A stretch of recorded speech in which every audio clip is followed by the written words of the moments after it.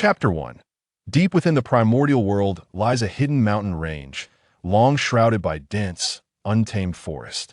The peaks rise and fall like waves, enveloped in swirling mists, an enigmatic remnant of the Earth's last unsolved mysteries. Yet on an ordinary afternoon, this serene mountain range erupted with unprecedented phenomena as a torrent of overwhelming energy surged forth, akin to a slumbering divine beast awakening, sweeping through the entire region in an instant. This powerful and ancient aura appeared to carry the primordial force from the dawn of chaos, instilling a sense of reverence within those who sensed it. As the aura surged, auspicious signs began to manifest throughout the mountains. In the sky, vibrant hues of dawn intertwined, forming resplendent rainbows that bridged heaven and earth, a breathtaking spectacle that left onlookers in awe. On the ground, countless ethereal flowers and exotic grasses blossomed in an instant, releasing enchanting fragrances that lured rare birds and beasts to behold the scene. They danced amidst the blooms, weaving a picturesque tapestry of harmonious coexistence. Not far away, atop a valley, a gleaming-eyed mouse scurried eagerly toward the source of the commotion. Ha ha ha! Truly, a treasure has emerged. It was worth my wait, having anticipated this for an entire epoch. With a swift motion, the plump mouse vanished from sight at speed would astound even the most enlightened beings. Indeed, this mouse was none other than the esteemed disciple of the celestial master of the Jijiao, known as the Taoist Duo Bao. However, as Duo Bao gazed upon the astonishing phenomena unfolding before him, a flicker of doubt crossed his mind. Even if a primordial spiritual treasure has manifested, it shouldn't elicit such a grand reaction, should it? Incredible. What kind of treasure could possibly be birthed here? Lost in thought, Duo Bao accelerated his pace. Yet the extraordinary phenomena obstructing his path rendered him unable to penetrate the mountains. As the foremost treasure-seeking mouse of the primordial realm, he had already amassed numerous artifacts even before his allegiance to the Jijiao. Moreover, he had severed his second corpse, achieving the latest stage of Quasis sainthood. Long before, he had sensed an impending treasure, foreseeing its emergence in this very location. Yet, treasures typically materialized every few decades, while this particular artifact had made him wait a full epoch. At that moment, at the heart of the mountain range, a silhouette gradually took shape, and observing the myriad phenomena surrounding him, he exclaimed with urgency, "Disperse at once. Quickly disperse." As the diverse manifestations dissipated at his command, Lin Jing finally breathed a sigh of relief. This was, after all, the legendary primordial realm, a domain where golden immortals were as common as dogs, and Quasis saints roamed freely. Such ostentation was courting disaster. Fortunately, as Lin Jing's words faded, the various phenomena vanished in an instant. He sensed his own power seemingly at the initial stage of a celestial being. Not too shabby, at least he would not need to start from refining essence to transform into chi like a mere mortal. Yet, this level of power was hardly noteworthy in the primordial world. By the way, what era is it now? Has Niwa created the human race yet? What a troublesome system. Is this how you choose to play with me? Indeed, as a transmigrator, Lin Jing had encountered his own system. Thanks to this system, he had only just awakened to his current state. At this moment, the Taoist Duo Bao, observing the sudden disappearance of the phenomena, was taken aback. Could it be that the treasure had been claimed by another? However, with his strength, unless a saint intervened personally, it was inconceivable for anyone to seize the treasure right beneath his nose. In the present world, the only beings who had attained sainthood were the Dao ancestor Hongjun, the three pure ones, Niwa, and the saints of enlightenment and guidance. Since their separation, the three pure ones had remained sequestered Taishang Laojun in the 8th Scenery Palace of Shouyang Mountain, in Yuanshu Tianzuan in the Yushu Palace of Kunlun Mountain. The celestial master of Jijiao established his domain in the Bio Palace on the Golden Tortoise Island of the Eastern Sea. Typically, the three pure ones did not venture out, while Niwa had confined herself within the NWA Palace since creating humanity. Only the saints of enlightenment and guidance wandered aimlessly in the primordial world, lamenting the desolation of the West, proclaiming, "You and I are fated to meet in the Western teachings." Contemplating this, Duo Bao hastened his pace, and with the obstructions cleared, he swiftly arrived at the heart of the mountains. Meanwhile, Lin Jing was still attempting to communicate with his system, yet received no response. He remained unaware of the current timeline. If he were to recklessly venture out and encounter a great calamity, with his meager strength, he might as well dig a grave for himself. However, with a sudden wave of oppressive energy descending, a portly man, radiating an array of dazzling lights, materialized before him. "Umph, what remarkable skills you possess, my friend. I guarded this place for an entire epoch, only to find that you have claimed the fruit of my labor." Feeling the terrifying aura, Lin Jing stood bewildered, gazing upward as his eyes were nearly blinded by the myriad lights. Duo Bao Tower, a primordial spiritual treasure capable of nurturing and forging artifacts, containing countless spiritual treasures within. 5 elements sword, a supreme postnatal spiritual treasure. Scaly staff of the coiling dragon, a supreme postnatal spiritual treasure. Kuan staff of the spider immortal, a supreme postnatal spiritual treasure. One dazzling light after another, accompanied by the information of artifacts, filled Lin Jing's vision, rendering him momentarily blinded. Fortunately, with a mere thought, this information faded away, and Lin Jing finally discerned the identity of the figure before him. "Friend, what brings you to say such things?" Lin Jing understood that this individual had likely been drawn by the earlier phenomena, and upon discovering the lack of treasures, assumed he had taken them. Duo Bao glared at the young man before him.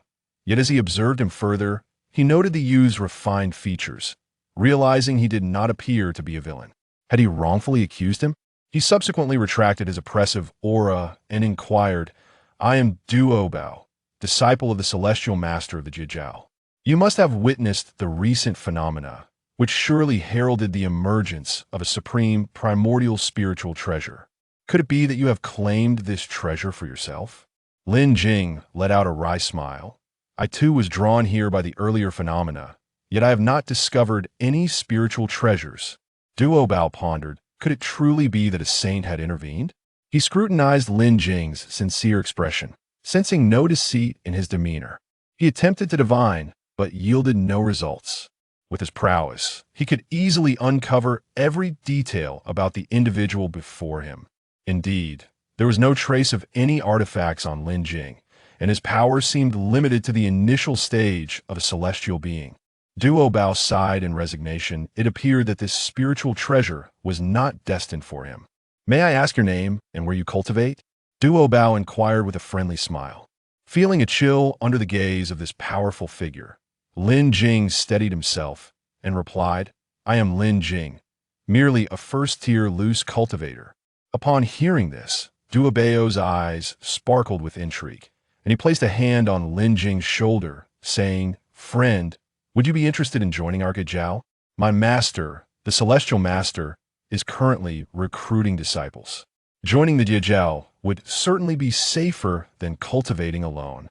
Feeling the weighty hand upon his shoulder, Lin Jing couldn't help but smile wryly. What a proposition joining the Jijiao. Surely this was a jest. When the Fengshan calamity struck, the Jijiao suffered the most grievous losses. The 7 fairies perished or were gravely injured. With the combined forces of the saints of enlightenment and guidance alongside the 3 pure ones, the Jijiao's lineage was obliterated. "Thank you for your kind invitation, Duo Bao, but I am accustomed to solitary cultivation and prefer to decline." Duo Bao, upon hearing this, tightened his grip slightly and cheerfully insisted, "This primordial realm is fraught with danger. Given your strength, traversing the night roads might prove perilous. It would be wise to accompany me to the Jijiao."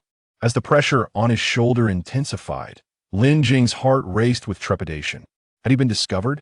Though he appeared ordinary, his true essence was rather formidable.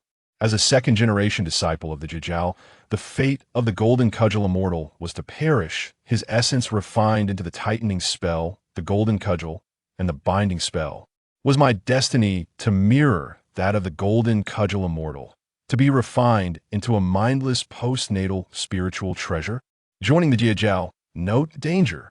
Upon hearing this phrase, Lin Jing finally felt a measure of relief. With the system's assurance, he should be safe for the time being. Resignedly, he regarded the persistent Duobao and nodded, "Very well, your reasoning is sound. I shall accompany you to join the Jiajiao." Given the current circumstances, he had no right to refuse. His strength was simply too feeble. Seeing Lin Jing acquiesce, Duobao finally withdrew his hand with satisfaction. Unbeknownst to him, he felt an inexplicable joy in bringing Lin Jing into the Jiajiao, a happiness that seemed to surpass even that of acquiring a precious spiritual treasure. This esteemed Taoist Lin Jing appeared to grow increasingly handsome, his features becoming more striking with each passing moment. How delightful! Beside him, Lin Jing regarded the scrutinizing gaze of Taoist Duobao, silently lamenting, "It seems he truly harbors doubts about me." Nevertheless, joining the Jiajiao at this juncture is quite advantageous. At least I shall remain safe until the impending calamity of the function. Taoist Duobao, however, found himself astonished by his own thoughts. What is this? How could I, the illustrious Taoist Duobao, take an interest in a man? It must be an illusion, a mere figment of my imagination. My true love shall forever be the magical treasures. My friend, do you have any preparations left to make? Since the spiritual treasures here are not fated for us, let us hasten back to Geneo Island. It has been far too long since I last visited my master. Taoist Duobao inquired directly of Lin Jing. Lin Jing gazed at Taoist Duobao in silence. Preparations? What more is there to prepare? I have scarcely awakened before encountering you, and I have yet to partake in a meal. Let us depart at once.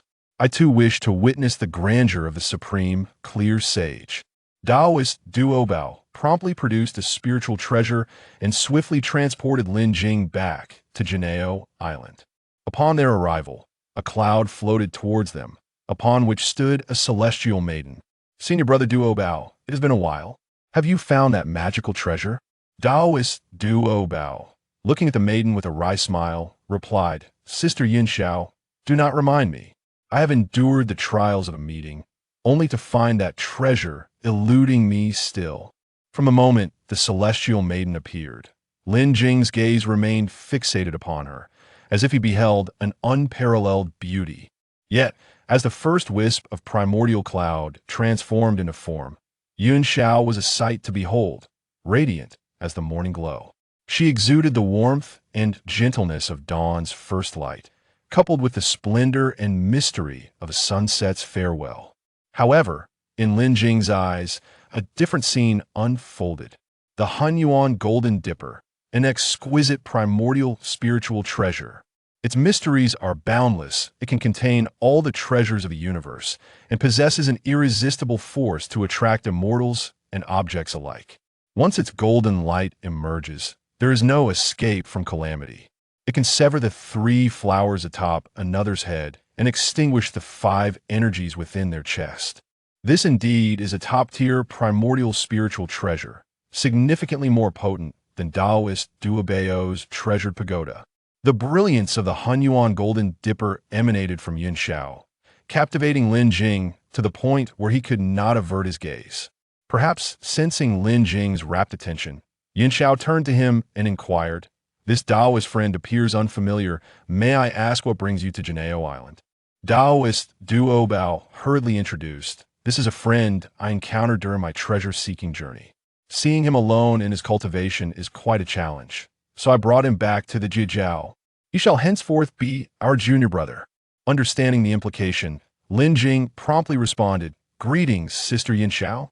Yin Xiao nodded in acknowledgement, preparing to take her leave.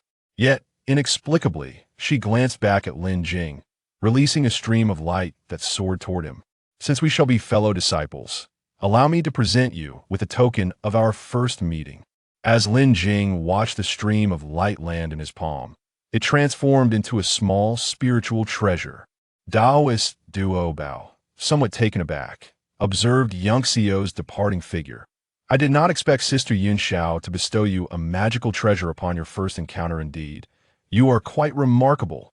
At that moment, Lin Jing was entranced, staring at the spiritual treasure in his hand, astonished that he had acquired a post-heavenly treasure so swiftly.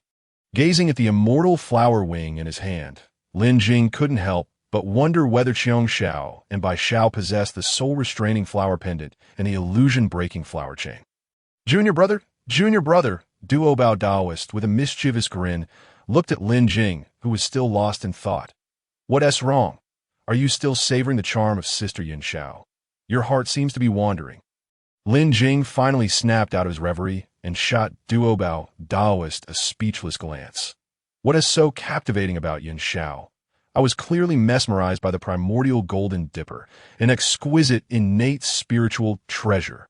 Observing Lin Jing's previous days over Yun Xiao, Duo Bao Daoist felt an odd pang of jealousy. Come, let me take you to meet the master. Who knows, if the master is pleased, he might grant you a few innate spiritual treasures." With that, Duo Bao Daoist took Lin Jing's hand and led him toward the center of Golden Ao Island, the Bayou Palace, the sanctuary of the Supreme Purity Saint. From the heights, Lin Jing marveled at the scene below. Golden Ao Island resembled a vast emerald floating upon the azure sea, where lush green forests and crystalline lakes harmoniously intertwined, crafting a breathtaking landscape. In the island's heart, a golden beam of light pierced through the clouds, reaching toward the heavens, marking the location of the Bayou Palace, resembling a bridge connecting heaven and earth, imbued with a mysterious and majestic aura. Surrounding Golden Ao Island were countless islands of various sizes, all established as sanctuaries by the disciples of the standing atop the clouds. Lin Jing felt his heart finally at ease. He turned to Duo Bao Daoist and inquired, "Senior brother Duo Bao, I have been secluded in the mountains for many years. Thus my knowledge of the outside world is rather limited. What is the current state of the primordial chaos?" This was the question Lin Jing most yearned to know. Only by establishing a timeline could he discern what opportunities might still await him. In truth, Lin Jing had already made his own calculations regarding the timeline. After all, the ascension of the three purities occurred after the teachings of the Zhixiao Palace. Thus, it was certain that the struggle between the demonic and celestial realms had already concluded. As this thought crossed his mind, Lin Jing couldn't help but feel a pang of regret.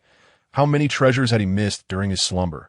The open heaven divine axe, the chaos green lotus, the world-destroying black lotus, the creation jade butterfly, and the god-slaying spear. These were all treasures of chaos and exquisite innate spiritual treasures. Duo Bao Daoist, oblivious to Lin Jing's turmoil, enthusiastically continued his narrative. Ever since Dijun established the demonic court, proclaiming himself the demon emperor, in which endless conflicts have ensued as he first seized the celestial court, then engaged in two earth-shattering battles with the Wu clan, leaving the beings of the primordial chaos in abject suffering. Casting his gaze toward the Bayou Palace in the distance, Duo Bao Daoist added, "Ultimately, several saints could not bear to witness the suffering of the myriad beings and intervened to mediate, resulting in an arrangement where the demons govern the heavens while the witches govern the earth. Thus, these two races finally ceased hostilities and began to recuperate. The demon race boasts formidable forces, including the Grandmaster Kunpeng and the 10 great demon saints, as well as the 72 demon gods. They also receive assistance from Fuxi and Yuhua, not to mention the powerful Eastern Emperor Tai, who wields the Chaos Spell. Their strength is indeed formidable. Conversely, the witch race, born from the essence of the Panga deity, commands a most fearsome array in the primordial chaos, the 12 capitals of the heavenly gods, capable of summoning the phantom of Pangu, which is equally terrifying, given the might of these two factions. It is no wonder that the saints intervened to halt the conflict. Have the Wu and demon races already engaged in two great battles? Has it been so long since the last confrontation?" Lin Jing was taken aback to learn that the calamity between the witches and demons was nearing its conclusion. It could be that any day now, the 10 golden crows would appear in the skies over the primordial chaos, heralding the impending final showdown between these two races. Before long, the two arrived at the entrance of the Bayou Palace. Duo Bao Daoist reassured him, "Do not fret. Master is usually quite amiable. Leave everything to me." As the grand doors of the Bayou Palace slowly swung open, Lin Jing couldn't help but feel a surge of anxiety. After all, he was about to meet one of the most powerful beings in the primordial chaos. How could he not be nervous? At last, traversing through layers of halls, they arrived at a serene and elegant courtyard. The area was lush with greenery, filled with the melodious sounds of birds and fragrant flowers. In the center stood a stone table, upon which lay a chessboard, the black and white pieces arranged in an intricate pattern, exuding a transcendent tranquility and profound artistry. Seated before this chessboard was a young man. His features handsome, exuding an air of elegance and composure, with eyes as deep as the ocean, seemingly capable of discerning the hearts of men. Duo Bao has returned. What treasures have you unearthed this time? Let me have a look. The Tongtian patriarch casually pushed the chess pieces aside, lifting his head slightly to reveal a gentle smile. Lin Jing felt a jolt. The scene before him starkly contrasted with his preconceived notion of the leader, whom he had imagined to be a majestic figure with an awe-inspiring presence. Yet he appeared surprisingly approachable. Duo Bao Daoist, already accustomed to this demeanor, immediately donned a mournful expression and lamented, "Master, I have suffered greatly. I had been awaiting the emergence of a spiritual treasure, only to find it slip through my fingers at the last moment."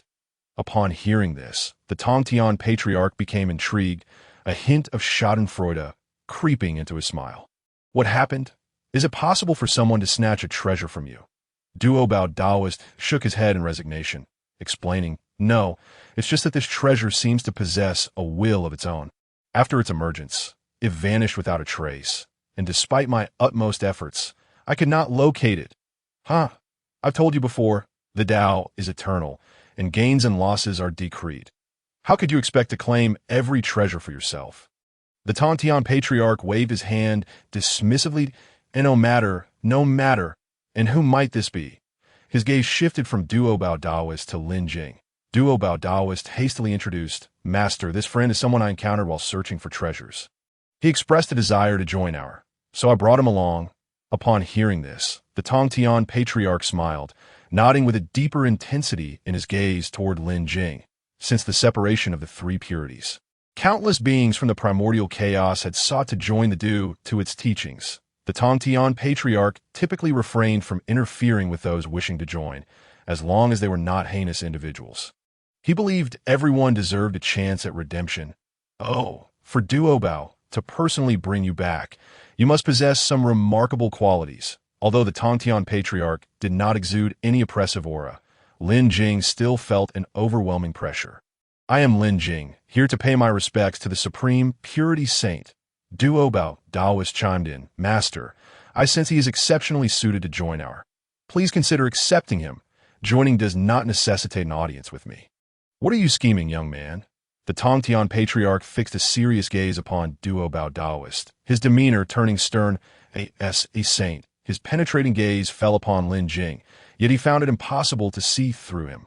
This individual was undoubtedly extraordinary.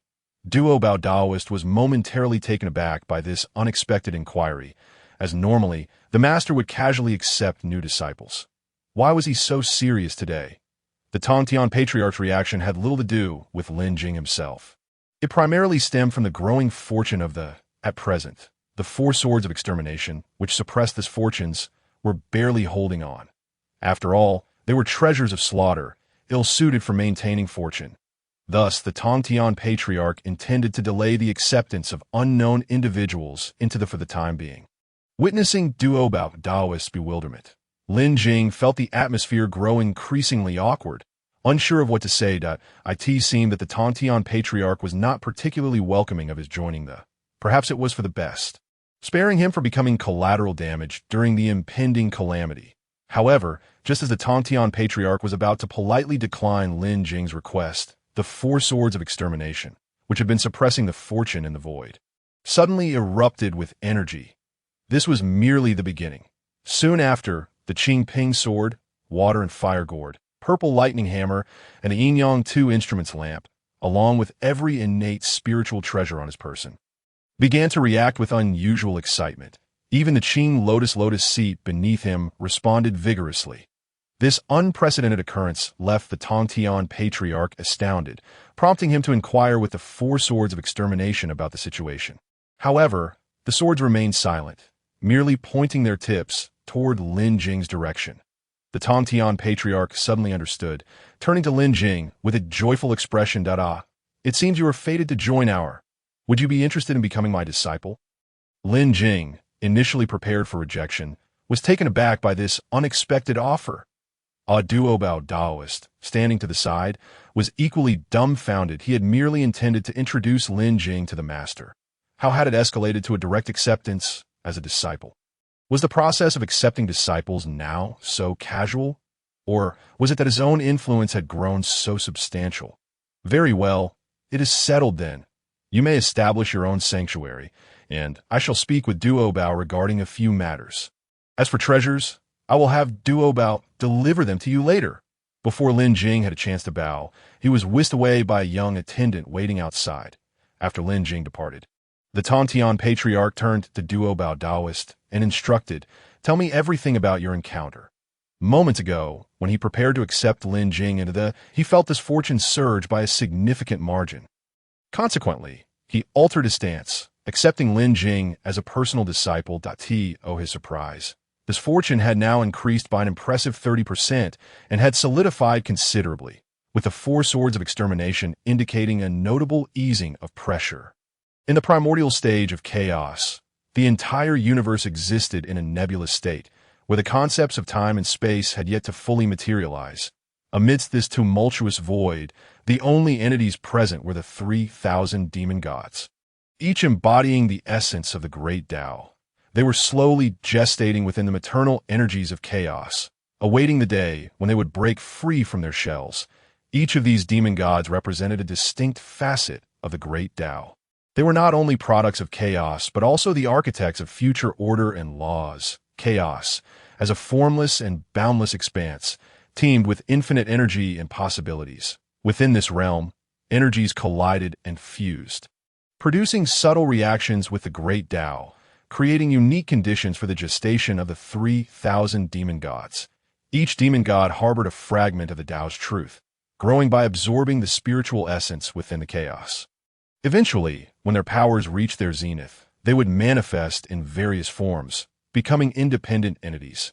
During this epoch, apart from the 3,000 demon gods, no other life or consciousness existed within the chaos. There were no stars, no life, and even the most fundamental concept of time had yet to be established. Everything was in an absolute primordial state, characterized solely by pure energy and boundless potential. As chaos maintained its ancient, unchanging silence, as if time itself had come to a standstill. An unexpected occurrence shattered this tranquility at a unique presence, akin to a sudden meteor streaking across the sky, pierced through the dense veil of chaos and intruded into this ancient and mysterious space. This entity did not originate from within the chaos, but descended unexpectedly from the outside. It was the soul of Lin Jing, a true spirit not belonging to this realm. For Lin Jing, everything transpired too abruptly, too incredulously. In his consciousness, he vividly recalled being immersed in the modern world just moments ago, only to find himself inexplicably adrift in a void. Surrounding him was an endless darkness and chaotic energy. Devoid of direction, reference points, or even gravity, he felt like a solitary speck of stardust, aimlessly drifting in the ocean of chaos. Initially, Lin Jing thought he had merely fainted from exhaustion. However, after drifting for several hours within the chaos, he realized that this place was no longer Earth. Had he perhaps crossed over? Yet, the surrounding darkness rendered everything invisible, devoid of sound. These thoughts echoed incessantly within Lin Jing's true spirit. Yet, amidst the chaos, he found himself unable to articulate a single word. As time elapsed, Lin Jing gradually acclimated to this peculiar mode of existence, but he discovered that, despite being in chaos, he could perceive the subtle fluctuations of energy around him and, to a certain extent, interact with it. However, this proved to be of little utility, and as time went on, he felt his consciousness growing increasingly nebulous. It seemed that it would not be long before his fragile, true spirit faded away. According to the typical process of crossing over, he should have replaced some being in this world or been reborn as a new entity. Yet the current predicament was quite awkward. This was a nascent realm of chaos. Apart from the 3,000 demon gods, no other beings could possibly come into existence. The 3,000 demon gods, imbued with the power of the Great Dao, had already awakened their consciousness, far beyond the feeble soul of Lin Jing's capacity to usurp. Fortunately, just as Lin Jing's consciousness teetered on the brink of dissolution, he seemed to hear a voice resonating from the depths of the void. "What are you?" There should not be such a presence in chaos. This voice, fragmented yet ultimately coherent, culminated in a complete question. "What do you desire?" At this juncture, Lin Jing, on the verge of madness due to the boundless emptiness of the chaotic world, weakly conveyed a thought. "I wish to see this world as clearly as possible." This time, the voice from the void remained silent for a prolonged moment before finally responding. "Very well." In the next instant, chaos erupted with the most resplendent light since its inception, as the powers of the 3,000 Daos converged towards Lin Jing's position. Resembling rivers flowing into the sea, forming a colossal vortex, this surge of power was so potent that it nearly tore the barriers of chaos asunder, illuminating the previously obscure world in an instant. Lin Jing felt an overwhelming force grasping his soul tightly, transporting him into an entirely new dimension. Before his eyes, chaos transformed from an erratic swirl of energy into a beautifully ordered structure. The 3,000 powers of the Tao appeared as shimmering galaxies, revolving around him, each representing a fundamental law of the Tao, interwoven to create a complex and intricate network. To Lin Jing's astonishment, he found that he could comprehend some of the meanings behind these powers of the Tao. He witnessed the passage of time, the expansion of space, the composition of matter, and the transformation of energy, all revealed under the influence of the 3,000 powers of the Tao. In the next moment, while still traversing the 3,000 Daos, Lin Jing regained his senses and realized he could now perceive chaos clearly. Within the chaos, the 3,000 demon gods were still in gestation. However, many true spirits among them had already awakened and were observing the happenings around them.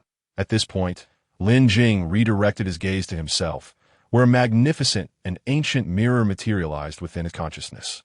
This mirror, smooth as jade on its surface, reflected a soft and clear light, evoking a sense of warm gentility. Beneath the mirror's surface, an endless chaos seemed to lurk. A mere glance would inspire awe. The reverse of mirror was adorned with intricate patterns, meticulously arranged according to some profound principles, forming a series of complex totems and symbols. This splendid mirror floated solitarily amid the chaos, with the radiant lights of various Daos continually manifesting and converging towards it. Each time a beam of Dao light approached, the surface of the mirror would ripple gently, and the intricate patterns would illuminate, releasing even more dazzling brilliance. However, these lights appeared strikingly familiar. Were they not the very beams that had just collided with him? It was then that Lin Jing realized something was amiss. Had he inexplicably transformed into a mirror?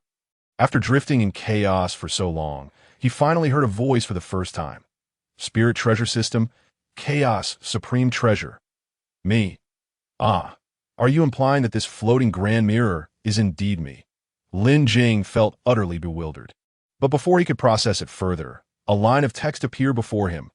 "Chaos Origin Mirror, a supreme treasure of chaos, forged from the powers of the Great Dao and chaos itself. Possesses the ability to reflect all directions, encompass the universe, and contains countless capabilities, including the powers of the 3,000 Dao laws." Holy moly! Am I truly this formidable? What an exhilarating start!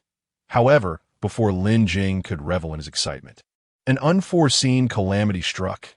A sudden shift disrupted the tranquility. The powers of the Tao swirling around the mirror abruptly accelerated, surging into the core of the Chaos Origin Mirror like a torrent breaching a dam. Simultaneously, Lin Jing was horrified to discover that with the influx of these energies, he felt an unprecedented weakness. System, what is happening? Why do I feel as though I am on the brink of dissolution? Ding! The Tao is selfless. The Chaos Supreme Treasure is on the verge of complete formation, soon to give rise to a new consciousness. Lin Jing's heart sank. Was he merely an onlooker in this unfolding drama? What now? Detected that the host is facing a life-or-death crisis, triggering selection tasks. Task 1. Give up completely. It's hopeless. Fully abandon resistance, and merge with the newly born consciousness of the chaos supreme treasure. Upon completion, the host's chance of retaining self-awareness is 0.0000001. This system will also depart. Task 2. No destruction, no creation. Before the new consciousness of the chaos supreme treasure is born, manipulate the chaos origin mirror to relinquish all its essence. Upon completion, the newly born consciousness will automatically extinguish, and the host will completely merge with the remnants of the chaos origin mirror, falling into slumber. Lin Jing felt increasingly feeble under the onslaught of the Dao's power. Yet faced with the two daunting options presented by the system, he realized that both paths led to demise. He now understood that he had crossed over into the world of the primordial chaos. However, it seemed he had arrived far too early. Considering the current situation, the 3,000 demon gods were still in gestation, and the entire chaos was a void, devoid of other beings, even if he wished to usurp a body. There was no target. Task 1 was out of the question, as the success rate was less than 1%, akin to a death sentence. Task 2, however, required him to forfeit the immense advantages he had just gained, effectively returning to square one. In a world like this, lacking power could lead to untimely demise. Nevertheless, Lin Jing chose to trust the system.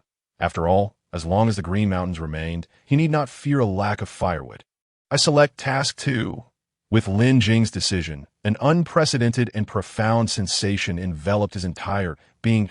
If an invisible shackle had suddenly been released, he felt a profound transformation in his connection with the mirror of chaos origins, granting him complete dominion over it in an instant. At that moment, Lin Jing seemed to metamorphose into both the observer and the helmsman of chaos, rendering the entire chaotic realm astonishingly lucid in his gaze. The once indistinct forces of the 3,000 great avenues unfurled like an exquisite scroll, with every subtle fluctuation of energy and every intricate pattern of law laid bare before him. He could perceive how the forces of the great avenues traversed freely through the chaos, constructing wondrous nodes and networks that sustained the very operation of the chaotic world. The most profound sensation came from within himself. As he immersed his consciousness into the mirror of chaos origins, a chilling terror enveloped him. Within the mirror existed an identical chaotic world. Furthermore, the mirror of chaos origins itself harbored the complete essence of the 3,000 great avenues and the enigmatic power of chaos. Coexisting in perfect harmony, he now wielded absolute control over these formidable forces. Yet in the next moment, he resolutely commanded them to dissipate entirely from his being. As Lin Jing executed his will, the nascent consciousness within the mirror of chaos origins seemed to sense an impending crisis. Yet it was powerless to act. After all, it had not yet fully formed. With the continual dissipation of power, it would only grow weaker until it ultimately ceased to exist. In an instant, accompanied by a deafening roar, countless brilliant lights erupted from the surface of the mirror of chaos origins, illuminating the entire chaotic expanse. This was not merely a spectacular visual phenomenon. It was a tangible release of energy. An endless tide of great avenue power, chaotic energy, and various laws surged forth, flooding the surrounding space and forming countless vortices of energy. The chaotic world was on the brink of a monumental transformation. This pure energy, emanating from the depths of the mirror of chaos origins, did not bring the chaos and destruction that the outside world feared. Instead, it acted like a gentle spring rain, quietly nurturing vibrant life. Countless rays of light traced graceful arcs in the air, traversing layers of void, ultimately settling throughout the chaos, akin to seeds sown by a cultivator, taking root deeply in this vast world. They either seamlessly integrated into the chaotic substrate, becoming the nourishing essence for all things, or directly coalesced into various spiritual treasures scattered throughout the chaos. Some rays even directly merged into the embryos of the 3,000 demonic gods, choosing to grow alongside them. This scene truly epitomized the principle of a whale's fall brings forth a myriad of life. After Lin Jing generously released all the energy and power he had contained, the mirror of chaos origins seemed to have exhausted its final vestiges of vitality. Its appearance undergoing a significant transformation. Once resplendent and radiant, emanating boundless brilliance, the mirror now lost its former grandeur. In its place was a dimness, its surface marred by fine cracks, giving the impression of fragility, teetering on the brink of shattering. Yet the silver lining was that the newly birthed consciousness of the chaotic treasure had completely dissipated. Lin Jing had perfectly fused with the remnants of the mirror of chaos origins. However, the mirror of chaos origins now held no power. It was merely an ordinary remnant of a chaotic treasure. As Lin Jing fully merged with the mirror of chaos origins, he felt an overwhelming weakness. As if his very essence had been hollowed out, there was no need for speculation. He had indeed emptied himself. It was time to pay the price, and he sensed an increasing fatigue, wondering how long he would have to slumber. At that moment, a peculiar force enveloped him, nurturing his being. This power belonged to no individual, nor did it stem from any tangible existence. It originated from the profound principles of the Great Avenues.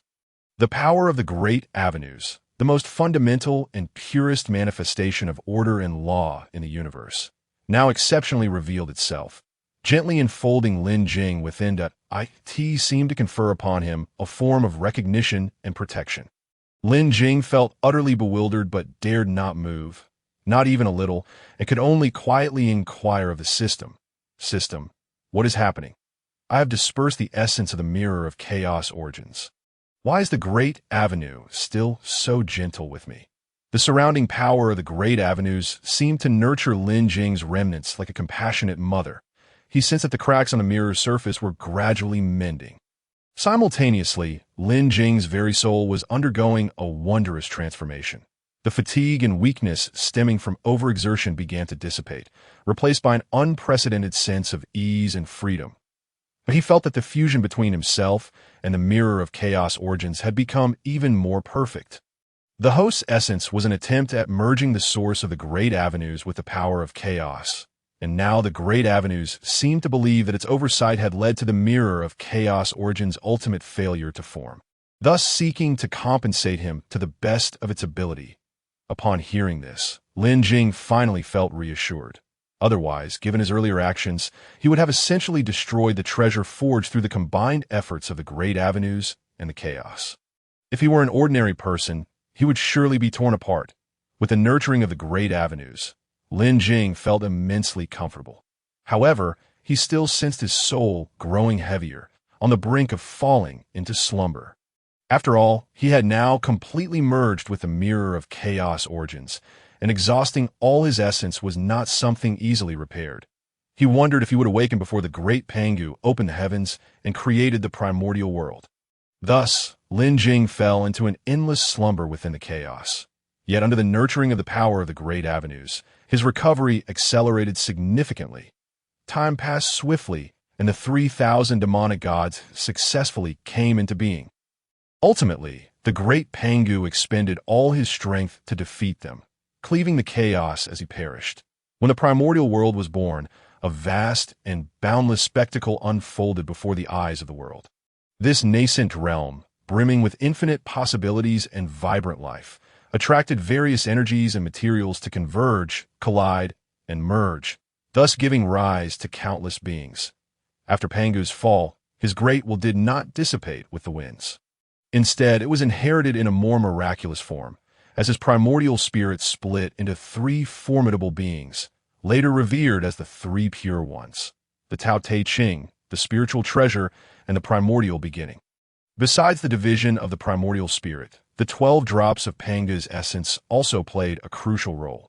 They acted as 12 seeds brimming with boundless potential, taking root in the primordial land and ultimately giving birth to 12 powerful and unique ancestral witches. Unfortunately, from the birth of the 3,000 demonic gods to the death of the great Pangu, as he opened the heavens and created the primordial land, Lin Jing remained in slumber. When the leader of the ferocious beasts, the Shun and I, led the ferocious beasts into war against the myriad tribes of the primordial world, Lin Jing was still asleep. When the ancestral dragon, primordial phoenix, and initial Qilin tribes contended for the fate of heaven and earth. Engaging in a great battle, Lin Jing remained in slumber. Ultimately, during the fierce battle between the demon clans Luo Ho and the ancestor Hong Jun, who allied with the Time Daoist and the Qian Kuan Daoist, the four great demonic gods collectively resisted the demon ancestor Luo Ho, who ultimately exploded in self-destruction, resulting in the deaths of the Time Daoist and the Qian Kuan Daoist, with the Yang Mei ancestor severely injured. While Hong Jun merged with the heavenly Dao to attain sanctity, however, Lin Jing still remained in slumber.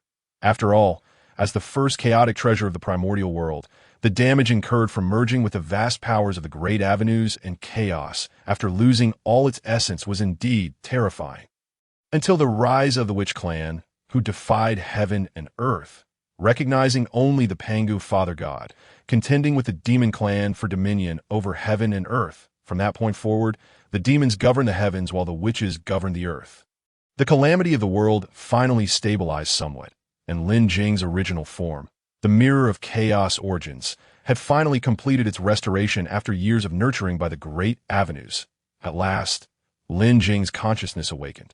Although to him, it merely felt as if he had taken a brief nap.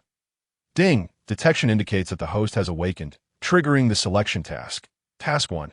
Cling to the big leg, survive, continue to remain in the space of the great avenues. Slowly recovering your essence. Reward. 0.01 essence restored. Task 2. Enter the calamity. Transform into a being using the Mirror of Chaos Origins as the foundation of the great avenues, participating in the great calamity of the primordial world. Reward. 1 essence restored. Just after awakening, Lin Jing received a prompt from the system, at which point he realized that since his unconsciousness, he had been absorbed into the space of the great avenues. After a moment's contemplation, Lin Jing decisively chose task 2 that after all, during any period of the primordial world, opportunities were abundant. Moreover, while sleeping had been acceptable, now that he was awake, remaining in the space of the great avenues was far too dull. With Lin Jing's resolution made, changes occurred within the space of the great avenues. The Mirror of Chaos Origins, which had previously occupied the central position, gradually faded from view, enveloped in a dazzling light.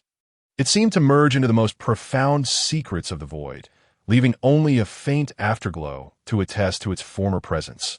Subsequently, Lin Jing's consciousness broke free from the constraints of the space of the great avenues. Arriving in the primordial world, he found himself in a distant and secluded mountain range, surrounded by undulating peaks and dense forests, with the air imbued with a fresh yet slightly cool essence.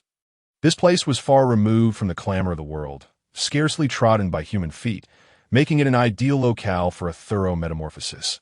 Lin Jing surveyed his surroundings, nodding in satisfaction, and resolved to commence his transformation journey here.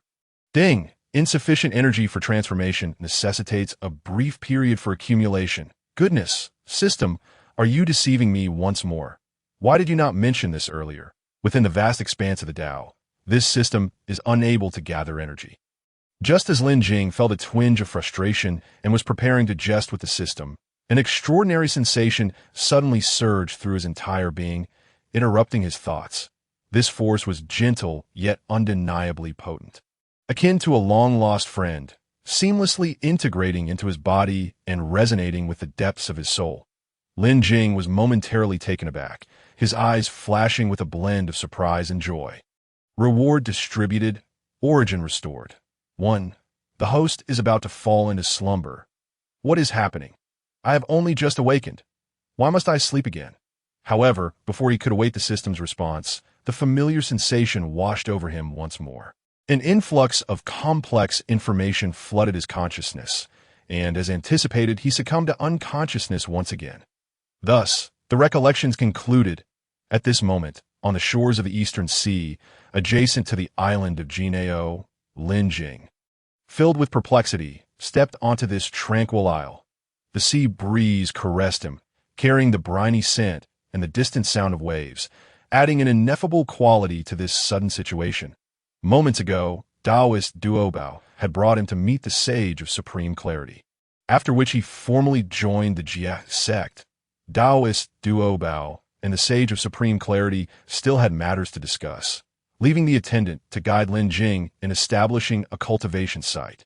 Lin Jing, bewildered, observed that his cultivation site had already been arranged, realizing that he truly could not escape from the Jia sect now, if not for the knowledge of the eventual outcome here. Lin Jing might have found the Jia sect quite appealing. After all, the human sect, led by the celestial venerable of virtue, advocates the principle of Dao follows nature, promoting alignment with the heavenly Dao and adherence to the intrinsic laws governing the development of all things. In terms of disciple recruitment, the human sect appears rather conservative and cautious, with only one Grandmaster of Xian due among its ranks. Even if he wished to join the human sect, it seemed unlikely he could gain entry.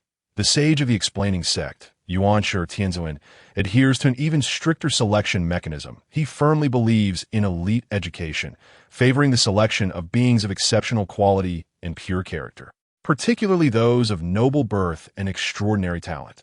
Unfortunately, Yuanshi Tianzun harbors severe racial biases, looking down upon those of lesser origins, making the recruitment of disciples exceedingly stringent. In contrast, the master of the Jia sect holds a completely open attitude, firmly believing in education without class distinction, asserting that all beings in the universe possess inherent value and meaning, and that every creature should have the opportunity to engage in cultivation and seek transformation of their destiny. Based on this belief, the Jia sect maintains a low threshold for entry. Any sincere seeker of the Tao, regardless of their background or species, may become a disciple. Moreover, the deities of the Jia sect are remarkably united. Otherwise, during the calamity of the investiture of the gods, so many would not have perished. Regrettably, it is precisely because the Jia sect is too lenient in accepting followers that many scoundrels have infiltrated, ultimately leading to the demise of its fortunes. After the calamity of the investiture of the gods, the master of the Jia sect was permanently imprisoned in the palace of purple clouds, unable to emerge. Alas, now he could not leave even if he wished, for not only had the master agreed to his entry into the sect, but he had also taken Lin Jing as his disciple. This was not something a mere celestial immortal could refuse. System, why has my origin restored to one, yet my power is so minimal? Have you taken a kickback? Helpless, Lin Jing could only vent his frustrations upon the system. After all, he dared not voice his grievances in the presence of the Sage of Supreme Clarity. Nevertheless, Lin Jing's complaints were not entirely unfounded. How could a mere 1% of the origin of the Chaos Source mirror possibly equate to such paltry strength? Currently, he was only slightly stronger than a mortal, easily outmatched by any practitioner with a few years of cultivation. Ding! Host doubts detected. Panel query function activated. No sooner had the words left his mouth than a familiar game interface appeared before Lin Jing. Name: Lin Jing Footstep, Chaos Source Mirror, Chaos Supreme Treasure. Origin Restoration Progress. 1 available functions. Spiritual Treasure Creation, post-heavenly spiritual treasure capable of manufacturing post-heavenly spiritual treasures based on the characteristics of various materials. Spiritual Treasure Duplication, premium post-heavenly spiritual treasure 03 can replicate and create encountered post-heavenly spiritual treasures. One-time use. Spiritual Treasure Sensing. The host can sense the impending birth and sudden appearance of spiritual treasures within the primordial world. Origin Plundering. Can seize the origin of other spiritual treasures to restore oneself. Only effective for origins of innate treasures and above. Lin Jing gazed at the data panel before him, finally understanding why his strength was merely that of a celestial immortal. It turned out that the 1% of origin power restored by the system had all been utilized to unlock the functions of the Chaos Source Mirror. Unfortunately, the current abilities were still rather weak, limited to the creation of post-heavenly spiritual treasures. System, how am I supposed to cultivate? The strength of a celestial immortal is far too feeble.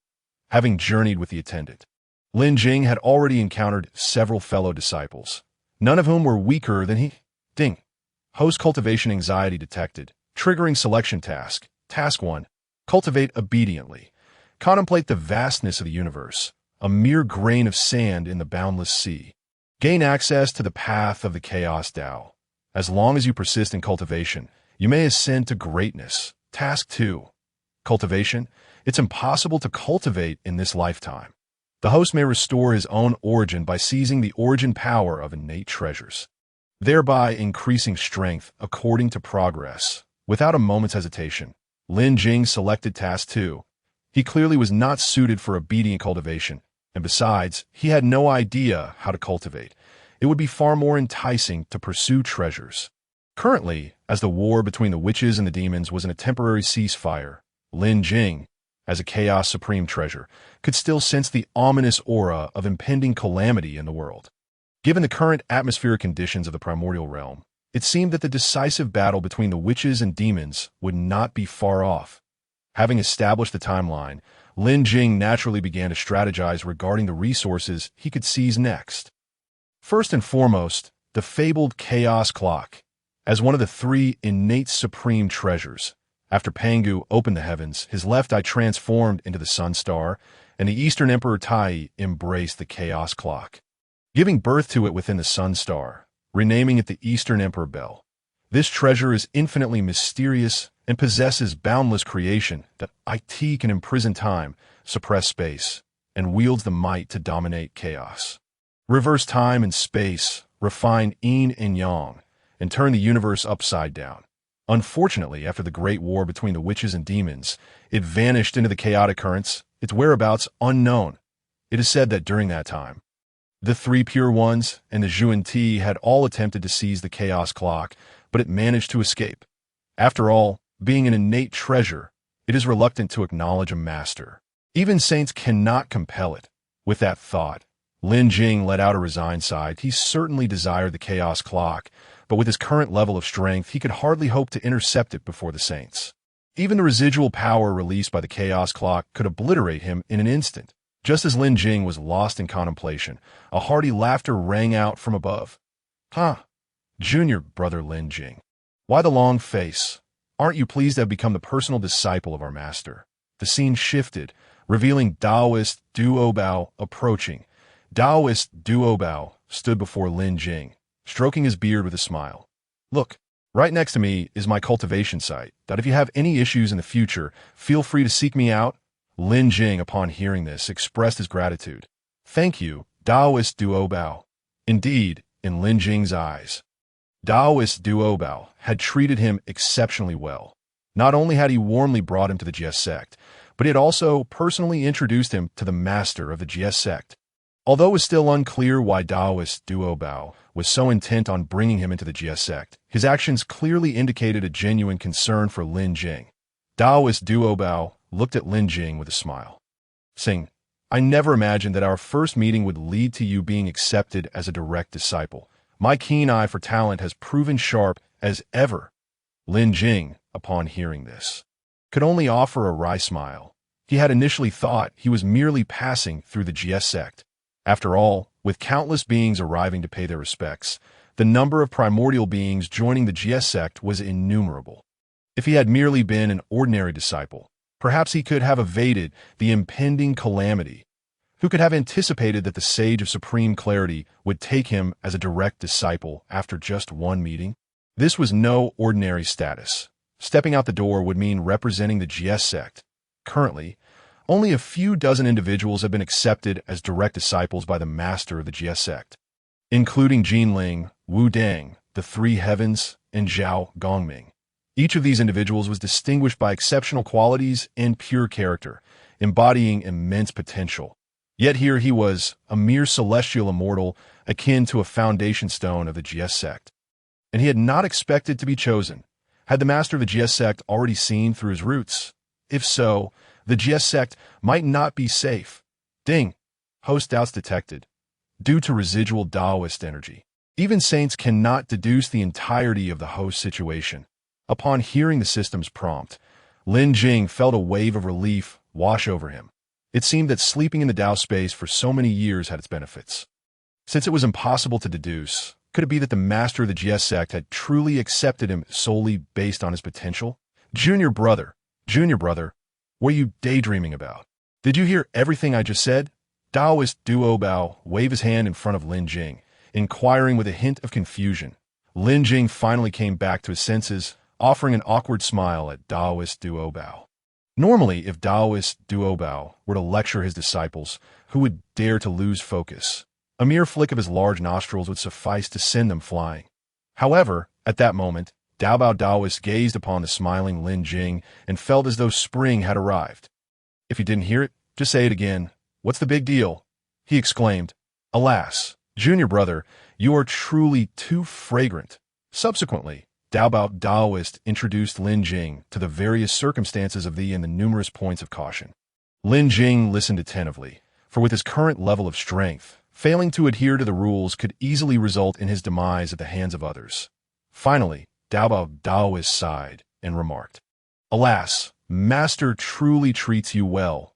This treasure, which I have sought for so long, has been granted to you instead. With that, he produced a purple-yellow gourd from his sleeve and handed it to Lin Jing. Lin Jing, puzzled, accepted it and inquired, Senior brother, what is this? Did Master bestow it upon me? The surface of the purple-yellow gourd bore a talisman, seemingly sealing something within. Dao Bao Daoist nodded, saying, Typically, the direct disciples are granted magical treasures. But it is unexpected that Master would give it to you. Tear off the talisman, and you shall understand. Upon hearing this, Lin Jing tore it off casually. Instantly, a tremendous wave of spiritual energy surged forth from the depths of the gourd, as if a long-slumbering behemoth had awakened, eager to reveal its true form. The previously inconspicuous patterns on the gourd now shimmered brilliantly, radiating enchanting light akin to stars blossoming in the night sky. Illuminating the entire space, as the talisman was removed, the energy contained within the gourd broke free from its restraints, surging outward like a torrent freed from shackles. The dazzling brilliance resembled the rising sun, dispelling all surrounding gloom and illuminating every inch of land, compelling one to instinctively close their eyes against the sudden onslaught of light. During the ascent of the gourd, two colossal silhouettes gradually took shape, those of two water and fire Qilin, which burst forth with a thunderous roar, their majestic forms strikingly powerful. The water-fire Qilin, legendary beasts that command the opposing elements of water and fire, represent the ultimate balance and harmony in existence. Their simultaneous appearance undeniably manifested the true power of the purple-yellow gourd. They soared around the gourd, sometimes entwined in playful antics, other times patrolling independently, as if guarding some supreme secret at that moment. Lin Jing clearly perceived the true nature of the gourd hovering in the air. The water-fire gourd, a supreme, innate spiritual treasure, formed from the primordial spiritual root gourd vine. It possesses the wondrous property of being impervious to water and fire. It contains the innate water-fire Qilin, each possessing the strength of a great Luo golden immortal. In times of crisis, they can merge into one, achieving the level of Hunyuan golden immortal, quasi-saint. To think it is one of the 7 innate gourds born from the primordial spiritual root gourd vine. Dao Bao Daoist gazed in awe at the spectacle before him, exclaiming, Alas, this spiritual treasure is truly remarkable. Unfortunately, these two Qilin are notoriously unruly. They heed only Master S commands and disregard anyone else. It would be a fantasy to expect them to work on command. If he had obtained the water-fire gourd, he would likely need to spend countless eons fostering a rapport with the two Qilin to command them, observing the ruckus caused by the water-fire Qilin. Dao Bao Daoist turned to Lin Jing and suggested, Junior brother, perhaps I should help you exchange for another magical treasure. While this one is formidable, it is not something an ordinary person can wield. However, Lin Jing shook his head and replied, No need. This treasure suits me perfectly. Hey, have you two played enough? Come down and take a rest. The latter remark was clearly directed at the water-fire Qilin, prompting a resigned smirk from Dao Bao Daoist. How could the water-fire Qilin be so obedient? After being confined by Master for so long, it was unlikely they would comply without force, just as Dao Bao Daoist prepared to intervene. He looked up only to find the water-fire Qilin had vanished. Turning around, he was met with a sight that left him dumbfounded. The once imposing water-fire Qilin had now shrunk to the size of stool and was now nuzzling affectionately against Lin Jing's feet. According to legend, After Dao ancestor Hong Jun attained sainthood, he preached to the world within the Purple Cloud Palace, welcoming 3,000 worldly guests during his third sermon on the path of the saints. He received 6 disciples, just as the primordial spiritual root gourd vine matured, leading the Dao ancestor to distribute treasures among them. The primordial spiritual root gourd vine, one of the oldest roots in existence, has carried the essence and laws of the Great Dao since its inception. Each gourd embodies supreme wisdom and formidable power. Among the 7 different gourds, each is a powerful supreme, innate spiritual treasure. At this moment, Lin Jing held the very gourd obtained by the primordial master of the purple-yellow water-fire gourd. Ding! Congratulations to the host for acquiring the supreme, innate spiritual treasure, the water-fire gourd. Triggering the collection quest. 1 vine, 7 gourds. Please gather all 7 treasures before the onset of the Great Cataclysm. Upon the removal of the sealing talisman, the system's voice echoed continuously. The water-fire gourd instantly fused with Lin Jing. Acknowledging him as its master, Lin Jing, still unaware of the true significance of his primordial origin mirror, merely marveled at how simple it was to refine a spiritual treasure. The water-fire qilin summoned from within the water-fire gourd was considered a sort of innate spirit, not a true living being. However, since the water-fire gourd recognized Lin Jing as its master, he developed a unique bond with these 2 qilin, who seemed particularly fond of him, standing to the side. Dao Daoist was left in a state of shock. He had not anticipated that these normally unruly water-fire qilin would be so compliant. He had been ready to intervene and suppress the 2 qilin. Now, observing his junior brother bending down to stroke the 2 shrunk qilin, he thought to himself that this scene was quite delightful. Junior brother, I am increasingly unable to comprehend your abilities. How could these 2 beings be so obedient to you? As the innate spirits of the supreme innate spiritual treasure, the water-fire qilin held an esteemed position, typically obeying only the commands of the primordial master.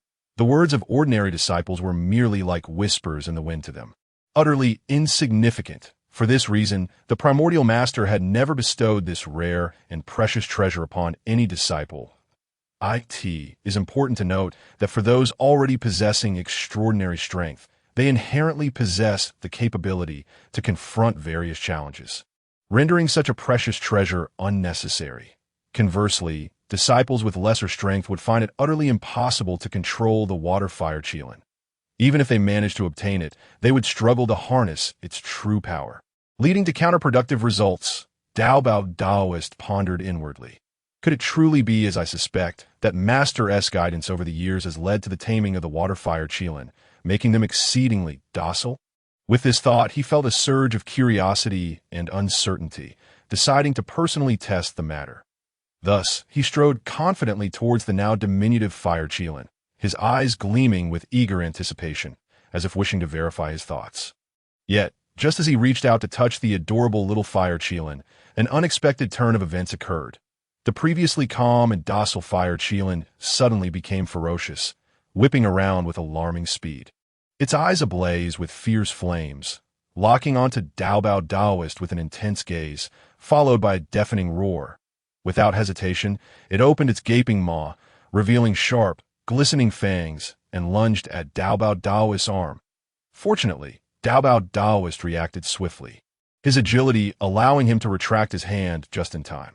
Nevertheless, the fire qilin's fierce assault left him drenched in cold sweat, gazing at the still snarling and fearsome fire qilin. Dao Daoist shook his head helplessly, inwardly sighing. As expected, the water-fire qilin is indeed formidable. Given his current formidable strength, even if he chose to confront the ferocious fire qilin head-on without retreating, it could not inflict any substantial harm upon him. However, if he were to endure a fierce bite, the pain would undoubtedly be genuine. Reflecting on this, he found Lin Jing all the more extraordinary.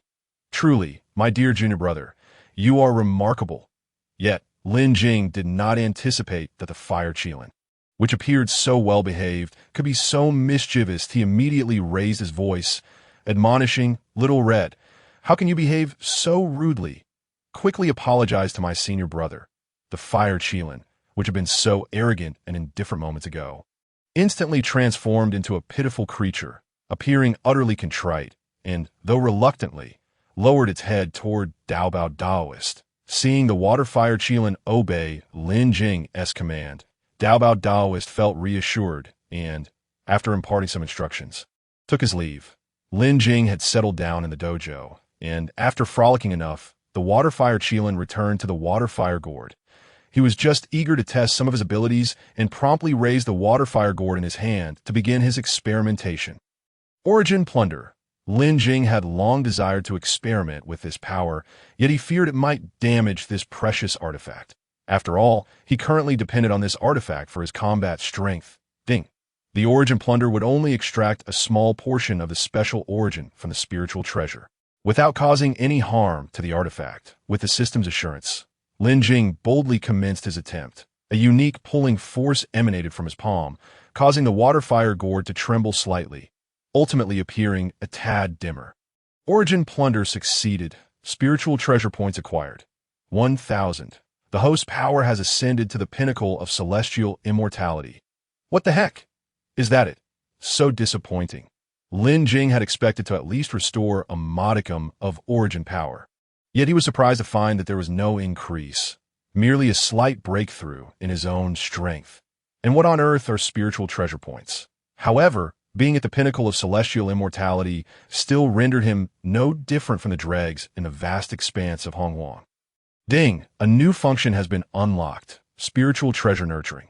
You can absorb the spiritual treasure into your body for nourishment, and consuming spiritual treasure points will strengthen the treasure as the chaos origin mirror. Lin Jing's body had only restored 1% of its origin. Regrettably, its potential was still woefully inadequate. He had originally hoped to collect more innate spiritual treasures to recover his origin. It now appeared that recovering his origin would rely solely on tasks. As a beam of light flashed, the water fire gourd in his hand vanished, directly absorbed into the chaos origin mirror. With another flash of light, Lin Jing was presented with a notification. Internal spiritual treasure, water fire gourd, can consume 800 points for evolution. After evolution, the water fire Qilin will ascend to the initial stage of Hunyuan golden immortality. Upon seeing this notification, Lin Jing chose evolution without a moment's hesitation. Hunyuan golden immortality was equivalent to the quasi-saint level, and the water fire Qilin could undergo fusion, potentially allowing it to contend even with Daobao Daoist. Feeling the water fire gourd within him undergoing transformation, Lin Jing finally relaxed. He had not anticipated encountering so many events so soon after awakening, and even now he felt somewhat astonished. Logically, the place of his awakening should have been concealed by the aura of the Great Dao, ensuring no one would notice. However, Daobao Daoist had evidently been waiting there for a long time, seemingly with prior knowledge. At present, joining the GS sect had become a foregone conclusion, so he need not ponder these matters for the time being. Nevertheless, the leader of the Tongtian sect treated his disciples exceptionally well, gifting him a supreme, innate spiritual treasure upon their first meeting. Just as Lin Jing contemplated resting for a moment, he suddenly sensed a familiar stirring, rising within him. He turned to the southeast, where it felt as if something was luring him. This sensation was strikingly similar to that of the water fire gourd he had just acquired, appearing so vividly. After a moment's thought, Lin Jing understood. Every gourd produced by the Hongmeng spiritual root vine had an owner, save for the long-lost Jiu-San gourd of Hongyun Daoist. It seemed that the only method to restore his origin at present was through tasks from the spiritual treasure system. However, the triggering of these tasks was exceedingly random. Judging by the current collection tasks, it was quite tedious. The 7 gourds produced by the Hongmeng spiritual root vine had all fallen into the hands of the current powerful beings of Hongwang. Except for the Jiu-San gourd, which vanished after Hongyun's demise, acquiring the other gourds would not be easy. Aside from the water fire gourd in his possession, Yuan Shi Tianzuan and Dao Tianzuan each held one. The Saint Inhua and Dongwang Tai also possessed one each, while the last was acquired by Hao Yan, a disciple of Hongjun. Since the 3 pure ones separated, the Jie sect and the Chan sect had frequently clashed due to differing ideologies. Currently, the human sect was led by only one Xuandu Grandmaster, who typically resided in Kunlun Mountain for cultivation and rarely ventured out. The Taiji Saint was also quite low-key and under the leadership of Xuandu Grandmaster. The human sect maintained a low profile, focusing on cultivation and avoiding worldly disputes. This implied that compared to venturing into Chan's sect territory for adventure, visiting the human sect might be a relatively safer and more promising path. However, Lin Jing had not anticipated sensing the aura of the Jiao gourd so quickly. Presently, the urgent task was to obtain this ownerless gourd, yet after the aura of the Jiao gourd manifested, it swiftly vanished again, seemingly trapped in some peculiar place. Lin Jing only roughly pinpointed its location. He would need to carefully sense it again to locate it. Fortunately, he now had the assistance of the water fire Qilin. Before the impending calamity struck, traversing Hong Huang posed no significant issue. Subsequently, Lin Jing summoned the water fire gourd, and to his astonishment, merely an hour had passed, and the exterior of the water fire gourd had undergone a tremendous transformation. The once somewhat plain shell was now enveloped in a peculiar glow, the purple-yellow base seemingly imbued with an indescribable vitality and liveliness. As Lin Jing observed closely, he noticed the subtle patterns on the gourd's surface, flowing with vibrant colors, as if embodying the essence of the water fire Dao. He had not expected the nurturing ability of the spiritual treasure to be so formidable. The current water fire gourd felt as though it had surpassed the quality of a supreme, innate spiritual treasure. When he summoned the water fire Qilin, the two little creatures immediately rushed towards him affectionately. As spiritual treasure spirits, their strength had remained stagnant for tens of thousands of years, yet upon recognizing Lin Jing as their master, they had directly broken through to a significant realm. Observing the jubilant water fire Qilin, Lin Jing pondered thoughtfully and inquired of the system. System, what are the uses of these points and how can they be acquired? Initially, he had thought these points were merely a ploy by the system, but it now seemed he had misjudged. Was it the nurturing of spiritual treasures akin to a powerful enhancement furnace? Moreover, it was a super enhancement.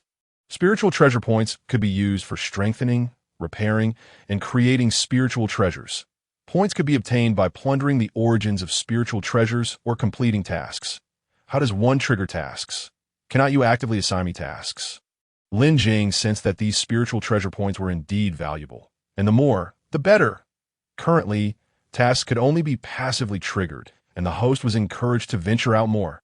Understood for now, Lin Jing realized that the system seemed to have fused with his chaos origin mirror, and only by restoring more of his origin could he unlock more functions. Glancing at the dojo he had just organized, he sighed in resignation. He had originally intended to rest on Golden Ao Island, but he had barely settled in before he had to head out again. The aura of the Jiao gourd had been faintly present, as if it could vanish at any moment. Since he was now prepared, he naturally had to investigate. At this very moment, within the Bo Palace, the leader of the Tongtian sect had directly set out the Yin Yang 2 instruments lamp, behind which appeared a massive Taiji divine light pattern. With the Taiji fish slowly revolving, a vibrant green flame enveloped his entire being, as the 5 lights of blue, yellow, red, black, and white flowed incessantly, subtly revealing the 4 symbols of Qinglong, Baihu, Xuanwu, and Zhuke, stabilizing the space in all directions. He sat at the center, fully immersing himself in his calculations, as calamity energy surged recklessly across the land of Hongwang. Relentless disasters and uncertainties filled every inch of the void. Even the saints, endowed with the divine ability to comprehend the heavens and earth, faced unprecedented obstacles in their calculations. At this moment, the leader of the Tongtian sect furrowed his brow tightly, wholly engrossed in employing his calculation method that could almost discern the roots of all things. However, when his focus landed on Lin Jing, what he beheld was not the clear fate and causal lines visible to ordinary cultivators, but an expanse of boundless chaos, illuminated by dazzling rays of the Great Dao. This shouldn't be. What exactly is this child's origin? Even in this state, I cannot discern clearly. He helplessly shook his head, casually dispersing the surrounding phenomena, since the separation of the 3 pure ones. The Jie sect had established itself on Golden Ao Island. However, the Tongtian sect leader believed that all living beings possessed a thread of life and should be treated equally, as long as one was genuinely devoted to the Tao. Regardless of noble or humble birth, and of varied kinds, they could potentially become his disciples. Yet this resulted in the GSX's fortune becoming immensely powerful. Over the years, he had relied on the might of the four swords of extermination to suppress the GSX's fortune. Yet, the four swords of extermination were ultimately treasures of slaughter, which were not truly suitable. Regrettably, the Chaos Bell, one of the treasures of the heavens, remained in the hands of Dongwang Tai, and, as a saint, he naturally could not seize it. The demon and shaman clans had only just achieved a fragile truce. Conflict could not arise again.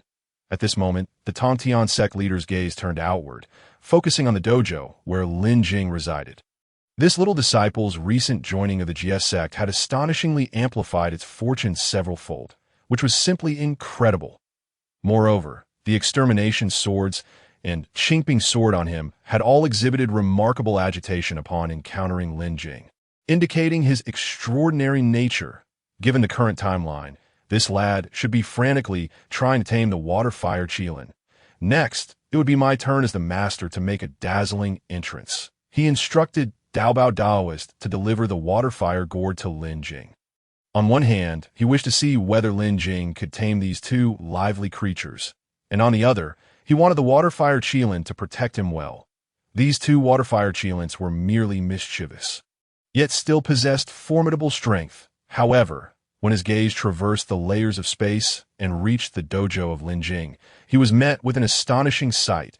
The two water and fire Qilins were playfully frolicking at Lin Jing's feet, occasionally rubbing against him in an endearing manner.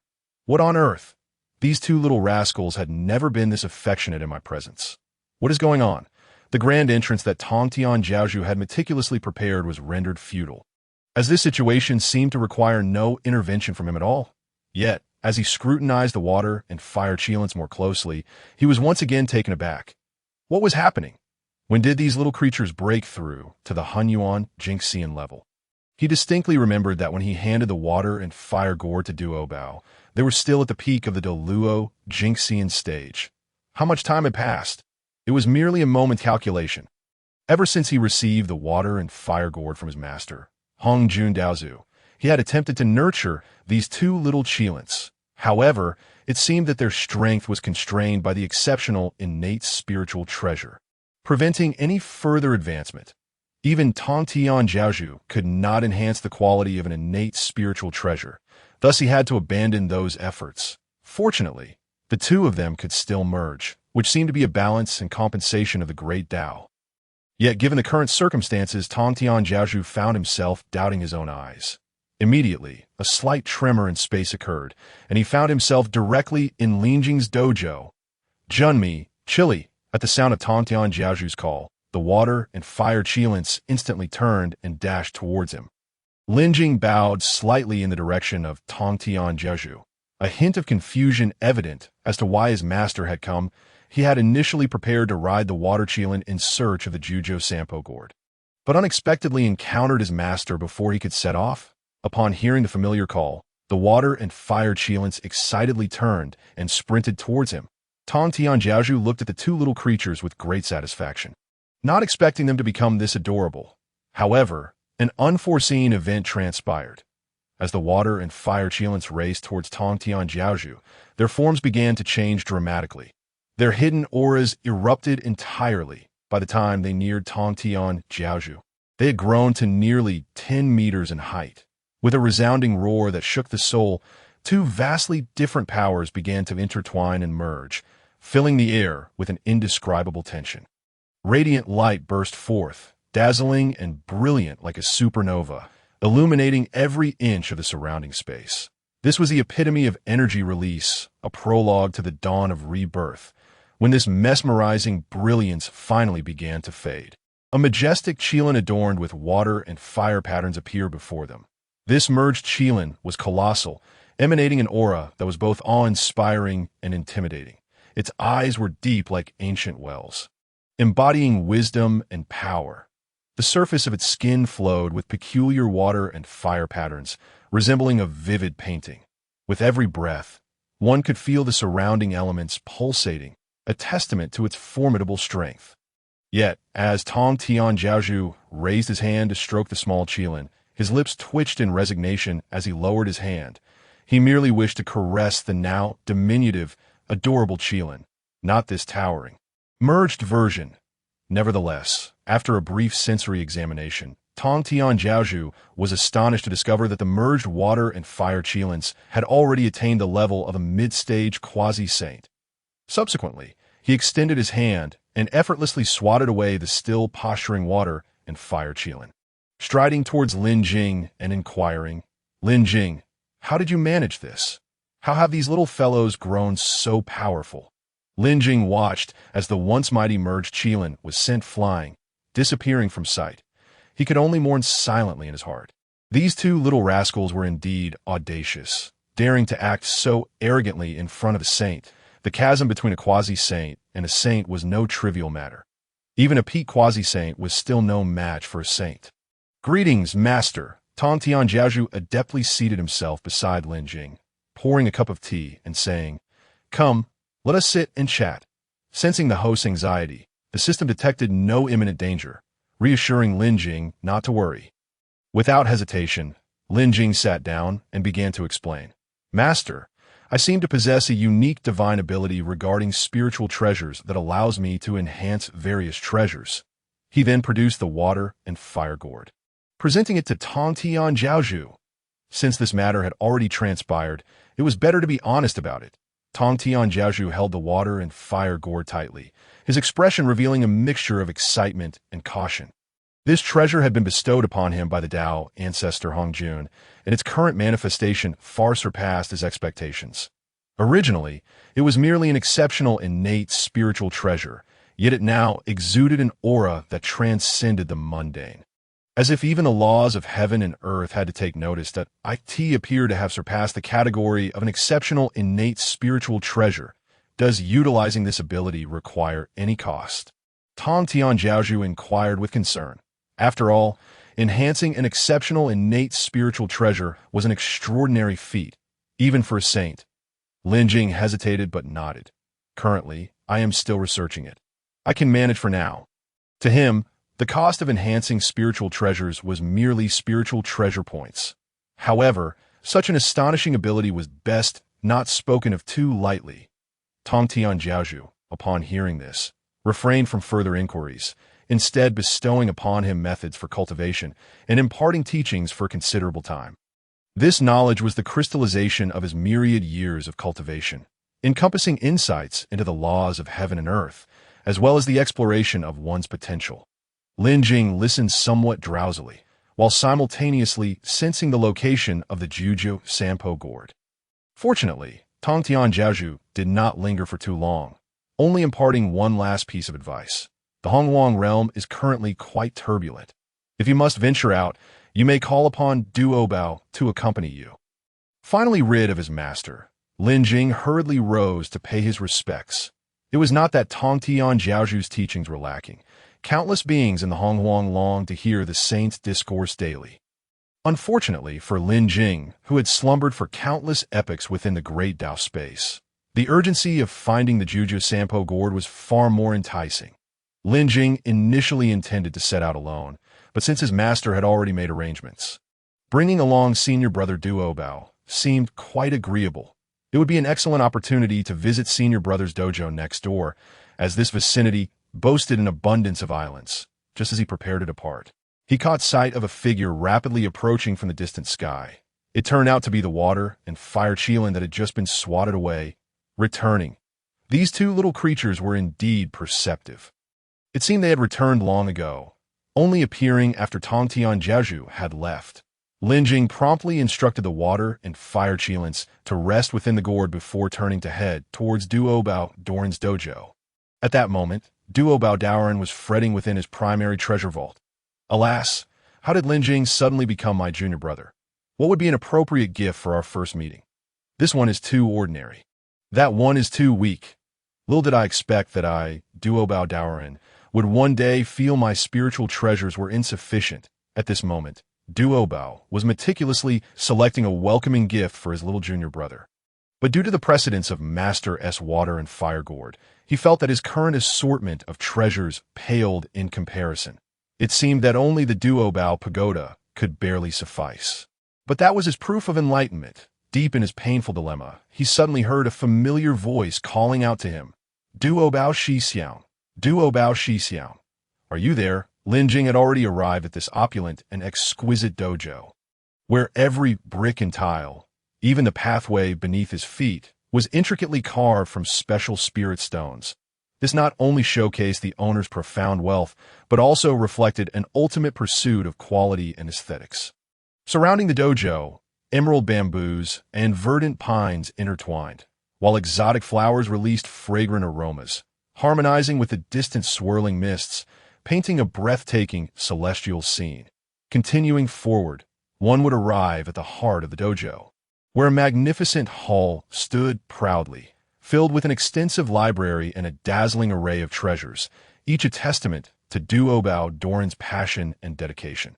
Unfortunately, as Lin Jing scanned the surroundings, it appeared that all he found were postnatal spiritual treasures, none possessing the qualifications to seize the source. After searching high and low without discovering Duobao Doran's presence, Lin Jing resorted to the most primitive method, shouting loudly, Are you there? Are you there? What's the matter? Duobao Doran's voice echoed through the air, yet Lin Jing scanned the area and saw no sign of him. Just then, from a nearby mote of dust, Duobao Doran suddenly materialized. Junior brother, it's only been half a day since we last met. What brings you here, Duobao Shixiang? Where have you emerged from? Lin Jing had searched the entire dojo without finding Duobao Doran, initially thinking he truly was absent. He was about to call out again, intending to leave, when he unexpectedly summoned him forth. Ha ha ha! My dojo is not as simple as it appears. Within countless specks of dust lie treasure vaults.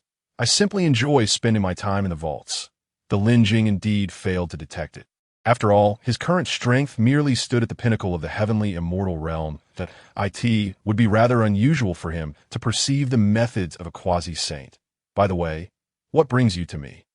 I am preparing to embark on a journey, and my master has instructed me to invite my senior brother along. Upon hearing this, the Duobao Taoist's eyes lit up with joy. He was pleasantly surprised that his master understood him so well, arranging for him to travel with his junior brother through the vast expanse of the Hongwang. Were Tong Tian to learn of Duobao Taoist's current thoughts, he might very well strike him down in a fit of rage. Although inwardly elated, Duobao Taoist still spoke earnestly. Junior brother, you have only just joined the GS sect. You ought to calm your mind and focus on your cultivation. Once your strength is sufficient, then venture forth. Do you understand? Lin Jing nodded helplessly but explained, I had indeed intended to do so, but after acquiring the water and fire gourd, I faintly sensed a trace of aura, seemingly that of the Jiao San Pagord. What? The Jiao San Pagord? Duobao Taoist instantly lost his composure, seizing Lin Jing's arm as they rushed out of Jinao Island. Brother, you are heading the wrong way. It's to the east, once the correct direction was established. The two sat atop Duobao Taoist's spirit treasure. Junior brother, are you certain your perception is not mistaken? Why do I sense not a trace of spiritual treasure in this vicinity, after the demise of Hongyun Taoist due to an ambush? The supreme innate spiritual treasure, the Jiao San Pagord, vanished without a trace. Duobao Taoist had once sought it, but alas, returned empty-handed. Speaking of which, Hongyun Taoist truly met a tragic fate. He had already secured a position on the fifth lotus seat of the Zixiao Palace. Had he persisted, he might have rewritten the landscape of Honghuang. Unfortunately, his overly kind-hearted nature, influenced by the silver-tongued persuasion of the Kuani Taoist, ultimately led him to relinquish his seat. This resulted in Kunpeng, originally seated in the sixth position, losing his place due to his inability to contend with Quanti and Jin. Initially, this incident merely left Kunpeng resentful, but it did not lead him to murder Hongyun. However, after the third sermon at the Zixiao Palace concluded, everyone realized that the lotus seats were indeed positions of sanctity. For those who secured the first 6 lotus seats, subsequently attained sainthood. This enraged Kunpeng, believing that Hongyun was the cause of his lost opportunity for ascension. Most crucially, when Hongjun finally took on disciples, he bestowed upon them 7 strands of primordial purple energy. apart from the six saints. The last strand fell into Hong Yun's hands. Although the paths to sainthood varied among the six saints, their commonality was that they all possessed primordial purple energy, ultimately driven by a singular desire for ascension. Kuan-Peng, under various influences, ended up slaying Hong Yun. Regrettably, that strand of primordial purple energy vanished with Hong Yun's demise, leaving none to claim it. Duo-Bao Daoist gazed at the scenery around him with a sigh. Alas! Logically, Kuan-Peng should have sought revenge against Quan and Jing, but regrettably, both have already attained sainthood, and Kuan-Peng could not match them. Thus he directed all his hatred towards Hong Yun Daoist. Lin Jing nodded in agreement, choosing not to elaborate further. With Hong Yun's death, it seemed the most pleased were the two saints, Quan and Jing. After all, the karmic ties surrounding the lotus seats at the Zixiao Palace were exceedingly profound. With the lotus seats being sanctified, the gratitude owed to the two saints was immense, leaving them no choice but to allow Hong Yun to perish, for upon his death, the karma would naturally dissipate. As the direction of their flight continuously adjusted, Lin Jing's inner sense grew increasingly clear, the call emanating from deep within nearly enveloping him entirely. Realizing that the target might be within arm's reach, he hastily gestured to Duo-Bao Daoist to reduce their speed. "Brother, I feel that aura is nearby." Lin Jing's voice brimmed with anticipation and tension.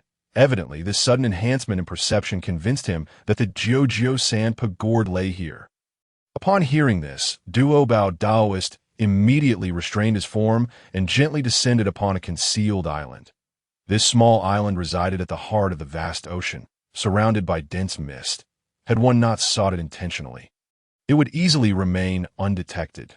The island was lush with vegetation, dotted with peculiar stones, and clear streams cascaded from the crevices of the rocks, creating an atmosphere of mystery. The two stood upon the island. Lin Jing closed his eyes in concentration, striving to further hone in on the unique source of that aura. As time passed, he opened his eyes, scanning his surroundings with a sharp gaze, ultimately pointing towards a dense forest not far away. "There. The aura is most profound. Let us go take a look." Duo-Bao Daoist nodded, carefully following Lin Jing's footsteps through the woods. Be cautious. The events of yesteryears are not so simple. If I am not mistaken, Kuan-Peng did not act alone. He likely summoned several powerful beings from the demon race. If this is indeed the site of Hong Yun's downfall, there must be anomalies present. Up to this point, Duo-Bao Daoist had not sensed any trace of spiritual treasure. Yet he firmly believed in Lin Jing's judgment and cautiously approached the area. However, upon traversing the forest, they were met with an astonishing sight. Before them lay a chaotic turbulence of primordial chaos. It must be noted that after the Pangu great deity opened the heavens and created the Hongwang, chaos still existed beyond the realm. Yet the appearance of chaotic turbulence within Hongwang was exceedingly rare. After all, under the laws of Hongwang, chaos would naturally dissipate if it were to arise. This was a rule established by the Pangu great deity with his earth-shattering axe. So it was no wonder for so many years, no one had detected the aura of the Jiao Sand Pagord. Witnessing the bizarre circumstances of this place, Duo-Bao Daoist finally grasped the situation. For chaos inherently obscured all. If something were to exist within this chaos, it could indeed remain hidden indefinitely. Seeing the treasured item so close at hand, Lin Jing could hardly contain his eagerness to advance. Yet he was abruptly grasped by Duo-Bao Daoist. "Are you out of your mind? Do you intend to walk directly into the chaotic turbulence like that?" Lin Jing felt indifferent. After all, he was born within the chaos. So how could it harm him? Duo-Bao Daoist then produced various spiritual treasures, layering them upon Lin Jing one after another, finally enveloping his magical power for reassurance. The chaotic turbulence posed great danger. Within it lay countless chaotic laws, and a moment's carelessness could lead to being torn to shreds. Reluctantly, Lin Jing followed behind Duo-Bao Daoist, offering no further explanation. His brother acted with his best interest in mind. Soon after, the two entered the chaotic turbulence, disappearing from sight.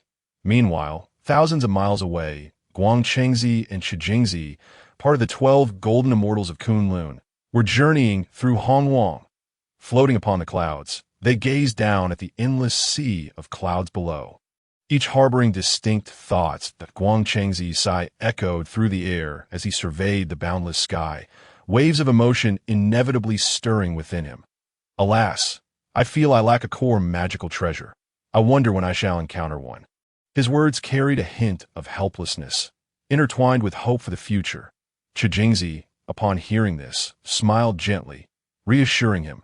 Senior brother, there is no need to be anxious. Did not our master say that your destined magical treasure has yet to arrive?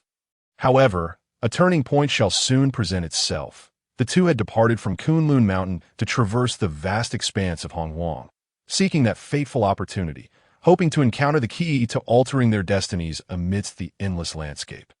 Just as they immersed themselves in conversation, a sudden wave disrupted the surrounding tranquility. A peculiar and powerful aura pierced through the clouds like the first ray of dawn, soaring into the heavens, instantly capturing their full attention. This aura was formidable and pure, as if it were the essence left behind from the dawn of creation. Senior brother, this aura seems reminiscent of a supreme, innate spiritual treasure. Jingzi's voice brimmed with excitement, his eyes sparkling, as if he foresaw the impending stroke of fortune. Guang Chengzi felt the same shock, yet years of composure allowed him to remain calm. My master has indeed not deceived me. It appears this supreme, innate spiritual treasure is destined to be mine. The two immortals swiftly adjusted their course, transforming into two streaks of light, rapidly racing towards the source of that extraordinary aura. A distance of thousands of miles was but a fleeting moment in the face of their speed. They understood well that such an opportunity was rare, and should they miss it, it would be challenging to find again. Within the chaotic turbulence, as anticipated, Duo Bao Daoist and Lin Jing unexpectedly separated. After all, the laws here were in disarray, and the orientation was far from ordinary. However, Lin Jing felt an uncanny familiarity, as if he had returned home. Following that sensation, he diligently searched, and indeed discovered a purplish-red gourd drifting ahead. With a gentle wave of his hand, he grasped the gourd. Ding! Congratulations to the host for obtaining the supreme, innate spiritual treasure. The Jiuzhou San Gourd. Anomalous elements detected. Ongoing analysis. Residual soul of Hongyun Daoist detected. Extremely weakened. In slumber. Primordial purple energy detected. Deeply concealed. Lin Jing never anticipated an unexpected gain. The Hongyun Daoist had not perished, but was instead concealed within the Jiuzhou Sampo Hulu, slumbering until now. However, in the next moment, the myriad chaotic currents surrounding him seemed to awaken, surging wildly towards Lin Jing, ultimately converging within the Jiuzhou Sampo Hulu. As the chaotic currents vanished, the Hulu erupted with a dazzling radiance. Dao Bao Daoist arrived in an instant, gazing at the Hulu in Lin Jing's grasp, exclaiming, "Indeed, it is the Jiuzhou Sampo Hulu. Junior brother, your fortune is truly extraordinary." Just as Dao Bao prepared to examine this magical artifact closely, two uninvited guests appeared above the clouds. "What are you doing with my treasure, fellow Daoist?" Guang Chengzi had not expected that, despite his haste, someone would seize the opportunity before him. However, since the artifact had only just emerged, it surely had not yet recognized its master. There was still time to claim it. His gaze fell upon Lin Jing, astonished to discover that the newly revealed spiritual treasure was none other than the exquisite Jiuzhou Sampo Hulu, lost by Hongyun Daoist all those years ago. Even among the Chan sect, such supreme, innate treasures were rare and hard to come by.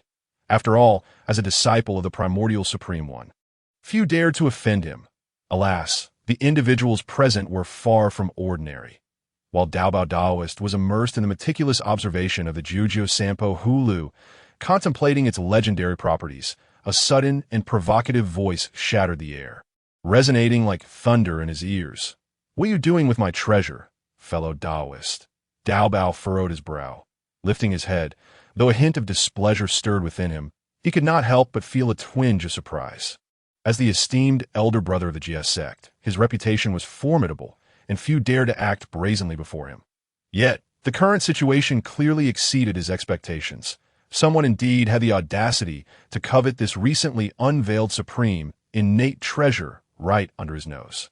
Dao Bao Daoist shook his head helplessly. having been lost in the joy of studying the Jujutsu Sampo Hulu, now compelled to temporarily set aside his precious find to confront this sudden challenge. After all, each innate gourd produced by the legendary Hongmeng spiritual vine was unique and a supreme innate treasure. It was understandable that someone might wish to take a risk, but unfortunately, they had bitten off more than they could chew. Meanwhile, high above, Guang Chengzi and Qi Jingzi swiftly took note of the unfolding situation below. They had originally followed the aura emanating from the Jujutsu Sampo Hulu, never anticipating such a turn of events. The two immortals exchanged a meaningful glance, each harboring their own calculations.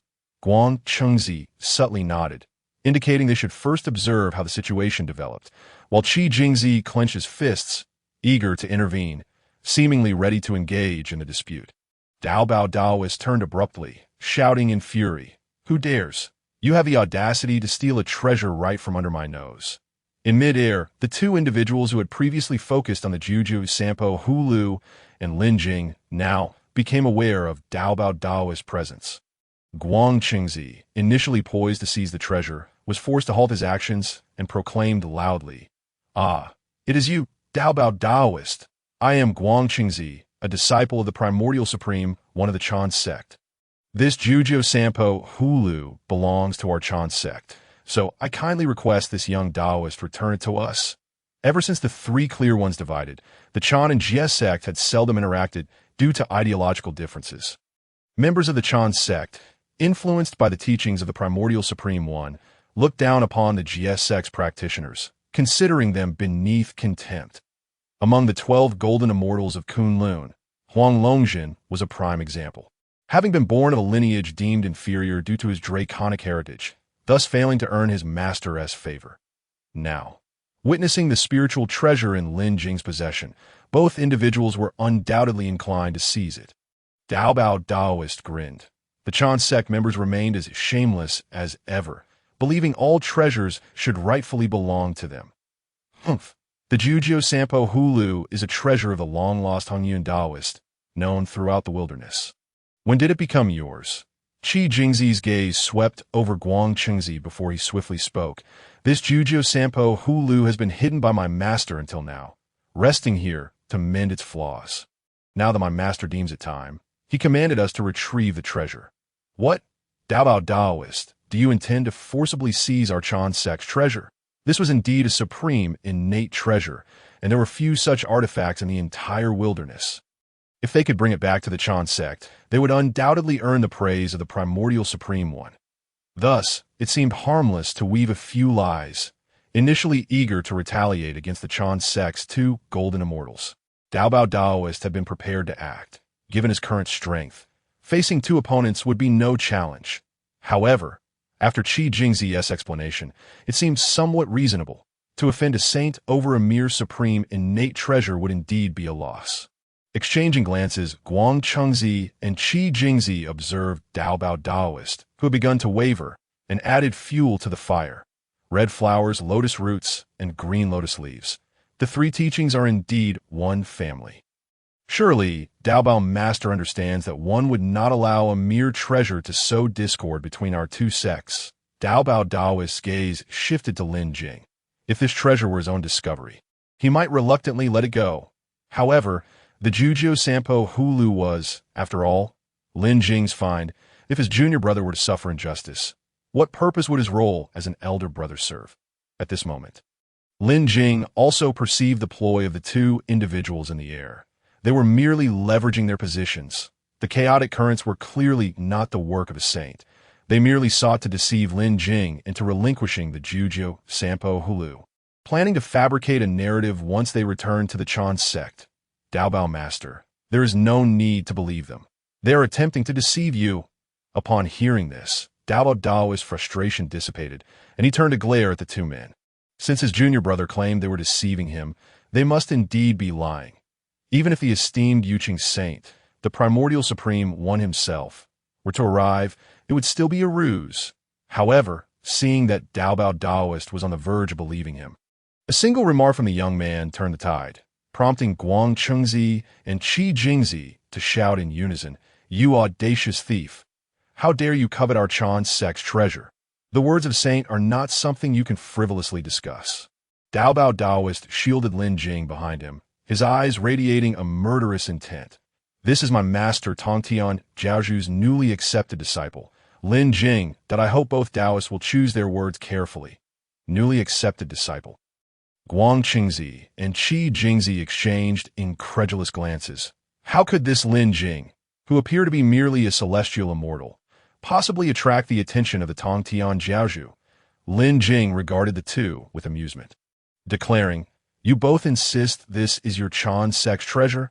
I regret to inform you that my master, the Tongtian Jiaozhu, has also informed me that the Jujio Sampo Hulu is a treasure of our Jia sect. Thus, he commanded us to retrieve it. Why not allow us to take the spiritual treasure back first, and later, let my master and second uncle discuss the matter?" Guang Chengzi and Qi Jingzi exchanged knowing glances, immediately understanding one another, and took action.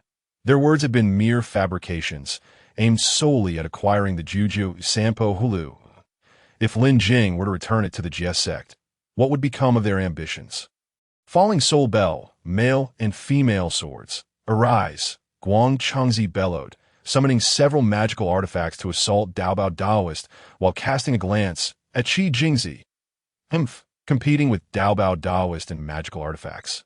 I could crush you 10 times over. Dao Bao Daoist promptly retaliated, summoning numerous magical artifacts to engage Guang Chengzi in battle, while Guang Chengzi employed his multitude of artifacts to temporarily draw Dao Bao Daoist away from the area. Meanwhile, Qi Jingzi in midair wore a smug smile, gazing down at Lin Jing and saying, "Junior brother Lin Jing, I believe it would be best for me to take the Jujio Sampo Hulu back to the Chan sect. After all, I do not wish to harm you." Lin Jing found it amusing to observe the triumphant Qi Jingzi. It was evident that he was attempting to seize the Hulu while Dao Bao Daoist was distracted. Just moments ago, he had discreetly communicated with Dao Bao Daoist to draw Guang Chengzi away. Otherwise, given Dao Bao's earnest nature, he would never have left. "Oh, do you, Qi Jingzi, assume that I lack the means to resist? Junior brother, you are merely a celestial immortal. It is best not to court disaster." Qi Jingzi sneered at Lin Jing, suddenly unleashing his full aura, revealing himself to be at the great Luo golden immortal level. With a casual wave, he aimed to snatch the Jujio Sampo Hulu from Lin Jing's grasp. Although he was uncertain if Dao Bao Daoist was lying, acquiring the spiritual treasure without harming Lin Jing would clearly be the best outcome. However, Lin Jing had long since discerned his intent, swiftly drawing the Jujio Sampo Hulu into his being. Seeking death, seeing Lin Jing's obstinacy, Qi Jingzi resolved to hold nothing back. Yet Lin Jing casually tossed the gourd in Qi Jingzi's direction. Qi Jingzi quickly caught it, suppressing his aura and smiling. "Now that is more like it. The three clear ones are indeed one family. Since you have relinquished the treasure, I shall not make things difficult for you." Qi Jingzi then prepared to stow the gourd away and reunite with Guang Qingzi. Since the spiritual treasure was now in his possession, there was no need for further conflict. Dao Bao Daoist's strength surpassed theirs, and it was likely Guang Qingzi would not hold out for long. However, as Qi Jingzi carefully examined the gourd in his hand, he soon realized that it was not the deep crimson Jujio Sampo gourd he had expected. Instead, he held a purple-yellow Shueihua gourd. Due to the similar innate aura of both gourds, he had not noticed the difference upon first acquiring it. Before Qi Jingzi could fully comprehend the situation, Lin Jing had already issued his command. "Xiaohong. Xiaolon, advance." In an instant, the Shueihua gourd unleashed formidable power, and the Shueihua Qilin materialized in the air, merging and launching an attack against Qi Jingzi, having only recently ascended to the rank of the Luo Jin Xian. Qi Jingzi's strength was still unsteady. Yet, in its combined form, the Shueihua Qilin wielded the dual paths of water and fire with masterful finesse, pushing Qi Jingzi into a retreat. Lin Jing sat nearby, eagerly watching the spectacle unfold. As the Qilin's assault intensified, Qi Jingzi began to entertain thoughts of retreat. However, upon observing Lin Jing clapping in delight, he was instantly consumed by rage. Yin-yang mirror, illuminate him. Seizing the moment amid battle, Qi Jingzi activated the innate spiritual treasure, bypassing the Shueihua Qilin, and directed its light towards Lin Jing. A beam of white light descended from the yin-yang mirror, enveloping Lin Jing completely.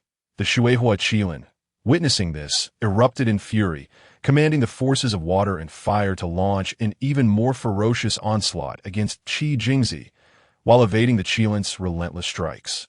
Qi Jingzi bellowed, "Demonic beast! Lin Jing's soul has already fallen into my mirror. If you wish for him to survive, cease your attacks at once."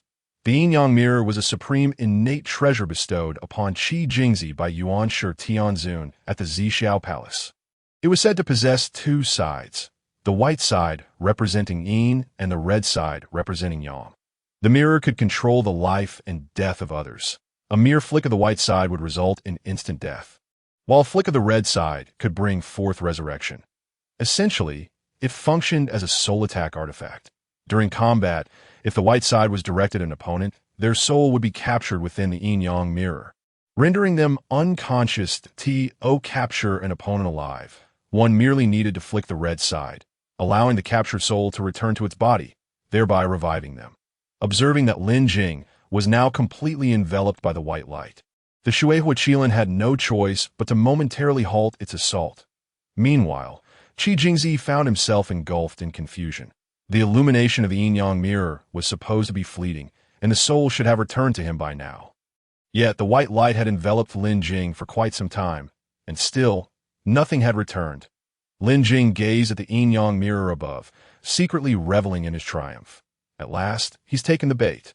Indeed, he had orchestrated for his senior brother, Duo Bao, to escort Guang Chengzi away temporarily for this very treasure.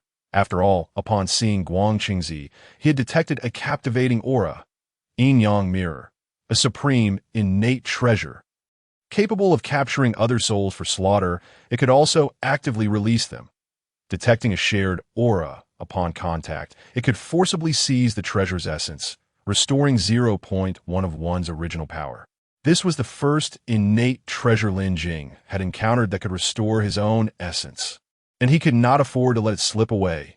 Currently, his abilities had merely unlocked with the restoration of one essence, making even 0.1 of it exceedingly precious. Furthermore, Qi Jingzi, manipulating the yin-yang mirror from the air, began to sense something amiss. He had yet to successfully capture Lin Jing's soul, yet the mirror was drawing closer to him. Witnessing Lin Jing foolishly attempting to touch the yin-yang mirror only made Qi Jingzi's heart swell with delight.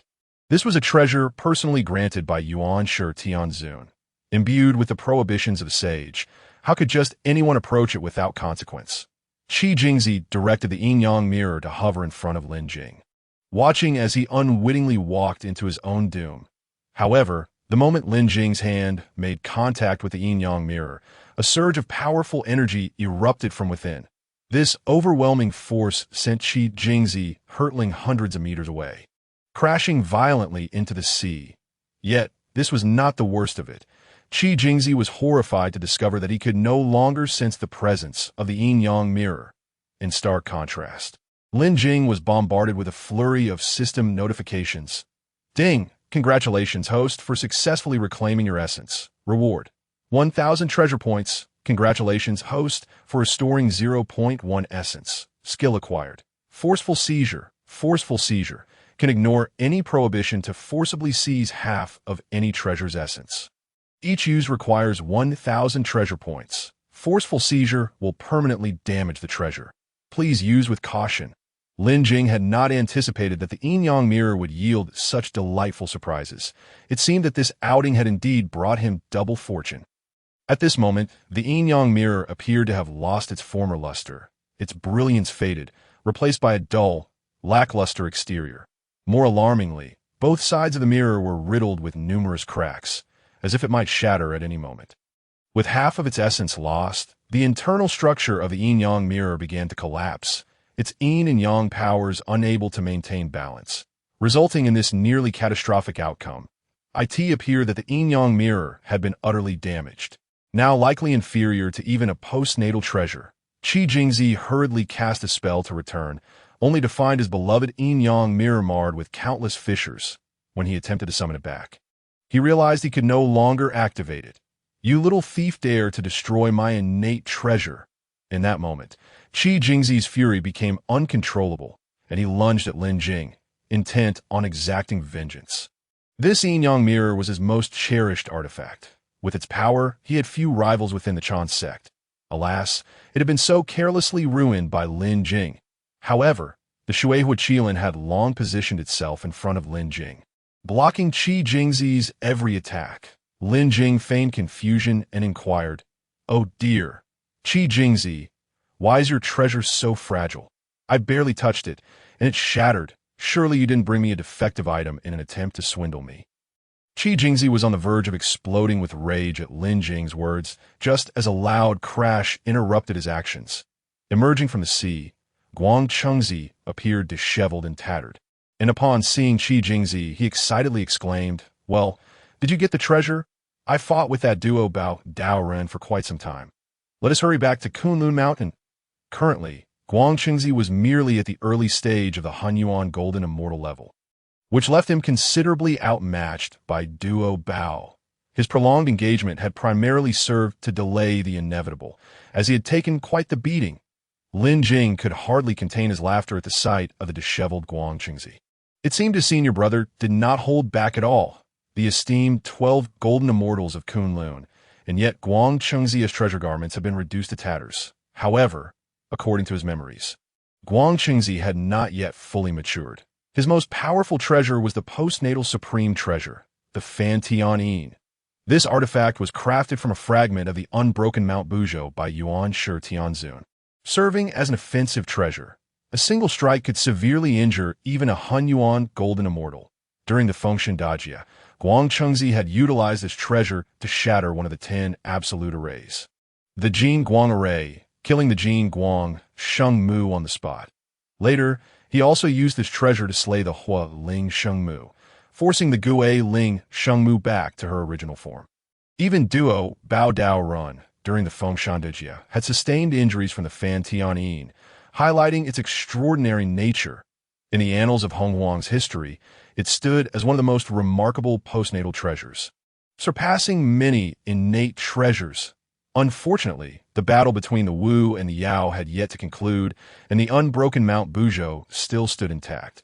Thus, Guang Chengzi's supreme treasure had not yet come into existence. Moreover, since Lin Jing was already aware of this matter, it remained uncertain to whom the treasure would ultimately belong.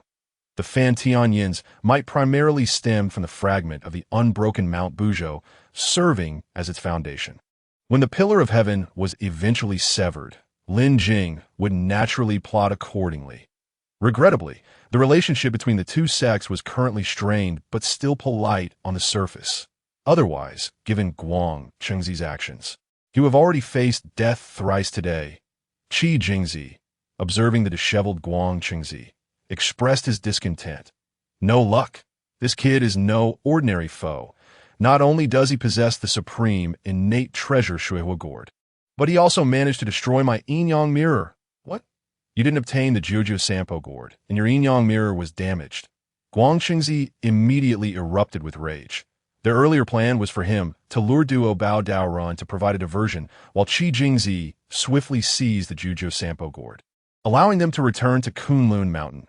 To ensure Qi Jingzi could escape after acquiring it, he had deliberately endured several blows, sacrificing several of his own treasures, all for the sake of the Jojo Sampo Gourd, only to find it all in vain.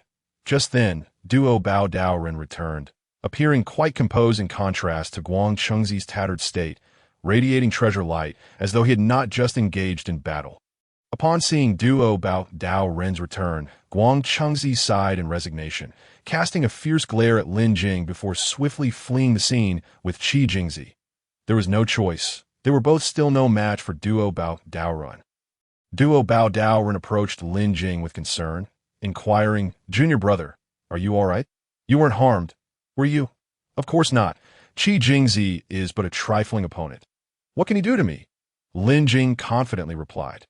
The two shared a knowing glance before bursting into hearty laughter. Long ago, during the era of Kunlun Mountain, there existed numerous conflicts between the and alas, in those days, the saints presided over matters, and the masses dared not act with impunity. Today, however, The Duo Bao has seized an opportunity to unleash a thorough beating upon Guangchengzi. One could hardly imagine the delight he experienced. By the way, brother, could I borrow your Duo Bao tower for a moment? The Duo Bao tossed it aside casually, chuckling as he replied, "This tower contains my entire fortune, so please handle it with care, junior brother," despite his words. The Duo Bao exhibited no hesitation in presenting the Duo Bao tower directly to Lin Jing. This Duo Bao tower was a treasure acquired by the Tongtian Patriarch at the Cliff of Dividing Treasures, and subsequently bestowed upon the Duo Bao. Regrettably, due to its extraordinary ability to nurture and forge magical artifacts, it had yet to reach the pinnacle of innate treasures. Lin Jing took hold of the Duo Bao tower and began to examine it closely. The Duo Bao had assisted him for quite some time, and it was now time to repay that kindness. As Lin Jing gazed at the Duo Bao tower in his hands, a few options surfaced in his mind. Upon detecting the innate spiritual treasure, the Duo Bao tower, he could choose to expend 500 spiritual treasure points to enhance it, allowing it to evolve into a supreme innate spiritual treasure, thereby augmenting its innate restoration capabilities. Was this merely a supreme, innate spiritual treasure? It felt somewhat insufficient, Lin Jing mused. However, the perceptive spiritual treasure system immediately understood and displayed. One could opt to expend 2,000 spiritual treasure points for enhancement, allowing it to evolve into a supreme treasure of the heavenly Dao, increasing its nurturing capabilities and enabling customization of its attributes and effects. Lin Jing glanced at his remaining 2,000 points and decisively decided to invest them all. The Duo Bao tower in his hand was promptly absorbed into his body for enhancement. Meanwhile, the Duo Bao remained unperturbed, showing no concern for the potential loss of his cherished treasure. Earlier, during their quest for treasures, Lin Jing had already conveyed the situation regarding the Tongtian Patriarch to the Duo Bao. At that time, the Duo Bao had not inquired further, for the ability to enhance innate spiritual treasures was undoubtedly fraught with immense costs. Now that Lin Jing had taken the initiative, the Duo Bao readily complied. "Junior brother, let us return to Geneo Island first. We have already entangled ourselves with the golden immortals of the... It would be wise to report to our master." Lin Jing nodded in agreement, considering the temperament of the crowd. They might be hastily returning to Kunlun Mountain to lament their grievances, surely embellishing the tale along the way. Should Yuanshe, Tianzuan feel humiliated, their meager strength would likely be reduced to ashes at a mere thought of the saint. Fortunately, the distance to Geneo Island was merely half a day's journey if the Duo Bao exerted his utmost to propel the treasure. They would be back in no time. The Duo Bao, indeed, did not dare to delay, for their recent actions and Lin Jing's possession of the Juju Sampo Hulu were sources of pressure. Finally, as they neared Geneo Island, the Duo Bao let out a sigh of relief. At that moment, Lin Jing also received a notification from the system. Ding! The enhancement of the supreme treasure of the heavenly Dao, the Duo Bao tower, has been completed. Lin Jing then grasped the Duo Bao's arm, smiling as he said, "Brother, my humble abilities are hardly worth mentioning. I hope you do not look down upon them." The Duo Bao, believing Lin Jing had failed to enhance the Duo Bao tower, graciously reassured him, "No worries. The Duo Bao tower, as an innate spiritual treasure, possesses sufficient strength. It is perfectly normal if it does not reach the supreme level." Lin Jing understood that the Duo Bao had misunderstood but chose not to clarify. Instead, he directly retrieved the Duo Bao tower. As the Duo Bao casually accepted the tower, he continued to offer consolation. The path of spiritual treasures is exceedingly intricate, encompassing the 3,000 great ways and their intermingling. "Junior brother, your current cultivation is still shallow. It is unwise to delve too deeply." Originally, the Duo Bao had intended to impart further wisdom to Lin Jing, but before he could utter another word, an unexpected phenomenon transpired. The once clear and azure sky was abruptly shrouded in heavy black clouds, enveloping the world in an oppressive and solemn atmosphere. Deep within the layers of dark clouds, bolts of purple calamity lightning danced with astonishing speed, intertwining and gradually coalescing into a colossal vortex. At the very center of this vortex stood the Duo Bao, the eldest disciple of the, wearing a bewildered expression as he gazed at the unfolding chaos, utterly perplexed by what was transpiring. Could it be that Yuanshi Tianzuan had intervened directly, seeking to summon calamity, lightning, for his annihilation? Yet if a saint were indeed to intervene, would it need to be so convoluted? However, the presence of this overwhelming calamity lightning could not be fabricated. It appeared to be the highest grade Zixiao, divine lightning. Just recently, he had vanquished the two corpses and transcended his tribulation. Even with rapid cultivation, he should not be facing a heavenly tribulation at this moment. As he surveyed his surroundings, he noticed Lin Jing standing nearby. Watching the heavenly tribulation above with keen interest, he quickly admonished, "Junior brother, flee at once. This heavenly tribulation is aimed at me." Lin Jing smiled in silence, having not anticipated that the emergence of a supreme treasure of the heavenly Dao would provoke such a fierce reaction from the heavens. It seemed the heavenly principles were none too fond of unexpected occurrences. Observing Lin Jing remain utterly still, the Daoran Duo grew anxious. He could withstand the calamity, lightning, with only moderate injury. However, his junior brother's slight frame would likely be unable to withstand even a single bolt of Zixiao divine lightning. Just as the Daoran Duo prepared to cast a spell to safely relocate Lin Jing away from the impending lightning vortex, a peculiar glimmer captured his attention. Looking down, he beheld the Duo tower cradled in his palm, a treasure that had accompanied him through countless battles and adventures.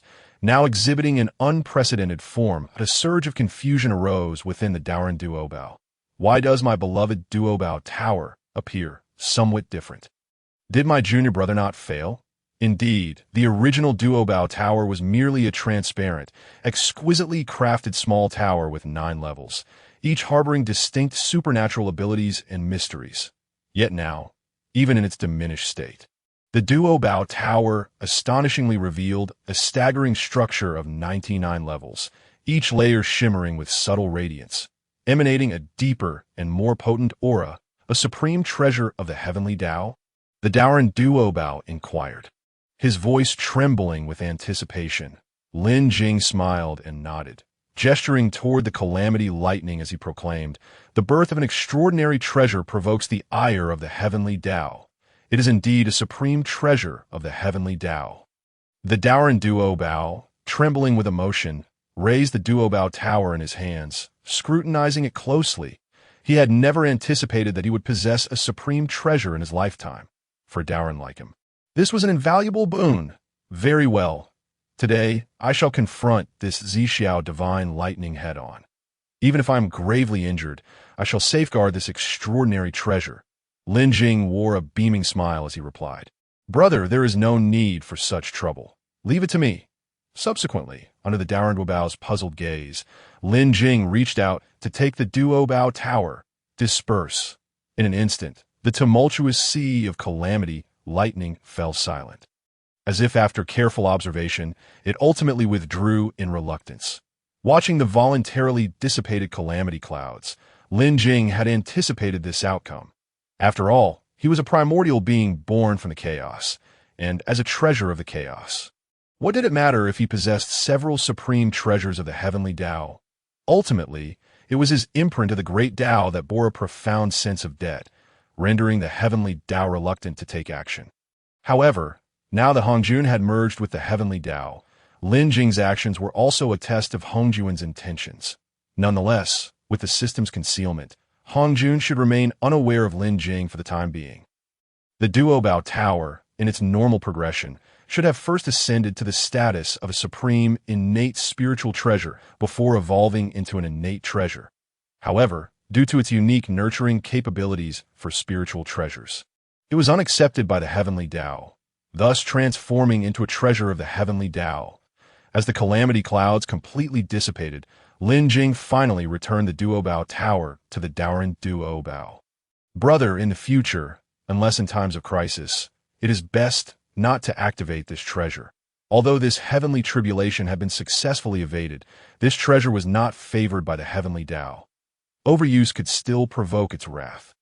The Daoran Duo cautiously accepted the Duo tower, determined to contemplate its mysteries upon returning to Janeo Island. "Rest assured, junior brother, The Duobao Tower is not primarily an offensive treasure. It serves more often as an auxiliary tool. Soon after, the Daoran Duobao swiftly returned to Janeo Island with Lin Jing, proceeding directly to Biao Palace to pay respects to their master. The Tongtian Patriarch listened with a smile as the Daoran Duobao recounted the events. Seemingly unconcerned about the Daoran Duobao injuring Guang Chengzi or Lin Jing damaging the yin-yang mirror, the Tongtian Patriarch reassured them that there was no need for concern, urging both to focus on their cultivation. After all, this incident was instigated by the two individuals from the, and if they were outclassed, who could they blame? However, as the Tongtian Patriarch observed Lin Jing's departing figure, a profound expression crossed his face. This disciple was becoming increasingly inscrutable. According to the Daoran Duobao's initial description, the moment he encountered Lin Jing coincided with the vanishing of numerous anomalies. At that time, the various saints of the Honghuang sensed the emergence of a powerful spiritual treasure. Yet upon conducting their divinations, the saints found nothing amiss, much like the current attempts of the Tongtian Patriarch to decipher Lin Jing. However, within the present realm of Honghuang, no beings had emerged from the transformation of spiritual treasures.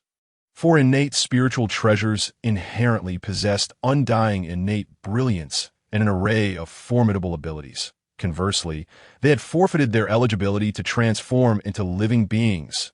However, nothing is absolute. If a spiritual treasure is willing to relinquish all its origins, there is a possibility, albeit 1 in 10,000, that it may be recognized by the Tao and transform into a living being. The thoughts of the celestial master of the way drifted back to the time when he was still on Kunlun Mountain.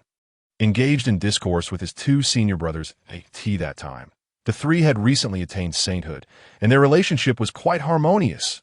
They debated the path of sentient beings, contending over the relationship between the innate roots and qualities of living beings.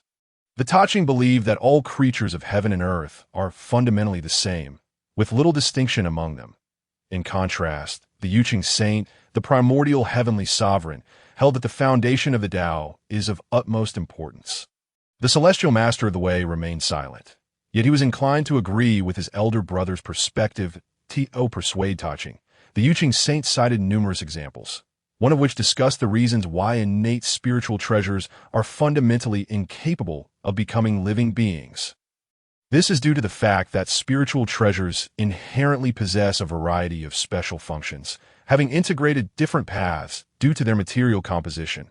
When the Saint Nuwa comprehended the Tao of creation and birthed humanity into sainthood, it greatly inspired the three pure ones. Prior to his own attainment of sainthood, the primordial heavenly sovereign conducted numerous experiments, yet none succeeded in transforming innate spiritual treasures into living beings. For a spiritual treasure to metamorphose into a sentient being, it must first abandon all its origins.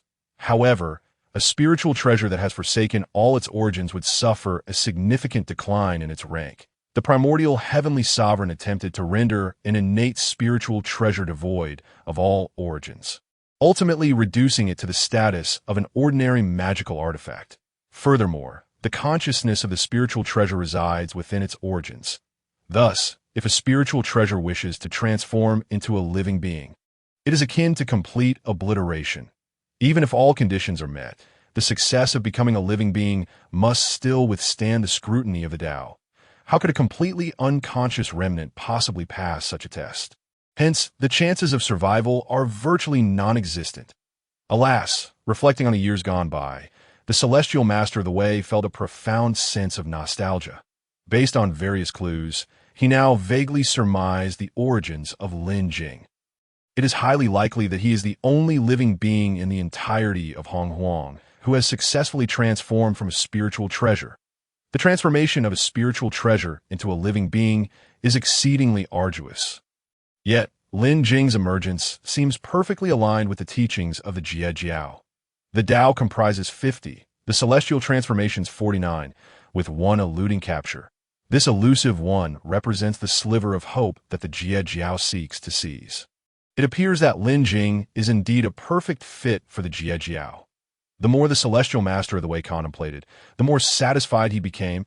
never expecting that the individual brought back so casually by Duobao would be so remarkable. With a crisp sound that pierced the air, a dazzling azure light streaked through the sky, akin to a meteor, swift and graceful, landing in the broad palm of the celestial master of the way. As the light gradually converged, it revealed its true form, the renowned supreme innate spiritual treasure, the Qingping sword. Gazing at the still, trembling Qingping sword in his hand, the celestial master of the way found himself lost in thought once more. What is Lin Jing's true identity that even his Qingping sword feels a sense of trepidation? The primordial treasure that birthed the Pangu Father God, the chaotic azure lotus, had one of its mature lotus seeds transform into the 36th grade creation azure lotus, which subsequently split into three. These three became the supreme innate spiritual treasures. The red flower transformed into the Panlong crutch, acquired by the Taching Saint. The white lotus became the three treasures Jade Ri, obtained by the primordial heavenly sovereign, and the green lotus leaf became the Qingping sword, belonging to the celestial master of the way. The red flower, white lotus, and green lotus leaf. This is the origin of the three teachings being united as one. That the Qingping sword, birthed from the 36th grade creation azure lotus, would harbor reverence for Lin Jing is indeed puzzling for the celestial master of the way. At this moment, on an inconspicuous island, Lin Jing finally returned to his little abode with a sense of assurance, bolstered by the protection of his master. After all, having offended Guangchengzi and Shijingzi, both of whom are among the 12 golden immortals of Kunlun, retaliation was inevitable. Moreover, he had destroyed the most treasured spiritual treasure of Shijingzi, the yin-yang mirror, undoubtedly sealing their enmity. Yet with his master's guarantee, he need not fear these two reporting him to the Yuqing Saint. Glancing at the spiritual treasure in his hands, he was now at the exhilarating moment of unlocking its potential. Initially, Lin Jing considered whether to present the Juju Sampo Hulu to the celestial master of the way. But unexpectedly, his master merely glanced at it and returned it to him. Grasping the Juju Sampo Hulu in both hands, a familiar system voice echoed. Ding! Congratulations, host! The collection task of 1 vine and 7 gourds has been completed at 2/7. Reward: 1 spiritual treasure replication scroll. Immediately, an unremarkable scroll appeared in Lin Jing's hands. Spiritual treasure replication scroll. Upon use, it can replicate any spiritual treasure that has been touched, with the replication lasting for 24 hours. The copied treasure will be indistinguishable from the original, even to the saints. Lin Jing did not expect that every completion of the collection task would yield a reward. He had initially believed that rewards would only be given upon gathering everything. However, this scroll seemed of little use, so he decided to keep it for later. Looking at the Juju Sampo Hulu before him, he activated the Origin Plunder. Origin Plunder successful. Obtained spiritual treasure points, 1,000. Host power has ascended to the pinnacle of the celestial immortal, +1. What? Pinnacle of the celestial immortal +1. Isn't it supposed to level up? Feeling the unyielding magic power within him, Lin Jing couldn't help but express his frustration. The system is becoming increasingly absurd. Even kickbacks shouldn't be this blatant. Ding! Detection of host confusion. Analyzing reasons. Currently, due to insufficient origins, unable to ascend to the next realm. Please restore origins to 5. 5? Haha. Lin Jing knew, without checking the panel, that his current origin progress is merely 1. 1. Even if he were to gather all 7 innate spiritual treasure gourds connected to the Hongmeng Ling Jin Hulu, it would only amount to 4.1 at most. Forget it. I'll just let it be. No love left. Lin Jing initially thought of hastily increasing his strength, but now he realized that there was no way to make any progress, so why strive for anything? I wonder if Sister Yin Xiao is at Jinao Island. It's been a while since I've seen Sister Hunyuan Jindo. Ding, friendly reminder. The collection task does not require the host to permanently possess the spiritual treasures. Merely having held them will suffice. Lying on the ground, Lin Jing heard the system's prompt and immediately sat up. He had initially planned to temporarily abandon this task, as the remaining gourds were difficult to obtain. However, things had changed. Previously, Lin Jing believed he had to own them outright, but now it seemed much more manageable. As long as he could borrow them to take a look, the task could be completed. The purple gold red gourd is currently in the hands of the Taching Saint, typically used for nurturing elixirs. Lin Jing was quite familiar with this spiritual treasure. To put it simply, if I call your name, will you dare to respond with the purple gold red gourd in hand? As long as he calls out the other's name and they agree, a powerful force of law will ensnare the enemy, causing ordinary living beings to dissolve into pus within moments. The Taching Saint advocates for effortless governance and maintains a relatively amicable relationship with his master. If Lin Jing musters the courage to ask his master, he might have a chance to borrow this treasure. The demon summoning gourd is currently with the Saint Yuhua, and soon it will no longer be a gourd, as she has refined it into the more powerful demon summoning banner. After attaining sainthood, the Saint Yuhua has secluded herself in the Huahuang Palace, and it remains uncertain whether the demon summoning gourd still exists. Nevertheless, as the witch demon cataclysm has yet to conclude, Lin Jing feels there should still be an opportunity. The purple-green gourd was likely bestowed by the Taoist Hong Jun to his disciple Hao Yin, who later became the Heavenly Emperor. This Hao Yin is not to be underestimated. He ought to be visited properly when the opportunity arises. After all, if he were to perish in the future, perhaps the treatment in the heavenly court would be better. The purple-white gourd is currently with the Eastern Emperor Tai, who later refined it into the slaying immortal gourd and presented it to the little golden crow, Luya. This one is a bit tricky, as the Eastern Emperor Tai is not only one of the 3,000 guests of the Purple Cloud Palace, but he also emerged from the left eye of the Panga god, which transformed into the Sun Star. Moreover, with the demon race currently thriving, borrowing the slaying immortal gourd seems somewhat difficult. The last one is the most troublesome. The purple-black chaotic gourd belongs to the primordial heavenly sovereign. The conflict between the Jie Jiao and the Chan Jiao originated from the ideological discord among the saints, and the division of the three pure ones was primarily due to the conflict between the celestial master of the way and the primordial heavenly sovereign. With this thought, Lin Jing's head began to throb. Even if he could miraculously borrow the first four gourds, he would still be unable to overcome the obstacle presented by the Yuqing Saint, the primordial heavenly sovereign. Just as Lin Jing was engulfed in his troubles, a voice emanated from within the Jujiu Sampo Hulu. "Who are you?" An ancient voice inquired from the Jujiu Sampo Hulu in Lin Jing's hand. "What the heck? Is there a ghost?" Lin Jing, still lost in thought, was startled by the sudden sound and instinctively tossed the Jujiu Sampo Hulu away. The Jujiu Sampo Hulu rolled a few times on the ground before leisurely levitating. "Oh dear, today's younger generation truly lacks manners, ambushing an old man like me with only a remnant soul."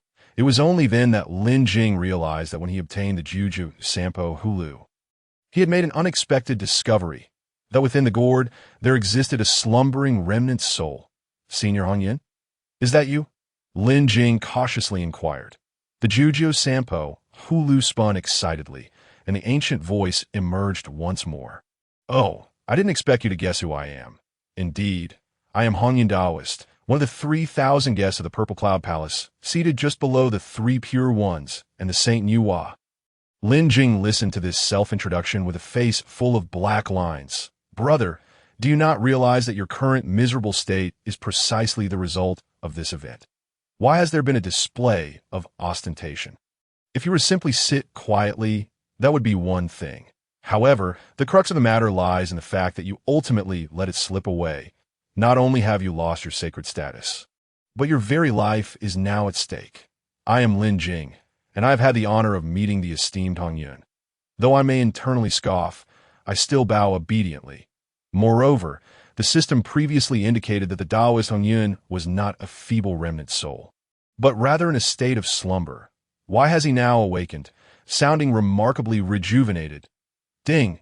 It is because the host has placed the Jujiu Sampo Hulu within his body, allowing the chaos primordial mirror to autonomously restore a portion of the Taoist Hong Yun soul, enabling normal communication. Lin Jing did not anticipate that his own essence could be so formidable, restoring the once extremely feeble remnant soul of Hong Yun to a state where conversation is possible within merely half a day. If he were to remain within his body for a few days, would he not be fully restored? The Taoist Hong Yun, residing within the Jujiu Sampo Hulu, gazed at Lin Jing, who appeared utterly unfazed. Even distracted by other thoughts, this incited immediate dissatisfaction. After all, he was the first red cloud of innate origin, a being of great power in the primordial realm. Yet, due to various circumstances, he had been schemed against by the Kunpeng demon master, leading to his unfortunate demise. Fortunately, although he never achieved the sacred status like the three pure ones or Nuwa through the primordial purple energy, he had nonetheless garnered considerable insights over the years. This allowed him to narrowly escape the siege of Kunpeng and other demons by feigning death. Though only a wisp of residual soul remained, he successfully deceived Kunpeng. Moreover, both the Juju, Sampo, Hulu, and the primordial purple energy were preserved. In his final moments before succumbing to sleep, he exerted every ounce of strength to harness the primordial purple energy, capturing a fragment of chaos to envelop himself and the Juju, Sampo, Hulu within. Alas, this resulted in the disappearance of the primordial purple energy. Yet for him, surviving was already a significant blessing. He subsequently left various trials within the chaos. Only those with great fortune and destiny could discover this place. Furthermore, only upon passing all of the trials he set could one claim the Juju Sampo, Hulu, as their own. Looking at the dashing youth before him, he could not help but feel that this individual did not resemble the destined one he sought. His strength was decidedly insufficient, merely at the pinnacle of celestial immortality. Had he been alive, this youth would not have even qualified to be a disciple. However, sensing the aura of the Juju Sampo Hulu, it was evident that it had already recognized the young man before him as its master. Could it be that this youth was concealing his true power and was not merely as limited as he appeared?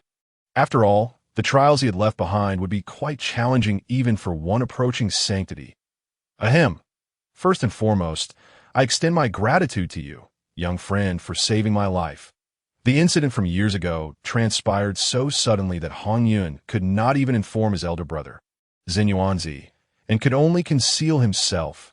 Had no one discovered that place, who knows how long it would take for this fragment of soul to awaken. There is no need for such formalities, esteemed Hong Yun. I stumbled upon the Juju Sampo, Hulu, purely by chance. Before his elder, Lin Jing maintained a demeanor of utmost humility, at least on the surface. Haha. However, since you have passed all my trials, it would not be inappropriate for you to inherit my teachings and refer to me as your master. No sooner had the words left his mouth than the Juju Sampo, Hulu, floated to a height, compelling Lin Jing to look up to see it.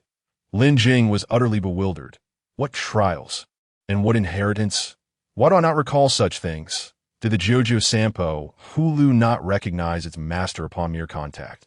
Why must there be such complexity? And what is with your current posture, compelling me to pay my respects as a disciple? The Juju Sampo, Hulu, hovered in midair, gently rotating and emanating waves of radiant light. I sincerely appreciate your kindness, esteemed elder, but I already have a master and cannot bow to another. Moreover, rest assured, I have not received any inheritance. The Taoist Hong Yun, within the Juju Sampo Hulu, was laboriously maintaining the brilliance of the gourd. He had been preparing to graciously accept this fortuitous disciple, only to be met with rejection. You insolent brat, do you even know who I am? How dare you deceive me? In my prime, I was at the pinnacle of quasi-saint power, having established a prohibition through the primordial purple energy. This was to guard against unforeseen events, lest that place be discovered by a saint. Should an accident occur, the Juju Sampo Hulu would have to self-destruct, rendering it impossible to gain its acknowledgement. Every word I speak is the truth. I dare not utter a single falsehood. Lin Jing felt disheartened, for he spoke indeed of genuine facts, and tea that time. Upon merely touching it, the Juju Sampo Hulu recognized him as its master. What trials could there have been? Humph. The Taoist Hong Yun chose not to elaborate further, having concluded that Lin Jing was merely a smooth talker, one whose words were empty and insincere. He surely perceived his current weakness and wished to evade responsibility, all the while coveting the treasure.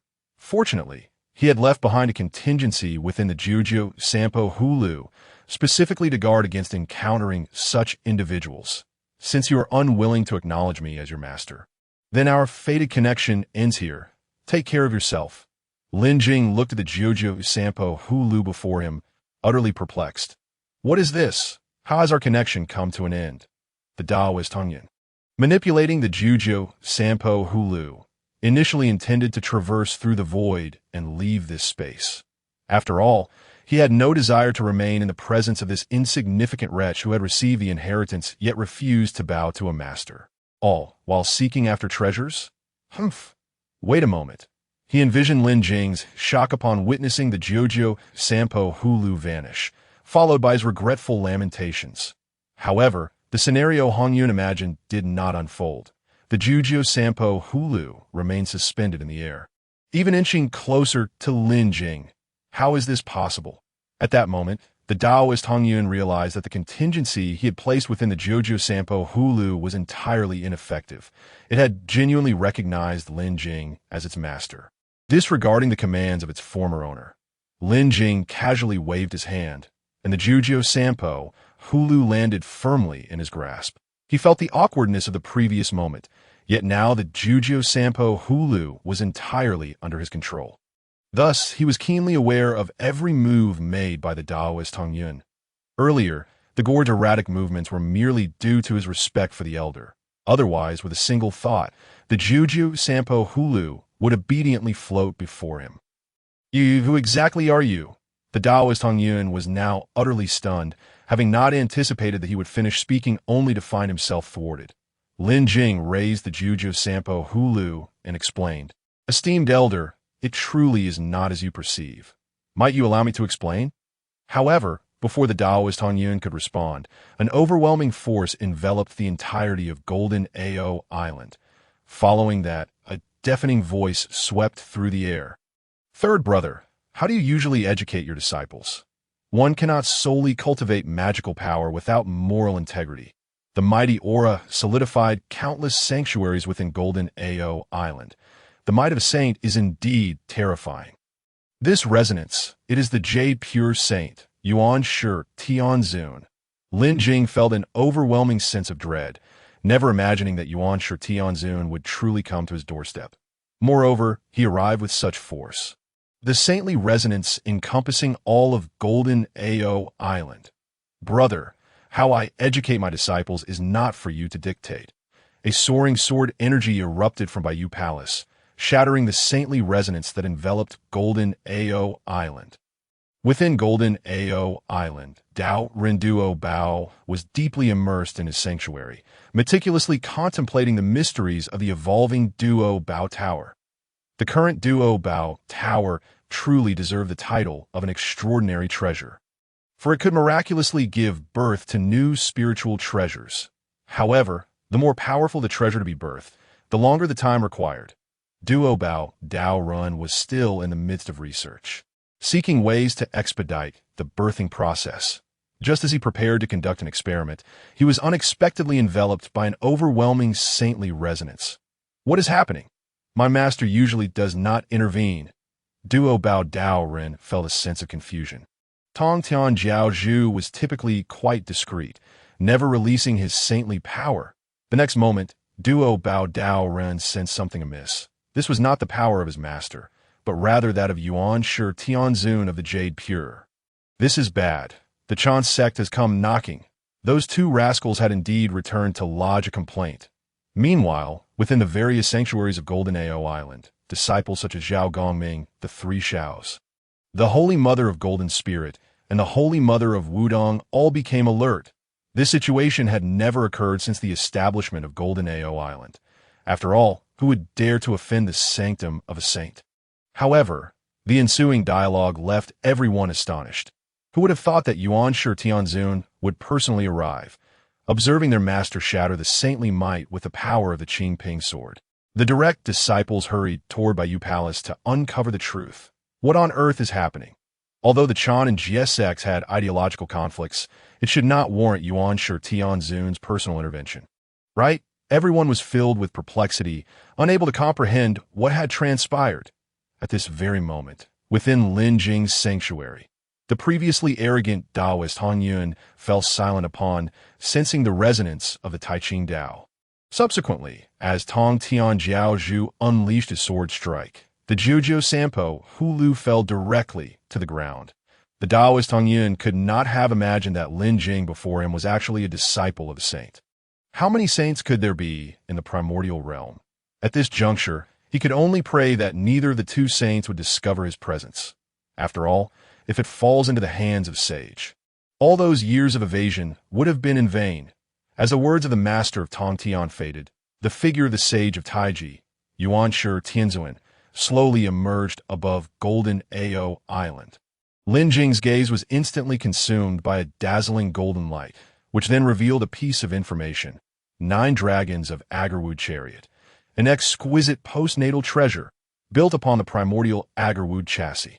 It gathers the 5-colored divine stones from the 9 heavens above and collects the mysterious golden essence from the 9 underworlds below, absorbing the essence of the sun, moon, and stars, harmonizing with the divine beauty of heaven and earth. The cyclical flow of yin and yang, along with the ethereal brilliance of the 5 elements, dances within.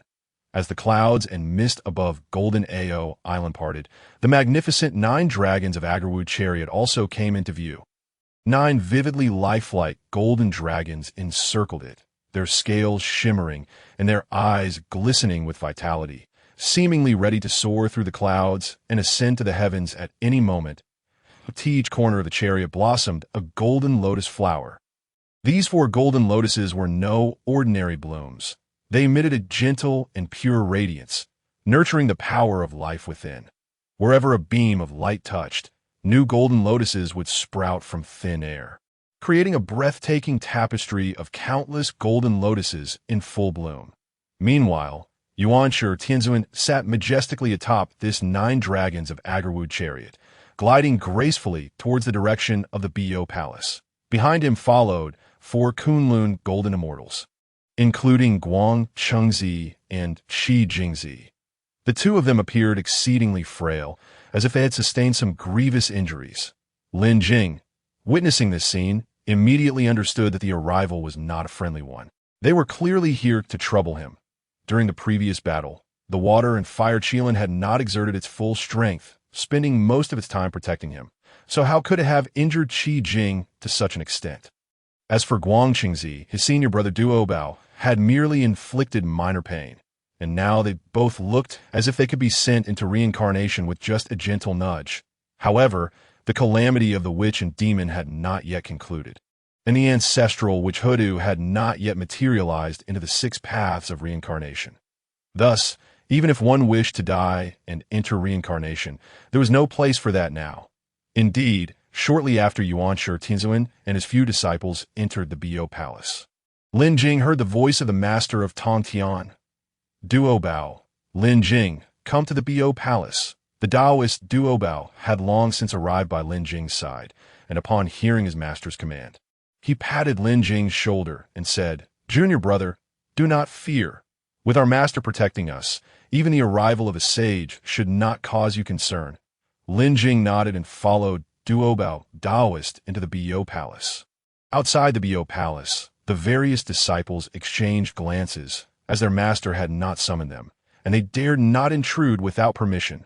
Therefore, when Duo Bao Taoist appeared at the entrance with Lin Jing, they immediately surrounded them.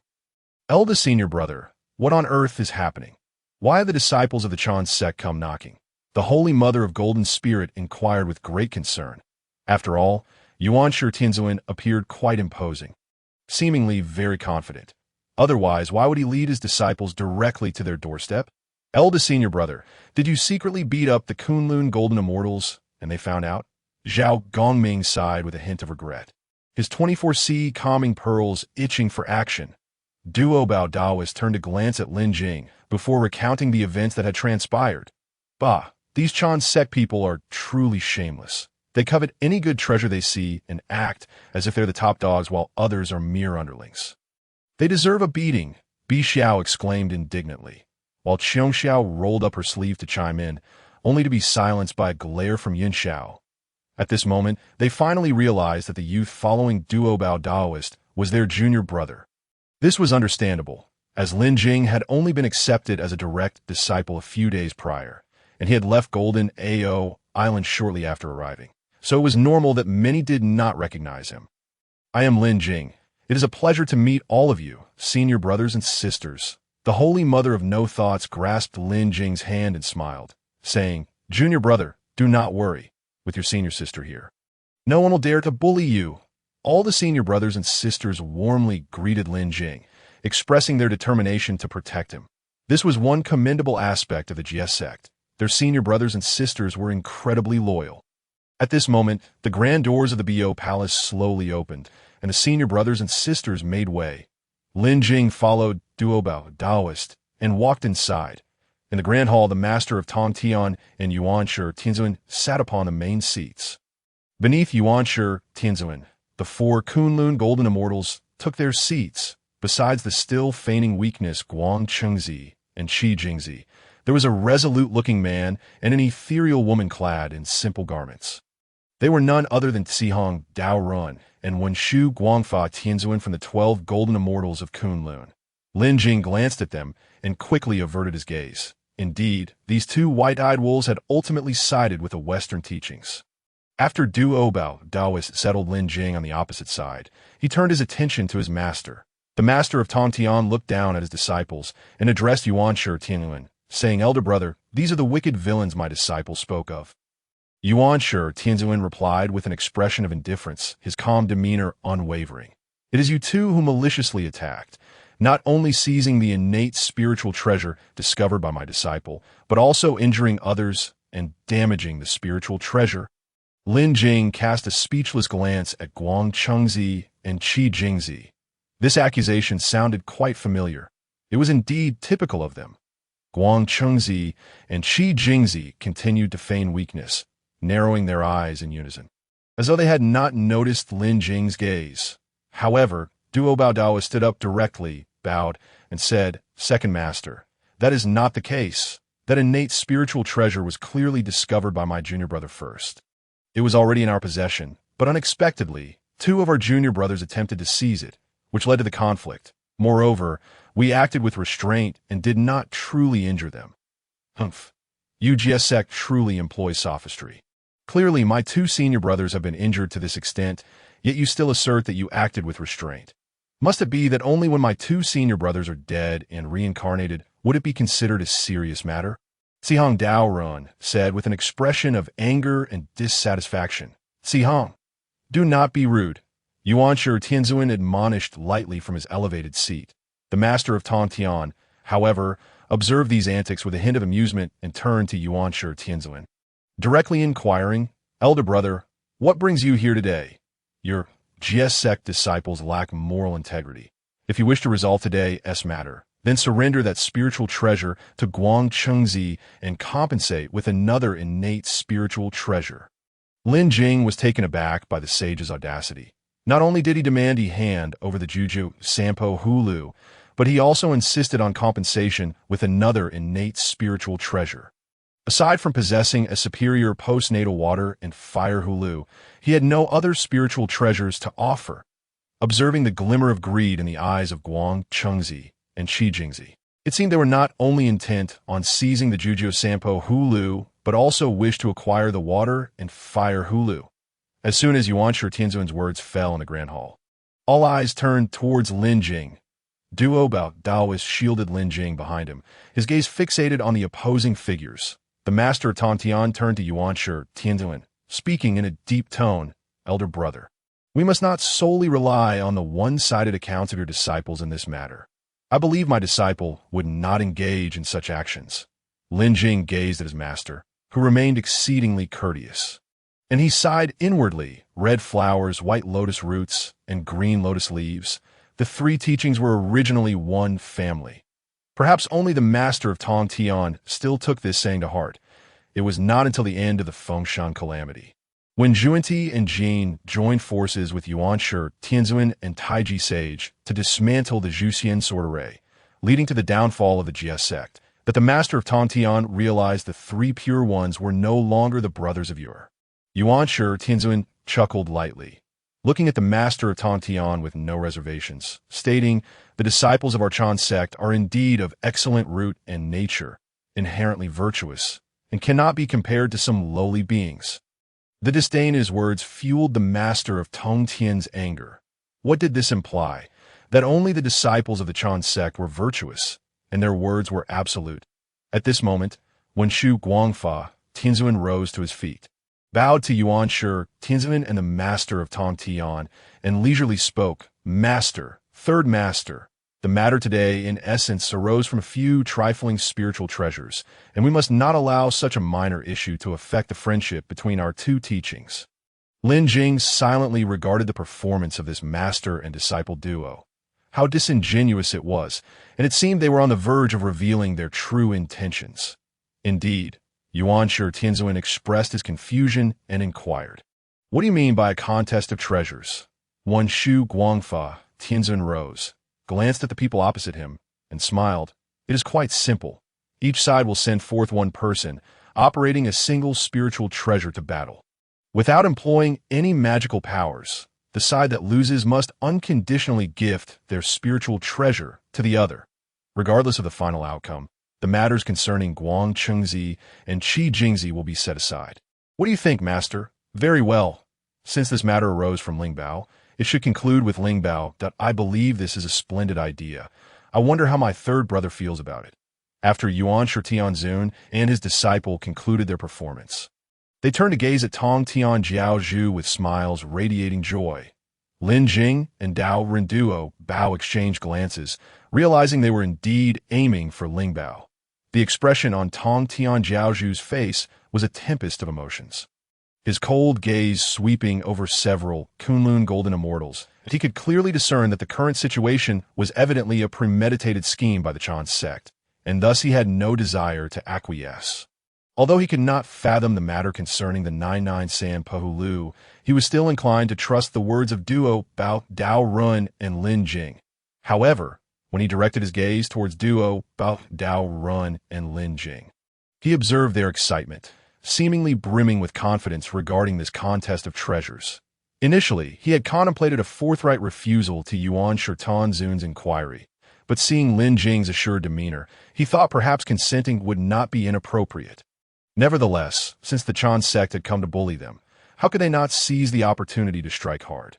Thus, Tong Tian Jiao Zhu feigned contemplation and remarked with a smile, "Indeed, this notion can indeed prevent conflict and resolve causal entanglements. But wouldn't a one-on-one match be too few? Let us do this. All four of you shall participate. My Jie Jiao will send forth only 4 disciples as well." Lin Jing's opposite. The 4 Kunlun golden immortals appeared momentarily stunned by Tong Tian Jiao Zhu's response. This script was not aligned. Why had Tong Tian Jiao Zhu so readily agreed? Was he not supposed to refuse with righteous indignation? Forcing Yuan Shi Tianzun to press him step by step until he finally conceded? Why was it that not only did he agree, but he also included them all in the contest? However, their expressions quickly returned to normal, revealing hints of excitement. This contest of treasures was indeed part of their plan. According to previous calculations, all 4 of them could potentially be designated to participate, so they were well prepared. Looking at the current situation, this trip to Jie Jiao could yield substantial gains. Tong Tian Jiao Zhu paid no heed to the multitude of concerns, observing Lin Jing's eager demeanor. He knew this young man certainly had something up his sleeve. What does my senior brother think? Yuan Shi Tianzun maintained his calm demeanor and nodded faintly. Indeed, when Shu Guang Fa Tianzun turned to Lin Jing and spoke directly, since this contest of treasures aims to absolve causal ties, this younger brother should also take part, correct? Lin Jing, gazing at the 4 individuals radiating various lights of treasures, smiled and replied, "Friend, when Shu speaks truthfully, this matter ultimately arose because of me. I indeed should participate." At this moment, C.I. Hang Daoren stepped forward and said, "Since it is a contest of treasures, I hope all brothers will refrain from casually presenting a mere post-heaven Ling Bao, as that would be beneath the dignity of our engagement." Lin Jing quietly observed as they harmoniously supplemented the rules, secretly nodding in approval. Truly, they are all worthy candidates for becoming bodhisattvas in the future. Each of them can articulate their thoughts so eloquently. C.I. Hang Dao Run was the first to step forward, taking a step ahead to declare, "I will be the first to contest for treasures." Who among you shall go first? Tong Tian Jiao Zhu waved his hand and said, "Do not linger outside. Come inside." Upon these words, the gates of Baiyu Palace slowly opened. Several disciples of Jie Jiao, who had been waiting outside, promptly entered the palace. Duo Bao Dao Ren quickly relayed the event happening here to everyone, prompting the Jie Jiao members to eagerly request to participate. Yun Xiao silently summoned the Hun Yuan Jin Do. Bai Xiao produced the Jin Jiao Jian, and Qiong Xiao retrieved the Fa Long Suo. Zhao Gongming directly summoned 24 Ding Hai Shinju, their divine lights illuminating his muscular form. Wu Dang Shengmu, Gui Ling Shengmu, and Jin Ling Shengmu all showcased their respective treasures, requesting to engage in battle. At this moment, Duo Bao Dao Run directed his gaze towards Lin Jing and said, "Younger brother, you shall take charge of this contest of treasures. Please make the arrangements." Lin Jing non-committally nodded. The Kunlun Four Immortals were clearly well prepared, and seeing the current scene, they exhibited no signs of panic. If he carelessly allowed his senior brothers and sisters to take the stage, they might unintentionally fall into the traps set by the Chan sect. He focused his gaze on the nearby Ci Hang Dao Run. And soon a message appeared before him, pure and clean glazed bottle, a top-tier pre-heaven Ling Bao. It contains the essence of the universe, capable of holding the waters of the 5 lakes and 4 seas, and can absorb individuals, transforming them into liquid essence. Furthermore, every millennium, it generates a drop of Sanguang divine water, capable of resurrecting the dead and possessing boundless uses. The daylight divine water can erode flesh and bones. The moonlight divine water can corrode the primordial spirit and soul. The starlight divine water can consume the true spiritual consciousness. When the 3 divine waters combine, they become the ultimate healing elixir. Each one alone can counteract any so-called incurable poison. Currently, the stock of Sanguang divine water stands at 3,651 drops. Though Ci Hang Dao Ren possessed numerous treasures, the most radiant among them was this item. It must be her reliance for the contest of treasures. However, while the pure and clean glazed bottle might not be overwhelmingly powerful, the Sanguang divine water was indeed terrifying. Even if a pre-heaven Ling Bao were to inadvertently come into contact with it, it would likely harm its essence. Should Ci Hang Dao Ren utilize the pure and clean glazed bottle to pour out all the Sanguang divine water, even saints would be forced to retreat. No wonder she dared to be the first to engage in the contest of treasures.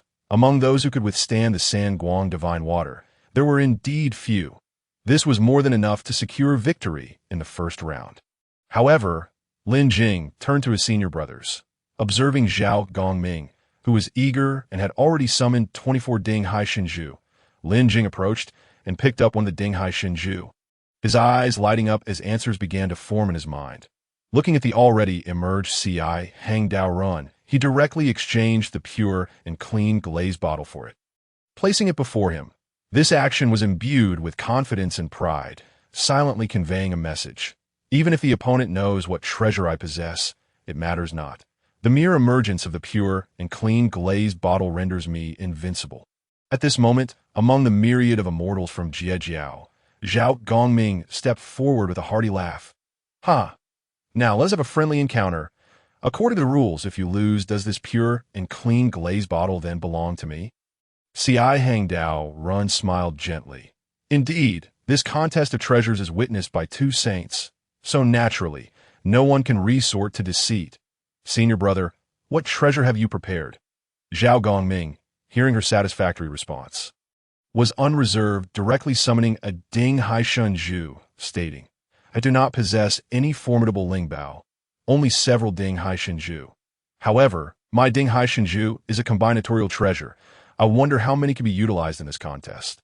Ci Hang Dao Run, upon hearing this, frowned slightly. The 24 Ding Hai Shinju Zhao Gongming possessed, when combined, wielded tremendous power, and given his combative nature, the renown of this treasure was known throughout the 3 teachings. To acquire this Ling Bao would undoubtedly be a significant gain.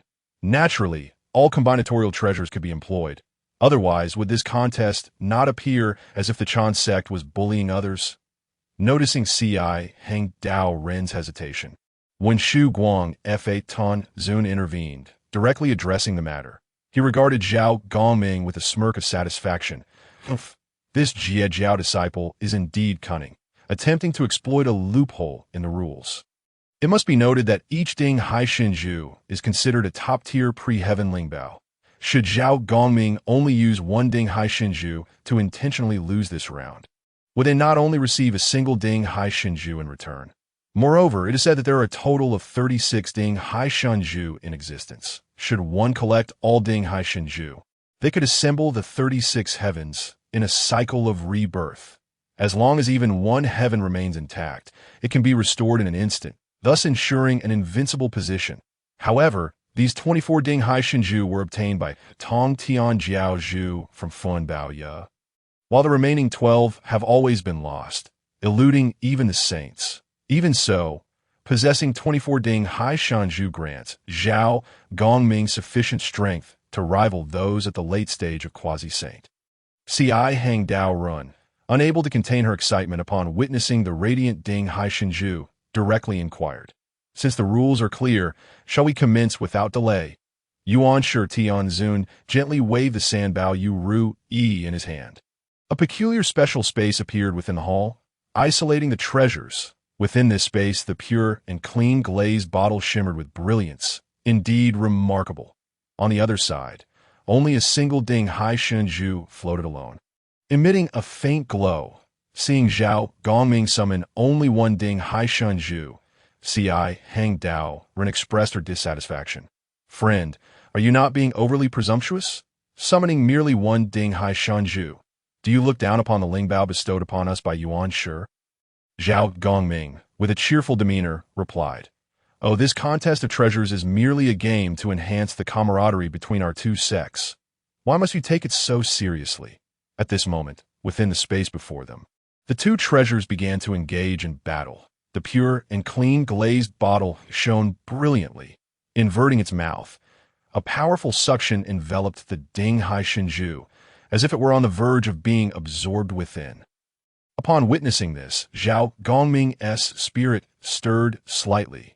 In an instant, 11 more Ding Haishin Zhu emerged in the space, connecting with the previous one to form a formidable array. Not only did they remain unaffected by the pure and clean glazed bottle's immense suction, but they also continued to advance, seeking to encircle it layer by layer. However, the Taoist of compassion remained unperturbed. How could the pure and clean glazed bottle, an innate spiritual treasure, possess such limited capabilities? Suddenly, the intricate Tao patterns adorning the surface of the pure and clean glazed bottle began to manifest, expanding exponentially to several hundred times its original size. The terrifying suction force seemed poised to consume the 12 sea-settling pearls in an instant. Rise! In light of this situation, Zhao Gongming was compelled to take matters seriously. Although the sea-settling pearls were immensely powerful as innate spiritual treasures, the principle of balance governed all things.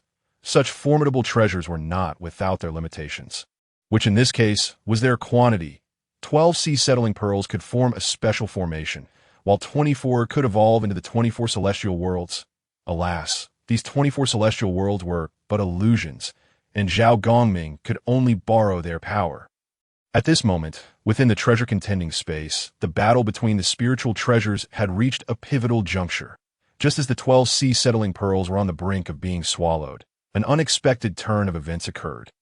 Zhao Gongming ultimately threw all 24 sea-settling pearls into the space. In an instant, the 24 sea-settling pearls illuminated the space, their ethereal images manifesting the 24 celestial worlds. By contrast, the pure and clean glazed bottle, which had just expanded hundreds of times, now appeared somewhat pitiful. At this moment, the 24 celestial worlds interconnected, rendering the formidable devouring power of the pure and clean glazed bottle utterly ineffective. Observing the battle from within the space, Zhao Gongming chuckled and said, "Taoist of compassion, I believe this round goes to me, does it not? Even if the pure and clean glazed bottle were to enlarge hundreds of times more, could it still shake the 24 celestial worlds?" A trace of smug satisfaction appeared on the lips of the Taoist of compassion as she gazed at Zhao Gongming, saying, "Brother, you may be rejoicing too soon. Let us continue watching. witnessing the Taoist to compassion's confidence. A flicker of doubt crossed Zhao Gongming's eyes. In the current situation, he could not fathom what else the pure and clean glazed bottle could achieve. Within the space, the tide of battle had dramatically shifted. The 24 celestial worlds, born from the sea-settling pearls, radiated immense power, intent on completely suppressing the pure and clean glazed bottle. Meanwhile, the pure and clean glazed bottle had reverted to the size of a palm, desperately evading, appearing quite disheveled. The disciples of the were instantly invigorated, cheering, "Brother Gongming is magnificent." The three heavens also wore expressions of delight. Their brother remained as formidable as ever. However, the Taoist of treasures observed the expressions of the opposing immortals, noting their apparent lack of concern regarding the battle's outcome. Instead, excitement glimmered in their eyes. Glancing at the self-assured Lin Jing beside him, the Taoist of treasures, filled with worry, inquired, "Junior brother, what were you scheming with Brother Gongming earlier? Why does he return as if infused with vitality, feeling assured of victory?" Initially, he had intended to use the treasure tower to catch the opponent off guard, but unexpectedly, their master suggested a 4-round contest. This left the Taoist of treasures somewhat flummoxed, though Lin Jing assured him it would be fine. Since his junior brother had said there was no problem, there surely was none. However, they appeared to come prepared, as evidenced by the calm expressions on the faces of the opposing immortals, which left the Taoist of treasures feeling uneasy. Of course, he unconditionally trusted his junior brother, but these Kunlun golden immortals were full of cunning. It was only natural for his young junior brother to be wary. Indeed, within the space, the battle took another unexpected turn. The pure and clean glazed bottle suddenly accelerated away from the 24 celestial worlds, then enlarged once more, opening its mouth. Yet this time, no suction force emerged. Instead, a multitude of liquid poured forth. The liquid surged rapidly towards the 24 celestial worlds. Upon mere contact, the powerful ethereal images of the celestial worlds began to dissipate. This spectacle left the disciples utterly astonished. What liquid possessed such potency, capable of disbanding the ethereal images of the celestial worlds? Conversely, on the side of the Qi Jingzi and Guang Chengzi wore triumphant smiles.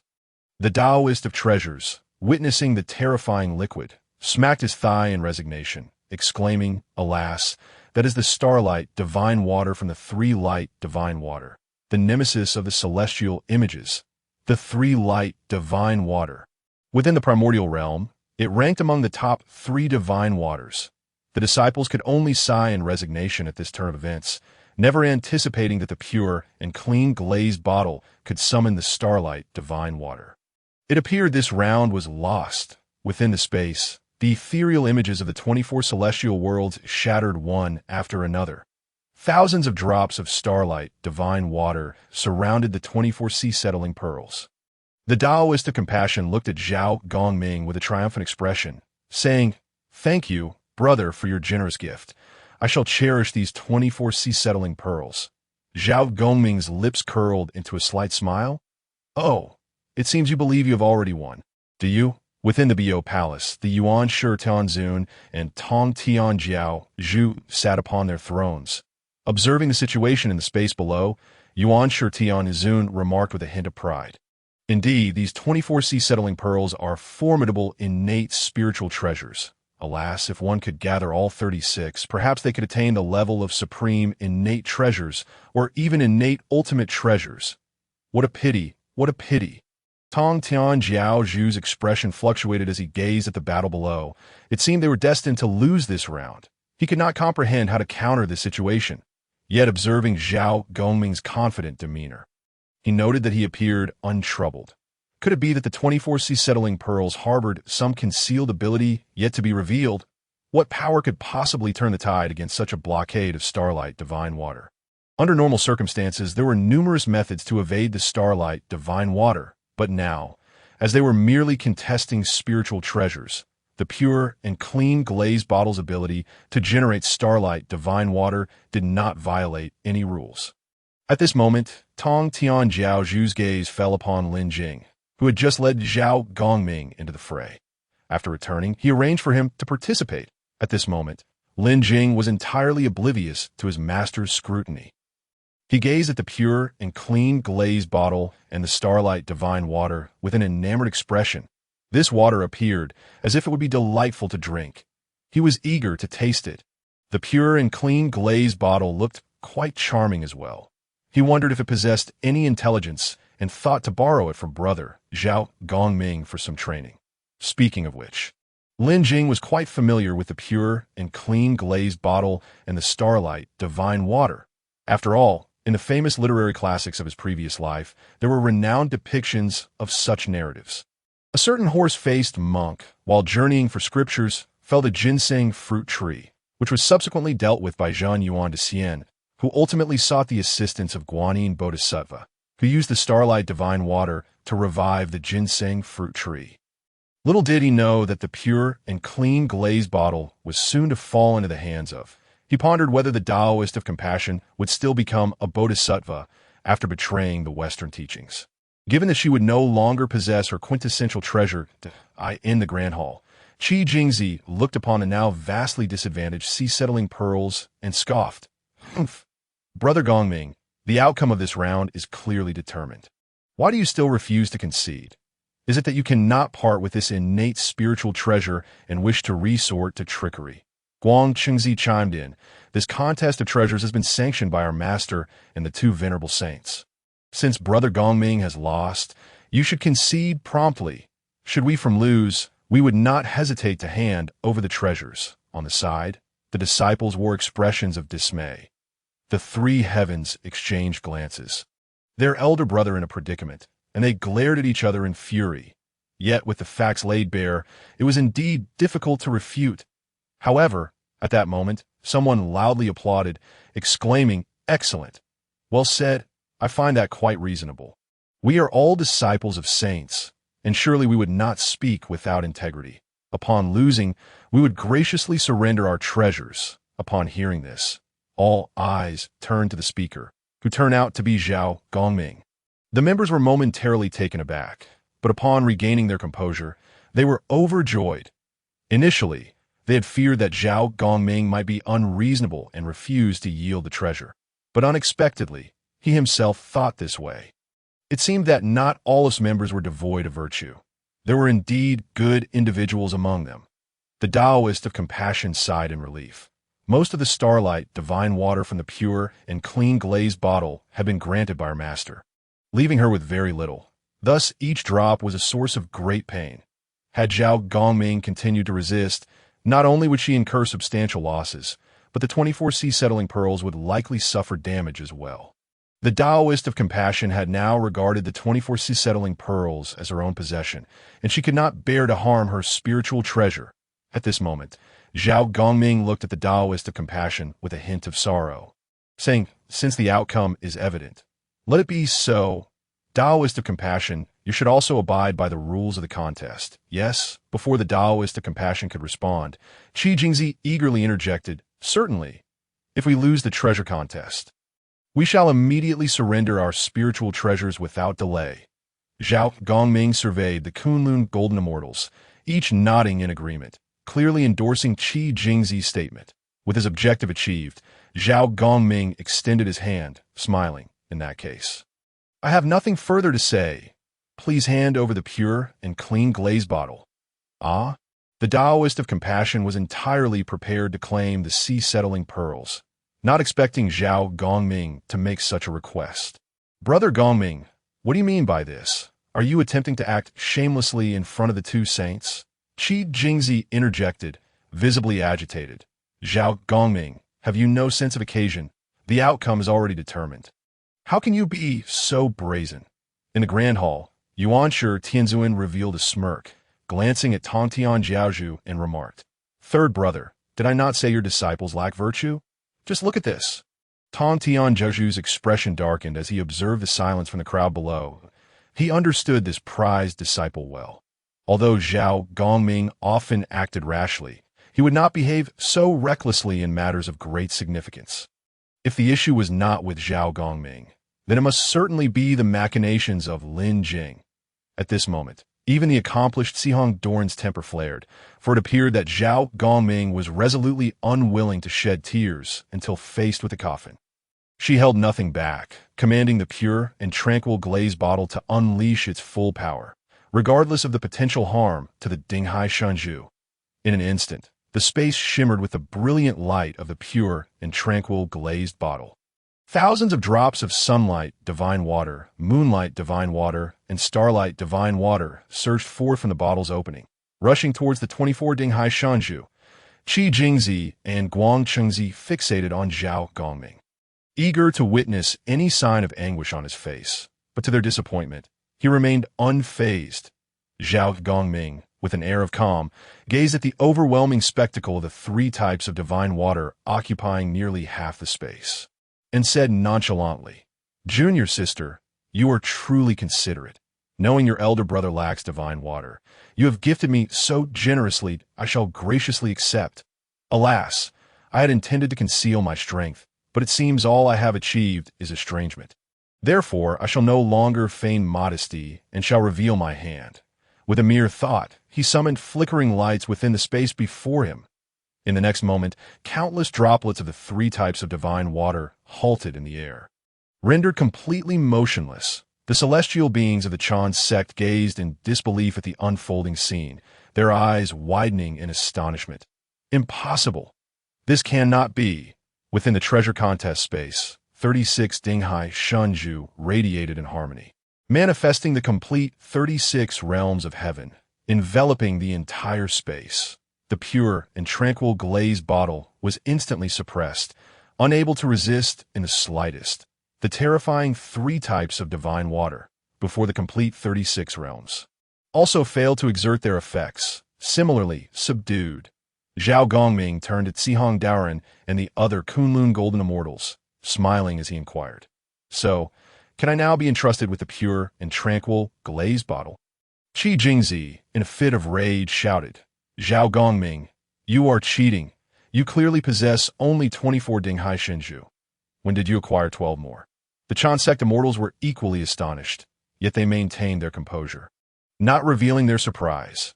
Realizing the outcome was settled, Yun Shao rose calmly and stated, "My friend, must you engage in baseless accusations that could harm the camaraderie between our 2 sects? This combination of spiritual treasures was permitted to be utilized only after your agreement. And now that you have lost, you refuse to acknowledge it?" The Golden Spirit Holy Mother added with a scoff, "Humph. I wonder which Golden Immortal previously asserted that the Chan sect would dutifully present their treasures upon losing. It seems those were mere empty words." Qi Jingzi and Guang Chengzi were momentarily speechless, having not anticipated that their earlier threats to compel Zhao Gongming to surrender his treasures would now serve as their own death knell. Upon the high platform, Yuanshi Tianzin's countenance darkened as he glared at Tongtian Jiaozhu, expressing his dissatisfaction. "I did not realize, third brother, that your disciple was concealing such depth. He has gathered all remaining Dinghai Shenju."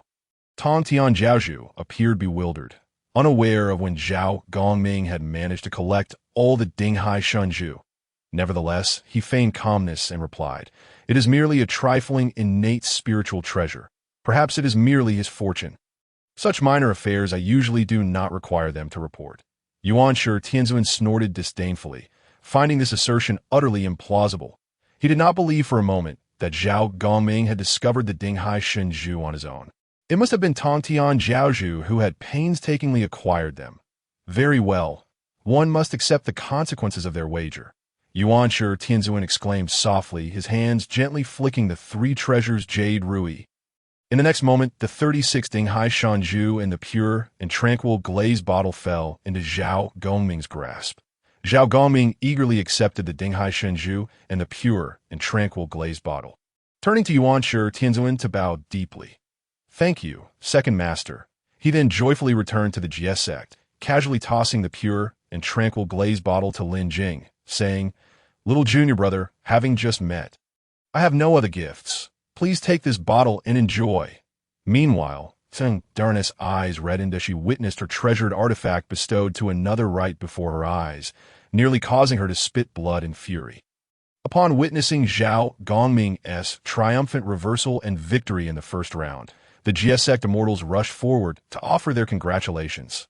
Bai Xiao approached Zhao Gongming, saying, "Elder brother, this pure and tranquil glazed bottle is an innate spiritual treasure. Why did you not gift it to me?" She cast a displeased glance at Lin Jing, feeling that even if it were a gift for the little junior brother, it need not be so extravagant. Zhao Gongming, however, wrapped an arm around Lin Jing's shoulders, chuckling, "Alas, little sister, you are mistaken. Lin Jing and I are like brothers at first sight. What is an innate spiritual treasure in comparison?" Yin Xiao chimed in with a chuckle. "Elder brother, you have hidden this well from us. When did you gather all 36 Dinghai Shenju, and how come not even my sisters were aware?" Zhao Gongming, startled by Yun Xiao's words, quickly explained, "This matter is more complicated. We shall discuss it later." At this moment, Dao Daoren hurriedly pulled Lin Jing back, casting a glare at Zhao Gongming. "Humph. A mere embrace would suffice. Why hold on so tightly? I have yet to embrace the junior brother myself." Nevertheless, Dao Daoren was somewhat intrigued, as he distinctly remembered that Zhao Gongming had not previously located the remaining Dinghai Shenju. How could it be that he found them so fortuitously today? "Junior brother, what is truly going on?" Lin Jing, noticing Dao Daoren's curiosity, could only respond, "Elder brother, do not rush. I will explain later." Time reverted to just before the treasure contest. Lin Jing observed the terrifying quantities of the 3 types of divine water within Zihong Dorn's pure and tranquil glaze bottle, and he understood that she must also be resorting to trickery. Given the production rate of the 3 types of divine water, it was unlikely Zihong Daoren had possessed this treasure for long. It could not possibly contain such an immense stock. Thus, there was only one conclusion.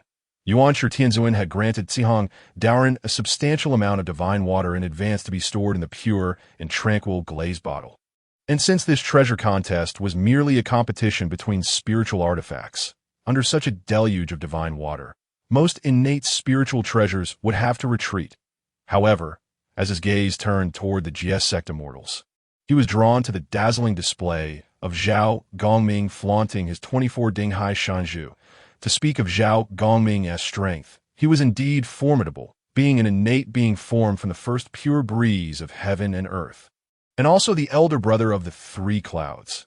Yet according to the usual narrative, in the final calamity of the Fengshen, his treasures, the 24 Dinghai Shenju, would be seized by Xiao Sheng and Chao Bao using the innate treasure of the falling treasure coin, ultimately falling victim to Liu Doran's underhanded tactics with the 7 Arrows book, leading to his demise and subsequent enshrinement as the god of wealth, presiding over the 5 roads of wealth.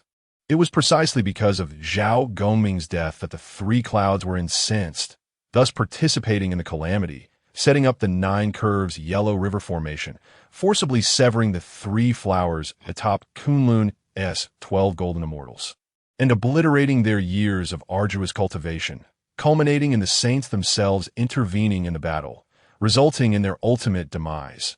However, as Lin Jing's gaze fell upon Zhao Gongming, it abruptly halted.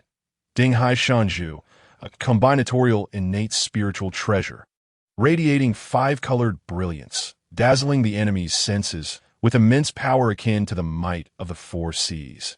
Every 12 pieces constitute a lineage, and gathering 36 Dinghai Shanju can elevate them to the level of innate supreme treasures. They can manifest the 36 realms of heaven and suppress the universe. The spiritual treasure replication scroll can replicate a set of Dinghai Shenju. If there were only 24 Dinghai Shanju, it would be difficult to contend with such an abundance of divine water, but with 36 Dinghai Shanju, the situation would be entirely different. Lin Jing did not expect the previously acquired replication scroll to be utilized so swiftly. Capable of fully replicating 12 Dinghai Shenju, which was far more advantageous than another identical spiritual treasure. He then led Zhao Gongming away from the Grand Hall to a secluded chamber.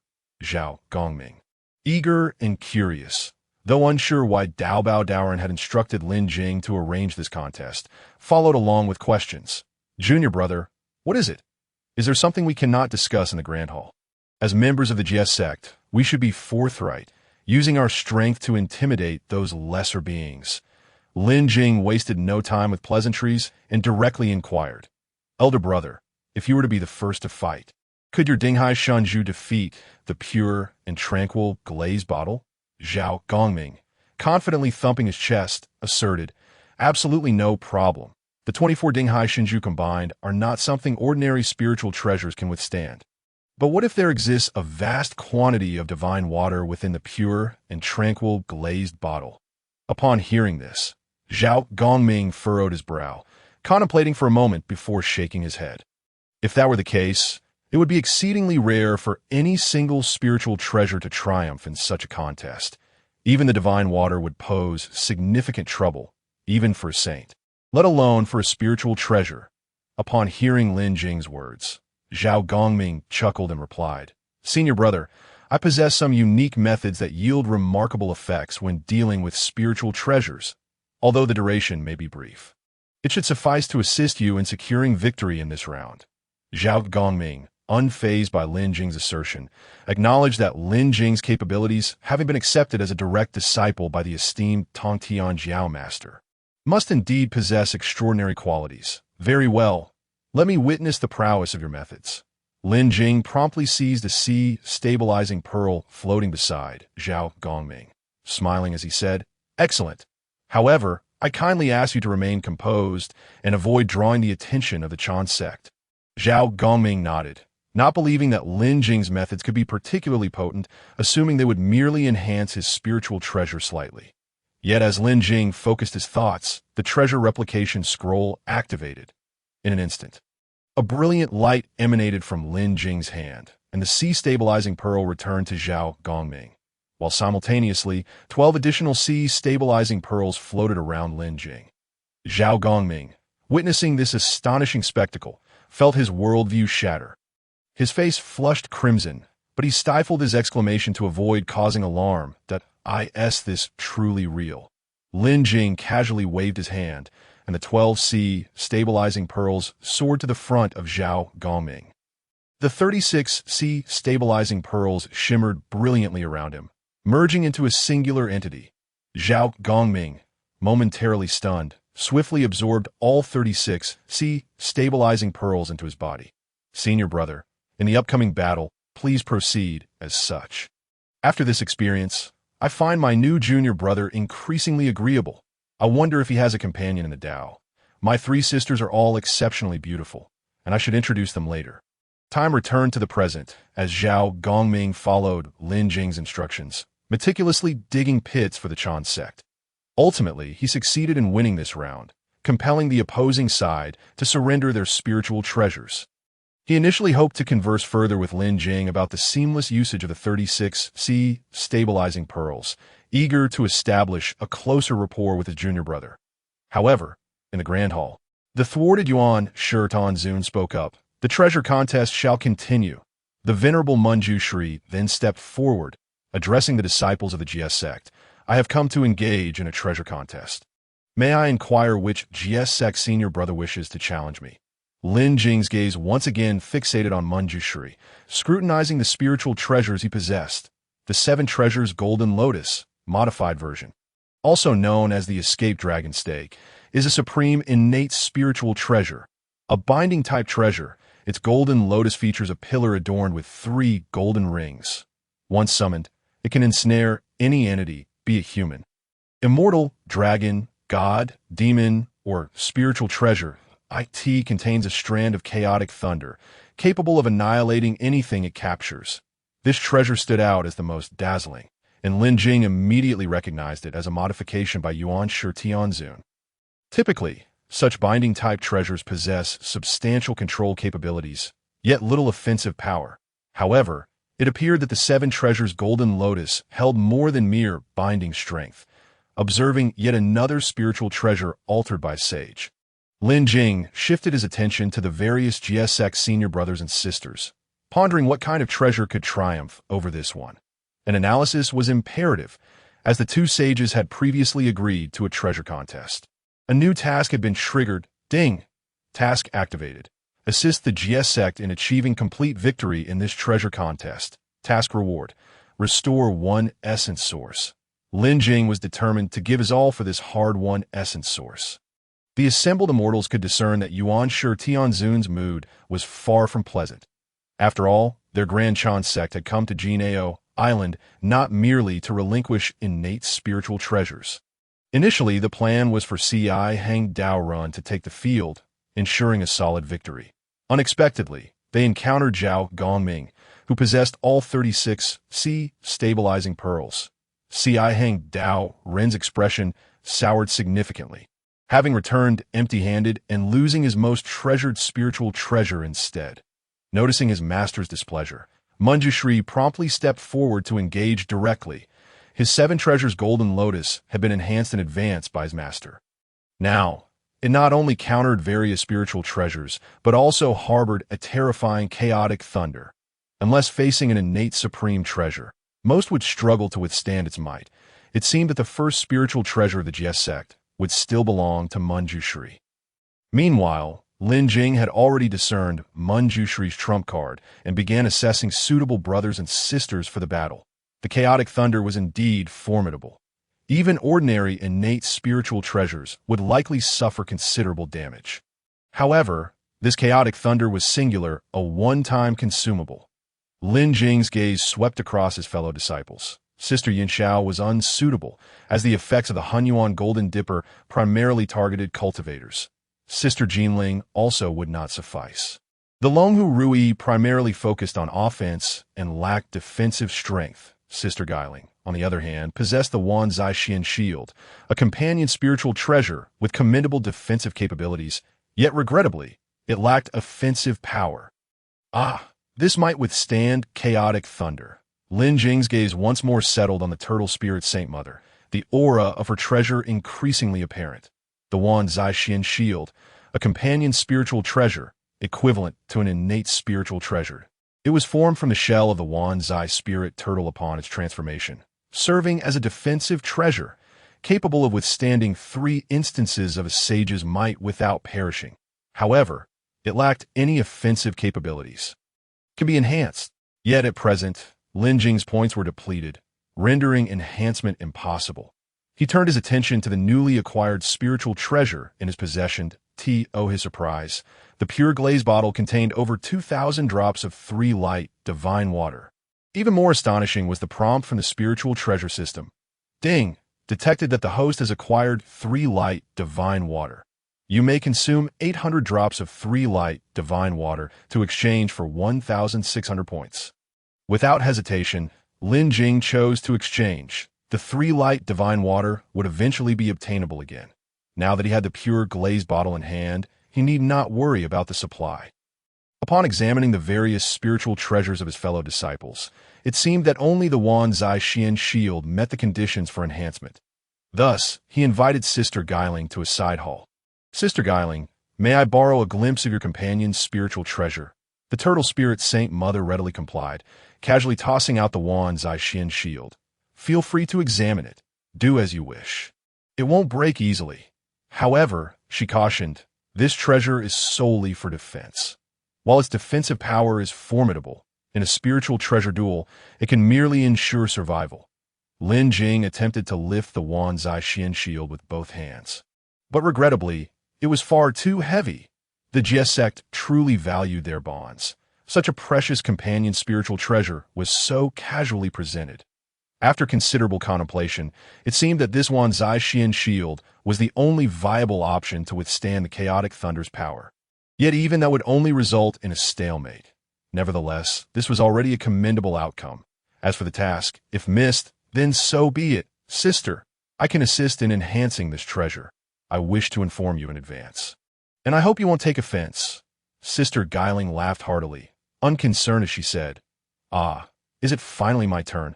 I've heard that our master has taken in a new junior brother whose abilities are remarkable. Let me witness it. She added, no worries. Feel free to experiment. There's no need for concern. The turtle spirit Saint Mother was not jesting. Her Wan Zai Xian shield had never been harmed since its inception. After all, she had cultivated since the Primordial Era and had entered the Jie sect under Tongtian Jiao's guidance. Without ever offending any sage, what could possibly harm her Wan Zai Xian shield? Although uncertain about the intentions of this junior brother, his significance was evident, especially since Brother Duobao held him in such high regard. Having received Sister Guiling's consent, Lin Jing no longer hesitated. With a thought, he absorbed the Wan Zai Xian shield into his essence. Ding! Detected the companion's spiritual treasure Wan Zai Xian shield. You may choose to consume 1,500 spiritual treasure points to enhance this treasure, allowing it to evolve into a supreme, innate spiritual treasure, increasing its damage reflection capability. Damage reflection. When the Wan Zai Xian shield sustains a powerful attack, it can choose to reflect 100 of the damage back while enduring the harm. Limited to 3 times within a single day. What? Lin Jing was astonished at the ferocity of the enhancements. This had completely transformed the Wan Zai Xian shield. Meanwhile, the turtle spirit Saint Mother grew increasingly anxious. Ever since Lin Jing had taken the Wan Zai Xian shield, she could no longer sense its presence, as if it had vanished into thin air. This was her companion's spiritual treasure. It had never left her side since gaining sentience. And now she could not feel it. Junior brother, what happened? Is my Wan Zai Xian shield all right? Initially worried, the turtle spirit Saint Mother became frantic upon hearing Lin Jing's exclamation. Enhancing a spiritual treasure was not a task that could be completed in an instant. Junior brother, you need not rush. Perhaps we should reconsider. Is my Wan Zai Xian shield unharmed? Observing the increasingly incoherent turtle spirit Saint Mother, Lin Jing finally grasped the situation and quickly retrieved the Wan Zai Xian shield from his essence. Laughing sister, do not fear. Take a look at how your treasure has changed. As the Wan Zai Xian shield reappeared, the turtle spirit Saint Mother breathed a sigh of relief. She had intended to rely on this companion's spiritual treasure to sever 3 corpses, and it simply could not be lost. However, when she took the Wan Zai Xian shield back into her hands, she immediately sensed something was amiss. The treasure felt heavier. Upon absorbing it into her essence and carefully examining it, she gasped in shock. What?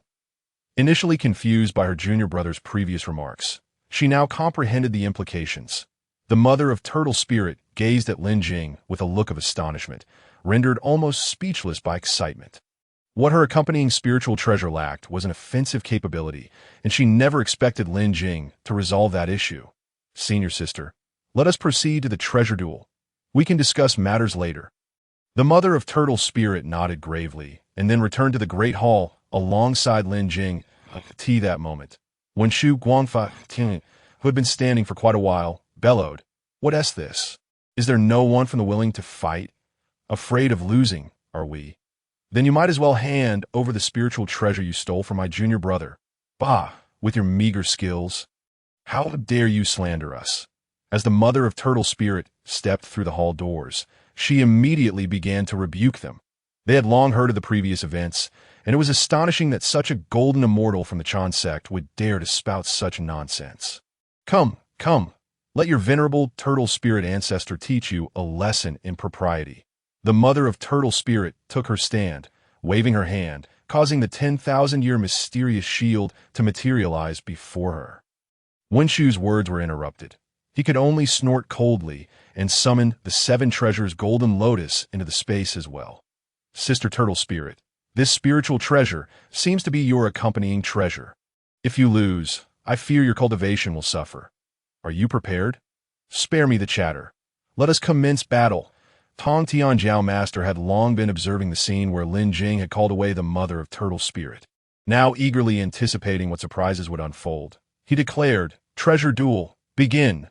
Within the space, the 7 treasures golden lotus acted first. The lotus rapidly unfurled, and from its center arose a golden pillar, adorned with 3 golden rings, which detached and aimed to ensnare the 10,000-year mysterious shield. Yet the shield remained unmoved, emanating a verdant energy that enveloped it securely.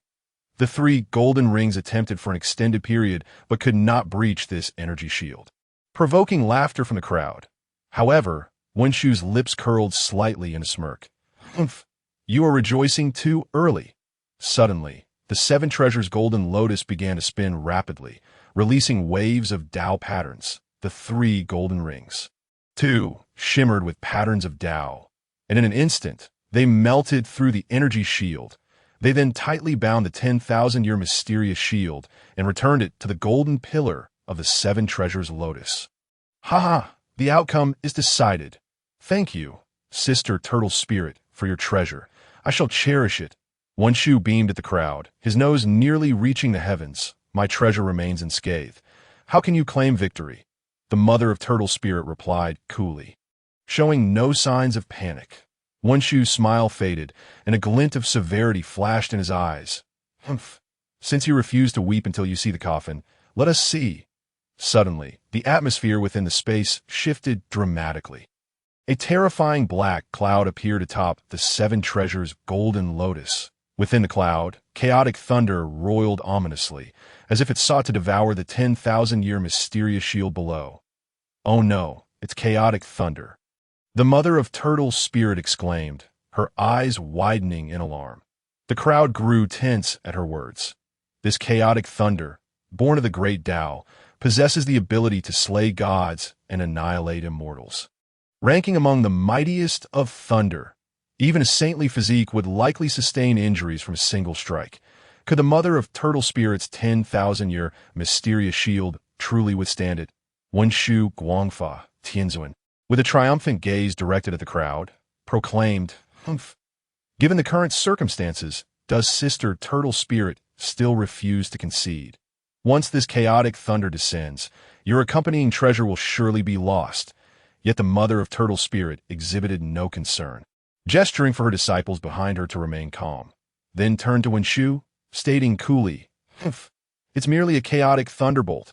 I do not regard it with any seriousness, but are you truly willing to unleash it?" From the visual evidence within the space, it became clear that there was only a single bolt of chaotic thunder within the Seven Treasures' golden lotus. Once used, there would be no second. Wen Shu Guangfa Tianzuan had initially intended to intimidate the mother of Turtle Spirit with the name of the chaotic thunder, hoping to secure this match without bloodshed. To his surprise, the members displayed such boldness.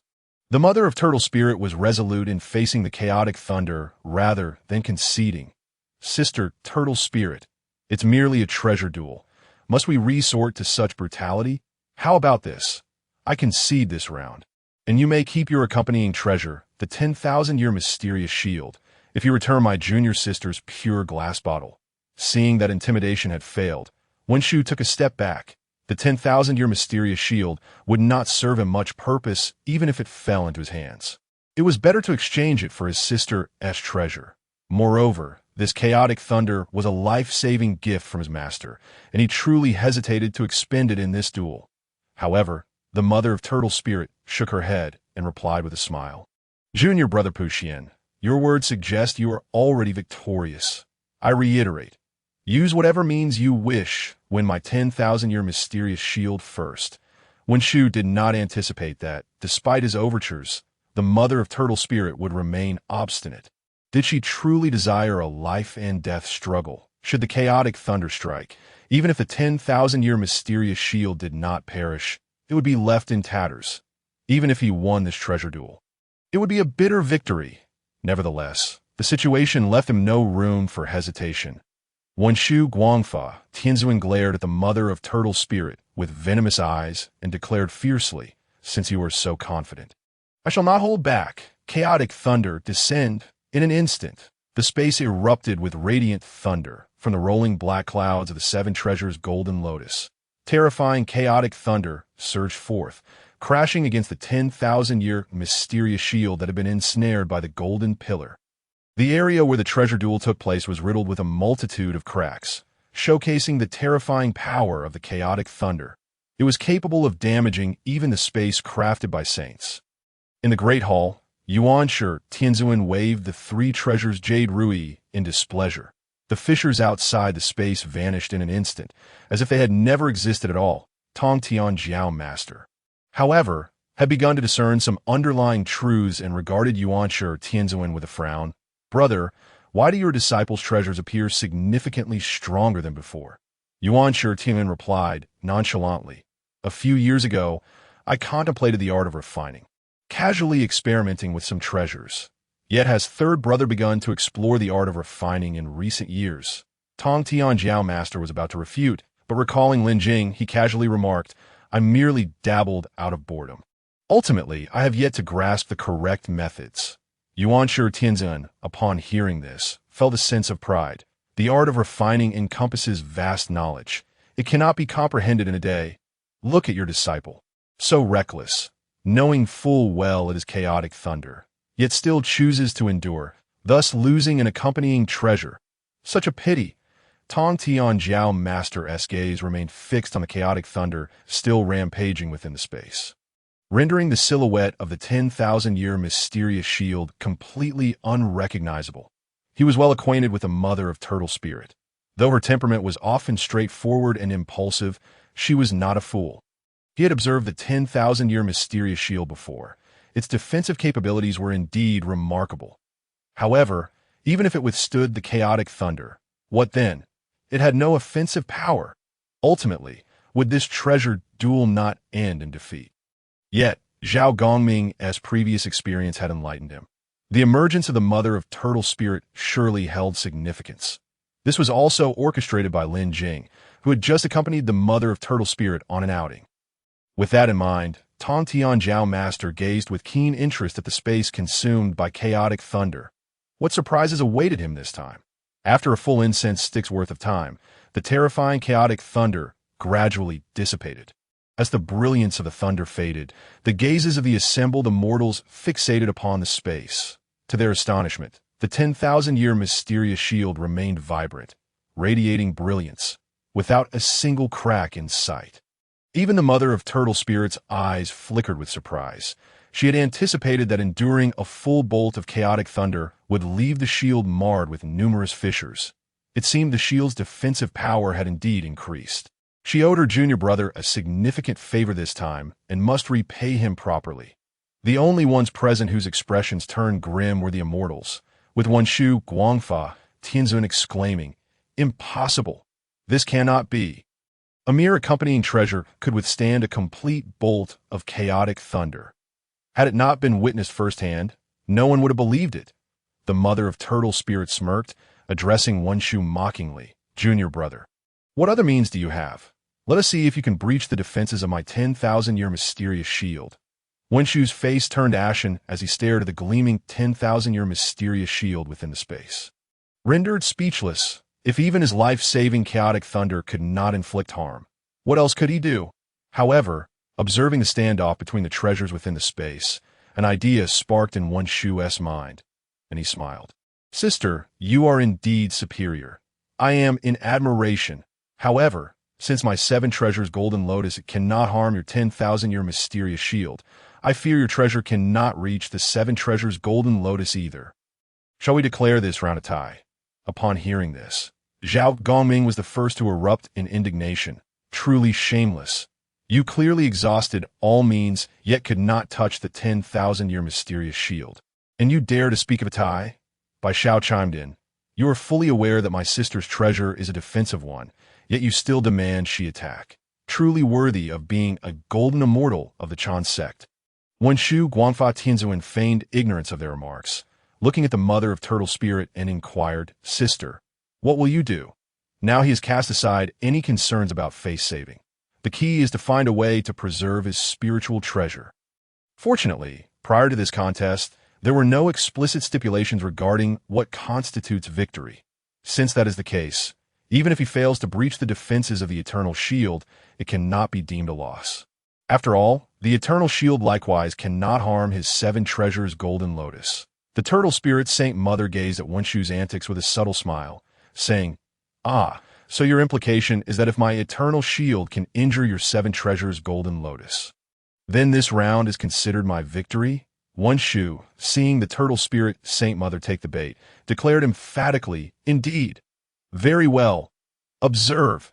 With a casual wave of her hand, a sudden transformation occurred in the space. The Eternal Shield, which had remained still, suddenly enlarged several times, directly unbinding the 7 treasures golden lotus. Yet, Wenshu watched this scene without a trace of anxiety. If it were merely a clash of spiritual treasures, his 7 treasures golden lotus possessed formidable defensive capabilities. However, in the next moment, a shocking spectacle unfolded before the assembled immortals. The Eternal Shield erupted with a dazzling and terrifying bolt of lightning, precisely the chaotic thunder that had just struck it. A mere sliver of this chaotic thunder cleaved towards the 7 treasures golden lotus. causing the towering golden pillar to shatter slightly, with countless fissures instantaneously spreading across its surface at this moment. Wen Shu found himself utterly speechless, his gaze vacant, and his Dao heart clouded. Umph! Third brother, it seems you have delved deeply into the art of artifact crafting, quite the hidden talent you possess. The Primordial Supreme being furrowed his brow. His mood exceedingly displeased. Originally, he had intended to use his reputation to reprimand thee and conveniently acquire a few spiritual treasures.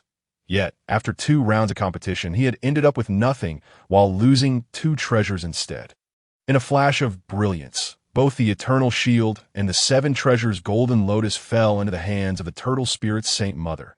She tossed the 7 treasures Golden Lotus towards Lin Jing with a smile, saying, "Junior brother, this treasure has suffered a slight damage. You may keep it for now, and I shall find you a more exquisite one later." Lin Jing, caught off guard, hastily caught the 7 treasures Golden Lotus. "Wait, why is it that whenever you all acquire a spiritual treasure, you simply toss it to me? Can't we save it for later? With so many of the senior brothers watching, won't this inadvertently incite enmity against me as well?" However, upon further reflection, it seemed that the had been the main force attacking during the Great Tribulation, so it was an inevitable rivalry. Perhaps it didn't matter. The atmosphere among them was one of camaraderie. While the faces of the members were grim, Wen Shu, Guangfa, Tianzuan watched helplessly as his most cherished spiritual treasure was lost, his heart aching like a knife he had initially planned to muddle through, hoping to retain his artifact. Unfortunately, the Primordial Supreme Being had already declared him the loser of this round, and with the treasures given away, he could only stew in indignation. In the Great Hall, the Primordial Supreme Being lowered his head and pondered, finding the divination symbols chaotic and entirely devoid of clarity. Yet, during his prior calculations at the Jade Void Palace on Kunlun Mountain, the omens had clearly indicated great fortune. It was precisely why he brought several disciples to Baiyu Palace to seek redress. But why had he now lost 2 treasures upon arriving at the Tong Tian Jiao Master observed the Primordial Supreme Being's demeanor and remarked, "Brother, recently the calamity energy in the world has surged.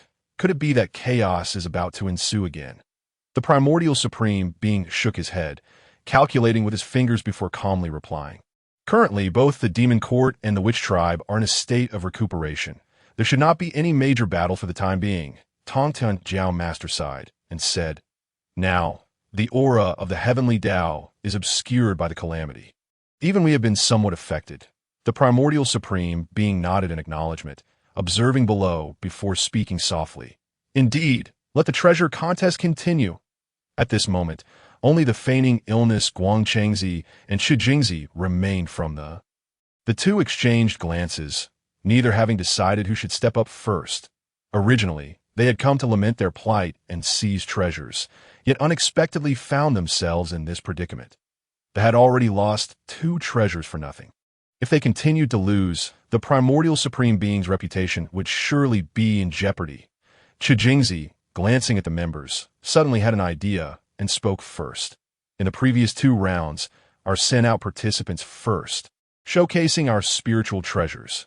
Now, it is yours turn to take the lead." They had previously believed victory was assured, thus disregarding the order of participants. However, having lost 2 rounds, their confidence had waned.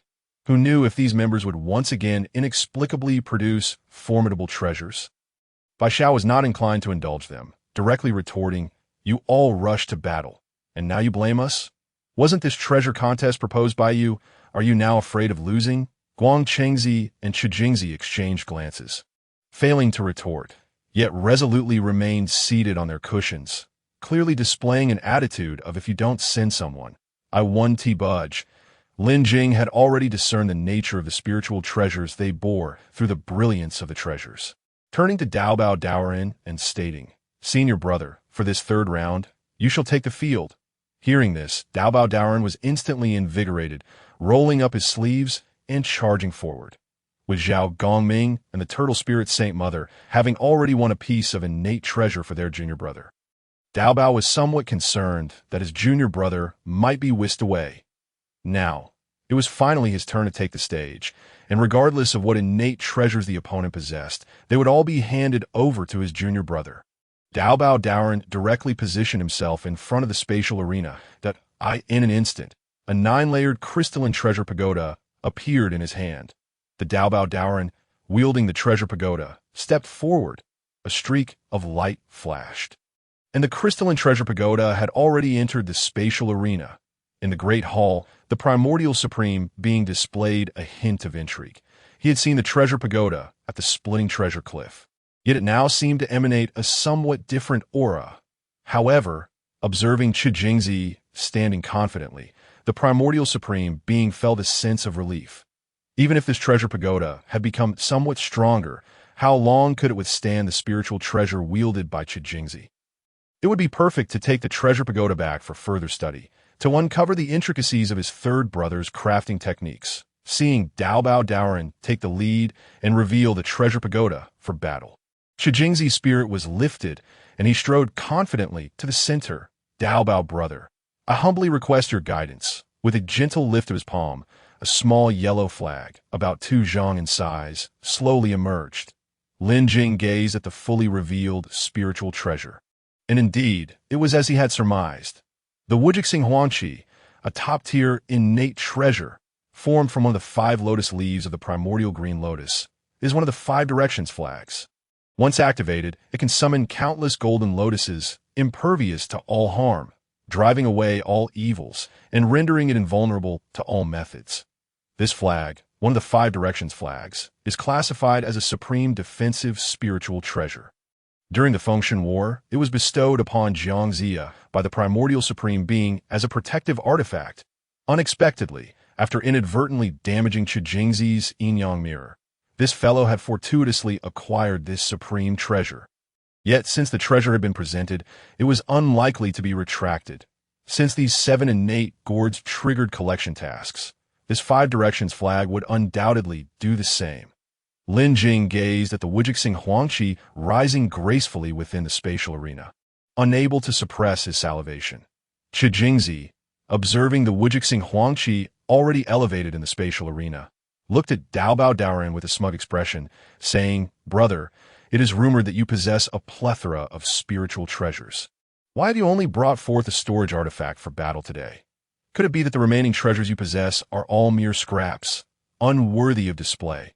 Dao Bao Daoren was not one to let this slide. Directly retorting, Jingzi, I have heard that your innate treasure, the yin-yang mirror, is exceptionally powerful. Why have you not brought it out for the treasure contest today? Could it be that you inadvertently dropped and shattered it? Upon hearing this, Jingzi gritted his teeth, turning to glare fiercely at Lin Jing. After bringing the yin-yang mirror back to Kunlun Mountain, even their master had helplessly shaken his head. This treasure would take at least a few million years to restore. Since Dao Bao brother was so confident, then let me take this opportunity to learn from you. In the spatial arena, the Wujixing Huangqi began to flutter in the breeze. This treasure, laden with primordial legends, awakened like a colossal beast, stirring up towering golden waves. The flag billowed in the wind, each rustle proclaiming its existence, demanding attention. Following this, a deluge of golden light cascaded down, akin to the first rays of dawn illuminating every corner. Amidst the golden light, countless golden lotuses surged forth like bamboo shoots after rain, blossoming one after another from the flag's surface, merging into a vast ocean. These golden lotuses, imbued with boundless, auspicious energy, held within each petal the power of purification and protection, gracefully approaching and swirling around the treasure pagoda. In response, the treasure pagoda, unwilling to be outdone, fully awakened its long-stored potential. IT expanded dramatically, transforming from a petite and exquisite treasure into a towering edifice of 99 layers. Each level was intricately carved with exquisite patterns and incantations, shimmering with colors, a sight to behold. IT, the pinnacle of the pagoda, a brilliant pearl, shone resplendently, as if serving as the soul of the entire structure, guiding its direction and concentrating its power. Jingzi, with a triumphant gaze, looked upon Dao Bao Daoren and proclaimed, Dao Bao brother, my golden lotuses are impervious to all harm, invulnerable to any method. How long can your treasure pagoda withstand? The golden lotus was originally intended for defensive purposes. However, Within this space of treasure combat, it can instead be wielded as a weapon. The Taoist Du Bao observed the unfolding scene with an air of calmness, remarking nonchalantly, "I doubt this golden lotus could even breach the defenses of my Du Bao tower." He then suggested, "Little tower, let us take a moment to rest and indulge in a golden lotus bath." Indeed, as he claimed, the Du Bao tower faced the onslaught of countless golden lotuses without the slightest attempt to evade. In the next moment, innumerable golden lotuses plummeted towards the Du Bao tower, overwhelming it. Qi Jingzi, witnessing the composed demeanor of Taoist Du Bao, felt an unsettling anxiety arise within him.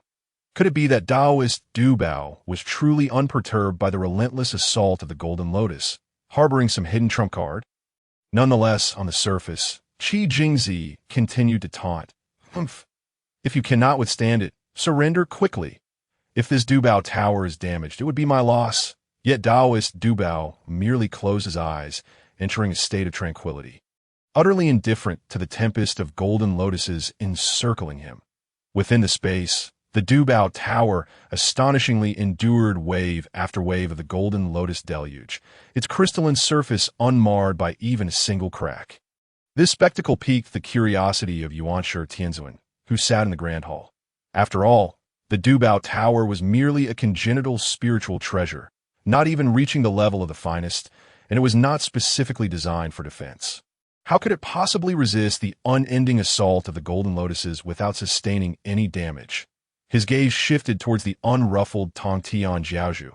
Could it be that his third disciple had already surpassed him in the art of refining treasures? Meanwhile, Tong Tian Jiaozhu appeared calm on the surface. Yet internally, he was acutely aware of the remarkable advancements his disciple's spiritual treasures had undergone. He knew this was the handiwork of Lin Jing. However, the process of reforging a congenital spiritual treasure required considerable resources and time. Moreover, how could one achieve such a qualitative leap in a treasure as seen now? Was it possible that Lin Jing's methods of enhancing treasures were not as costly as he initially presumed? "My dear disciple, the Qingping sword and the four swords of Zhuro also require fortification." Countless golden lotuses continued to manifest, yet they could not inflict a single scratch upon the Du Bao tower. Sweat beaded on Qi Jingzi's forehead as he anxiously eyed the Wujixing Huangqi. This spiritual treasure was one he had pleaded for before his master, shedding tears and lamenting for an extended period to obtain. How could it possibly be inferior to a mere congenital spiritual treasure? At that moment, atop the Du Bao tower, a brilliant pearl radiated an intense light. Taoist Du Bao smiled slightly and said, "It seems the time is ripe. Qi Jingzi, are you prepared?" "What?" Qi Jingzi jolted at his words. He had anticipated that the contest might conclude in a stalemate, truly not foreseeing the Du Bao tower's remarkable defensive capabilities. The Wujixing Huangqi was originally intended as the central banner, its primary role being defense. Had he possessed the southernly Diyin Guangqi, the Du Bao tower would likely have been breached by now. Yet, Taoist Du Bao's words filled him with trepidation. Could it be that the Du Bao tower possessed some extraordinary ability? This duel permits each participant to present only one spiritual treasure. Was Taoist Du Bao attempting to unleash the numerous treasures within the Du Bao tower that would surely violate the rules? Qi Jingzi hastily interjected to halt the proceedings. And with a flicker of thought, he withdrew the offensive stance of the Wujixing Huangqi. The myriad of golden lotuses swirled back around the Wujixing Huangqi, forming a defense as solid as a diamond fortress. This was the true form of the Wujixing Huangqi, as it was primarily a defensive treasure. Now, with countless golden lotuses layered in protection, the hovering Wujixing Huangqi shone brilliantly. Observing this scene, Qi Jingzi breathed a sigh of relief. For he had only recently acquired this treasure and was still unfamiliar with its most potent form. Now, witnessing it, he realized that his earlier concerns had been entirely unwarranted. This defensive array composed of innumerable golden lotuses was impenetrable, repelling all malevolence and impervious to all attacks. Even if the Du Bao tower were to strike, it would scarcely inflict any harm upon the Wujixing Huangqi. Taoist Du Bao gazed with mockery at Qi Jingzi's various maneuvers, delighting in the sight of the Wujixing Huangqi gleaming with resplendent golden light. one of the 5 directional flags of congenital nature. Splendid indeed. This gift suits my disciple perfectly, far superior to any Lin Jing Liuli bottle or 7-treasure golden lotus. Surely your favorite elder brother is I, and none shall take that away. As Taoist Du Bao lingered without further action, Qi Jingzi, feeling a twinge of uncertainty, spoke up. Taoist Du Bao, if you cannot breach the defenses of my Wujixing Huangqi, then let this contest be deemed a stalemate. Taoist Du Bao regarded the gently trembling Du Bao Tower and replied with a smile. Very well. If my Du Bao Tower fails to penetrate your defenses, then it shall indeed be a draw. In that moment, the Du Bao Tower seemed to receive some form of command, and instantly, a resplendent light burst forth. The 99 tiers of the tower illuminated one after another, as the pearl atop shimmered. A multitude of golden rays erupted forth. From the layers of the tower, numerous spiritual swords leapt out, charging towards the formidable array of golden lotuses. Du Bao, you are cheating. How dare you employ other spiritual treasures? Qi Jingzi stammered in panic, his words tumbling out in a flurry. The nearby Sihong Puxian also joined in the outcry. You have violated the rules, Taoist Du Bao. You have already lost. Indeed, hand over the Du Bao Tower at once. Yet, Taoist Du Bao remained unfazed, quietly observing the unfolding spectacle within the space. The 99 spiritual swords emerging from the Du Bao Tower surged towards the array of golden lotuses. In mere moments, the seemingly impregnable golden lotus array began to crumble. The primary function of the Wujixing Huangqi was to defend against energy attacks. Yet now, the 99 spiritual swords birthed from the Du Bao Tower were all Gongjin swords, perfectly suited to counter the golden lotuses. Realizing the golden lotus array was collapsing, Qi Jingzi immediately turned to plead with Yuanshi, Tianzun seated in the Grand Hall. Master, Taoist Du Bao has violated the rules by employing 2 spiritual treasures.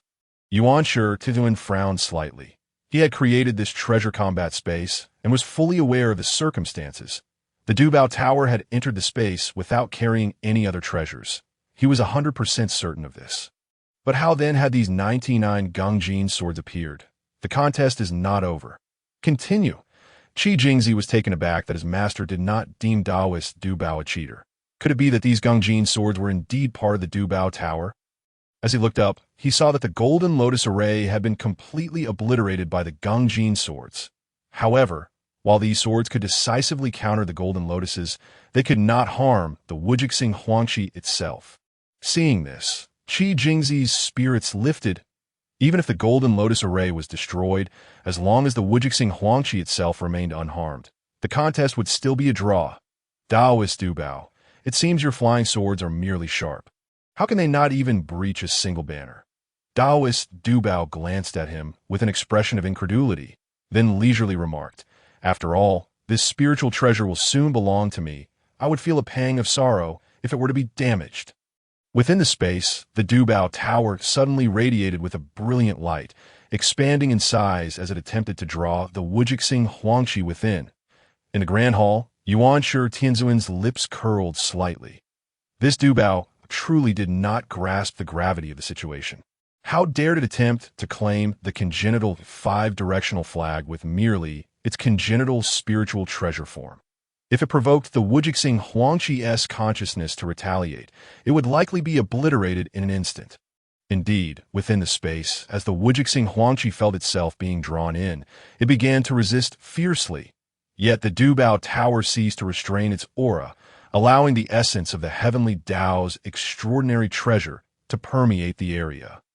Even from a distance, dark clouds loomed ominously above Jinao Island. The supreme extraordinary treasure of the heavenly Dao. Yuanshi Tianzun instantly sensed the true rank of the Du Bao Tower, realizing it had transcended the realm of the finest congenital spiritual treasures.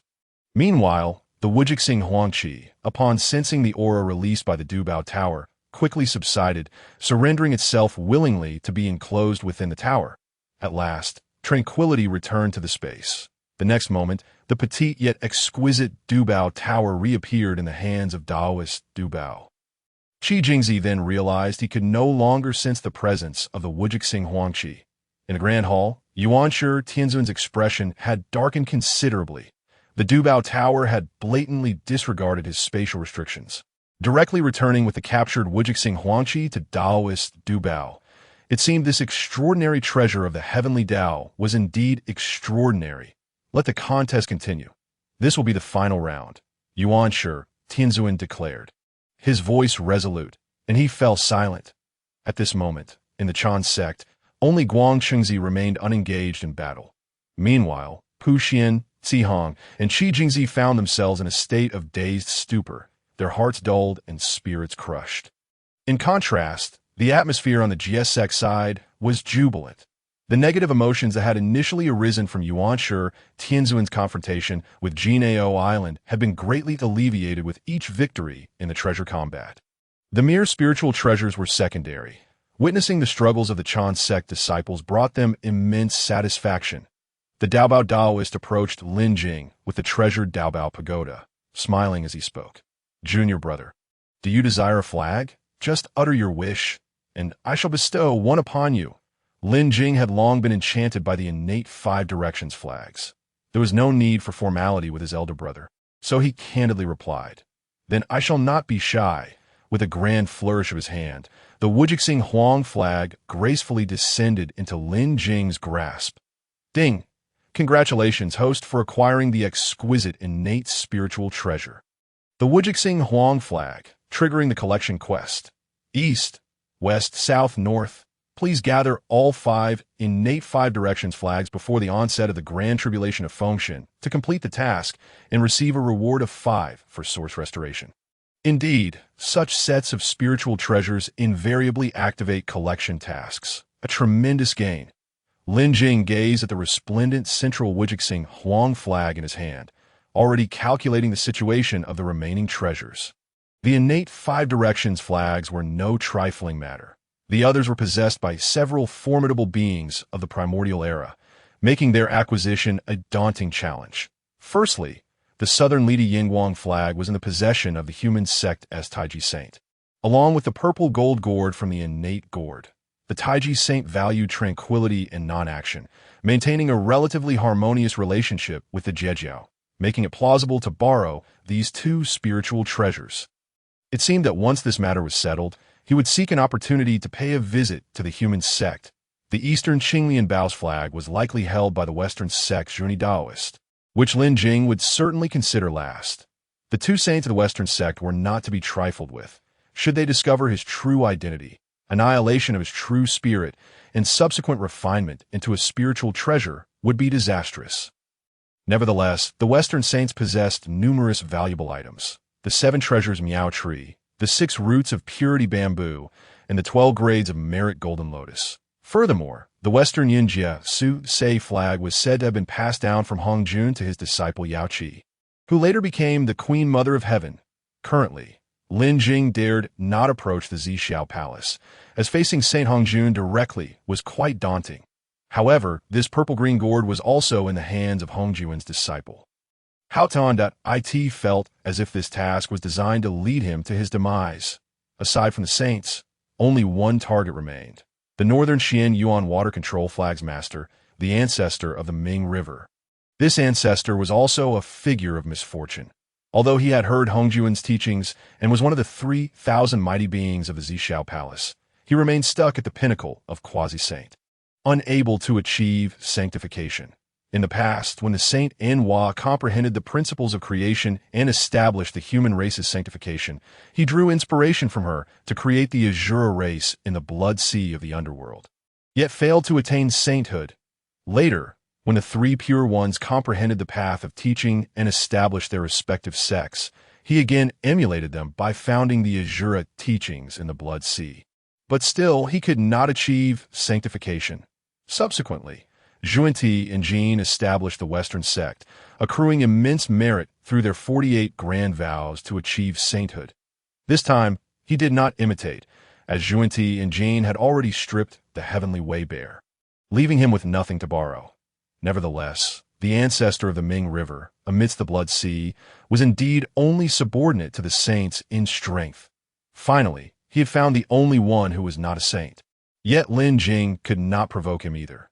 This collection task appeared to be a stalemate, seemingly difficult to proceed. However, while Lin Jing was still calculating meticulously, Guang Qingzi had already stepped forward with resolute determination. The treasure contest had now reached its final stage, and there was no need for further deliberation on personnel. The Chan sect had only Guang Qingzi left to participate, while Lin Jing was certain to join the side. After all, although this contest was a pretext by the Chan sect, it was still closely tied to Lin Jing. Guang Qingzi looked at Lin Jing with a mocking gaze. "Junior brother, judging by your demeanor, it seems you have not practiced for long. Since you have been accepted as a disciple by a saint, you ought to cherish it. You cannot rely solely on spiritual treasures to assert dominance." Before Lin Jing could respond, the Daobao Taoist interjected. "Spiritual treasures are a part of one's strength. You know, if you have the courage, then refrain from using any spiritual treasures when you step outside." Within the Grand Hall, Yuanshi Tianzuan observed Lin Jing with keen interest, inquiring, "Third brother, what background does your disciple possess that even I cannot perceive?" "Fascinating, truly fascinating." Tong Tian Jiaozhu furrowed his brow, dismissively stating, "Just a disciple I casually accepted by chance. Lacking any remarkable abilities. Once this matter concludes, I must ensure he diligently cultivates. It would be embarrassing if this level of strength were to be revealed." Yuanshi Tianzuan chuckled, but remained silent. How could a saint casually accept a disciple? Even with the multitude of beings joining, the third brother had only taken in a few dozen as direct disciples. Yet this Lin Jing was remarkably unique, able to elicit Tongtian Jiaozhu's intervention to obscure the heavenly secrets for him. Moreover, the disciples who had previously triumphed in the treasure contest had all unreservedly gifted their innate spiritual treasures to him. The treasures bestowed upon disciples were undoubtedly among the pinnacle of treasures in the Primordial Era. Not to mention that the pure luminous bottle and the 7 treasures golden lotus were already top-tier innate spiritual treasures. The Wujixing Huang flag was also one of the legendary 5 directions flags. Even if the Daobao Taoist was looking after his junior brother, he could not have casually given away such a supreme treasure. Furthermore, wasn't he, the Daobao Taoist, famously fond of spiritual treasures? How could he possibly be so generous? Even now, Yuanshi Tianzuan felt a pang of regret for having lost these few treasures, but saints value their reputation above all, even if he was reluctant. He could not openly demand them back. He could only accept the loss with a heavy heart. After all, this treasure contest was initiated by them. How could they feel embarrassed to retract their words? Now, as Yuanshi Tianzuan recalled the moment when Qi Jingzi proposed this method in Kunlun Mountain, he had praised it as a splendid idea. Now he wished he could throw Qi Jingzi to the bottom of the 9-dragon cliff for a good reflection. However, this final round was indeed their original plan. As long as Lin Jing dared to use the water and fire gourd, he would surely lose this round. Lin Jing was currently fixated on Guang Qingzi. Yet it seemed this individual possessed a unique energy that obscured his treasure's radiance. Nevertheless, Guang Qingzi's most potent treasure, the Turning Heaven Seal, had yet to be crafted, and his other spiritual treasures were unremarkable. "Junior brother, it should be your turn to present your spiritual treasure now." "No?" Guang Qingzi regarded Lin Jing, showing no mercy towards his junior with his demeanor betraying his intentions. Lin Jing shrugged. The only spiritual treasure he could use was the water and fire gourd. In the space, blue and red lights flickered, and the water and fire gourd materialized. Upon seeing Lin Jing summon the water and fire gourd, Guang Qingzi's eyes gleamed with delight. "Junior brother, splendid. Then I shall not hold back." With a casual wave of his hand, a murky, dark vortex appeared in the space. The emergence of this spiritual treasure even caused the realm created by Yuanshi Tianzuan to warp slightly, as the vortex gradually stabilized. The original form of the spiritual treasure was revealed. Within the space lay a purple-black gourd, identical in size to the water and fire gourd. Lin Jing finally grasped Guang Qingzi's ulterior motive. Chaos gourd, supreme innate spiritual treasure. Formed from the gourd vine of the Hongmeng spiritual root, it harbors the chaotic energy from before the world was created. This chaotic energy is mysterious and unfathomable, possessing devastating power, capable of annihilating saints and celestial beings alike. His current arsenal of spiritual treasures was limited. The Jiuzhou Sampa gourd had yet to be repaired, rendering him unable to unleash its full potential. The recently acquired treasures were all somewhat damaged and unsuitable for the contest. Thus, he could only present the water and fire gourd, which conveniently fell in a Guang Qingzi scheme. Most spiritual treasures, when unmastered, could not fully exert their capabilities. However, the water and fire gourd was not subject to this limitation, as its sole function was to summon the water and fire qilin from within. Guang Qingzi and Shi Jingzi were already aware of these details. They had seen through him during their previous battle, so they certainly had a plan. Once the water and fire qilin fused, its power would rival that of a quasi-saint, making ordinary treasures utterly inadequate. Yet the chaos gourd was precisely capable of countering the water and fire qilin. Although the water and fire qilin manifested as a spiritual entity, it could still evade the boundless San Guang divine water in the first match. However, the chaotic energy contained within the chaos gourd was beyond the water and fire qilin's capacity to withstand. The water and fire qilin could adeptly manipulate the water and fire pathways, but it could not endure the chaotic energy from before the world's creation. The chaotic energy within the chaos gourd was exceedingly ferocious. Even saints needed to exercise caution. Lin Jing observed the two gourd treasures, suspended in opposition, each radiating distinct colors. He never anticipated that he would ultimately falter, losing on this front, but losing to a saint's cunning was not shameful. It was merely regrettable that this water and fire gourd, bestowed upon him by Tongtian Jiaozhu, had only been in his possession for a few days before he lost it. At this moment, Guang Qingzi finally dropped his pretense, revealing a triumphant grin. Haha. Junior brother, do you recognize this gourd? So, shall we continue this round? Lin Jing met Guang Qingzi's gloating gaze with disdain and replied, Of course we shall. Elder brother, please enlighten me. As a disciple of Tongtian Jiaozhu of the... How could he concede defeat before the battle even commenced? Even if the water and fire qilin ultimately fell short, it would be no great shame. In the Grand Hall, Tongtian Jiaozhu's expression turned somewhat displeased. The treasures presented by Ciheng Daoist and Wen Shu were relatively acceptable, as they were all well known and had been bestowed by Yuanshi Tianzuan long ago.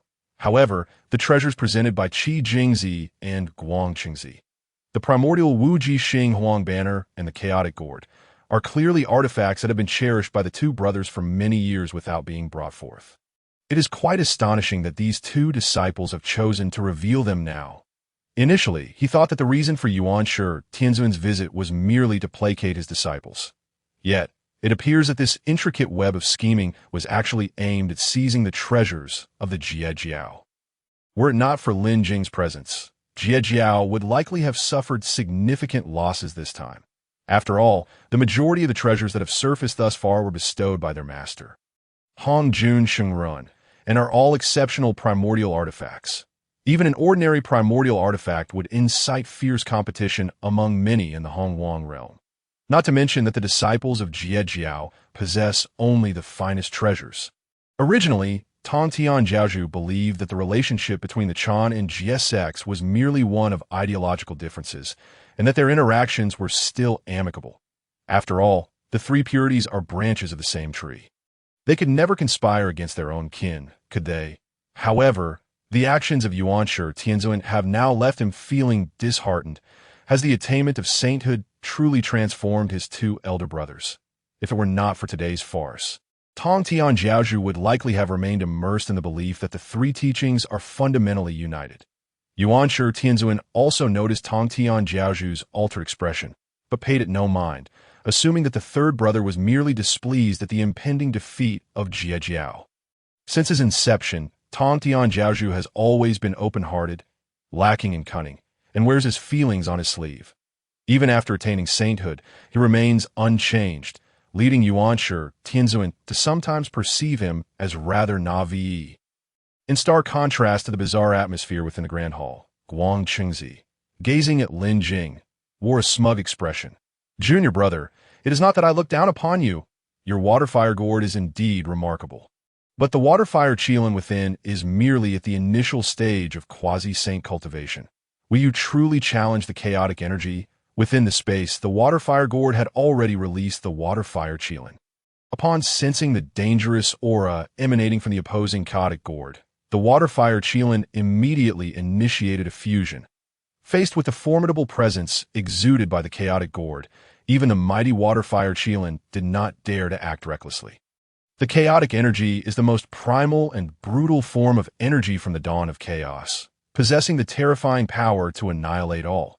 Even saints are wary of its touch. In comparison, the Sanguang divine water seems almost gentle. Realizing this, the water-fire Qilin refrained from launching an attack, opting instead to remain highly alert, quietly observing the chaotic gourd, unwilling to act impulsively.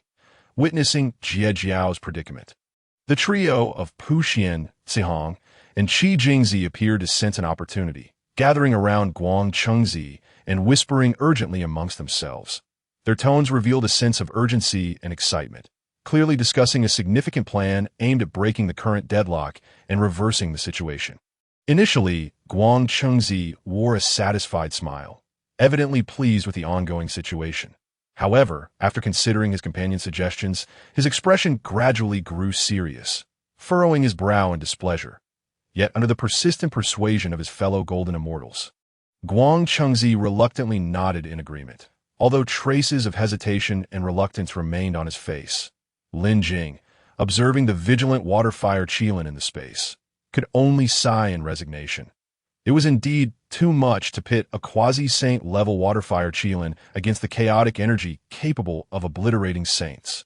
However, glancing towards the opposite side, the chaotic gourd evoked a sense of familiarity within him, as if he had encountered it somewhere before.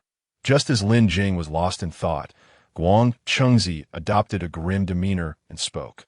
"Junior brother Lin Jing, you must understand the outcome of this situation. I see that the water-fire gourd is indeed extraordinary. I presume you would not wish to part with such a treasure? How can one deduce the conclusion before the battle has even begun? What do you mean by that, brother Guang Chengzi?" Lin Jing retorted, having observed the exchange between Cihong, Pu Xian, and Guang Chengzi moments ago. Still perplexed by the intentions of the Chan sect, the once arrogant Guang Chengzi now bore the look of someone who had lost something valuable. Guang Chengzi, displeased, glanced back at his fellow disciples before turning to Lin Jing with a forced, unattractive smile. The Chan and Jie sects are fundamentally one family. Why must junior brother be so distant? This treasure contest was intended to foster goodwill between our two sects. Yet, it has resulted in both sides losing their treasures. Is this not counterproductive? Upon hearing these words, Lin Jing scoffed coldly, having already surmised the Chan sect's true intentions. Indeed, they were infamous for their shamelessness in the Honghuang realm. This reputation was not unfounded. The three teachings may be one family, something the junior brother naturally comprehended, but what exactly did the elder brother wish to convey? Lin Jing was not one to indulge the Chan sect immortals. If they had something to say, they should speak openly before the two saints. Guang Chengzi's expression darkened, yet he articulated slowly, "If this treasure contest concludes in such a manner, then I shall relinquish my claim to the water-fire gourd. You must also return the artifacts lost by my junior brothers and sisters."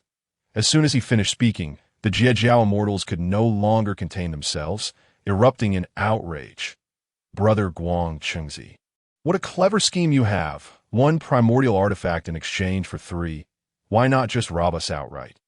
Now you suddenly care about the ties between our two sects, when just moments ago you all were eager to seize our treasures. Bah! If you cannot afford to lose, do not play. Just a moment ago, you swore that the losing side would unconditionally gift their treasures to the victor. What now? Are you resorting to this tactic because you're losing too much?" Before Yun Xiao could finish, he was silenced by Zhao Gongming, who pulled him aside. After all, the two saints were still present, and one must be cautious with their words. However, despite the Jiejiao immortal's fierce criticisms, Guang Chengzi remained unfazed, his gaze fixed intently on Lin Jing, silently employing his powers to erect a barrier against the spittle directed at him. He was well aware that uttering such words would provoke the ire of the Jiejiao immortals. Yet, if he could exchange them for the three artifacts, it would be a monumental achievement.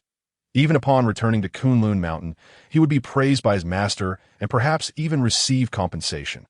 Currently, all the treasures resided with Lin Jing, and if he were to agree, the Jiejiao immortals would have no recourse. Junior brother, this primordial artifact also requires a master, even if you possess another's treasure. It is difficult to recognize its owner, rendering it ineffective for an extended period. It is futile to covet more. It would be wiser to make the trade. Guang Chengzi continued to persuade Lin Jing, clearly seeing him as a naive youth with little experience in cultivation, that if you refuse, you will lose the water fire gourd, a precious gift from our third master. Can you bear to forsake such a profound bond of master and disciple over a moment of greed? The three teachings are indeed one family. Should you agree today, it would be as if several golden immortals of the Chan sect owe you a favor in the future, should you encounter any difficulties. You may come to Kunlun Mountain for assistance. What do you think? Lin Jing regarded Guang Chengzi's persuasion with disdain. Had it been a fledgling practitioner standing here today, they might have genuinely believed his fabrications. It was indeed challenging for treasures to recognize a master. Yet, upon acquiring several artifacts, they immediately acknowledged him as their owner. He was fully aware of the unfolding events in the Hong Huang saga. At the time of the Fengshen calamity, it was the Chan sect that fought the fiercest, and to evade their own calamities, they engaged in battle with Jie Jiao. Moreover, certain golden immortals from the Chan sect had even taken disciples to participate in the calamity. Should their apprentices perish, they could likewise evade the catastrophe's impact. If you were to believe Guang Chengzi's words today and seek refuge with the Chan sect during a moment of desperation, he might find himself devoured to the last bone. Compared to the Chan sect, seeking refuge with the Western sect would be a far more promising option. Although the likes of Jingtai and Jane had attained sainthood through the merits of the heavenly Dao and are among the weakest saints, their treatment of disciples is quite commendable. Admittedly, the West is indeed barren, lacking in treasures. Seeing Lin Jing lost in thought, Guang Chengzi grew increasingly excited and continued, "Junior brother, I believe you shall agree. Look, neither master nor our third master has voiced any objections."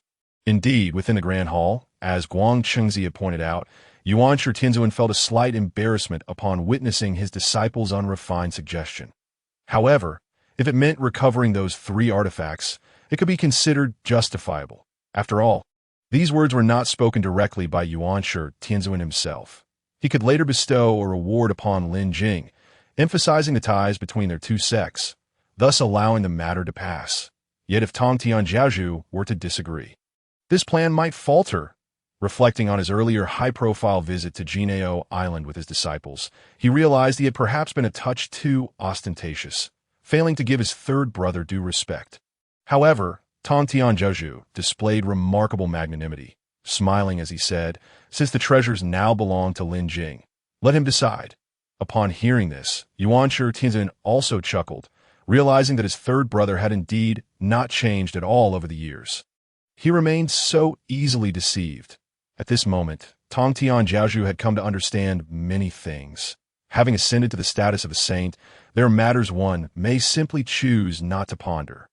However, after Lin Jing's induction into the GS sect, he sensed a clarity within his mind that seemed to blossom, as if the influence of the heavenly Dao upon him had diminished.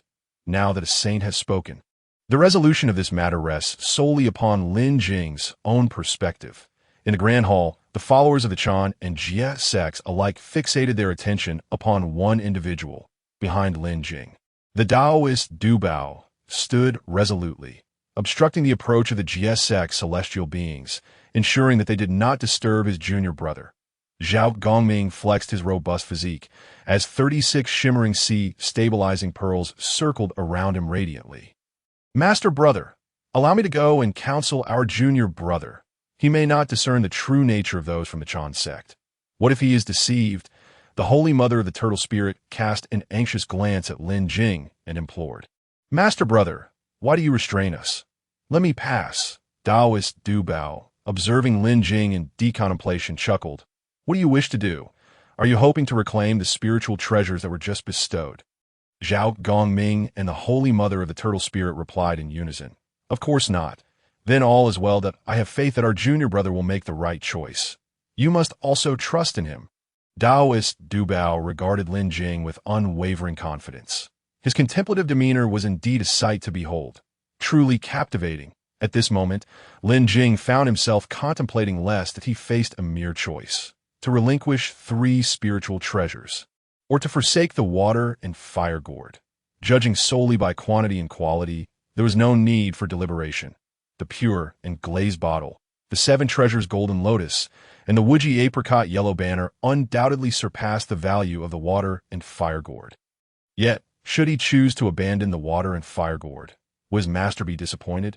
After all, it was a gift from the heavenly master. Conversely, relinquishing the 3 treasures could foster goodwill with the Chan sect and earn the favor of the primordial heavenly sovereign, certainly advantageous before the impending calamity of the investiture of the gods. Just as Lin Jing remained in a state of indecision, Guang Chengzi's impatience became palpable. With a gentle incantation, the long-still chaos gourd trembled slightly. A wisp of chaotic energy flowed from its mouth, hovering above. "Junior brother, I suggest you make a prompt decision. The chaos gourd cannot wait indefinitely. Should your spiritual treasure be harmed, it would not bode well." Yet Lin Jing hesitated still, while the water and fire Qilin, unable to contain itself, let out a furious roar and lunged towards the chaos gourd. Witnessing this scene, Lin Jing's previously gloomy mood lightened considerably. "Master brother, why the haste? We can discuss this once the treasure contest concludes." The water and fire Qilin, connected to his spirit, sensed his unease and redirected its fury towards the chaos gourd. Guang Chengzi, observing this, revealed a fierce expression, his hands forming a decisive gesture. "If my junior brother refuses to heed reason, then he must bear the consequences of my actions." Within the space, the water and fire Qilin swiftly navigated past the chaotic energy, aiming to strike at the very essence of the chaos gourd. However, in the next moment, the mouth of the chaos gourd opened, and a vast expanse of chaotic energy surged forth, enveloping the water and fire Qilin entirely. "Huh. Junior brother, I trust you have resigned yourself to despair. Very well. I shall not claim your spiritual treasure. Surrender the 3 treasures belonging to my junior brother and sister." Yet Lin Jing remained fixated on the chaotic space before him, his expression growing ever more captivating. Guang Chengzi, noticing Lin Jing's refusal to play the fool, prepared to mock him, only to be rendered speechless by the next spectacle. The water and fire Qilin emerged unscathed from the chaotic energy.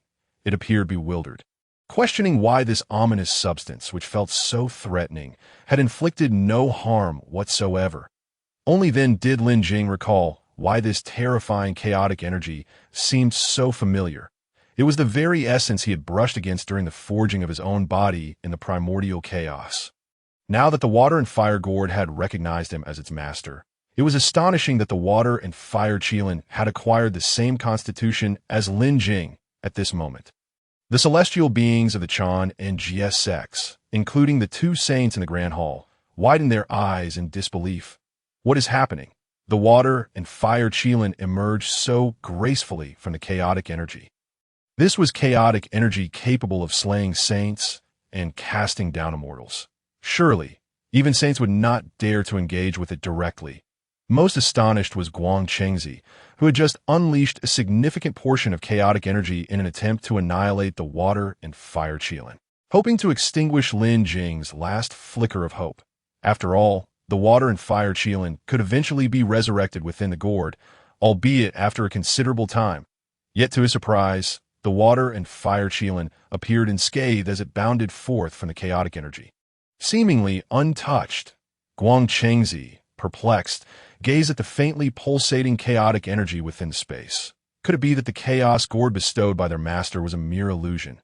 Meanwhile, the water and fire Qilin, undeterred by such thoughts, realized that this seemingly terrifying black energy posed no threat. Seizing the opportunity, it conjured the water and fire Dao, summoning countless fireballs and water jets to assail the chaos gourd. However, upon contact with the chaotic energy, the formidable fireballs and water jets dissolved as if they had never existed. Guang Chengzi, witnessing this, hastily addressed Lin Jing. "Junior brother, it appears that the water and fire gourd and the chaos gourd share a common origin. Seemingly incapable of harming one another, that I propose we declare this contest a draw."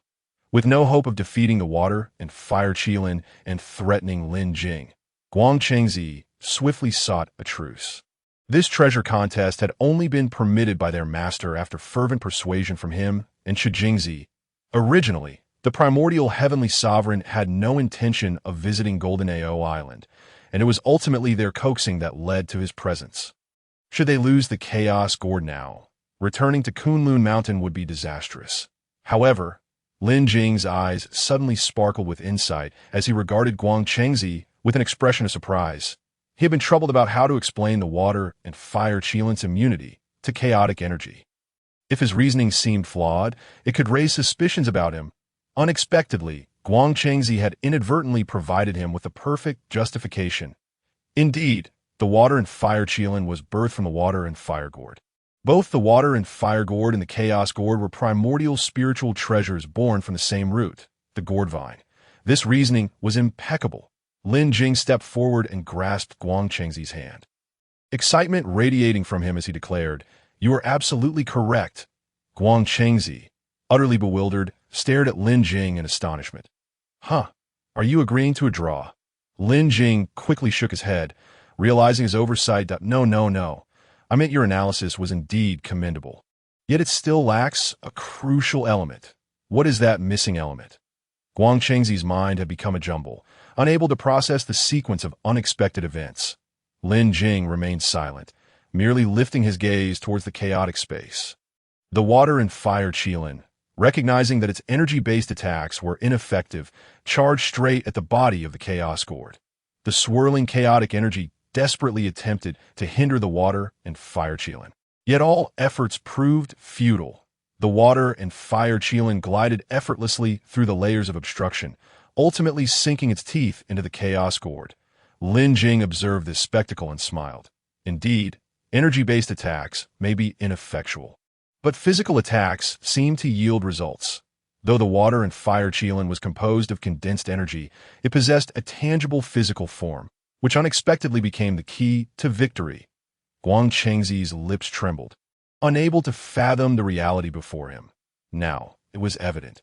He had lost. The Jie sect had suffered utter defeat in this treasure contest. Within the space, the water and fire Qilin spite nearly reshaped the Chaos Gourd. Ignoring the chaotic energy, the Chaos Gourd was merely an ordinary spiritual treasure, no match for the water and fire Qilin. Inside the Grand Hall, the air seemed to solidify as all gazes converged upon the primordial heavenly sovereign.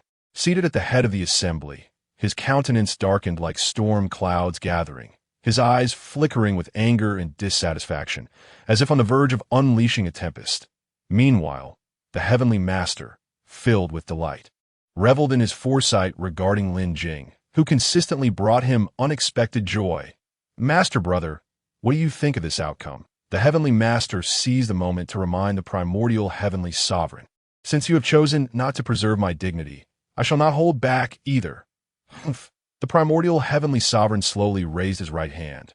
Though the motion was subtle, it bore the weight of 1,000 tons. As he gestured, the 3 treasured jewels in his hand erupted with dazzling brilliance. In an instant, the treasure contest space above the Grand Hall dissolved entirely, as if it had never existed, leaving no trace behind. Subsequently, the previously separated dimensional realms of the Chaos Gourd and the Water and Fire Gourd converged, appearing simultaneously within the Grand Hall, suspended steadily before him. The primordial heavenly sovereign's gaze first fell upon the Water and Fire Gourd, and he extended a hand to gently cradle the treasure, scrutinizing it closely. To his eyes, the surface patterns and hues of the Water and Fire Gourd had changed markedly since bygone days. The deeper he observed, the more confusion and perplexity flickered in his gaze. "Third brother, it seems your mastery in crafting artifacts has surpassed my own. To think that one could facilitate the evolution of an exquisite innate spiritual treasure once more, such a method is truly remarkable." The Tontian remained silent. After all, he had little understanding of the intricacies of artifact refinement. Yet now he had to feign expertise. He gazed at the Yuan Shi Tianzun and remarked nonchalantly, "Master brother, you are being overly modest. I have expended countless years in an array of celestial materials to achieve this mere handful of successes, which upon reflection seems hardly worth the effort, merely a trivial endeavor." Yuan Shi Tianzun waved his hand casually, causing two exquisite innate gourds to float before Lin Jing. These innate gourds are extraordinary. Since fate has intertwined our paths, you must cherish them well. Before Tong Tian could utter a word, Yuan Shi Tianzun rose to his feet. Now that this karmic entanglement has been resolved, we shall take our leave. In a flash of dazzling light, Yuan Shi Tianzun and the four golden immortals from Kunlun vanished without a trace. Daoist duo Bao gazed skyward at Jinao Island, not even a shadow remaining. That second master uncle departed with remarkable swiftness, not even taking the 9 dragons incense carriage. Perhaps he teleported directly back to Kunlun with the might of the Yuqing saint. The face of the Chan teaching has indeed suffered a significant loss. They strode into the territory of the Jia, only to leave with 4 exquisite innate treasures, retreating in disgrace. Tong Tian watched his departing master brother, nearly bursting into laughter, yet this was fortuitous.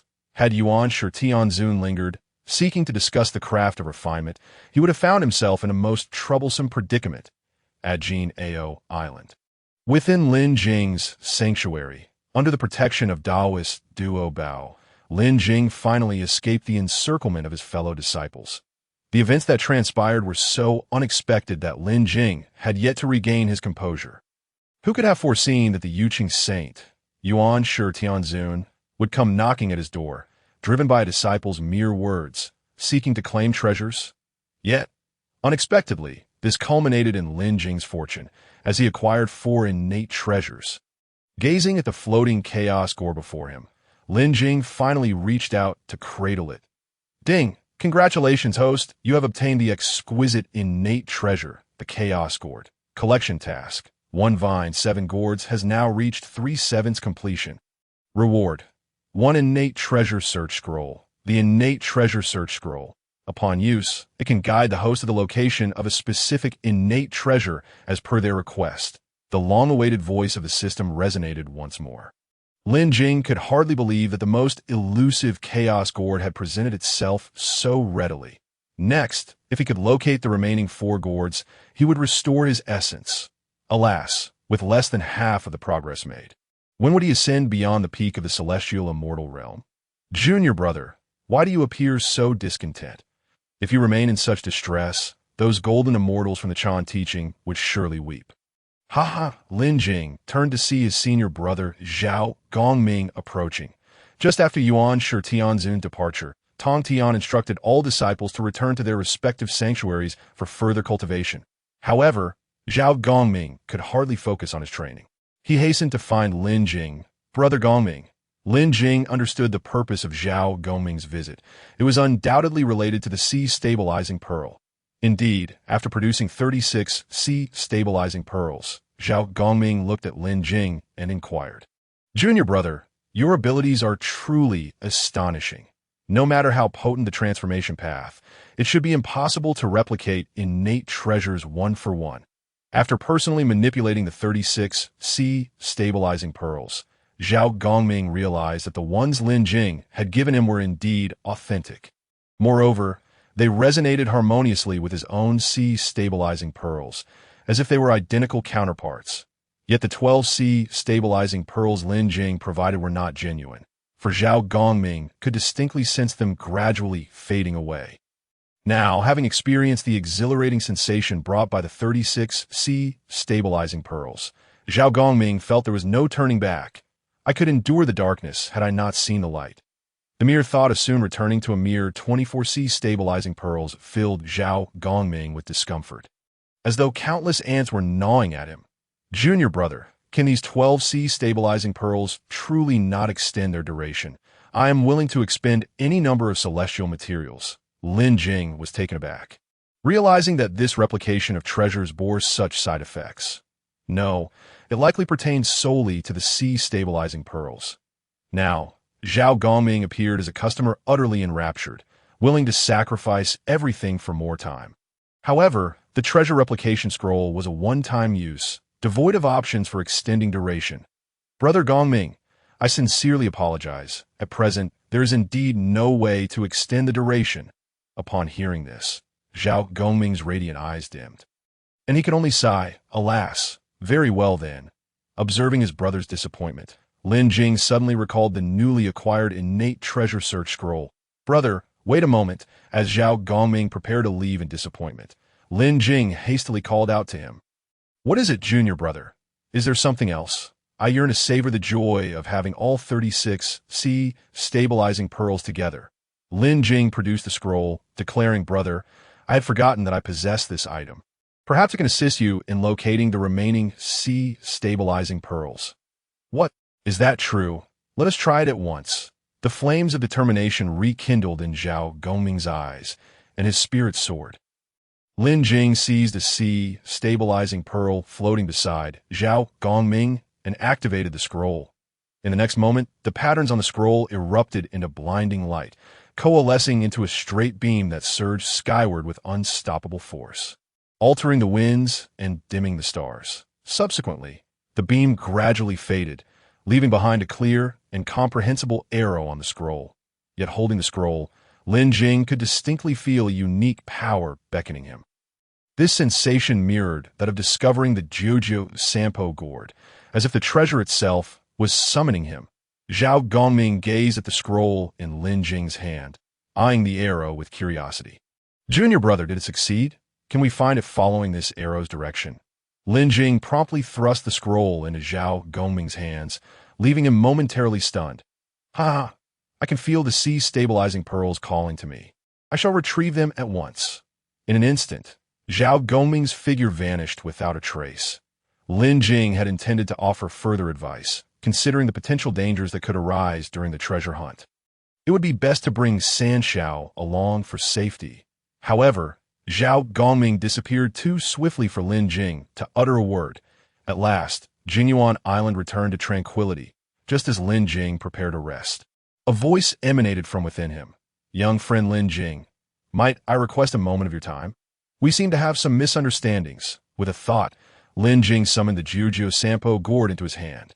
Earlier, upon the arrival of the Yuqing saint, he had hastily stored the gourd within himself, fearing it might be seized. Senior Red Cloud, what troubles you? Red Cloud, residing within the Jojo Sampo gourd, felt somewhat awkward. He had not anticipated that Lin Jing, seemingly unremarkable, was indeed a disciple of a saint. Although once inside the gourd space, he had lost touch with the outside world, he could still sense a few things. The pure and clear glazed bottle, the seven treasures golden lotus, the innate Wuji yellow flag. One exquisite innate treasure after another filled the space, their quality rivaling that of the Jojo Sampo gourd. Thus, Red Cloud concluded that this youth must be a favored disciple of a saint. Otherwise, how could he possess so many exquisite innate treasures? Now it appeared that Lin Jing's earlier claims might indeed hold truth. He had no need to covet the Jojo Sampo gourd. Just as Red Cloud was preparing to speak, he caught sight of the chaos gourd resting on a nearby table. Very well. The value of the Jojo Sampo gourd had diminished. Who is this youth that saved him? Exquisite innate treasures seemed to flow freely into his hands. Could it be that he is the reincarnation of a treasure? Red Cloud had never possessed such wealth in his time. Lin Jing observed the Jojo Sampo gourd floating before him, wondering why Red Cloud had remained silent for so long. Unbeknownst to him, Red Cloud was utterly astounded by the chaos gourd that Lin Jing had casually placed on the table. In the primordial world, exquisite innate treasures were truly exceptional artifacts. Even Red Cloud had only acquired the Jojo Sampo gourd through fortuitous circumstances. Moreover, he distinctly remembered to whom the remaining gourds belonged. Had not Yuan Shi Tianzun recently obtained the Chaos Gourd? Why was it now in Lin Jing's possession? Having previously witnessed the water and fire gourd within space, it seemed Lin Jing now possessed three supreme treasures. Could these also be collected? Red Cloud felt his understanding of the primordial world had suffered a severe blow. Senior Red Cloud, do you have any requests? Lin Jing wished to cease gazing upwards at the gourd. He would rather take this time to rest. Red Cloud finally regained his composure and responded, I did not expect you to be a disciple of a saint. It seems my discernment was lacking. And I sincerely apologize. I do have a matter to request. Please do not hesitate, Senior. Lin Jing was indifferent, thinking it best to listen first. He would comply if feasible, but if not, there was little to be done. Since the 99 scattered soul gourd has already been acquired by you, it is undoubtedly your destined treasure. However, could I trouble you to escort my remnant soul to my elder brother, Jin Yuanzi? Now that I have revived, it is certain that Hong Yun will seek to reunite with him. After so many years without any news, Jin Yuanzi must have presumed him dead. This remnant soul yearns to regain its strength. But the path to recovery is fraught with uncertainty. Thus, I must rely on my elder brother. Upon hearing this, Lin Jing couldn't help but feel a surge of joy with the multitude of recent events. He had almost forgotten about this great immortal. Jin Yuanzi, known as the Grand Immortal of Zhen Yuan, is the progenitor of Earth Immortals, having comprehended the path of the Earth Immortals, and is also one of the 3,000 guests of the Purple Cloud's Palace. More importantly, he possesses the legendary Earth Book, a treasure of immense power. Once unfurled, even sages would hesitate to act recklessly, for the Earth Book is connected to all the ley lines of the vast wilderness. Should it sustain damage, the very fabric of the wilderness might tear asunder. The terrifying karma that would ensue could jeopardize even the positions of saints. Thus, possessing the Earth Book affords Jin Yuanzi an invincible standing in the wilderness, as no one would dare to confront him, lest they suffer dire consequences. However, ever since Hong Yun's fall, Jin Yuanzi has been despondent, retreating into seclusion within the Five on Mount Wanshou, indifferent to worldly affairs. Observing Lin Jing's astonished expression, Hong Yun inquired, "What is it? Do you know my elder brother?" Lin Jing, with the 99 scattered soul gourd in hand, replied with a smile, "I do not know him, but I am aware of his whereabouts. Rest assured, I shall safely deliver you, esteemed elder Hong Yun. The Earth Book's origins are equally remarkable, having been transformed from a lotus flower, which in turn emerged from one of the lotus seeds of the chaos green lotus. A primordial treasure, 5 of its lotus leaves became the 5 direction flags of innate origin, while its petals transformed into the 3 books of heaven, earth, and humanity. Alas, just the thought of this makes Lin Jing feel disheartened. As the foremost primordial treasure in the realm, he currently finds himself lacking even a third of the spiritual power contained in a single petal of the chaos green lotus. However, once his original essence is restored, the situation will certainly be different. At that time, the balance of power may shift. Moreover, the 3 books of heaven, earth, and humanity form a complete set, likely triggering a collection quest. These 3 volumes are certainly easier to collect than the 5 direction flags and the 7 gourds. At present, Lin Jing is almost driven to madness in his pursuit of restoring his original essence. After all, being at the pinnacle of celestial immortality feels exceedingly inadequate, venturing out without the company of his master.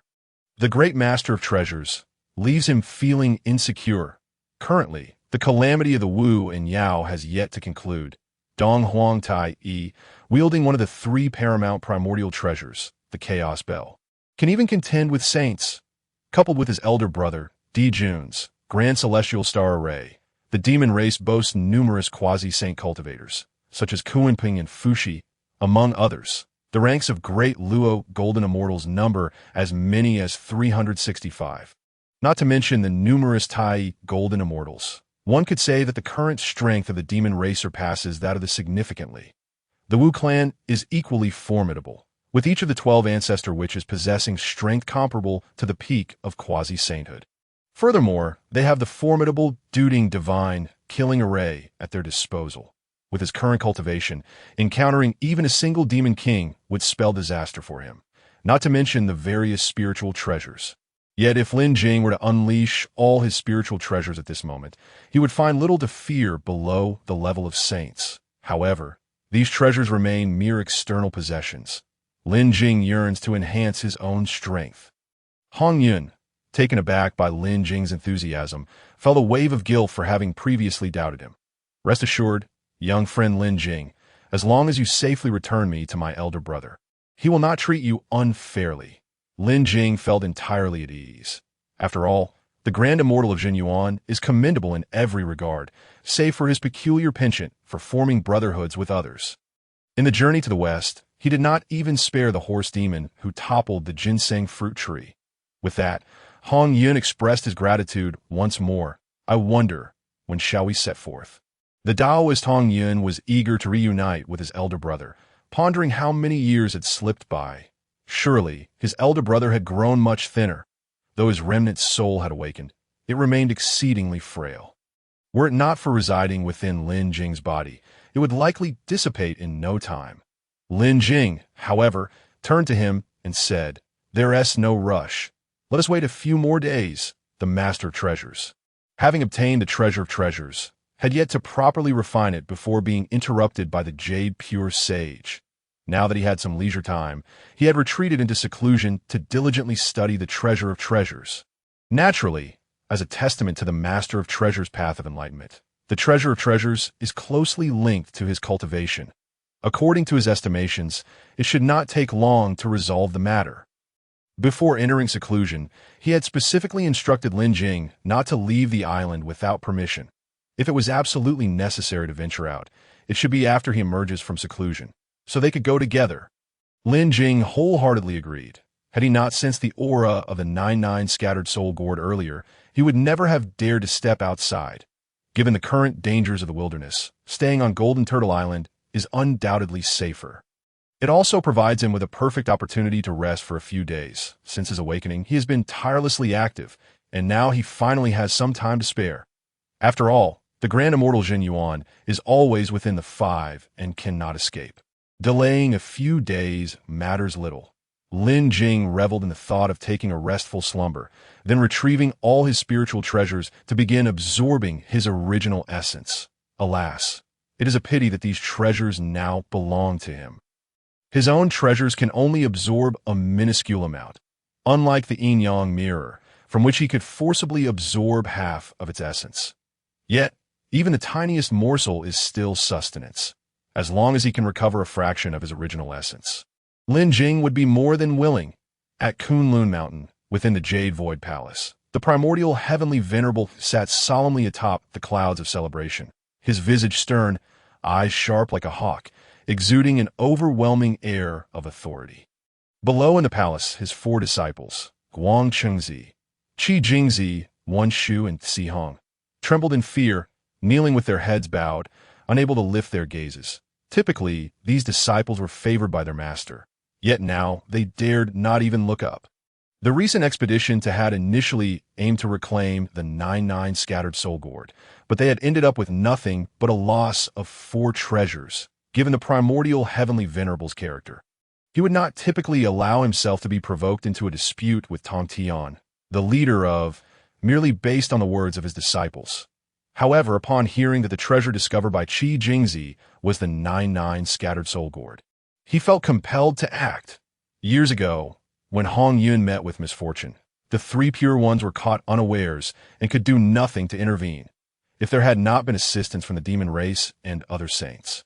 The primordial heavenly venerable would never have believed such a turn of events. How could a single Kunping achieve that? What mattered most was that Hong Yun had been bestowed a strand of primordial purple energy by the Dao ancestor Hong Jun. This is the legendary foundation for attaining sainthood. Even now, having attained sainthood, the primordial heavenly venerable could not afford to dismiss such a treasure. Regrettably, during his numerous investigations on Golden Turtle Island, he found no trace of the primordial purple energy on Tong Tian or his disciples. Since the primordial purple energy was absent, the value of the 99 scattered soul gourd diminished significantly.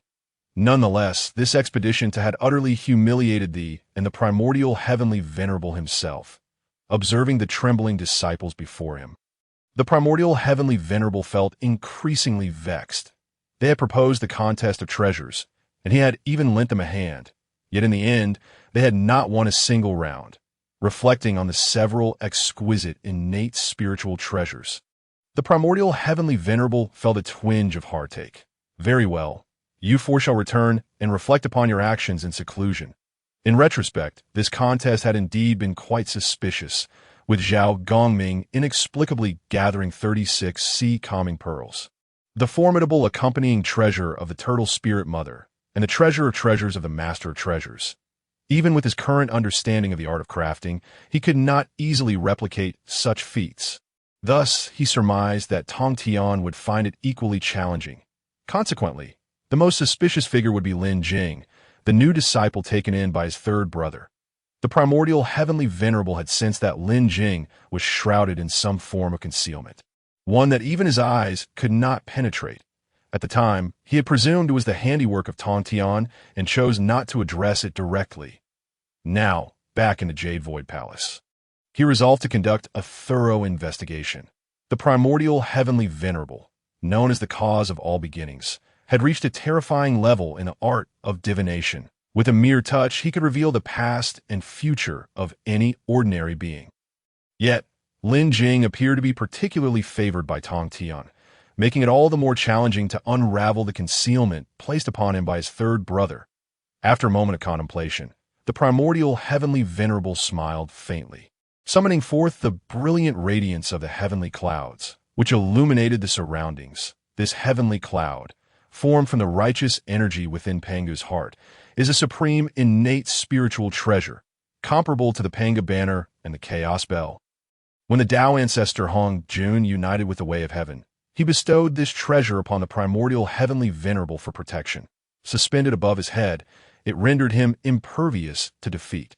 When summoned, it repelled all evils and rendered him untouchable by myriad laws, while its five-colored brilliance illuminated the heavens and the sounds of celestial music resounded throughout the cosmos. Furthermore, when fully activated, it could transport him into a mysterious state, allowing him to perform divination even against saints.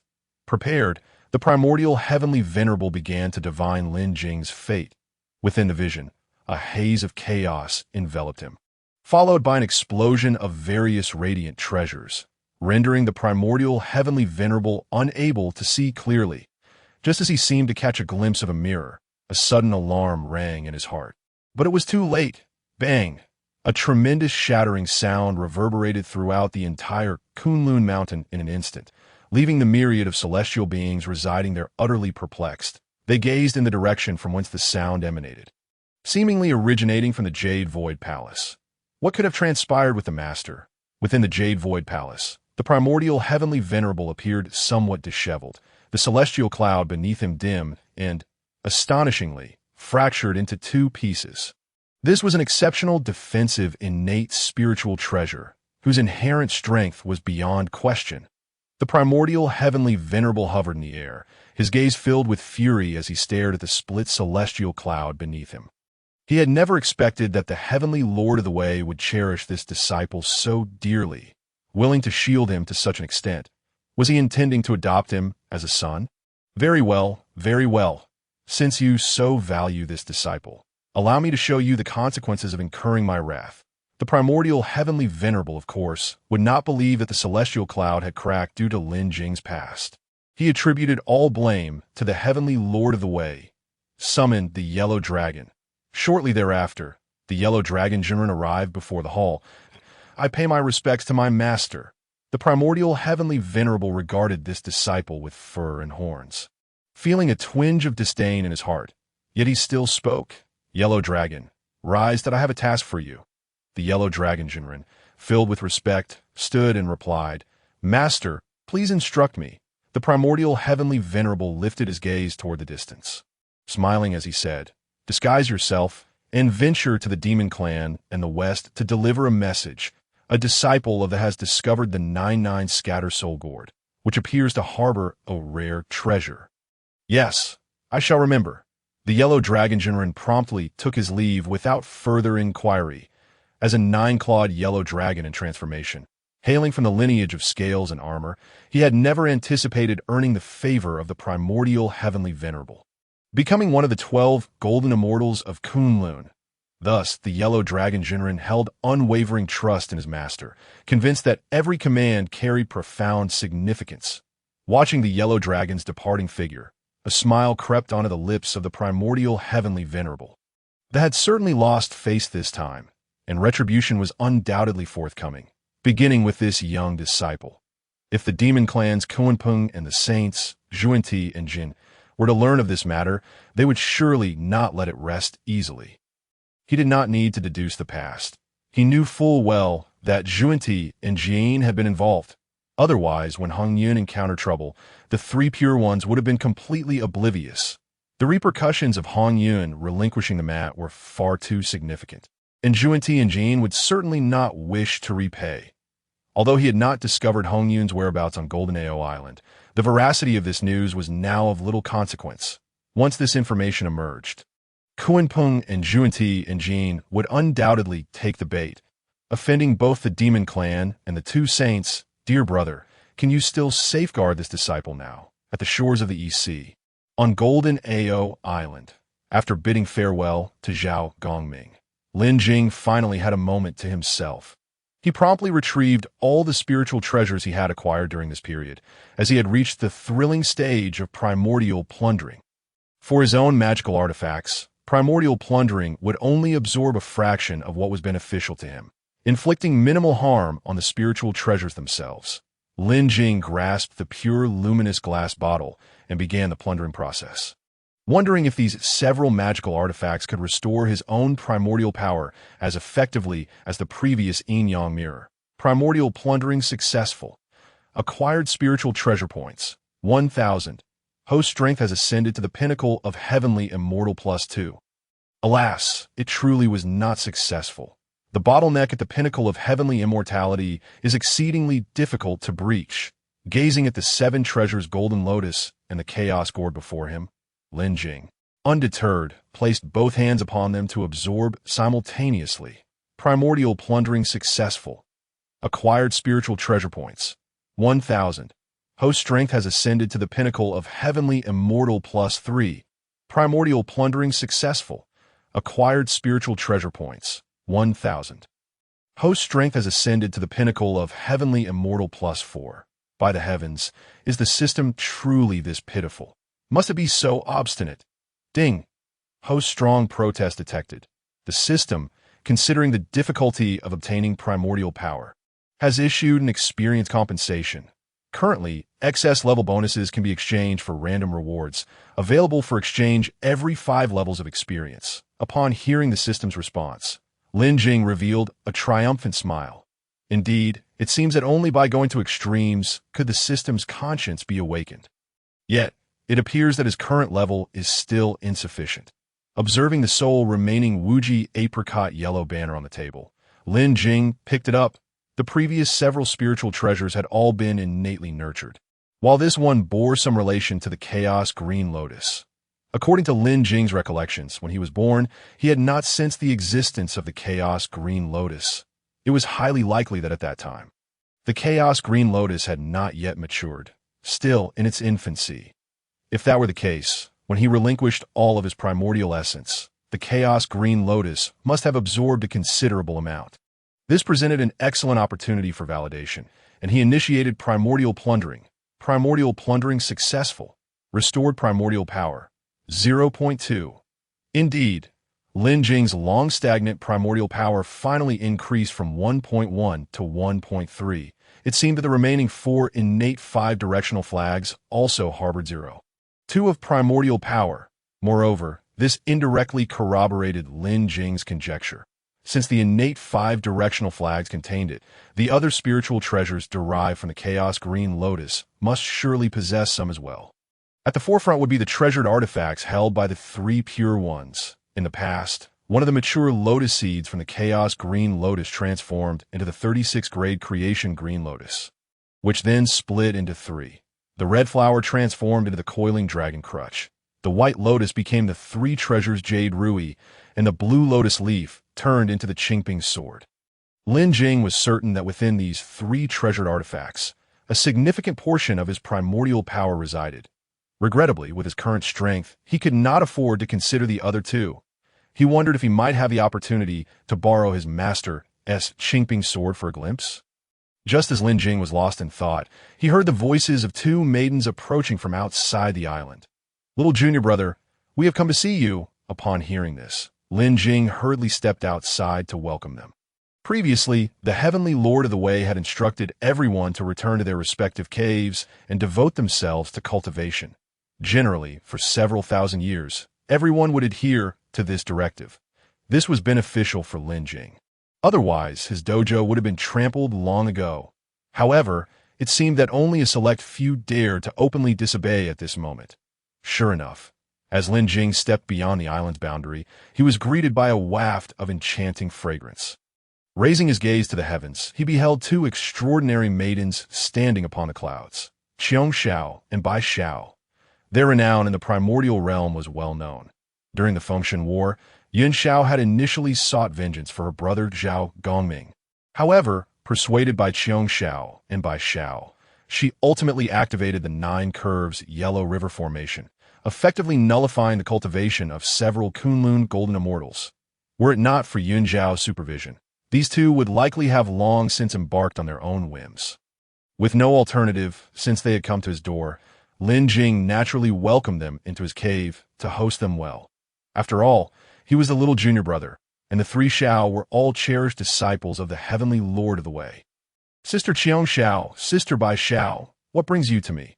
Lin Jing inquired, somewhat puzzled. Where was Sister Yin Xiao? After sipping some tea, Qiong Xiao and Bai Xiao gazed at Lin Jing and said, "Junior brother, confess honestly, did you acquire the sea-steadying pearl from our elder brother Zhao Gongming?" Ah! Lin Jing had not anticipated this inquiry, yet both the three Xiao and Zhao Gongming were surely aware that he possessed only 24 sea-steadying pearls. Qiong Xiao regarded Lin Jing with a cheerful smile and said, "Junior brother, Sister Gui Ling has already informed us. Just admit it." Bai Xiao chimed in with a mischievous grin. "Elder brother hurriedly left the island after meeting you. It must have something to do with you." The commotion caused by the earlier scroll had been too great. Lin Jing surmised that even his master must have sensed it. Qiong Xiao, glancing at the sky in the distance, smiled and said, "Elder sister was concerned about elder brother venturing out alone, so she followed him. However, before departing from the Three Immortal Island, she commanded us not to go out." Lin Jing watched as the two sisters harmonized their banter and directly inquired, "Might I ask what brings you both here?" Exchanging glances, Qiong Xiao and Bai Xiao produced the golden jiao scissors and the binding dragon rope, smiling as they said, "Junior brother, do you think our spiritual treasures can be strengthened?" Lin Jing, observing the two spiritual treasures before him, realized that Qiong Xiao and Bai Xiao had come all this way simply to enhance their artifacts. However, considering the eager expressions of the two celestial maidens, Lin Jing contemplated the broader implications. For him, enhancing spiritual treasures merely consumed a modest amount of spiritual treasure points. Yet, if word of this spread, it could prove perilous. Nevertheless, assisting the brothers in reinforcing their spiritual treasures would undoubtedly prove beneficial when the calamity of the Fengshen arrived. However, he could not appear too casual about it. So, after scrutinizing the golden jiao scissors, Lin Jing gently shook his head. This pair of scissors, formed from two jiao dragons, gathered the essence of heaven and earth, receiving the quintessence of the sun and moon, with heads intertwining and tails entwined, an exceptional postnatal spiritual treasure, a formidable weapon. Should this scissor strike, even a Deluo golden immortal would likely find themselves cleaved in two. Witnessing Lin Jing's shake of the head, Bai Xiao grew anxious and quickly inquired, "Junior brother, what is it? Can't this spiritual treasure be enhanced?" However, what Lin Jing perceived was an entirely different scene. Upon detecting the postnatal spiritual treasure, the golden dragon scissors, one may choose to expend 1,000 Lingbao points to enhance this treasure, allowing it to evolve into an exquisite postnatal artifact, thus increasing the probability of triggering a fatal effect. When the fatal strike is activated, the beings severed will perish entirely, their souls dissipating, never to reincarnate. Lin Jing gazed upon the golden dragon scissors, and as expected, it was a formidable spiritual treasure forged by his master during the dragon and phoenix calamity. However, it appeared that this treasure could only perform single target attacks, and each strike necessitated the presence of the user's main body. After examining it, Lin Jing picked up the golden dragon scissors and returned it to Bai Xiao, saying, "Senior sister, your golden dragon scissors are already sufficiently powerful. Why seek further enhancement?" Yet, Bai Xiao did not take it back. Instead, she placed her hands on her hips and retorted, "Humph! Who would turn their nose up at a stronger spiritual treasure? While this golden dragon scissors is indeed exceedingly sharp, it becomes ineffective if the enemy evades. Just tell me if it can be enhanced or not." Lin Jing gently brushed the golden dragon scissors, responding calmly, "Indeed, enhancement is possible, yet it requires a considerable number of rare materials and a significant amount of time. Bai Xiao nodded in agreement, indicating that it posed no issue. Lin Jing had his own considerations. After all, he could no longer conceal his abilities. A slight assistance to his fellow disciples was naturally acceptable, but it certainly could not be for free. Qiong Xiao also produced the dragon binding rope and inquired, "What about mine? Can you see if it can be enhanced, and how long would it take?" Lin Jing accepted the dragon binding rope and began to inspect it. Dragon binding rope, exquisite postnatal spiritual treasure.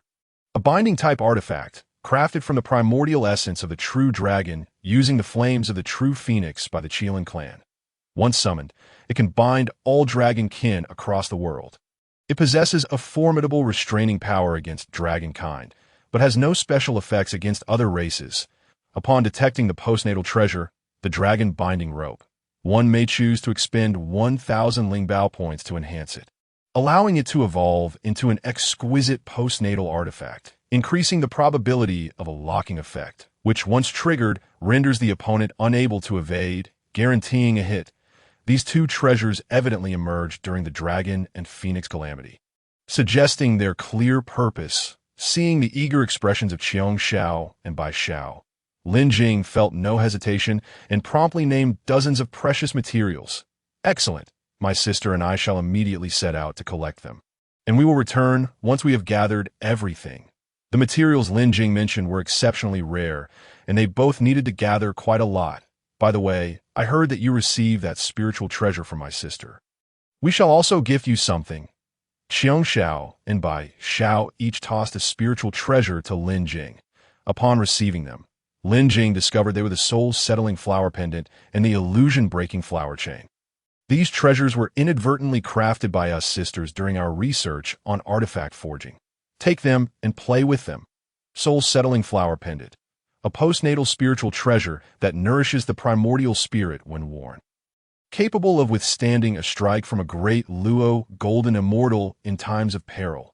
Illusion-breaking flower chain, a postnatal spiritual treasure that enhances comprehension when worn, also able to withstand a strike from a great Luo golden immortal in times of peril. Lin Jing was astonished to learn these three treasures were created in such a manner, yet they seemed of little use to him at this point. Qiong Xiao and Bai Xiao soon departed, restoring tranquility to Lin Jing's domain. "Ha! Junior brother, it appears I have underestimated your capabilities. This time, the debt of gratitude is substantial." A hearty laugh echoed, and Lin Jing turned to see the Taoist duo Bao arriving gracefully on a cloud. "Senior brother, have you fully refined the treasure tower?" The Taoist duo Bao appeared exceedingly joyful, embracing Lin Jing's shoulders and exclaiming, "Junior brother, only after completely refining it did I realize how powerful the treasure tower has become. It has significantly enhanced my strength. Following the enhancement of a spiritual treasure, new divine patterns and restrictions inevitably emerge. Moreover, for treasures like the treasure tower that have directly transcended a tier, the implications are profound." However, based on Lin Jing's earlier observations, it seemed that the points required for enhancing spiritual treasures were closely related to the quality of the treasures themselves. Otherwise, why would the points spent on enhancing the treasure tower previously be less than those needed for the current two postnatal treasures? The strength of the senior brother was already formidable. The treasures merely served to embellish his prowess. Lin Jing stepped back, pouring a cup of tea and offering it to the Taoist duo Bao. "By the way, senior brother, do you have any matters at hand? I intend to venture out for a while." Since the senior brother had emerged from seclusion, Lin Jing naturally wished to visit the Wuzhuang temple. After setting down his arm, the Taoist duo Bao accepted the tea and inquired, "I have no pressing matters. Why do you ask? Do you have something that necessitates your departure?" The previous turmoil had only just subsided, and the Taoist duo Bao was taken aback that Lin Jing was already planning another journey. Lin Jing did not conceal his intentions and directly produced the 99 Scatter Soul Gourd, stating, "Within this gourd lies a remnant soul of the Red Cloud Taoist. I wish to take him to visit the Zhen Yuan de Xian." "Huh." The Taoist duo Bao looked bewildered. Was there truly someone inside this gourd? Could it be? The Taoist duo Bao gazed at Lin Jing with utmost seriousness. Junior brother, is it truly the remnant soul of the Red Cloud Taoist? Have you seen the primordial purple chi? After all, the tales of the Red Cloud Taoist had long spread throughout the Honghuang, and the vanished primordial purple chi remained an unsolved mystery. Lin Jing helplessly shook his head. At that time, the system indeed detected a strand of primordial purple chi concealed within the 99 scatter soul gourd. However, when he returned to Jinao Island and retrieved the gourd, the primordial purple chi had vanished. As for whether the 99 scatter soul gourd had been handled by anyone else, Lin Jing had placed it directly into his internal space upon acquiring it. The only possibility was that his own body had intercepted it. Yet no matter how he inquired the system, he received no reasonable response. Ultimately, the system's only retort left him speechless. Ding! Insufficient origin. System permissions not yet opened. Please strive to enhance your origin. Noticing Lin Jing shake his head, the Taoist Duo Bao finally felt relieved. This matter is of great significance. It is best that we consult Master first. Lin Jing nodded in agreement. After all, it was indeed prudent to inform his master before leaving the island. Within the Bayou Palace, the Taoist Duo Bao led Lin Jing with familiarity into the inner hall, and after bowing to their master, he spoke. Master, Junior brother has discovered that the 99 scatter soul gourd seems to contain the remnant soul of the Red Cloud Taoist. He wishes to take it to Wuzhuang Temple to visit Zhen Yuanzi. What do you think? The Tongtian Patriarch was already aware of this matter. However, his attitude towards Lin Jing was one of complete freedom. Do as you wish. I will support you. Since the 99 scatter soul gourd was discovered by you, it is only fitting that you resolve the resultant karma. If you wish to go, then go. Duo Bao. Accompany the junior brother. Thank you, master. The two bowed in gratitude. Yet as the Taoist Duo Bao took hold of Lin Jing to depart, Lin Jing pondered for a moment and spoke. Master, I have recently encountered a bottleneck in my research on artifact forging. May I borrow your Qingping sword for a glimpse? The Taoist Duo Bao was taken aback by Lin Jing's boldness. The Qingping sword was the most treasured spiritual treasure of the Tongtian Patriarch. How could he so brazenly offend his master? Within the territory of the demon race, ever since Kunpeng was appointed as a demon master by Di Jun, he had remained in the heavenly court, strategizing for the demon race. Unfortunately, ever since the massacre of the Red Cloud Taoist, he had been marked by Zhen Yuan de Xian. Upon learning of his brother's demise, Zhen Yuan Zi single-handedly brought the Earth Book to the heavenly court, seeking to slay Kunpeng in revenge for the Red Cloud Taoist. Had it not been for Di Jun and the Eastern Emperor Tai, wielding the Chaos Bell, forcing him back, Kunpeng might have already ceased to exist, relying solely on his own strength. Kunpeng was certainly unafraid of Zhen Yuanzi. After all, they were all guests of the Purple Cloud Palace, and how great could the disparity in strength be? Yet, Zhen Yuanzi's Earth Book was notoriously overbearing. None could strike against him, for harming the Earth Book would shatter the very veins of the Honghuang. A backlash from the Great Dao that none could withstand. Kunpeng felt genuinely wronged. While he did harbor resentment towards the Red Cloud Taoist, it was only because of the latter that he lost his sanctified status. How could he not be furious? However, during the encirclement of the Red Cloud, he merely sought to seize a strand of the ancestral bestowed primordial purple chi. After all, the Red Cloud had possessed this primordial purple chi for an immeasurable time, yet had not attained sanctification. Why not allow Kunpeng to give it a try? The loss of his sanctified status had long haunted Kunpeng, and he had never let it go. Little did he expect that within this encirclement, there would be the schemes of a saint. The Western saints had secretly aided the endeavor, ultimately leading to the demise of the Red Cloud. Had it ended merely there, Kunpeng might have accepted it. However, before the Red Cloud's death, he chose to self-destruct, causing his treasures and primordial purple chi to vanish into the void. Even when he sought the aid of Di Jun and Eastern Emperor Tai, they could find nothing, leaving him with nothing to show for his efforts. Ultimately, the blame for the Red Cloud's demise fell squarely upon Kunpeng, and he had no choice but to bear it. What else could he do? Seek an explanation from the Western saints, Jane and Juni. That would surely mean he would never return. Presently, both the demon and witch races were in a phase of recuperation. Yet it was merely a temporary measure. As the leader of the demon race, Di Jun harbored grand aspirations. He dreamed of unifying the myriad races of the Hongwang, establishing a vast and orderly alliance. With the heavenly court, he found it evolving beyond mere symbolism into a true center of dominion, guiding all beings towards prosperity and flourishing. To realize this goal, Di Jun had dedicated countless efforts and endured numerous tribulations to attain today's accomplishments. In recent times, she has given birth to 10 little golden crows, and Di Jun has momentarily subdued his warlike inclinations, choosing instead to bask in the warmth of home alongside he and their offspring. Coincidentally, the sage has established regulations that allow the demons to govern the heavens while the witches oversee the earth, fostering a peaceful coexistence. The heavenly court now resonates with a harmonious atmosphere, thanks to the arrival of the little golden crows. Meanwhile, Kunpeng has begun to secretly contemplate the future trajectory of the demon clan. The demon race currently enjoys unparalleled prosperity, yet can such affluence endure indefinitely? The once mighty ferocious beast clans that once dominated the primordial world have ultimately faded into obscurity. Even the formidable Zulong, Yuan Feng, and Shikolin clans have withdrawn from the primordial realm, troubled by these thoughts. Kunpeng ventured into the demon territory to observe whether the demons were diligently honing their skills. Have you heard? Just a few days ago, the sage Yuan Tianzun, unexpectedly accompanied by his disciples, stormed onto Jin Ao Island, confronting the Tong Tian Jiao Zhu directly. What is going on?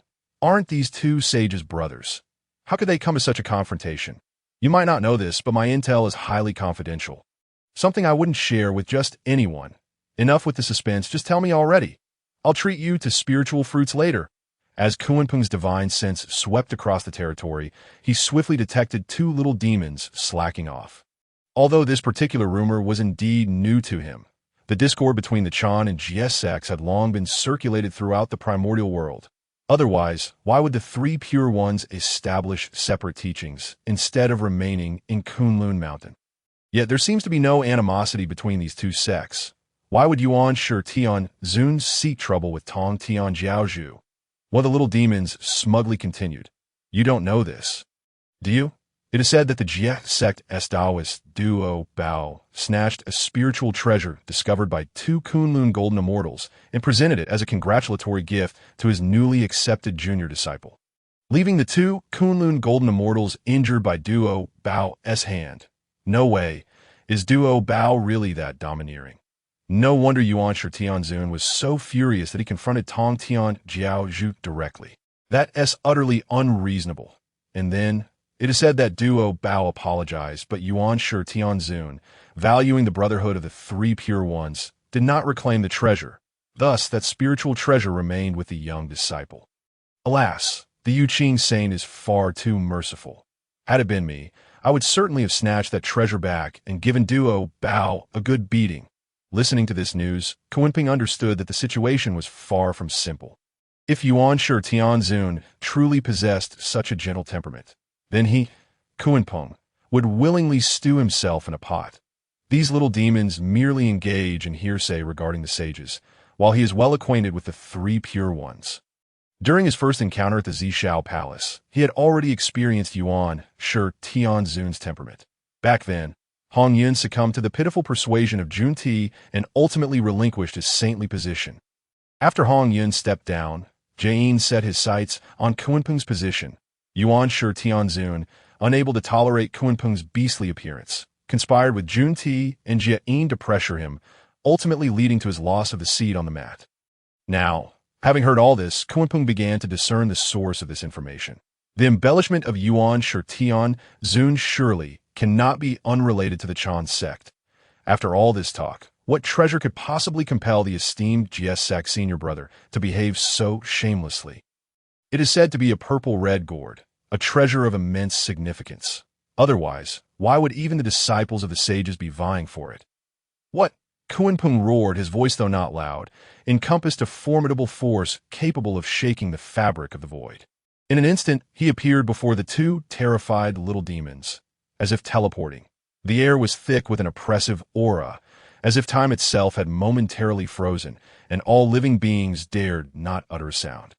Kunpeng's gaze was as sharp as that of a hawk, surveying everything before him. For years, he had been in search of any clues regarding Hong Yun, for that was his only opportunity to attain sanctity. Under the weight of this terrifying pressure, the two little demons could hardly stand, collapsing to the ground, trembling, their breaths coming in labored gasps. "Are you certain that the treasure is indeed a purple-red gourd?" Kunpeng questioned the little demon on the ground, for he had indeed seen the Jiao gourd, which was precisely purple-red. So it was the relic of Hong Yun that had been discovered. No wonder the disciples of the sages were so eager to seize it. Such a treasure is a prime, innate spiritual artifact.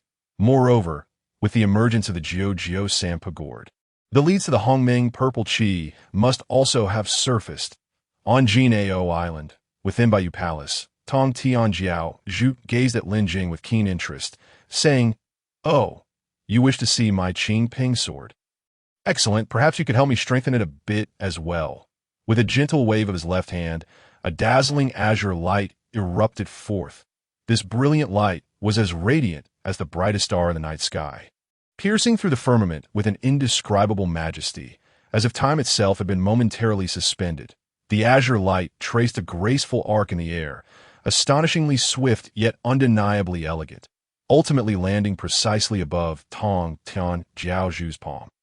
It was indeed one of the three supreme treasures forged from the 36 grades of the creation Qing Lian, the Qing Ping sword.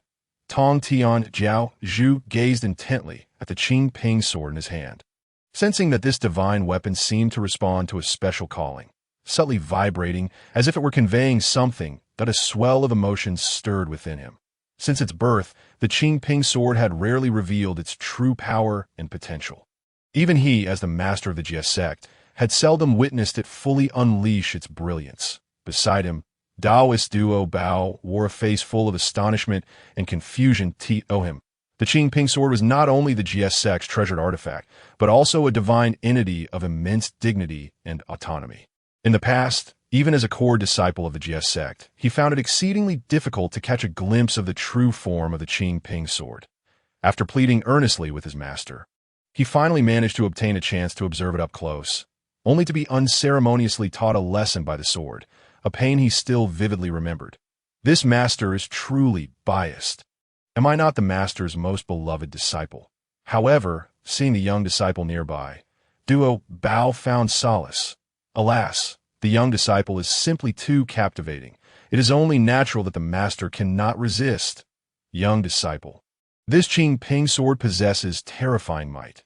Your current strength is still lacking, so it is best not to touch it directly. Lin Jing gazed at the radiant azure light, feeling that the Qing Ping sword would not harm him. As Tong Tianjiao gently released his grip, the Qing Ping sword soared directly towards Lin Jing. The azure light darted towards him like a fleeting white steed, arriving at Lin Jing's side before duo Bao could even react. Upon seeing this sword, comparable to an exceptional innate treasure, Lin Jing cautiously reached out to grasp it. Ding! Insufficient permissions. Unable to trigger the task. Insufficient permissions. Unable to absorb the essence. Insufficient permissions. Unable to lift the seal. A series of 3 system prompts left Lin Jing utterly bewildered. He had thought he could finally engage with a powerful innate spiritual treasure and perhaps absorb a bit of its essence. Yet it turned out that the Qing Ping sword was simply beyond his current reach. Having it in hand was futile. Initially, he had hoped to assist his master in strengthening the Qing Ping sword, but now it seemed that was premature. As his thoughts raced, Lin Jing took hold of the Qing Ping sword and began to wield it casually. Duo Bao, standing nearby, was left dumbfounded. This was simply illogical. Back then, he had merely wanted to touch the blade of the Qing Ping sword and had been soundly thrashed.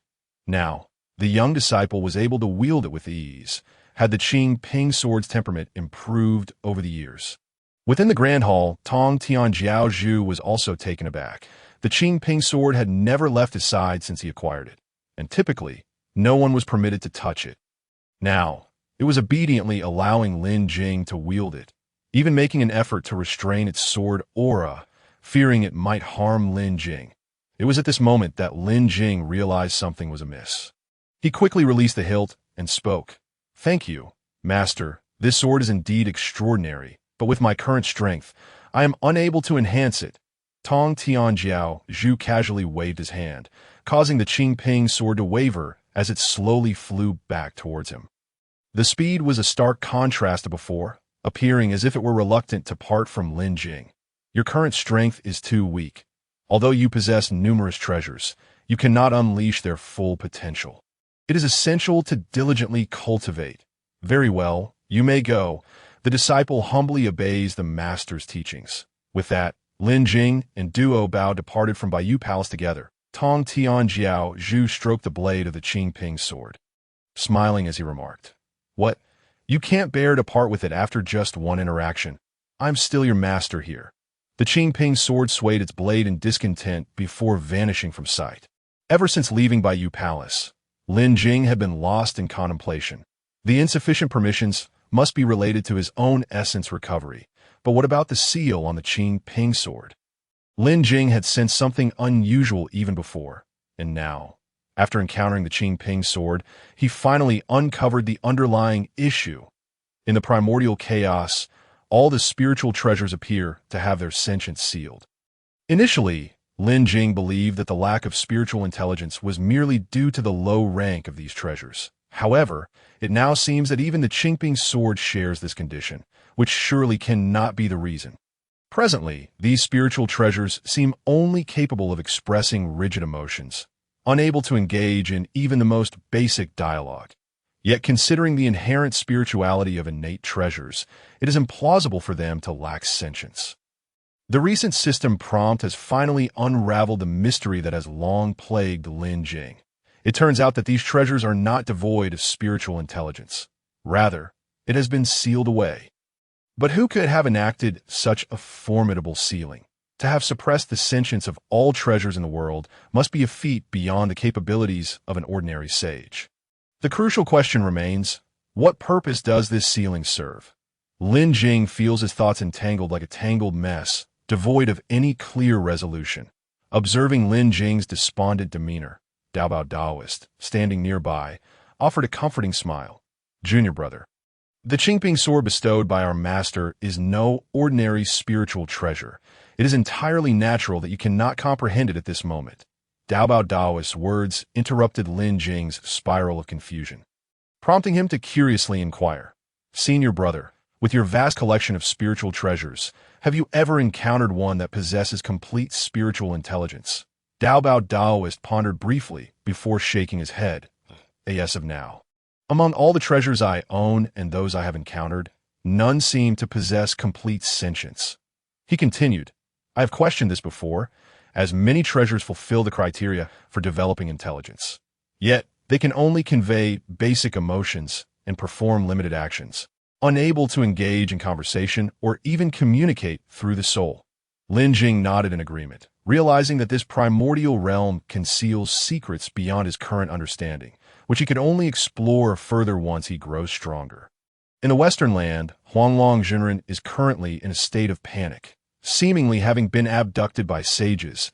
Zhuanti and Jiejin stand beside him, firmly grasping his shoulders, reiterating, "Are you certain that the 99 Scattersoul Gourd has emerged? Moreover, does it contain remnants of souls and other entities?" Huanglong Zhenren had previously obeyed his master's command, hastily departing from Mount Kunlun to deliver news to the demon clan, since the demon Lord Dijuan established the heavenly court. Most demons in the primordial realm now coexist harmoniously. This facilitated the dissemination of his message among the demon clan, ensuring that it would reach Kunping Dijuan in no time. However, the smooth transmission among the demons led him to believe that his mission would be executed flawlessly, prompting him to rush towards the west. Yet, having never been to the west before, he only possessed hearsay knowledge of the area. In ancient times, before the Taoist ancestor Hongjun attained enlightenment, he engaged in a decisive battle against the demon clans Luo, Hu here. Although the Taoist ancestor emerged victorious, the battle shattered the western ley lines, transforming the region into a wasteland. While it is deemed disrespectful to speak ill of sages, as a disciple of the three pure ones, he had privately discussed the matter. Back then, his two masters, Zhuanti and Jiejin, chose to establish the Western Church as a place of enlightenment. They did indeed ascend to sagehood, but regrettably, their disciples are rather scarce. After all, The spiritual energy in the West is thin, and for miles around, not even a bird would dare to alight, making it decidedly unsuitable for cultivation. Nevertheless, these two masters paid no mind to the reputation of sages, persistently seeking various innate beings in the primordial realm to convert them to the Western Church. However, upon hearing the invitation to the West, none expressed any willingness. Recalling the previous hearsay, Huanglong Jinren worried that upon arriving in the West, he would find no one to convey his message. Yet, the unfolding events were entirely beyond his expectations as he stepped onto the Western land, before he could even lament the desolation of the region. He found himself flanked by two Taoists, one stout and one slender. "My friend, I perceive your extraordinary bone structure. At such a young age, you possess remarkable physical prowess, surely a prodigy in the Dao. The future task of upholding justice and peace in the primordial realm will be entrusted to you. Indeed, this place is said to be the very site where the illustrious, graceful sages impart their teachings. I believe you're destined to connect with the Western Church. Why not allow us to introduce you?" Huanglong Jinren gazed in horror at the two suddenly appearing figures, realizing that with his strength, he had not sensed their approach. However, he managed to regain his composure, stepping back and saying, "Thank you, dear friends, for your kindness, but I am merely a wandering immortal, here to seek solace in the West, and shall not intrude upon the sages." Yet the stout and slender celestial youths eagerly grasped Huanglong Jinren's arms, insisting, "You are but a guest. Fear not. The two sages of the Western Church are exceptionally amiable and will surely welcome you with warmth." They proceeded to escort Huanglong Jinren towards the direction of the Western Church. Realizing he could not break free, he finally spoke up. "With such formidable powers, could you perhaps be disciples of the sages?" The stout and slender celestial youths exchanged glances, chuckling as they replied, "We are but simple attendants in the Western Church, lacking in talent. With your capabilities, you shall undoubtedly become a cherished disciple of the sages." Seeing that he was about to be forcibly taken to the Western Church, Huanglong Jinren revealed his true identity. "I am Huanglong Jinren, a disciple of Yuanshi Tianzuan. I apologize for previously concealing my identity. I meant no offense." With no choice left, he had to unveil his identity to avoid being taken into the Western Church. Upon hearing this, the stout and slender celestial youths frowned in unison, disdainfully releasing Huanglong Jinren. "So you are a golden immortal of the Chan teaching? What brings you such a long way to our Western land?" Huanglong Jinren stabilized his form, using his powers, and slowly replied, "I have come to the West to convey a message to my two esteemed masters." Having revealed his identity, he decided to lay all his cards on the table. "Oh, what message could be so urgent that a sage would not convey it directly through thought, requiring you, a disciple, to travel such a distance?" questioned the stout celestial youth, visibly displeased. Huanglong Jinren assessed the two and concluded they were indeed the esteemed disciples of his two masters. Given this, it would not hurt to share the message with them, especially as it pertained to the dignity of the sages. The Chan Teachings Daobao Daoist has taken a spiritual treasure discovered by my two fellow disciples and intends to present it as a gift to our master's newly accepted junior disciple. Grateful for the brotherly bond among the three pure ones, our master graciously relinquished the treasure. The stout and slender celestial youths exchanged glances, seemingly unimpressed, as they remarked, "It is merely a spiritual treasure. This news holds no value. It is said that within the 99 Scatter Soul Gourd, there may be other entities present. However, due to the immense power of Tong Tian, our master generously chose not to reclaim the treasure." "What? The 99 Scatter Soul Gourd?" In an instant, the stout and slender celestial youths erupted with overwhelming energy. The previously tranquil atmosphere shattered, replaced by an oppressive, intense aura. Their gazes sharpened, expressions shifting from surprise to solemnity, as the gentle energy surrounding them transformed into two colossal waves of power. In that fleeting moment, their appearances underwent a dramatic transformation, revealing their true forms as the founders of the Western Church. Zhuanti and Jiejin. Huanglong Jinren stood bewildered, realizing that the stout and slender celestial youths were indeed his revered sages. "Pray tell, how idle must you be for me to encounter you both upon my arrival in the West?" And for you to drag me into the Western Church, now manifesting their true forms, the immense waves of magical energy surged like a tsunami, shaking the very fabric of space. Their eyes glimmered with a complex mix of vigilance and contemplation. The news Huanglong Zhenren brought was undoubtedly of paramount importance to them. Years ago, they had meticulously plotted, concealing the heavenly secrets, ultimately leading to the demise of Hong Yun. Now, with the 99 scatter soul gourd resurfacing, and the suspicion of residual souls within, how could they possibly find peace? Thus, the initial scenario unfolded. Huanglong Zhenren now trembled in the presence of the two sages, hastily relaying all the information he possessed. Zhuanti and Jijin analyzed the details provided by Huanglong Zhenren and quickly reached their conclusions. The events were certainly not as Huanglong Zhenren portrayed them. Otherwise, according to their understanding, Yuan Shitianzuan would not have refrained from reclaiming the 99 scatter soul gourd. However, this news required verification, for until Hong Yun was no more, they could find no rest. The enormous merits owed to the heavenly path remained unresolved, and now, another formidable creditor had emerged in the demon realm. Amidst the 33 heavens, Dijuan and Donghuang Tai sat solemnly, regarding Kunpeng below as Dijuan inquired. Imperial teacher, can you ascertain the accuracy of this information? It involves the disciples of the sages, should the intelligence prove erroneous. We might not withstand the wrath of the sages. In the present day, both Dijuan and Donghuang Tai have ascended to the realm of Deluo Jin Xian, achieving the pinnacle of quasi-saint perfection. However, the path to becoming a saint remains elusive, especially considering that in the current wilderness, saints are the most formidable beings. Fortunately, the 6 who have attained sainthood thus far are all disciples of the Dao ancestor Hongjun, bound by certain constraints, preventing them from interfering with the grand cosmic order. Otherwise, given Enhua's evident favoritism towards the demon clan, the war of the witches and demons would not have persisted through 2 fierce battles without resolution. Below, Kunpeng rose to his feet, gazing at Dijuan, his eyes reflecting a multitude of thoughts. Upon learning of the emergence of the Juzhou Sampo Hulu, he had tirelessly employed all his connections to verify the authenticity of this matter.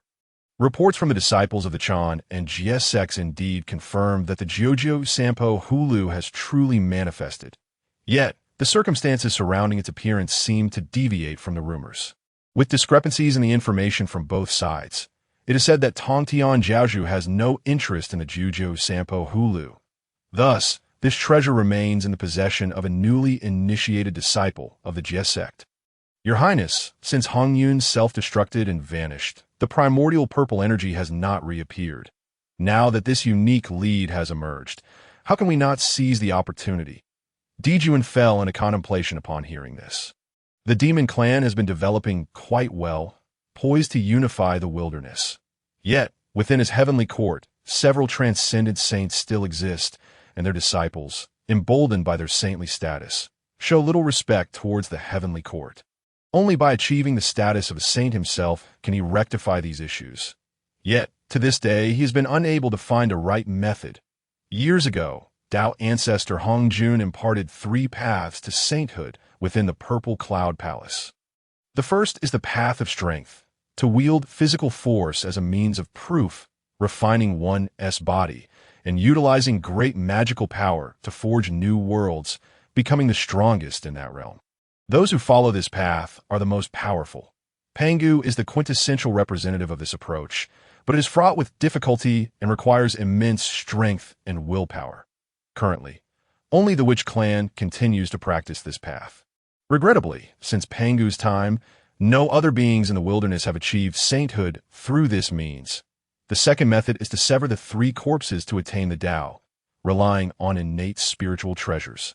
One can cut away the 3 corpses of good, evil, and self through great merit, then unify them to entrust the primordial spirit to the heavenly Dao, thereby achieving the status of a mixed-element saint. This method necessitates specific requirements regarding the innate spiritual treasures. The stronger the treasure, the more formidable the 3 corpses severed. Dao ancestor Hong Jun himself tread this path of severing the 3 corpses. Regrettably, he used a broken creation jade butterfly to accomplish the feat, and alas, in today's cosmos, no one has successfully attained sainthood through this method. The final path is to attain sainthood through supreme merit, to perform deeds unprecedented in the wilderness, to harness fortunes yet unseen, to accumulate great merit, and then connect with the heavenly Dao through primordial purple energy to achieve sainthood. However, this method yields the weakest strength among the three paths to sainthood.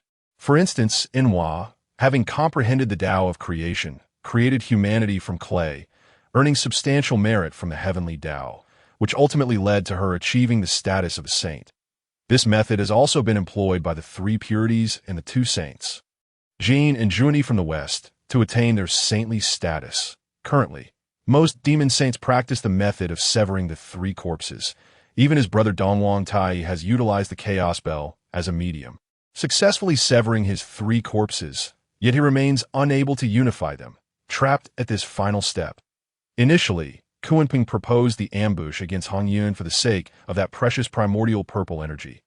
Hence, Dijuan was aware of the scheming of Jin and Juni. Yet he acquiesced to Kunpeng's request. Alas, in the end, Hongyun self-destructed and vanished, taking all his belongings, including the primordial purple energy, leaving Dijuan helpless. Now, with the sudden emergence of the Juju Sampo Hulu, which is Hongyun's treasured artifact, it is indeed worthy of investigation. If this could lead to the discovery of the primordial purple energy, he would not hesitate to offend the saints, just as Dijuan was lost in thought. The demon sage Baze spoke. "Your Highness, I have just divined a hexagram, revealing a state of balance, neither auspicious nor ominous. This matter should not be rushed.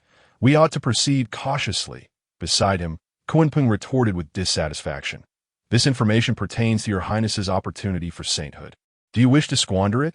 Baze ignored Kunpeng's interjection, as he had always doubted Kunpeng's loyalty, given that he had only joined the heavenly court under the duress of Dongwang Tai. Thus, it was only natural for Baze to challenge any plan proposed by Kunpeng. After a moment of contemplation, Dongwang Tai remarked, "Brother, this matter is still uncertain. The demon clan is currently stable. It would be prudent to send a few demon saints to investigate first."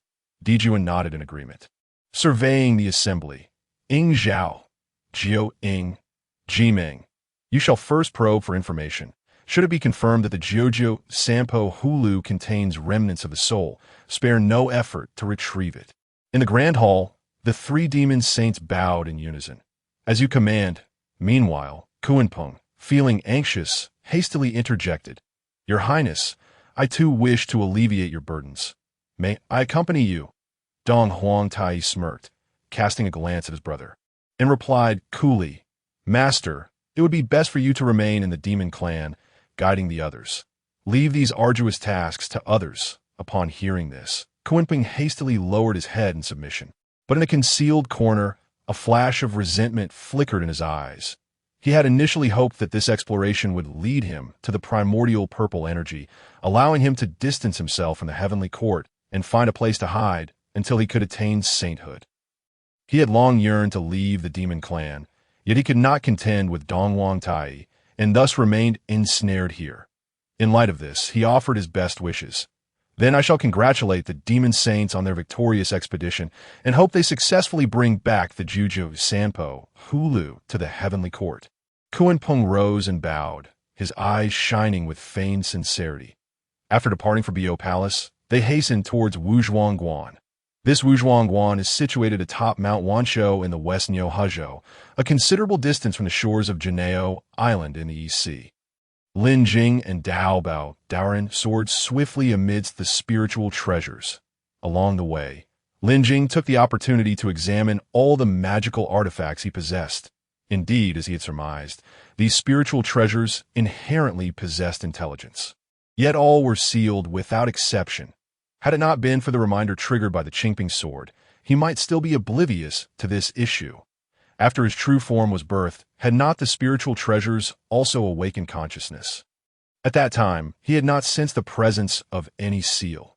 This implies that the seal manifested only after his birth system. How much must my origin be restored to unlock these seals? Lin Jing thought, engaging in mental communication with the system. Ding! Restoring origin to 30 unlocks the second-tier permissions. What 30? Lin Jing gazed at the current display of 1.3 on his panel, feeling as though the goal was insurmountably distant. Thus far, he had already completed 2 collection tasks. Upon completion of all, he would receive an 8-point reward. However, the remaining artifacts were increasingly challenging to obtain, leaving him feeling utterly exhausted.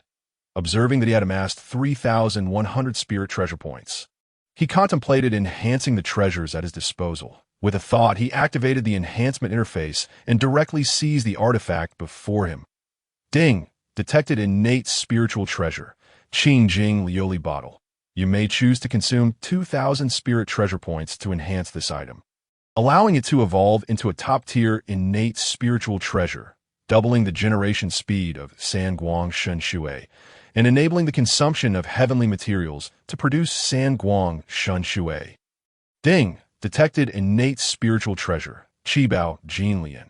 You may choose to consume 1,000 spirit treasure points to enhance this item, allowing it to evolve into a top-tier innate spiritual treasure, adding a probability locking function.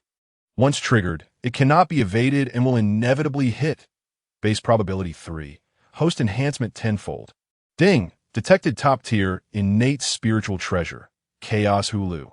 You may choose to consume 5,000 spirit treasure points to enhance this item, allowing it to evolve into an innate supreme treasure, with Chaos Qi capable of slow self-growth.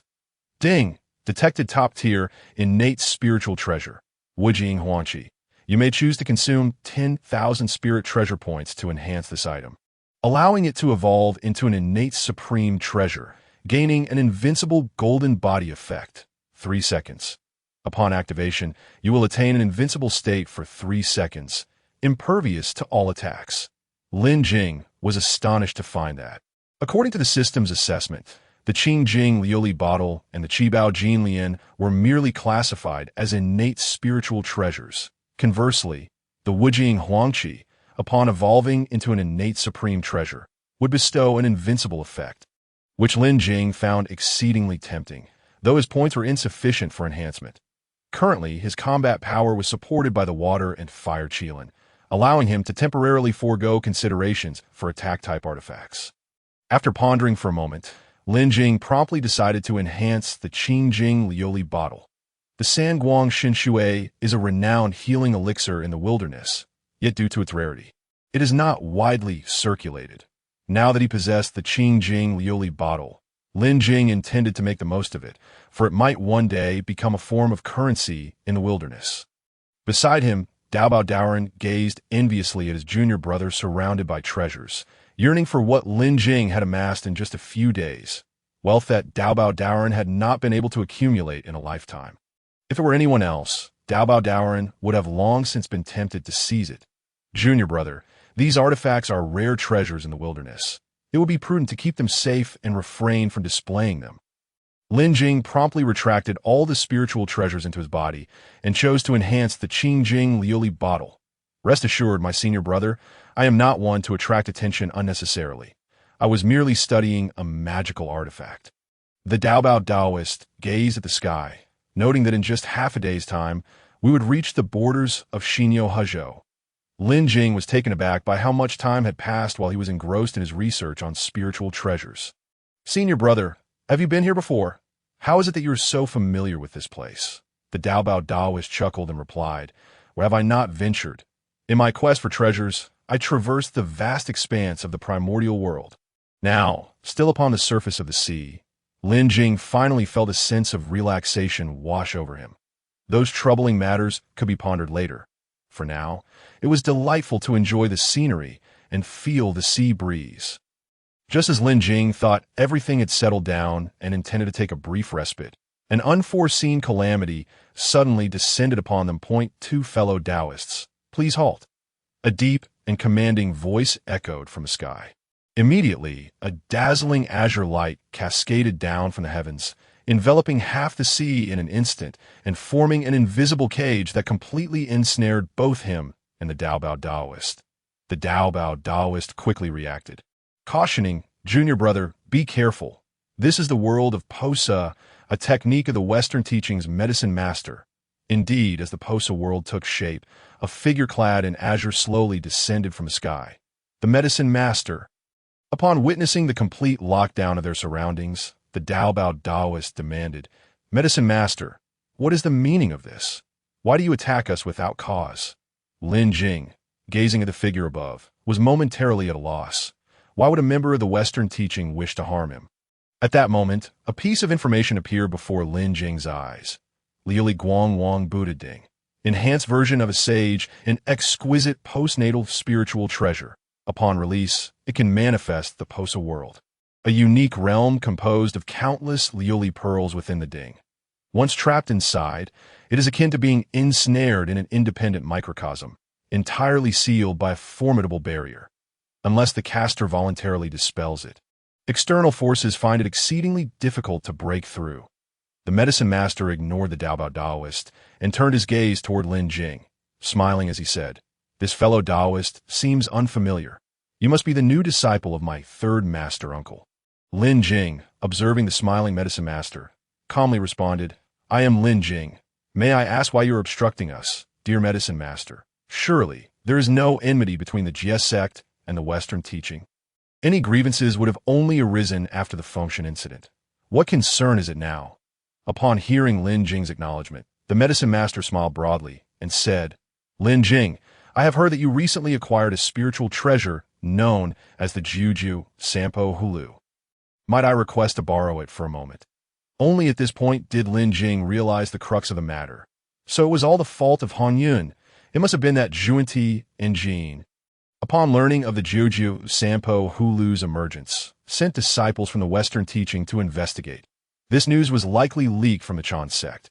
Having failed to claim the treasure, they must be seeking revenge against the Jie sect. If the news of the Juju Sampo Hulu being in his possession spread, the Western teaching and the demon clan would undoubtedly come knocking. One side seeks knowledge of the whereabouts of the Hongmeng Purple Qi, while the other needs to confirm the death of Han Yun Daoist. Meanwhile, the Daobao Daoist could no longer contain himself and charged toward the medicine master, aiming to deliver a punch. "Shameless! You bald head still covet my junior brother's treasure." However, the medicine master did not flinch or evade, remaining there with a smile and saying, "Brother Daobao, you misunderstand. I am not one to covet spiritual treasures. I hereby vow upon the Dao that I only wish to borrow it for a brief moment to show my master upon Mount Ling. Moreover, I assure you that the compensation offered to Lin Jing will be more than satisfactory." The Daobao Daoist fist struck the medicine master, only for his figure to dissipate. In another location, an identical figure of the medicine master reappeared, still smiling, and said, "Lin Jing, this is a unique treasure from Mount Ling, the Bodhi seed. Simply carrying it on you can calm the mind and enhance comprehension, aiding in cultivation. It is a rare gem indeed. Might we exchange this for your Juju Sampo Hulu for a time?" Lin Jing had long since averted his gaze from the medicine master, given that the Western teachings Juanti and Jean were now intent on eliminating Han Yun. How could he possibly agree? He was still hoping to leverage his relationship with the Han Yun ancestor and Jin Yuan Daxian. If he were to relinquish the Juju Sampo Hulu, his chances of obtaining the Earth Book would be entirely dashed. The Daobao Daoist turned back to remind him, "Junior brother, do not be swayed by the bald monk's nonsense. Once the spiritual treasure reaches Mount Ling, it will never return."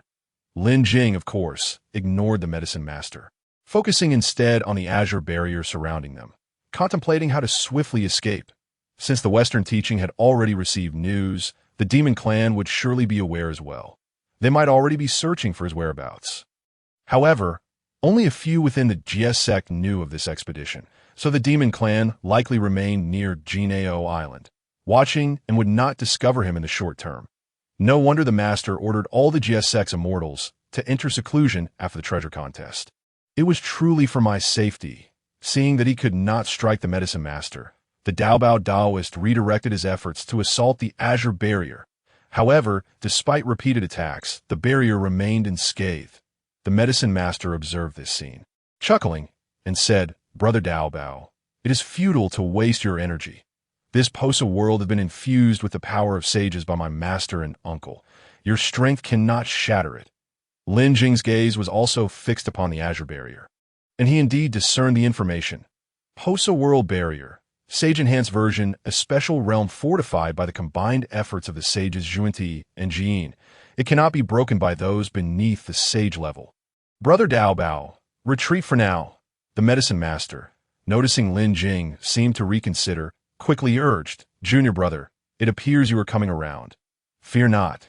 The Western teaching has no designs on your Juju Sampo Hulu. Let us proceed with the exchange now. Lin Jing regarded the medicine master before him, and his information was revealed. Medicine master's illusion. Its essence is fused with the Liuli Guang Wang Buddha Ding. As long as the Posa world remains unbroken, its essence remains unharmed, and vice versa. Medicine master, what if I refuse to lend this treasure? Lin Jing inquired of the medicine master while signaling to the Daobao Daoist beside him.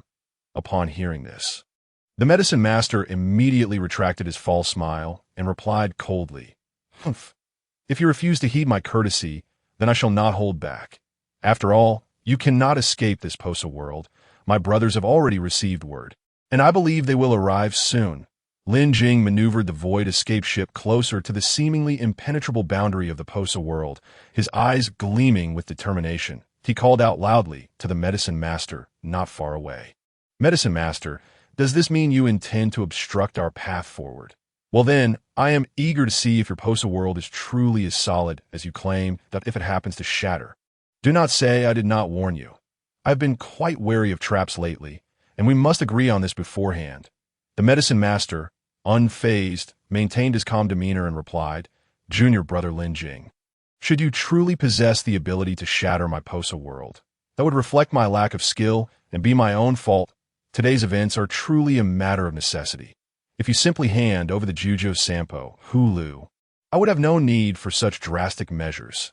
His voice was calm and steady, brimming with confidence in his Posa world, while also betraying a sense of helplessness. Lin Jing, however, could not help but smirk internally at the medicine master's facade. Recognizing the duplicity that mirrored the hypocritical demeanor of the Chan sect's golden immortals he had encountered previously. Very well. Come forth, Chaos Hulu. With Lin Jing's commanding shout, an ancient and primal aura surged forth. The Chaos Hulu appearing as if it had transcended time and space, manifesting in the air and exuding an awe-inspiring pressure. Faced with this sudden upheaval, the medicine master's expression finally shifted, his previously unflappable demeanor now showing signs of seriousness. The emergence of the Chaos Hulu left him little time to react. Under Lin Jing's control, the artifact rapidly expanded, soon taking on the proportions of a small mountain, towering in the void. The bottle's mouth opened wide, and a vast, terrifying chaos energy erupted forth, rushing toward the boundary of the Posa world as if intent on tearing it apart. The seemingly indestructible azure barrier began to melt away like snowflakes upon contact with the chaotic energy. Seeing this, the medicine master quickly pressed his palms together, murmuring incantations as golden halos emanated from his body, continuously reinforcing the surrounding barrier in a bid to withstand the impending chaos from the abyss. Yet the power of the Chaos Hulu far exceeded any ordinary expectations. This chaos energy was capable of obliterating even the mightiest of sages, far beyond the paltry defenses of the Liuli Guang Wang Buddha Ding, which had merely absorbed a fraction of sage power. Boom! Accompanied by a deafening roar, the boundaries of the Posa world could no longer withstand the strain and were mercilessly torn apart by the chaotic energy, resulting in a gaping chasm that was truly shocking. The once solid azure barrier, akin to a paper wall battered by tempest, began to fracture, and under the relentless erosion of chaotic power, it ultimately collapsed, shattering completely. Witnessing the total disintegration of the Posa world under the onslaught of chaotic energy, the visage of the medicine Buddha paled significantly, a streak of crimson escaping from the corner of his mouth. A visceral manifestation of the tumult within his own vital essence that ate tea that moment. The world constructed from the radiant glass King Buddha cauldron met its demise, leaving the medicine Buddha feeling as if the last pillar supporting his body had been violently wrenched away. With both internal and external injuries flaring simultaneously, rendering him momentarily defenseless. Observing this, Lin Jing resolutely made a decision. He was acutely aware of the urgency of the situation. The most pressing task at hand was to hasten to Wuzhuang Temple. Along the way, they were bound to encounter the demon clan and the forces of the Western Church, and only by swiftly meeting Xuanyuanzi could they bring an end to this turmoil. "Brother Daobao, let us depart," he exclaimed loudly, promptly activating the void-escaping vessel to flee the scene with great speed. The medicine Buddha watched as Lin Jing and Daobao Daoist piloted their spiritual treasure away, lamenting his current state of injury, leaving him powerless to pursue them. Once he merged with the radiant glass King Buddha cauldron, as long as the Bozo world remained intact, he would sustain no harm. However, should the Bozo world be damaged, he would suffer grievous injuries. While this was indeed a fatal flaw, in the absence of saints, he could not conceive of anything in the primordial wilderness that could harm the Bozo world. Little did he expect Lin Jing to produce the Chaos Gourd and unleash chaotic energy. This was beyond the capacity of the radiant glass King Buddha cauldron to endure. Hadn't the yellow dragon of the Chan sect claimed to possess the water and fire gourd? Presently, the yellow dragon was still confined within the spiritual mountain, with his master not permitting his release. Wasn't this chaos gourd a long-coveted spiritual treasure of the Yuanshi Tianzuan of the Chan sect? Why then was it in the hands of Lin Jing, a disciple of the GS sect? This was dire. Could it be that all of this was a scheme by the Chan sect and the GS sect to weaken our Western Church? The medicine Buddha pondered briefly and reached a conclusion. He immediately took a Bodhi seed from his waist and conveyed this intelligence to his fellow disciples. Previously, the Dao ancestor had decreed that saints were not to roam freely in the primordial wilderness, explicitly naming the two saints, Jun Ti and Jie Yin. Otherwise, they would have acted personally, rather than relying on their disciples to traverse great distances in search of answers. However, it now appeared that the Chan sect must have concealed much information and should not be trusted lightly. At that moment, if the yellow dragon, still forced to be a guest on Spiritual Mountain, knew of his thoughts, he would surely cry out in injustice. After all, Yuanshi Tianzuan and the other brothers had only disclosed this much information to him, and he had conveyed all of it. In the skies, Daobao Daoist was exerting all his might to propel the void-escaping vessel towards the west Nyo Huzhou. This postnatal spiritual treasure was almost emitting black smoke. While the two aboard paid no heed, just as the medicine Buddha had acted, Daobao Daoist had instantly grasped the situation. The Chan sect had undoubtedly leaked the news of the 9-9 Scatter Soul Gourd to the Western forces and the Demon Clan, perhaps embellishing it with tales of the Hongyuan legacy and the primordial purple energy. This meant that Lin Jing was in grave danger. It was known that the Demon Clan's Emperor Jun had been searching for clues about the primordial purple energy for years, but had found none. Now that the 9-9 Scatter Soul Gourd had resurfaced, he would certainly dispatch demons to investigate. "Junior brother, if we encounter any demons ahead, I will hold them off for you. You need not concern yourself with me. Hasten to Wuzhuang Temple. As soon as we meet Jinyuan Daxian, everything will fall into place. Once the Earthbook formation is activated, no power below the saint level can harm us in the slightest. If the Earthbook formation is disrupted, the repercussions of damaging the primordial wilderness would be even more terrifying. Had it not been for the fact that after Hongyun's death, Xuanyuanzi had remained in Wuzhuang Temple to focus on his cultivation, he could have easily traversed the primordial wilderness without opposition. They were now quite close to West Nyo Huzhou, and as long as no unexpected incidents occurred along the way, they would soon reach Wuzhuang Temple. Lin Jing observed Daobao Daoist making a bold declaration and couldn't help but sigh. "Brother, in such a critical moment, it is unwise to make grand proclamations." Indeed, no sooner had Daobao Daoist spoken than the once clear skies darkened. With ominous clouds gathering and thunder rumbling, it was as if the entire firmament had fallen under the dominion of some potent force. At that moment, a deep and commanding voice resonated from all directions. "Fellow Taoists, please hold your steps." This voice was like celestial music, yet carried an undeniable aura of authority. Daobao Daoist sensed the gravity of the situation. He hastened to channel his power, attempting to utilize the void-escaping vessel to break free, while remaining acutely vigilant of the surrounding changes. However, it was evident that the other party was well prepared, as several bolts of thunder descended from the sky, striking directly towards the front of the void-escaping vessel. The powerful currents of electricity intertwined with blinding light, forming a dense web of lightning that forcibly obstructed their path. Lin Jing and Dao Daoist had no choice but to halt their advance temporarily to confront this unexpected predicament. From within the dark clouds emerged a figure, a creature of peculiar form, possessing a dragon's head and a human body, equipped with razor-sharp bird claws. This amalgamation of traits rendered it both mysterious and fearsome, imparting a profound sense of oppression. This creature descended upon the clouds, each step echoing with thunder, as if even the elements of nature bowed to its presence. Its gaze was piercing and resolute. Fixed intently upon Lin Jing, Dao Daoist immediately recognized the identity of this being, one of the demon saints of the heavenly court, Ji Ming. I am Ji Ming of the heavenly court. May I inquire if you are the Lin Jing Daoist who possesses the 99 Scattersoul Gourd, the legacy of Honyun?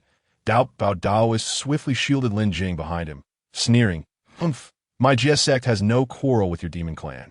Why do you obstruct us?" Ji Ming regarded Dao Daoist with a resigned shake of his head, replying, "His Highness has commanded that I invite Daoist Lin Jing to visit the heavenly court. May I ask if it is a convenient time?"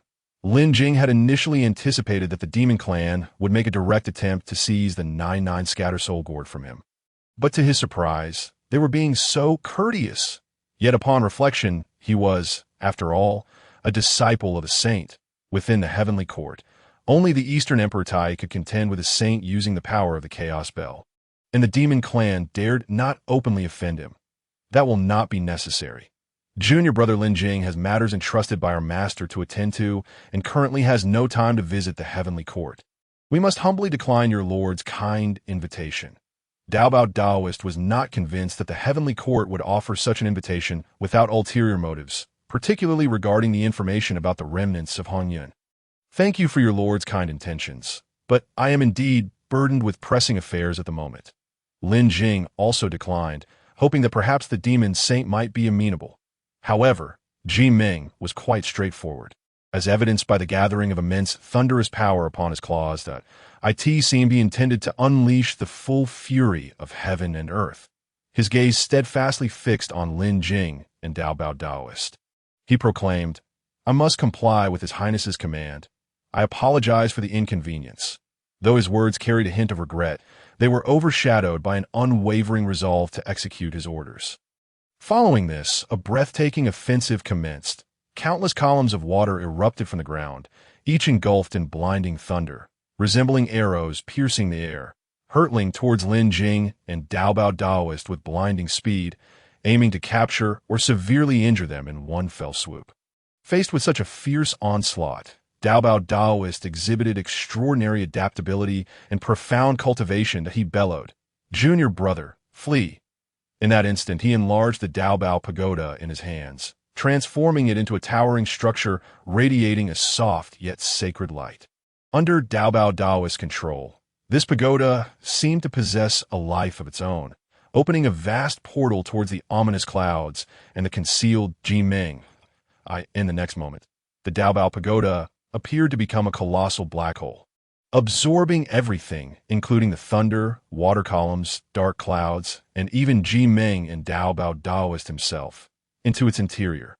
The entire process was as swift as lightning, and when all was said and done, the once tumultuous sky had returned to tranquility. Only the Dao pagoda, suspended in midair and emanating a faint glow, bore silent witness to the recent events. Lin Jing observed this spectacle, astonished by the myriad functions of the Dao pagoda.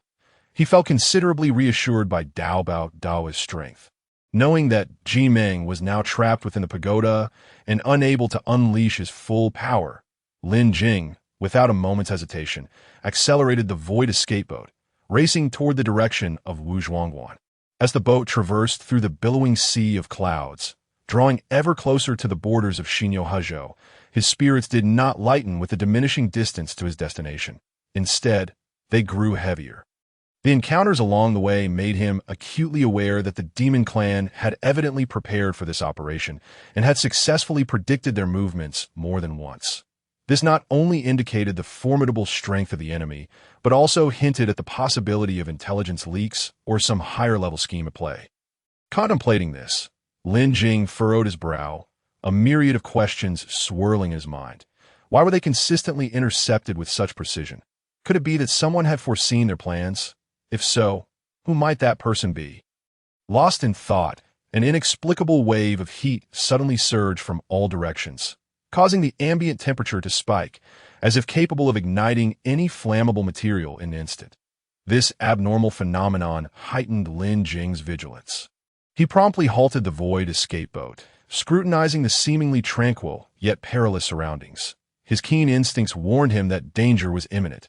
Indeed, the distant clouds began to roil violently, resembling a tempestuous sea, gradually unveiling a bizarre and terrifying sight that a colossal and fearsome nine-headed beast emerged from the clouds, each head bearing a distinct visage, some menacing, others sly and cunning, while long, flexible tentacles dangled beneath each head, exuding an oppressive aura of malevolence. The appearance of this nine-headed demon caused the temperature around them to soar once more, filling the air with a stifling heat and an anxious tension.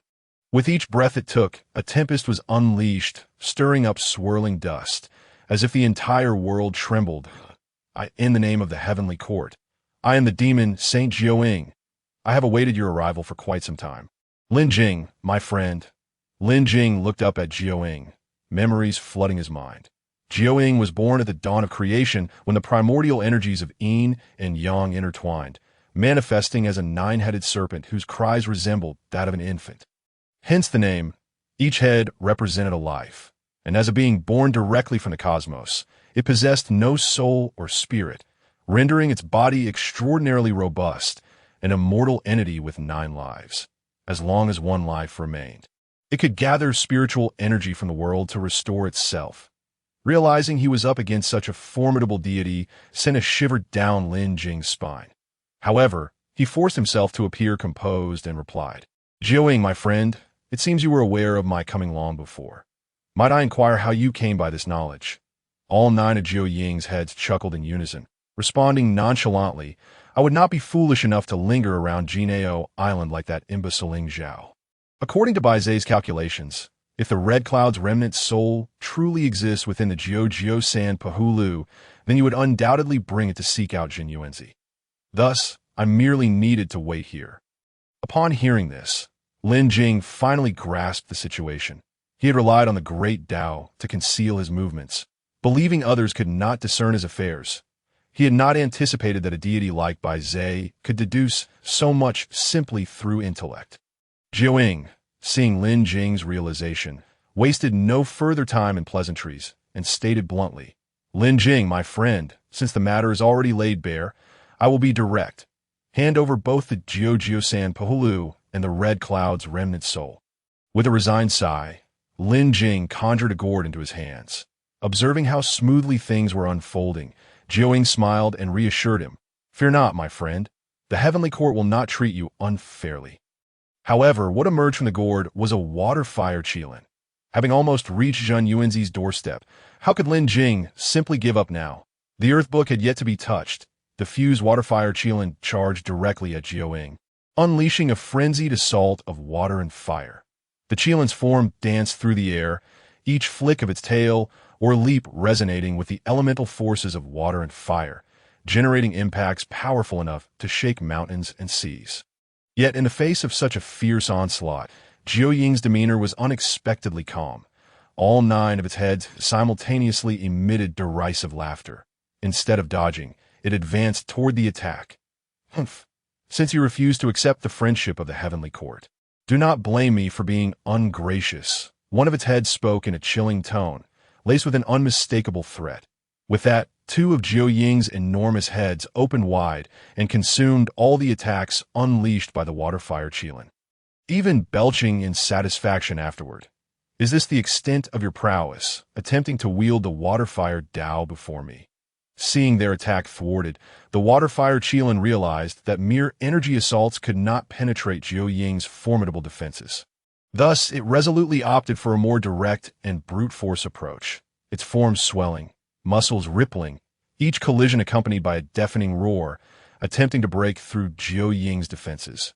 Meanwhile, Lin Jing pivoted and dashed toward Wu Zhuangguan. Circumventing the battlefield, Jiu Ying watched Lin Jing's retreating figure, a mocking smile curling at the corners of its mouth. Such audacity from a disciple of Sage was utterly laughable. Despite being embroiled in a fierce struggle with the water-fire Qilin, Jiu Ying maintained its clarity of judgment. While its 5 heads engaged the Qilin, it conjured 2 crescent-shaped scythes in its hands and hurled them toward Lin Jing's fleeing direction. These weapons were its treasures. Should they strike true, they would inflict devastating harm. Jiu Ying aimed the scythes at Lin Jing's escape route, swinging its arms with force, the scythes slicing through the air, leaving behind 2 dazzling trails as they sped toward Lin Jing. The golden scythe represented scorching sunlight, while the silver one symbolized the chilling moonlight. Together, they formed a visually stunning tableau, signifying their extraordinary power. Yet upon witnessing this scene, Lin Jing's expression transformed into one of triumph. His retreat was precisely for this treasure, the Sun-Moon Essence Wheel, a congenital spiritual treasure. Formed from the essence of the sun and moon, it was a powerful offensive artifact that, once it locked onto a target, would inevitably strike true. The collision of the dual blades would trigger a cataclysmic explosion of solar and lunar energies, yielding immense destructive force. However, this treasure required the connection of one's primordial spirit to activate. If the spiritual treasure were damaged, the primordial spirit would also suffer grievous harm. It could forcibly seize the source.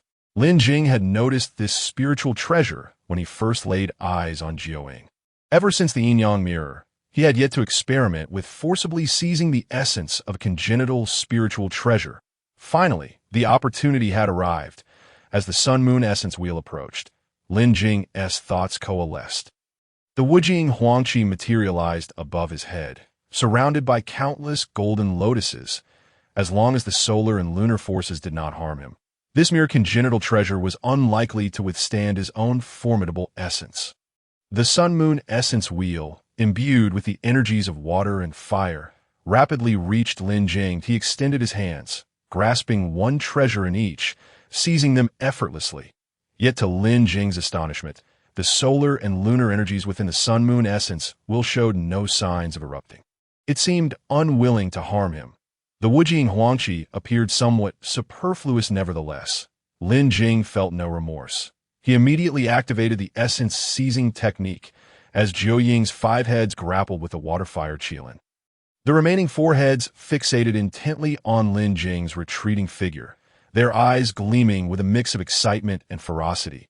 The Sun-Moon Essence Wheel was a congenital treasure berth alongside him, containing the powers of the sun and moon. Once it struck, even beings of the Deluo Jinxian level would have to endure immeasurable wounds and face the peril of demise. Since this disciple of the Jiejiao was so ungrateful, he could not blame Jiu Ying for being ruthless. The water-fire Qilin was indeed a formidable adversary. Were it not for Jiu Ying's own mastery of the water-fire Dao, it would have posed a significant challenge. In ordinary combat, Jiu Ying had never encountered anyone daring enough to fight him to the death. After all, each of his 9 heads represented a life. As long as one remained, he could recover. Yet now, this water-fire Qilin, born from a treasure, was equally unafraid of death. Regardless, it could be revived within the water-fire gourd. Jiu Ying resolved to eliminate Lin Jing first, then focus on dealing with the Qilin. Just when Jiu Ying believed victory was within his grasp and reveled in the impending triumph, a scene unfolding above Lin Jing's head left him utterly astounded. But a quaint banner, the Wuji apricot yellow flag, suddenly materialized in Lin Jing's hand. With a gentle flourish, countless golden lotus flowers blossomed out of thin air, encircling Lin Jing and forming an impenetrable shield around him. This spectacle ignited a furious blaze within Jiu Ying. As a member of the innate demon clan, he had only ever possessed 2 meager spiritual treasures throughout his life, while this disciple effortlessly summoned numerous supreme artifacts, driven by rage. Jiu Ying could no longer restrain himself. He summoned all his magical power, determined to unleash the full force of the Sun and Moon Essence Wheel, intent on delivering Lin Jing a painful lesson. However, the moment Lin Jing extended his hands to directly touch the sun and moon essence wheel, everything changed. Deep within Jiao Ying's soul, it felt as though an invisible hammer struck fiercely against his consciousness. The sudden, excruciating pain forced Jiao Ying to emit a heart-wrenching wail. He sensed the connection between himself and the sun and moon essence wheel had vanished entirely when he strained to summon the sun and moon essence wheel back. He was met with two rusted, cracked iron fragments. Faced with what resembled scrap metal, the realization that his precious artifact had been destroyed dealt a severe blow to Jiao Ying's spirit. "Ah, you wretched child, I shall tear you to shreds." Yet Lin Jing had long awaited this moment. Dunlong Zhuang, bind. As the mouth of the water and fire Qilin opened, a beam of golden light emerged, and the seven-treasure golden lotus suddenly appeared before the severely wounded Jiao Ying. The petals of the seven-treasure golden lotus slowly unfurled, revealing a towering golden pillar at its center. This pillar radiated dazzling golden light, its surface intricately carved with complex patterns, each detail exuding an ancient and sacred aura. Atop the golden pillar, 3 gold rings of varying sizes were embedded. The seven-treasure golden lotus, also known as the Dunlong Zhuang, was the nemesis of the Dragon Clan, making it particularly fitting to confront the Hydra. Jiao Ying struggled with all his might, attempting to break free from this sudden confinement. Yet he soon realized that this artifact seemed utterly beyond his power. The golden rings of the seven-treasure golden lotus not only restricted his freedom of movement, but also continuously absorbed and dissipated his magical energy, rendering Jiao Ying's resistance increasingly feeble. Absorb! Caught off guard and utterly powerless against the binding, the demon sage Jiao Ying was drawn into the seven-treasure golden lotus, which returned to Lin Jing's grasp. Witnessing the crisis averted, Lin Jing finally exhaled a sigh of relief. Had it not been for Jiao Ying's overconfidence, this battle would likely not have ended in such a manner. Lin Jing stowed away the seven-treasure golden lotus and promptly rode the water and fire Qilin toward Wuzhuangwen. At Wanshou Mountain, before Wuzhuangwen, Qing Feng and Mingwei were sweeping fallen leaves with a broom. "Senior brother, Master has begun to reminisce about Senior Hongyun again. How many years has it been? Just keep sweeping." Master and those two were like old friends upon first meeting. They became sworn brothers and jointly sought the Dao. Their bond is something we cannot fathom. Mingwei gazed at the multitude of beings wishing to ascend the mountain in search of immortality. He gently waved his broom, and in an instant, clouds and mist rose, sending those beings away. Wuzhuangwen is a place for my master's quiet cultivation. No unruliness is permitted. Leave at once, at the foot of the mountain. Humans, demons, and various beings knelt in reverence. Qing Feng Laozu, Mingwei Laozu, we are all earnest seekers of the Dao. We implore you to grant us an opportunity. When Zhen Yuanzi and Master Hongyun traversed the primordial wilderness, they were influenced by Hongyun's good-natured character and inherited many cultivation methods. However, ever since Hongyun's demise, Zhen Yuanzi caused a ruckus in the heavenly court and has never left Wuzhuangwen again. Yet even to this day, many beings travel great distances to seek a master and pursue the Dao. Master has yet to let go after all these years. I truly wish to see him venture out into the primordial wilderness once more. Don't even think about it. I gave up that wish tens of thousands of years ago. What's wrong?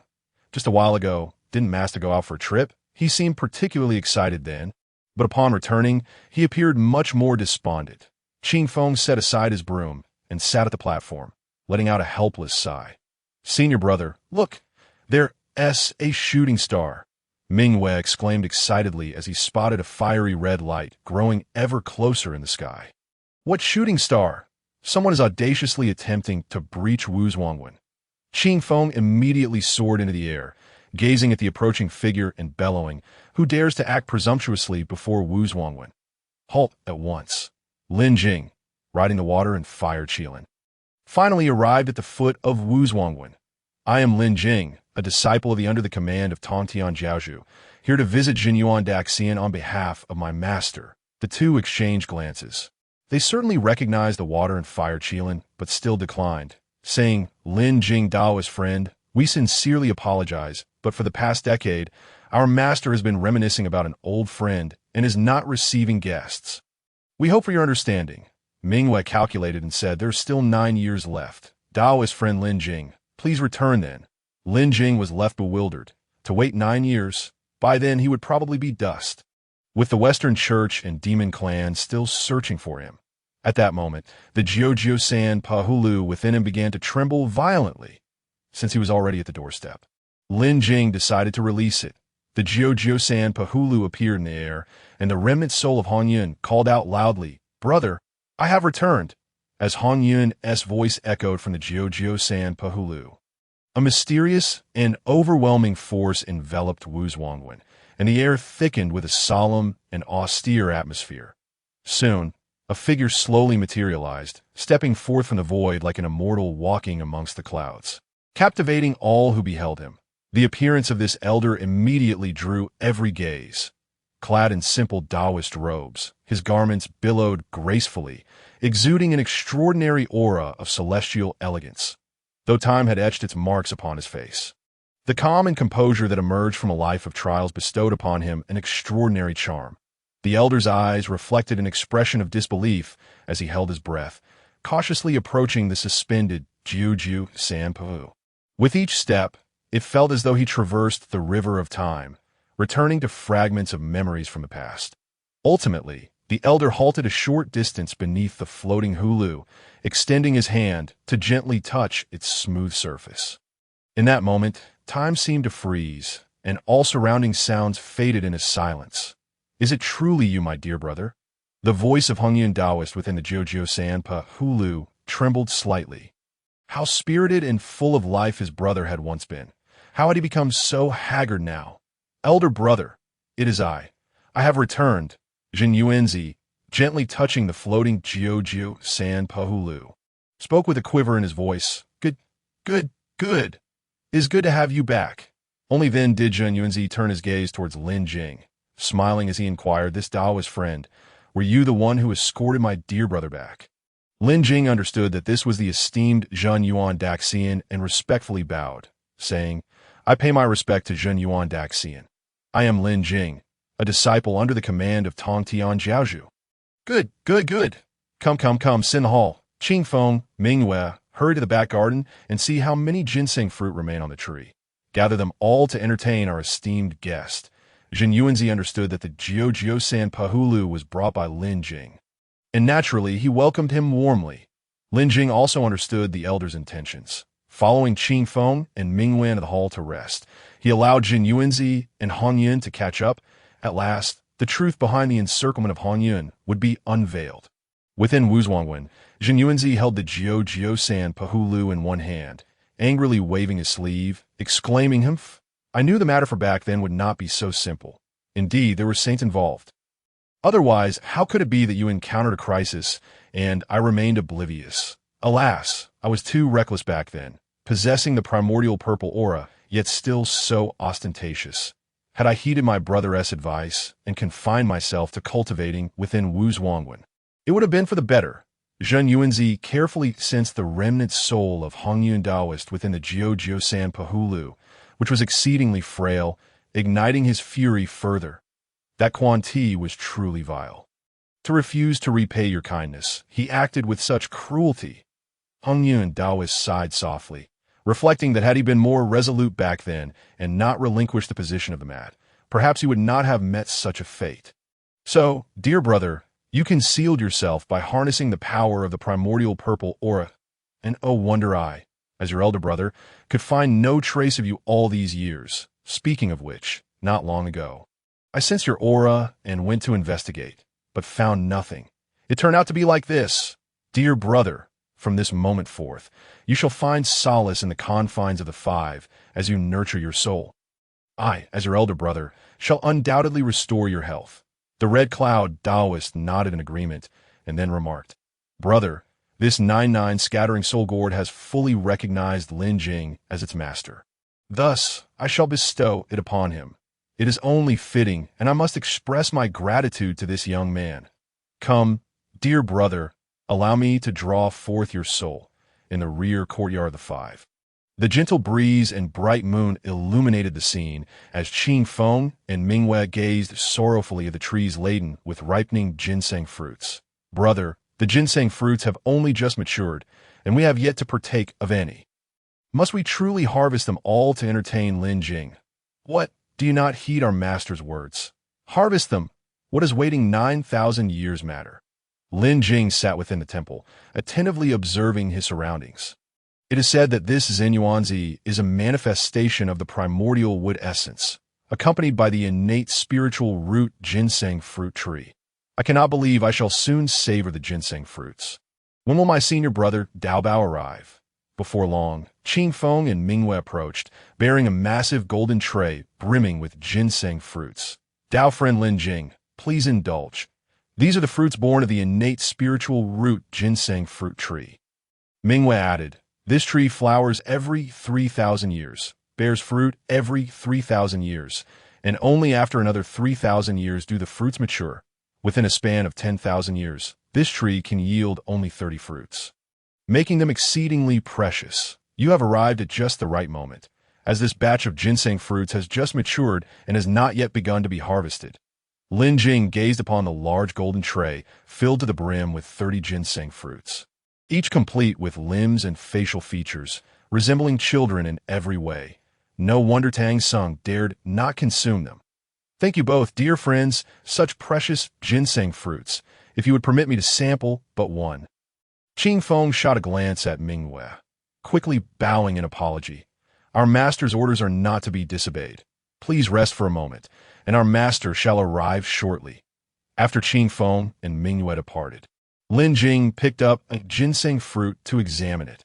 I wonder if consuming this heavenly fruit will be of any benefit. Will it restore my essence? Without further hesitation, he raised the ginseng fruit to his nose, inhaling its fresh, slightly licorice aroma that invigorated his spirit. Subsequently, Lin Jing bit into the fruit without a trace of hesitation. The texture of the ginseng fruit surpassed his expectations. Its skin was crisp and tender, and the juicy flesh melted in his mouth, releasing a rich, sweet flavor that seemed to cleanse the soul, allowing one to forget all worries in an instant. As he chewed, Lin Jing could distinctly feel a warm, surging vitality coursing through him, the unique properties of the ginseng fruit manifesting their effects. Yet that was all. The system provided no further notifications. Alas, it seems I must diligently seek out treasures instead. I wonder how I shall broach the subject of borrowing the Earth Book from Zenyuanzi later on. Although Lin Jing had brought the remnants of Hong Yun with him, he had not been remiss in treating him to this banquet of ginseng fruits. Just as Lin Jing was lost in thought, Zenyuanzi entered with a grave expression, holding the 9-9 scattering soul gourd. Above the sea, the Daobao pagoda hovered in tranquil suspension. Yet within the pagoda, a separate realm existed, and at that moment, Jimeng was besieged by various spiritual treasures with great distress. Daobao Daoist, within the pagoda, orchestrated the situation with ease, commanding numerous spiritual treasures with remarkable composure. After Lin Jing enhanced the Daobao pagoda, its capabilities now astonished even Daobao Daoist himself. It could forcibly draw on opponents of the same caliber, and the inner world of the pagoda could isolate a portion of the Great Dao's power. Jimeng, having entered the pagoda, found his control over water and thunder greatly diminished, rendering him exceedingly flustered. As time slipped away, Daobao Daoist finally revealed himself, smiling down at Jimeng.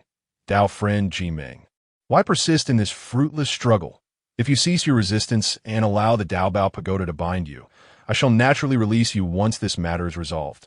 Jimeng regarded the smug Daobao Daoist above and scoffed. You underestimate our demon race, Dao friend Daobao. You intend to head to the 5, do you not? I fear your junior brother has already been taken back to the heavenly court by our demon lord. What? Daobao Daoist had originally intended to delay time for Lin Jing to meet Zenyuanzi, yet the demon race had already discerned their destination. Anxiety gripped him as he replayed the various perilous scenarios Lin Jing faced in his mind.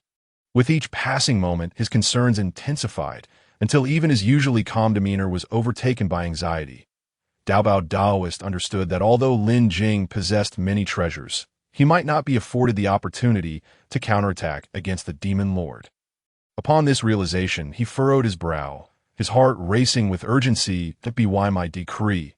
Fall. Daobao, Taoist chanted an incantation, his voice resonating like a great bell, piercing through the air to reach the pinnacle of the pagoda. With the utterance of this command, the gem embedded at the top of the pagoda suddenly radiated with blinding light, as if it had gathered all the spiritual energy of heaven and earth. Dazzlingly brilliant. Subsequently, a thunderous bolt erupted from the gem, carrying destructive power capable of shattering mountains and shaking the cosmos, hurtling towards a designated target. This lightning was unlike any other. It contained the force of heavenly tribulation. In another small world, Ji Ming witnessed this extraordinary event unfold. Feeling as though doomsday had arrived, utterly astonished, that bolt of lightning transformed in his eyes into a colossal pillar, descending from the heavens, piercing through the cosmos and heading straight for him. Given another chance, Ji Ming would never have chosen to use Lin Jing as leverage against Daobao Taoist. Alas, there is no if, the demon race, the heavenly court. Bai Zhe recalled the scenes he had just divined, a shiver running down his spine as he hastily made his way to the 33 heavens to seek out Emperor Jun. As a primordial being birthed within Kunlun, he had always been a harbinger of auspiciousness, possessing the ability to attract good fortune and avert misfortune since his inception. Previously, he had wondered why the demon race had searched for Hongyun's relics for years without a trace, only to be easily acquired by a junior. Upon returning to his abode, he exerted all his power to discern Lin Jing's circumstances. However, he could not glimpse the past or future of Lin Jing. He could only see a hazy image of boundless golden light. This was a manifestation of profound fortune, and even a hint of golden light flickered upon himself. Yet compared to the brilliance observed within Lin Jing's vision, it was but a firefly competing with the radiant moon. Merely witnessing this scene had consumed 1,000,000 years of Bai Zhe's cultivation. Who on earth is Lin Jing? He seems to embody more fortuity than all of Hong Huang combined. At Mount Wanshou, within the five, Lin Jing gazed in bewilderment at the scene before him, for in his hands lay an ancient stone book, etched with countless inscriptions. To his astonishment, the system's notification rang out once more. Ding! Congratulations, host! You have obtained the supreme, innate spiritual treasure, the Earth, triggering the collection quest for the 3 talismans. Please gather all 3 spiritual treasure tomes before the onset of the Fengshan calamity. Quest completion rewards a restoration of 5 essence. Earth, supreme, innate spiritual treasure. Also known as the Earth Book, it is one of the treasures born from the primordial chaos when Pangu opened the heavens, formed from a lotus seed that emerged from the shattered chaos blue lotus. Upon its birth, it became one with the earth veins of Hong Huang, capable of harnessing their power. Ding! Detection of essence power has been completed. Absorption initiated. Essence power restored by 1. After Lin Jing savored a ginseng fruit, he began contemplating how to broach the subject of borrowing the Earth Book from Xinyuanzi. However, upon seeing Xinyuanzi enter, before he could utter a word, he was handed a stone book. The series of system notifications enlightened him that this was indeed the Earth Book, leaving him even more perplexed. Could it be that Jinyuan Daxian has attained the ability to perceive the thoughts of others? How considerate of him to present the Earth Book so readily. Senior Jinyuan, what is the meaning of this? Lin Jing inquired, perplexed as he held the Earth Book. Xinyuanzi, gazing at Lin Jing with a hint of guilt, replied, Young friend Lin Jing, this is the Earth, also known as the Earth Book.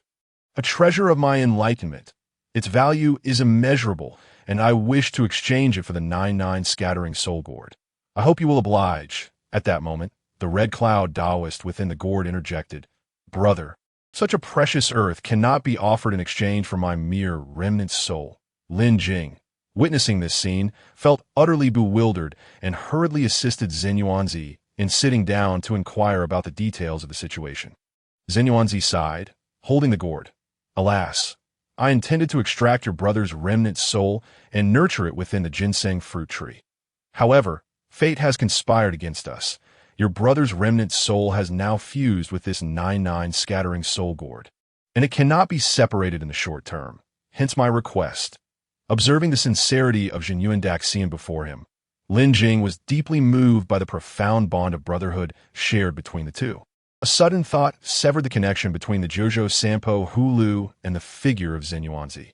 The Jojo Sampo Hulu in Zenyuanzi's grasp quivered violently, as though it were reluctant to accept such a turn of events. Lin Jing picked up the Earth Book and handed it to Zenyuanzi, saying, "This Jojo Sampo Hulu originally belongs to Senior Hongyun. How could I, a mere youth, be so greedy? If I were to accept this Earth maternal membrane today, would I not return to face my master's wrath? I humbly ask you to take it back." The Earth Book held little utility in his hands, and it would be better to return it to the great Jinyuan Daxian. After all, he had already obtained what he needed, and unexpectedly, he had stumbled upon a delightful surprise. Lin Jing had not anticipated that the Earth Book contained a source of power worth one. This truly was an unexpected boon. He had painstakingly absorbed the Yin-Yang Mirror and the Central Wuji Xinghuang Banner only to recover 0.3, yet here was an Earth Book that had directly granted him one. Meanwhile, Zenyuanzi, seated before him, furrowed his brow and rose, gazing at Lin Jing with a frown. "Do you perhaps look down upon me, Zenyuanzi? Do you think I'm the sort to bully the weak and seize treasures? My intention in giving you the Earth maternal membrane was never to covet your treasures. Humph, since I have offered this Earth maternal membrane, I shall not take it back." Seeing Zenyuanzi's agitation, Lin Jing respectfully cradled the Earth Book in both hands and said, "Senior, please do not be angry. Allow me to explain. The journey here has not been peaceful. Disciples of the Western Church and several demon saints have sought to obstruct my path. My senior brother is currently entangled in a battle with a demon saint, all to ensure my safe escort of Senior Hongyun to this place." At this moment, Hongyun, who was within the Jojo Sampo Hulu, spoke up. "Indeed, brother, along the way, both the Western Church and the demon clan have sought to discover my whereabouts, and the situation we now face is indeed quite dire." Upon hearing this, Zenyuanzi was filled with fury. It was a challenge to unite with his virtuous brother, yet the outside world was fraught with impending storms. If he were to face off against the likes of Zhuanti and Jin without the Earth maternal membrane in hand, he would certainly be at a disadvantage. Observing Zenyuanzi's wavering resolve, Lin Jing promptly extended the Earth Book towards him, pointing to the side. "Senior need not feel guilty. With so many ginseng fruits as compensation, I have already reaped considerable rewards." Zenyuanzi gazed at the mountain of ginseng fruits nearby and remarked, "If that is the case, then how about I gift you the ginseng fruit tree? Goodness, this is your innate spiritual root. Are you truly willing to part with it so readily?" Lin Jing swiftly declined. "Thank you for your kind offer, but I'm not adept at nurturing such primordial roots. It would be best for it to remain here." He only required spiritual treasures. Whether this root would thrive outside Zenyuanzi's care was uncertain. In the backyard of Wuzhuang Temple, the innate spiritual root ginseng fruit tree trembled in distress, after laboriously bearing 30 fruits. Just as they ripened, they were plucked and given away. As if it were not enough, it nearly faced being sent away itself. The life of a tree is truly challenging, devoid of love. Zenyuanzi, cradling the Jojo Sampo Hulu, pondered for a moment before laughing heartily. "Ha ha! I never expected that after all these years, I would encounter such a free-spirited individual as Lin Jing. Splendid. In that case, let us forge a bond of brotherhood here, pledging ourselves as sworn brothers. Lin Jing, my virtuous brother, what say you?" Zenyuanzi stepped forward, grasping Lin Jing's arm and leading him outside. Lin Jing, bewildered, thought, "What? We're swearing brotherhood just like that. The hierarchy seems a bit off. Doesn't it? You've already called me virtuous brother, and your grip is so tight. Could I possibly refuse?" Before Wanshou Mountain in the western Bull Heaven, Yaoshi Dezong and Mao looked upon Wuzhuang Temple with resigned sighs. "It seems we have arrived too late. Hongyun and Zenyuanzi have indeed met." They decided to return and report to their master. Since Lin Jing had made it to Wuzhuang Temple, it was evident that Hongyun was indeed alive, and the ensuing matters were beyond their capacity to resolve. Yet at this moment, Daobao Daoist hastily approached the scene, directing his gaze towards the Western Church disciples in the sky, and charged forward with the Daobao Pagoda. Upon seeing Daobao Daoist preparing to feign a polite greeting, Dezong and Mile quickly shouted, "Quick, get out of the way!" Daobao Daoist maneuvered the Daobao Pagoda past them, crashing directly into Wuzhuang Temple. He had no time to engage with those who dared obstruct his path, intending only to eliminate any who stood in his way. At that moment, Lin Jing had just completed the brotherhood ceremony with Xinyuanzi, gaining another brother. With Han Yun as the second, Daobao Daoist burst in. Xinyuanzi waved his dust whisk and called out, "Who dares to be so audacious before Wuzhuang Temple? Halt immediately!" Hearing that familiar voice, Qing Feng and Mingyue could not help but acknowledge their master-student bond. "Brother Jinan, please pause. This is my senior brother, Daobao Daoist, who accompanied me." Lin Jing rushed to interject, ensuring no harm befell his kin.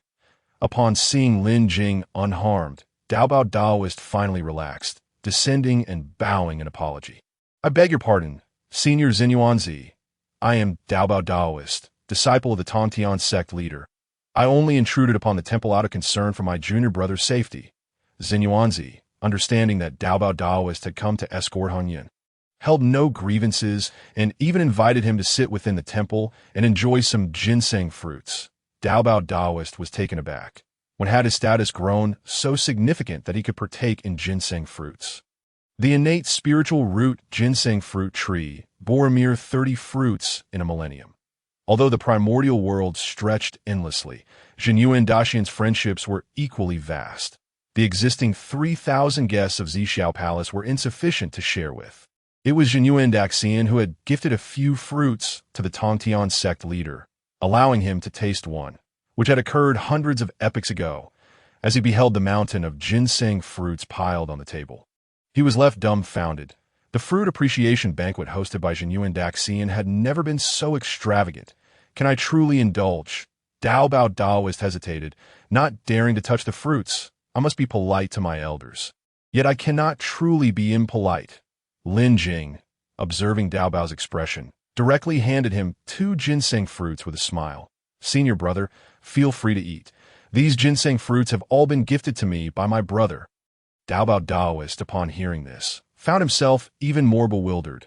"All these ginseng fruits belong to you, brother. I just fought with Jimong for quite a while. What has transpired here?" Subsequently, Lin Jing elaborated on the events that had unfolded after parting with Jimong. The demon clan had grown exceedingly bold, daring to act against their sect in public. When he returned, he would certainly report this to their master. Daobao Daoist took a ginseng fruit and began to savor it, casually setting the other aside. "Such a celestial delicacy is sufficient to taste one. I'll save the rest for my junior brother to enjoy." Just as Lin Jing, Daobao Daoist, and the others reveled in this harmonious atmosphere, sharing insights and discussing profound truths, an abrupt upheaval shattered the tranquility. Outside Wuzhuang Temple, a resonant call echoed through the heavens, like a thunderclap, sending hearts racing. The voice was deep and powerful, imbued with undeniable authority and confidence, clearly emanating from a formidable expert. That Lin Jing. "Step forth and present yourself." This straightforward command rang clear, each word resounding with intensity, striking deep into the heart. Upon uttering these words, the entire space within Wuzhuang Temple seemed to freeze, even Xinyuanzi displaying a look of astonishment. Such power could only be wielded by one who had achieved the pinnacle of quasi-saint mastery. Xinyuanzi softly snorted, lightly waving his dust whisk to disperse the overwhelming force that pervaded the temple. Hearing such a voice, Lin Jing felt a chill run down his spine, an acute sense warning him that this was no ordinary matter. Few dared to act so audaciously outside Wuzhuang Temple in the current primordial realm. However, now that Han Yun and Xinyuanzi had reunited, logically, the Western Church and the Demon Clan should have no reason to seek him out. Lin Jing exchanged questioning glances with those present, then stood up, adjusted his attire, and strode toward the entrance of Wuzhuang Temple. Daobao Daoist and the others rose to follow, aware that since the caller specifically sought Lin Jing, there must be a significant reason. As Lin Jing, Daobao Daoist, and the others emerged from Wuzhuang Temple, the sight before them left them in awe and wonder. The once azure sky had been entirely replaced by a bizarre spectacle. A remarkably handsome youth stood proudly atop the clouds, his presence akin to a breathtaking painting, stunning enough to steal one's breath away. This youth boasted a cascade of lustrous black and yellow hair, flowing smoothly like a waterfall down to his waist. As the gentle breeze blew, his hair danced gracefully, enhancing his ethereal aura to the center of his brow. A heavenly mark of royal descent was etched, signifying his extraordinary identity and lofty status within the primordial realm. Even more striking was the unique attire he wore. This garment was not only exquisitely crafted, but the robe featured intricately embroidered patterns of the sun, moon, and stars, each detail vivid and lifelike, as if guiding the observer into an endless journey through the vast expanse of the starry sky, evoking thoughts of the universe's boundlessness and mystery. The young boy floated serenely in the air, emanating a faint ethereal glow that starkly contrasted with his surroundings, as if he were being entirely independent of the world. In his deep, profound eyes, one could discern both the innocent curiosity of a child and the commanding presence of a sovereign, rendering his true thoughts elusive and inscrutable. However, Xinyuansi immediately recognized the true identity of this formidable creature and exclaimed, "Dongwang Tai, why do you intrude upon my sacred grounds without cause? I have yet to settle the score regarding your demon clan's treachery against my esteemed brother, Han Yun. Yet here you are, boldly approaching me." Lin Jing's heart jolted upon hearing this. He had not anticipated that this seemingly exquisite youth was none other than Dongwang Tai, the foremost figure beneath the saints of the current primordial realm. During the primordial chaos, when the great sun's golden flames descended upon the Fusang tree within the sun star, they absorbed immeasurable merits from the Dao that initiated the creation of the heavens. This augmented the great sun's power, ultimately transforming it into two golden crows bearing the supreme dominion of the Nine, one of which became the Dongwang Tai, born cradling the chaotic bell. Yet Lin Jing could not fathom why Dongwang Tai sought him out by name. He could not recall any connection to the demon clan. Oh no. Suddenly, Lin Jing recalled the demon saint, Jiao Ying, still suppressed within the seven-treasure golden lotus. Could this eminent figure be seeking him out for that reason? However, Dongwang Tai in midair paid no heed to Xinyuansi, instead focusing his gaze upon Lin Jing below. "Lin Jing, my friend, I come at the behest of my elder brother, Emperor Jun, to personally invite you to the heavenly court as our esteemed guest." Observing the seemingly unremarkable Lin Jing beneath him, Dongwang Tai felt a twinge of confusion, were it not for Baize's assertion that this individual possessed an extraordinary fortune surpassing even his own. Compelling his brother to befriend him, he would not have made this journey today. Yet, just as Dongwang Tai scrutinized Lin Jing, the chaotic bell within him vibrated with palpable excitement, as if sensing something terrifying. This was a phenomenon it had never experienced since its inception, causing Dongwang Tai to regard Lin Jing with a newfound wariness. Lin Jing stood below, utterly perplexed. Can't they see the 9 scattered soul gourd in Xinyuansi's possession? Why do they insist on bringing me to the heavenly court? Meanwhile, Xinyuansi stepped protectively in front of Lin Jing, casting a disdainful glance at Dongwang Tai. What schemes do you demon clan harbor against my esteemed brother? As long as I, Xinyuansi, stand here, you shall not take him away.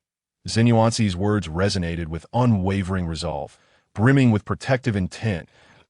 In the face of Dongwang Tai's assertive demands, he did not falter, stepping forward to exemplify the weight of brotherly loyalty.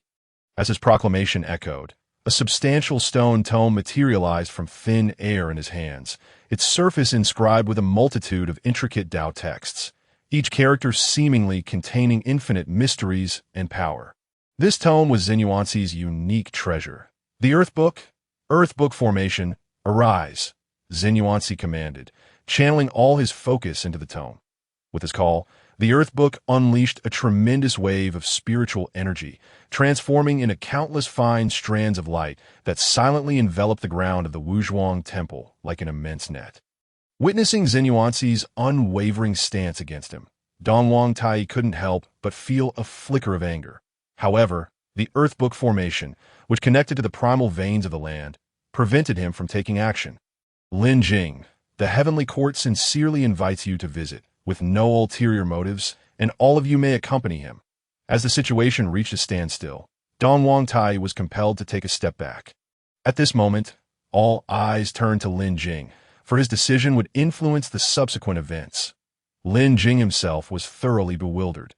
It appeared that the heavenly court indeed harbored a keen interest in him. Even overlooking Hong Yun at his side, could it be that the demon clan had discerned his true identity? That seemed implausible. Even the celestial teacher and the primordial heavenly sovereign had not unraveled his secret. So how could the demon clan? Yet, why were they so insistent on inviting him to the heavenly court? This left Lin Jing in a quandary. Nevertheless, he certainly wished to visit the heavenly court. For from a moment he laid eyes on Dongwang Tai, he could not tear his gaze away. The immortal slaying gourd, a supreme innate spiritual treasure, formed from the vine of the primordial spiritual root. It contains the essence of creation. When summoned, it can slay immortals and extinguish souls, boasting astonishing power. Required treasure for collection tasks. The radiance of the chaotic bell was too blinding for him to discern clearly. However, the immortal slaying gourd was quite apparent. Nearby, Daobao Daoist looked at Dongwang Tai above and muttered awkwardly to Lin Jing, "Junior brother, I have one as well, and it appears somewhat unfortunate.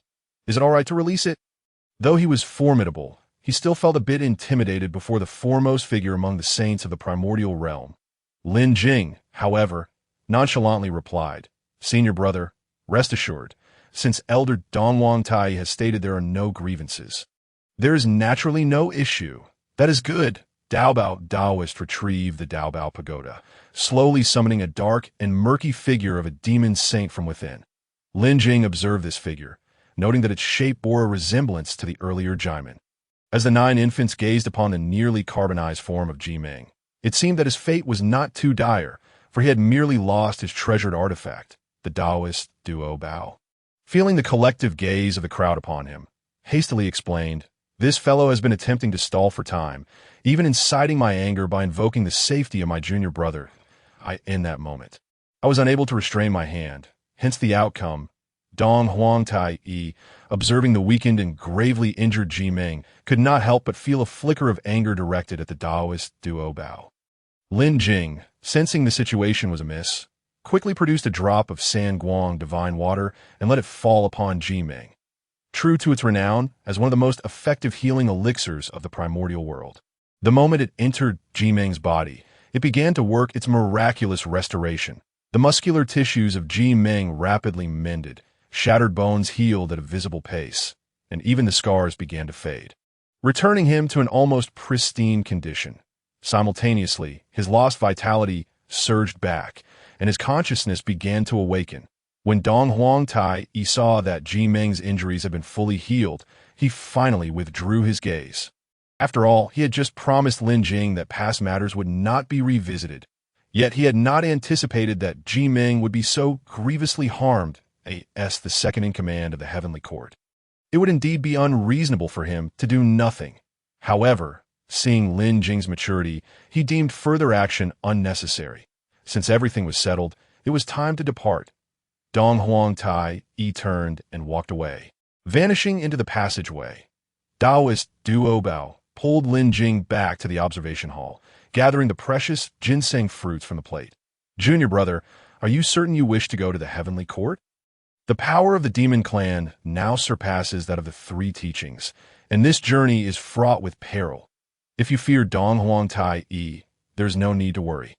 Our master does not fear him. Senior brother, rest assured, my decision to go is one made after careful consideration, not out of fear of the demon clan." Lin Jing believed that the demon clan would indeed not pose a threat to him. After all, as a disciple of the Tong Tian, both Emperor Jun and Dong Huang Tai Yi were not fools. Why would they seek unnecessary trouble? The conflict between the Wu and the Yao was a scheme arranged by the heavenly Dao. If he could leverage this to alter Emperor Jun's perspective, perhaps he could shift the balance of power in the world. However, Lin Jing's immediate priority was still to find a way to approach Dong Huang Tai Yi's immortal slaying gourd. Presently, his recovery of the original essence relied on these magical treasures. With his current pinnacle celestial immortal strength, he could only rely on these artifacts to sustain him. He needed to ascend without delay. As he gazed at the spatial passage leading directly to the heavenly court, Lin Jing marveled at the technique. Indeed, it was fitting for Dong Huang Tai Yi, the foremost among the saints of this era. Qing Feng and Ming Yue, please guard the Wuzhuang temple diligently. I shall accompany my virtuous junior brother to behold the heavenly court. Zhen Yunzi moved with efficiency, lightly waving his whisk, and a gentle radiance emanated from his fingertips, enveloping Lin Jing and Daoist duo in the next moment. The three figures vanished from their location, as if drawn by an invisible force, swiftly traversing the passage crafted by Dong Huang Tai, racing toward the distant 36 heavens. Lin Jing's heart surged with emotion. On one hand, he was filled with anticipation for the grand spectacle of the heavenly court, while on the other, he began to reflect on his own cultivation level. Witnessing these primordial giants display their prowess and effortlessly navigate various challenges made him acutely aware of his own inadequacies. Under Zhen Yuanzi's guidance, the journey proved exceptionally smooth. They passed through layers of mist, traversed countless stars, and experienced the wondrous transformations of different spatial levels. Before long, the end of the passage came into view, where a magnificent and resplendent celestial realm stood atop the clouds, exuding a sacred and solemn aura. This was the fabled heavenly court, the supreme power center of the demon clan, and a symbol of order among the three realms. As the trio truly set foot upon the 36 heavens, the space behind them slowly dissipated. Awaiting them before the heavenly court was an elderly man. He bore two horns upon his head, resembling beautifully carved jade, gently curved and emanating a mysterious aura. His face sported a tuft of goat-like beard, lively and ethereal, adding a touch of wisdom to his demeanor. As the three approached, the elder slightly bowed and smiled. I am Bai Zhe, here to welcome your esteemed presence. Please, enter and continue. Zhen Yuanzi nodded slightly. Being of the same generation as the three pure ones in Dong Huang, he naturally had no need to be overly polite with this demon sage. Lin Jing and Daoist Duo Bao, as disciples of the Tong Tian, also accepted the courtesy. Lin Jing gazed at the towering gates not far away, where the words Southern Heavenly Gate shone brightly. Goodness, this place feels remarkably familiar. According to the usual narrative, many years hence, a certain monkey will also enter through here. However, the journey to the west was merely a scheme of the west. Otherwise, how could the heavenly court be so easily breached? Zhen Yuanzi, Daoist Duo Bao, Lin Jing, our heavenly court has prepared a banquet at the Yao Pool that I invite you all to follow me. Zhen Yuanzi held his whisk in one hand and the 99 Sampa gourd in the other. Humming softly, I shall see what scheme your demon clan is concocting. It is high time to settle the score with Emperor Jun and Kuanpeng. Daoist Duo Bao shielded Lin Jing beside him, following closely behind Bai Zhe. Junior brother, this heavenly court is truly opulent. I haven't visited in all these years. Lin Jing smiled at his senior brother. After all, this was the domain of Emperor Jun and Dong Huang Tai Yi, and few dared to wander here casually. Moreover, being situated atop the 36 heavens, most ordinary individuals could not ascend. As they rode the clouds onward, Lin Jing sensed Bai Zhe casting furtive glances at him, only to quickly avert his gaze each time. Fortunately, they soon arrived at the Yao Pool. Observing the array of celestial treasures and exquisite delicacies prepared, the trio remained quite composed. After all, they had all tasted ginseng fruits. Making these offerings seemed trivial in comparison. However, it appeared that the heavenly court did not harbor any ill intentions, and they all took their seats. After a brief wait, Bai Zhe slowly retreated. After all, neither Dong Huang nor Emperor Jun was present in the Grand Hall. Zhen Yuanzi, holding the 99 Sampa gourd, engaged in detailed discourse with Daoist Han Yun. Lin Jing and Daoist Duo Bao also conferred about their future plans together. Before long, a radiant golden light surged forth like a tide, illuminating the entire hall and even the surrounding sky with its brilliance, so intense that one could hardly bear to look directly at it. This golden light contained an indescribable majesty and power, and when the last glimmer faded, a tall and imposing young man appeared before them. This young man was surrounded by a golden halo, with each ray of light proclaiming the glory and dignity of a ruler. His features were strikingly handsome, and an undeniable authority emanated from his brow, as if he were born to lead the masses. Without need for introduction, all could see that this figure radiating royal dominance was none other than the lord of the heavenly court, Emperor Jun. Upon Emperor Jun's arrival, Lin Jing and Daoist Duobao stood and bowed respectfully. After all, they were in the heavenly court, and, as guests, it was only polite to show courtesy. Yet, Zheng Yuanzi, still cradling the gourd, continued to savor the delicacies, seemingly oblivious to Emperor Jun's entrance. There is no need for excessive formality. Emperor Jun slowly took his seat, his gaze sweeping over Daoist Duobao and Lin Jing before settling upon Zheng Yuanzi. Then, Emperor Jun raised his hand, and a jade-green porcelain vial appeared in his grasp. Gliding towards Zheng Yuanzi, this vial contains 3 drops of chaos spirit liquid, which I fortuitously obtained during my travel through the primordial world. Infused with powerful chaotic energy and vitality, IT may possess remarkable effects for nourishing and restoring the soul, and I bestow it upon Daoist Hongyun. However, Zheng Yuanzi remained unfazed, not even glancing at the chaos spirit liquid that floated before him. Instead, he turned to Emperor Jun and scoffed. "Humph! It was you demon clan who besieged and caused the death of my virtuous brother Hongyun. Now you offer this spirit liquid. Do you think me an easy target?" Lin Jing trembled in the middle, unable to bear the tension between Emperor Jun and Zheng Yuanzi. Daoist Duobao swiftly enveloped Lin Jing with his magical power, realizing he would need to encourage his junior brother to elevate his cultivation level. Otherwise, he might not withstand even the residual pressure from the clash of these titans. However, gazing at the floating chaos spirit liquid before Zheng Yuanzi, Lin Jing was filled with intrigue. This treasure was 100-fold more powerful than the Sanguang divine water, and with Hongyun's remnant soul in such a fragile state, he dared not use the Sanguang divine water for fear of causing irreparable harm. If only he had this chaos spirit liquid to nurture him, perhaps Daoist Hongyun could truly be saved. Indeed, it was I who issued the order back then, but my intent was solely to obtain the primordial purple qi. I had no desire to kill Hongyun. Had it not been for those 2 plotting in the shadows, matters would not have escalated as they did. Zheng Yuanzi understood that the true culprits behind Hongyun's demise were the 2 saints, Jane and Junyi. Yet, the demon clan bore significant responsibility, as Jane and Junyi could not act against Hongyun directly, or the repercussions would be dire. Emperor Jun, gazing at Zheng Yuanzi, continued, "Thus, it is for these reasons that I present this chaos spirit liquid to you today. Firstly, as compensation for past grievances, and secondly, I wish to inquire of Daoist Hongyun. Where is that primordial purple qi now? Could you enlighten me?" Upon the utterance of these words, Lin Jing felt a jolt throughout his entire being. Indeed, Di Jun harbored an unrelenting desire for the Hongming purple qi, and now he had the audacity to directly inquire about it. Within the confines of the Yao Qi, the atmosphere instantaneously plummeted to a frigid silence. Zheng Yuanzi rose, his countenance ablaze with fury as he glared at Di Jun, exclaiming, "Di Jun, are you threatening us? My virtuous brother Hongyun is in such a dire state, and you remain undeterred." In the grand hall, Di Jun remained unmoved, gazing coolly at the enraged Zheng Yuanzi, and replied nonchalantly, "In the contest of the Great Dao, there is no right or wrong. In the current situation, I simply wish to attain the status of a saint and lead the demon clan to dominate the entirety of Hongwang."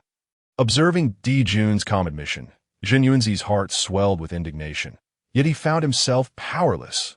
After all, even with the Earth Book in hand, he could only claim a stalemate. In terms of strength, he was indeed no match for Di Jun. Had he not been forced to retreat when he attacked the heavenly court upon learning of Hongyun's demise. Now, as he stood within the heavenly court with Lin Jing by his side, he could not afford to act solely on his whims. Just as the situation reached an impasse, a sigh emerged from the nearby Jiu-Jiu-San Pahu Lu. "Alas, brother, let it go." Subsequently, the porcelain bottle hovering before Zheng Yuanzi opened of its own accord, and 3 drops of chaotic spirit liquid swiftly entered the Jiu-Jiu-San Pahu Lu. Almost immediately, the gore began to emanate a series of faint glimmers. As the lights subsided, a feeble soul emerged from within the gourd. It was none other than the Daoist Hongyun. Unable to bear the sight of his brother Zheng Yuanzi in such a predicament, He made the choice to absorb the 3 drops of chaotic spirit liquid himself. Brother, Yuanzi gazed at the Taoist Hong Yuan, who had transformed from a fragment of a soul back to a complete spirit. His heart a tumult of emotions. Yet, Hong Yuan merely smiled serenely and turned to Di Jun, stating, Di Jun, since you were so forthright in admitting your intentions for the Hongmeng purple qi, allow me to enlighten you. Seeing Hong Yuan in this manner, Zheng Yuanzi could only shake his head. He had not inquired about the Hongmeng purple qi at all, and yet he found himself unable to safeguard it. It was the Hongmeng purple qi that had allowed me to retain a fragment of my soul, which has endured until this day. However, before my fragment of a soul fell into a stupor, the Hongmeng purple qi had vanished without a trace that I truly do not know where it currently resides. This statement serves as a testament to the Great Dao. Should it be false, my soul would immediately dissipate. As soon as the words left his lips, the heavens and earth seemed to resonate with a peculiar sensation, as if validating the truth of Hong Yun's claim. Zheng Yuanzi had not anticipated that his brother would utter an oath of the Great Dao, even more severe than those sworn to the heavenly Dao. If this were a lie, the consequences would indeed be dire. Lin Jing had been rendered speechless upon hearing mention of the Hongmeng purple qi, for he had witnessed it with his own eyes within the Jiujiu San Pahu Lu. Yet, when Lin Jing absorbed the Jiujiu San Pahu Lu into his being and subsequently extracted it, he discovered that all traces of the Hongmeng purple qi had vanished. The only plausible explanation was that his true form had absorbed the Hongmeng purple qi. Otherwise, how could it have disappeared without a trace? However, now that Hong Yuan had invoked the oath of the Great Dao, nothing untoward had occurred. Though his spirit was weakened, it remained intact. Witnessing this, Lin Jing found himself engulfed in confusion. It seemed that Hong Yuan truly had no knowledge that the missing Hongmeng purple qi lay concealed within the Jiujiu San Pahu Lu, allowing the oath of the Great Dao to slip through the cracks. In the Grand Hall, Di Jun's expression grew grave as he pondered for a long while before finally sighing. Alas, it appears to be as such. It seems that the Hongmeng purple qi is ultimately beyond my reach. At last, the tense atmosphere within the Yao Qi began to ease, and Di Jun ceased to speak, allowing the music and wine to flow freely. Zheng Yuanzi, recognizing that the matter had reached a conclusion, resignedly took his seat. Since Hong Yuan had accepted the chaotic spirit liquid gifted by Di Jun, the ties with the demon clan could be considered resolved. Yet, as the principal instigator in the attempt to slay Hong Yuan, Kuanping would certainly not be let off easily. Presently, Kuanping was hiding within his demon master's palace, remaining within the heavenly court. This matter could only be postponed for later discussion. Lin Jing, my friend, what are your thoughts on my demon clan? Do you believe I can unify Hong Huang?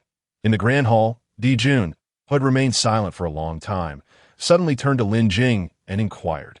Lin Jing, taken aback, thought it strange that the demon clan was currently advancing more vigorously than the 3 teachings. And here was Di Jun, asking a mere celestial immortal for his opinion.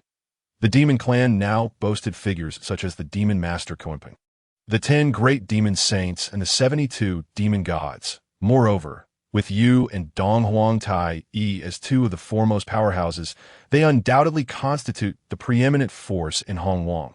Though uncertain, Lin Jing felt it prudent to offer some flattering words, as these statements were undeniably true. Oh, are you suggesting that I can unify Hong Wang? Di Jun looked at Lin Jing with a spark of excitement, as if eagerly anticipating his response. To unify Hong Huang? That would first require the extermination of the witch clan. Perhaps not. The outcome of the witch and demon war was nothing but mutual destruction among the apex of both clans. However, given the current state of affairs, Lin Jing dared not speak recklessly, and could only hesitantly reply, is it not the case that the Dao ancestor has already decreed that the demons govern the heavens, while the witches govern the earth? Do you intend to wage war against the witch clan? Upon hearing this, Di Jun fell silent, only letting out a soft sigh. Without achieving the status of a saint, one remains devoid of any real authority within Hong Huang. Once the banquet concluded, Di Jun did not linger and departed immediately. All guests are welcome, White Zay announced at the entrance, smiling at the group. You may each select a treasure from my heavenly court's treasury to take with you. As per His Highness's wishes, his gaze was fixed intently on Lin Jing, as if he were examining a rare gem. Lin Jing, my friend, you may choose 3 items. Rest assured, there are no ulterior motives. We demons merely wish to foster goodwill with you. The others exchanged glances, bemused by the peculiar nature of this visit to the heavenly court. Initially, they had believed Di Jun was summoning them for the Hongmeng purple qi. Yet he departed without a word, simply bestowing treasures instead. On the other side of the heavenly court, Dong Huangtai, he was vigorously training the 10 great demon saints. After all, the recent debacle involving Jiao Ying and Ji Meng had severely tarnished the demon clan's reputation. The two had nearly failed to return. Nevertheless, it was not entirely their fault, as the treasures of the many treasures Taoist pagoda was indeed formidable, and Jiao Ying had underestimated it, encountering a treasure that countered him. Beside Dong Huangtai, Di Jun's figure appeared in an instant. "Brother, how did it go? Have you met that young man?" Di Jun nodded slowly, a perplexed expression on his face. This young man is inscrutable. Even with the powers of the river map and Luo book, I cannot discern his nature. Even a saint's concealment should not be so exaggerated. The river map and Luo book are among the finest innate spiritual treasures for divination. And the fact that they could not unveil even a junior is indeed curious. It seems that White Zay's words hold some truth. Even my chaos bell trembled upon encountering him. He has already become a disciple of Tong Tian, which precludes him from joining our demon clan. What a pity that the Hongmeng purple qi has vanished. How am I to achieve the status of saint now? Dong Huangtai, he shook his head as he regarded Di Jun. "Brother, it is best not to attempt the method of severing the 3 corpses for the time being. I sense that this path may be flawed." Within the heavenly court, the group rode on clouds, following White Zay as he led them to the treasury. With Hong Yun's remnant soul fully restored, it naturally separated from the Jiao San Pahulu. Subsequently, the gourd found its way back into Lin Jing's hands, a gift from the 2 brothers that he could not refuse. However, the group's curiosity about the demon clan's treatment of Lin Jing was palpable. Lin Jing was merely a celestial immortal, and though he had been taken as a disciple by Tong Tian, it did not warrant the demon clan's overtures. "Brother, do you have some connection with the demon clan?" Lin Jing shook his head. Since his inception, he had encountered few demons, so such treatment was unwarranted. Nevertheless, he concluded that it was best to accept the demon clan's goodwill and focus on his cultivation. "Brother, your cultivation is indeed somewhat lacking." Previously, during the confrontation between Jin Yuanzi and Di Jun, they had noticed that Lin Jing could hardly withstand the residual pressure they emitted. Otherwise, he would have long since sought to engage them. However, now that Hong Yun had made his choice, he could only acquiesce. Listening to the admonishments of the others, Lin Jing felt a profound sense of frustration. He yearned to elevate his strength, yet the enhancement of his essence was insufficient. He wondered if there might be any innate spiritual treasures within the heavenly court's treasury that he could absorb. Esteemed guests, this is the location of my heavenly court's treasury, a collection amassed over many years by the demon clan. However, this is a sacred ground, unsuitable for outsiders. Thus, I shall present you with a catalog for selection. As White Zay's words fell, a jade plate appeared before each individual. Upon gentle contact, a wealth of information flooded their minds. Taking a deep breath, Lin Jing lightly touched the jade plate, only to find himself underestimating the immense accumulation of the demon clan over countless years. Dragon scales, innate dragon fangs, Qilin horns, Qilin bones, primordial phoenix tail feathers, 3 light, divine water, Tai Xian fine iron, lunar black jade. Though there were no innate spiritual treasures among them, each of these materials could easily forge a supreme postnatal spiritual treasure to rival innate artifacts. It was unexpected that the conclusion of the Dragon Han calamity had allowed the demon clan to reap substantial rewards, acquiring numerous treasures from the 3 clans. Beside them, the many treasures Taoist appeared utterly entranced. His mind transformed into that of his true form, the many treasures mouse, reveling in the boundless treasure trove. Alas, how splendid it would be if all these treasures were mine. Why must I choose but one? These precious items are all indispensable to me. Yet, Jin Yuanzi appears indifferent to these rare materials. However, one item has indeed piqued his interest. The Huang Zhongli. This is a fruit produced by a primordial spiritual root akin to the ginseng fruit tree. Yet it is even more precious. It is said that this tree blooms once every epoch, bears fruit once every epoch, matures once every epoch, and can only be consumed once every epoch, yielding only 9 fruits at a time. The blossoms resemble lotus flowers, while the fruits resemble pearl-like structures. The characters Huangzhong are inscribed upon both the blossoms and fruits. Consuming them may greatly enhance and nourish the physical body, magical power, and soul of a practitioner. However, this tree belongs to the primordial heavenly venerable and is located within Kunlun Mountain, making it nearly impossible for ordinary individuals to find. At present, my dear brother's strength is rather feeble. Indeed, this Huang Zhongli is most suitable for him. Without a moment's hesitation, Jin Yuanzi chose this celestial fruit. In the treasure vault, the Daobao Daoist hesitated repeatedly, unable to decide which treasure to select, and thus sought his junior's opinion. Were it not for the favor of his junior, he would not have had the opportunity to attend the banquet in the heavenly court, nor would he have encountered such a chance. Meanwhile, Lin Jing found himself in a quandary.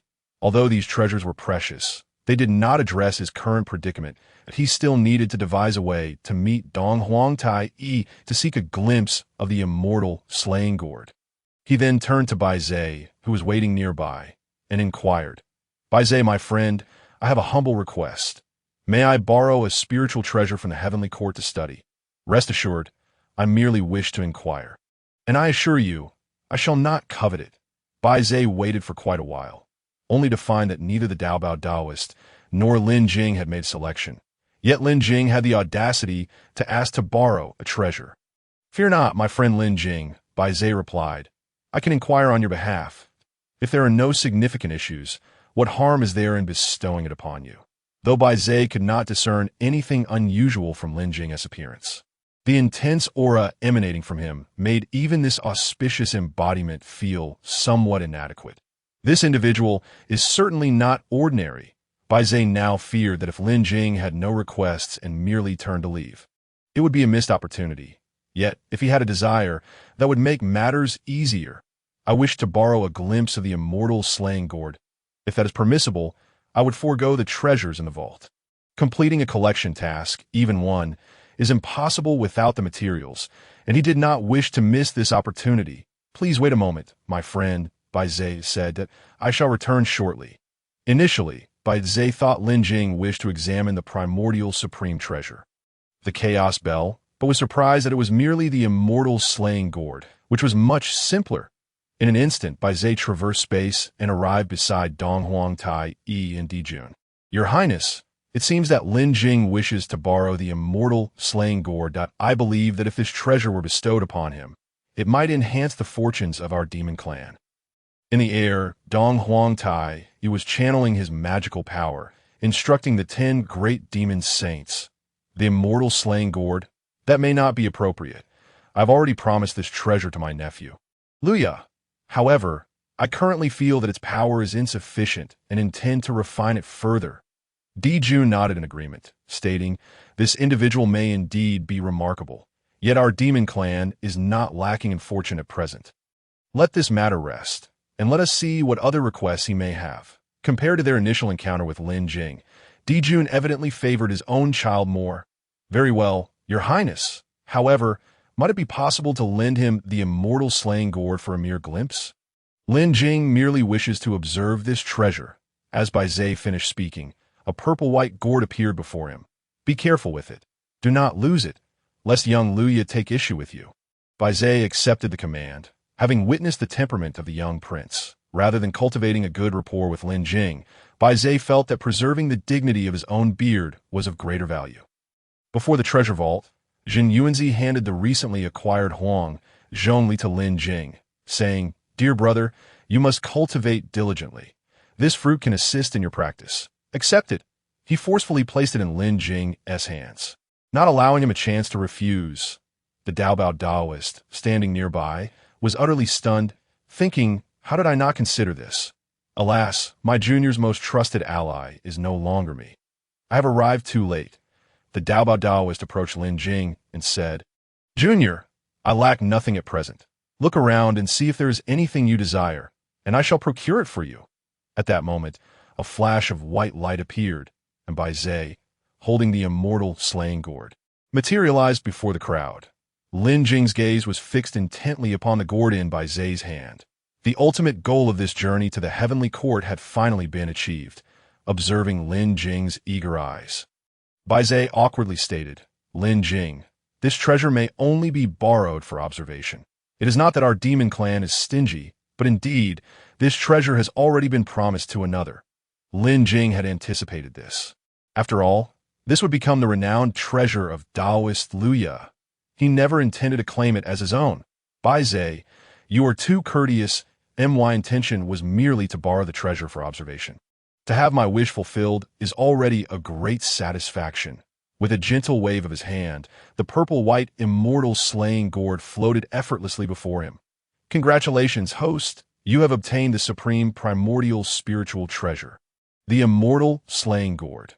The collection task of 1 vine and 7 gourds is now 4/7 complete. Reward: 1 experience scroll for transcending authority. The Transcending Authority Experience Scroll. Upon use, all permissions of the spiritual treasure system will be unlocked for a duration of 10 minutes. The source plunder was successful. Spiritual treasure points gained 1,000. The host's strength has ascended to the pinnacle of the heavenly immortal, +5. As he beheld the familiar system notifications, Lin Jing finally took a significant step towards advancement. What, pray tell, is this Transcending Authority Experience Scroll? What use is it to have enhanced system permissions for merely 10 minutes? Suddenly, a spark of inspiration struck Lin Jing. He resolved to hurriedly return to the Jiejiao, for he seemed to have finally discovered the pathway to advancement. "Thank you, Bai Zhe." Lin Jing extended his hand and tossed the immortal slaying gourd back to him. His demeanor now entirely transformed from that of a man captivated by rare beauty to one devoid of earthly desires. As if he had completed his task, Bai Zhe, bewildered, received the immortal slaying gourd, wondering if Lin Jing was indeed merely taking a glance, and the encounter was concluded in less than a few breaths. "Friend, you are rather swift." Thankfully, at that moment, Lin Jing was oblivious to Bai Zhe's thoughts. Otherwise, they would surely have engaged in a debate, as he was already contemplating how to return to Jiejiao post-haste. "Lin Jing, have you finished so soon? There is no need to rush. You could reside in the heavenly court for a while and study it thoroughly." Bai Zhe, thinking Lin Jing found the demon clan too miserly, hurriedly attempted to retain him. However, Lin Jing had no intention of lingering in the heavenly court.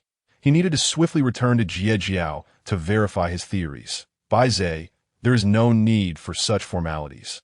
My curiosity merely lies in the differences among the primordial gourds, hence my desire to observe." With a flick of his wrist, the Water Fire Gourd, Chaos Gourd, and Jiujio Sanpa Gourd all appear before him.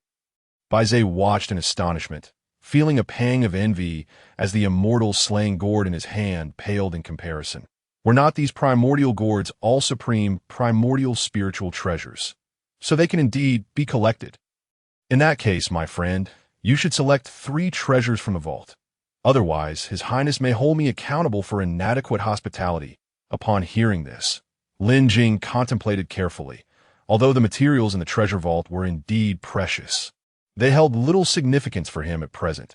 Observing Lin Jing's dilemma, Bai Zhe promptly produced a jade token, stating, "If you are unable to make a choice at this moment, take this token with you. Whenever you need something in the future, you may come to the heavenly court to request it." Lin Jing nodded in gratitude as he accepted the token, as long as he could retrieve the treasures before the war of the witches and demons. There was no need to rush. The Daobao Daoist also expressed that he was in no hurry and likewise received a token. Subsequently, Lin Jing declared, "I seem to have gleaned some insights and must return to Jiejiao post-haste. I shall not linger in the heavenly court any longer." Bai Zhe, upon hearing this, bowed and said, "I wish you, Lin Jing, the swift realization of the Great Dao." Zhen Yuanzi, curious, pondered how Lin Jing, despite lacking in personal strength, could wield numerous supreme primordial spiritual treasures. What indeed was his path? Bai Zhe led the group away from the heavenly court, returning to the place they had initially arrived. Dong Huang Tai, he had already prepared the passage. allowing the companions to depart at their leisure. As soon as the words left his mouth, two spatial portals appeared before the three, leading to Wu Zhuangguan and Jin Ao Island. Zhen Yuanzi had long wished to return. Now, with the residual spirit of Hongyuan Taoist urgently needing to be nourished within the ginseng fruit tree, he would have departed long ago were it not to protect Lin Jing, with the passage now in sight. Zhen Yuanzi addressed Lin Jing, saying, "Dear brother, I must take your second brother, Hongyuan Taoist, back to Wu Zhuangguan. After you return to Jiejiao, remember to cultivate diligently. True strength comes from within. Relying on the power of spiritual treasures may grant temporary prowess, but it is ultimately not a lasting solution." Lin Jing nodded, recognizing Zhen Yuanzi's genuine concern and sound reasoning. He then took out the pure crystal bottle and poured out thousands of drops of the three-light divine water, stating, "Elder brother, second brother, this three-light divine water is a sacred elixir for nourishing primordial spiritual roots and souls. Please accept it as a token from your younger brother." Zhen Yuanzi was astonished to discover that Lin Jing possessed such an abundance of Sanguang divine water. And furthermore, how did this pristine glass bottle, a treasure of the Primordial Supreme, come into his possession? However, nurturing the soul of the red cloud with the ginseng fruit tree would indeed require a considerable amount of time, and having the Sanguang divine water would certainly be a significant enhancement. Excellent. My dear brother, since this is your sincere intention, we shall graciously accept it. I hope that when we meet again, we can engage in profound discussions together. Zhen Yuanzi was not one to be overly sentimental. With a swift motion of his sleeve, he collected all the Sanguang divine water and turned to step into the passageway. After bidding farewell to Bai Zhe, Lin Jing and the Taoist duo Bao also turned and entered the passage leading back to Jiejiao. Bai Zhe watched the vanishing figures of the three, his mind swirling with thoughts. Considering the previous fates of Jiao Ying and Ji Ming, Bai Zhe suddenly found his answer. This source of information must indeed be deceptive. Yet Kuan Peng had already proclaimed his retreat before Zhen Yuanzi and the others ascended to the heavenly court, making it inconvenient to seek him out for inquiries. Initially, they believed that it was the intention of the Pure Land to eliminate the red cloud through their hands. However, it now appeared that the matter was far from simple. Just the few treasures Lin Jing had displayed earlier, along with the 7 treasure golden lotus that once suppressed Jiao Ying, were all treasures of the Primordial Supreme and his disciples. How could they possibly be in Lin Jing's possession?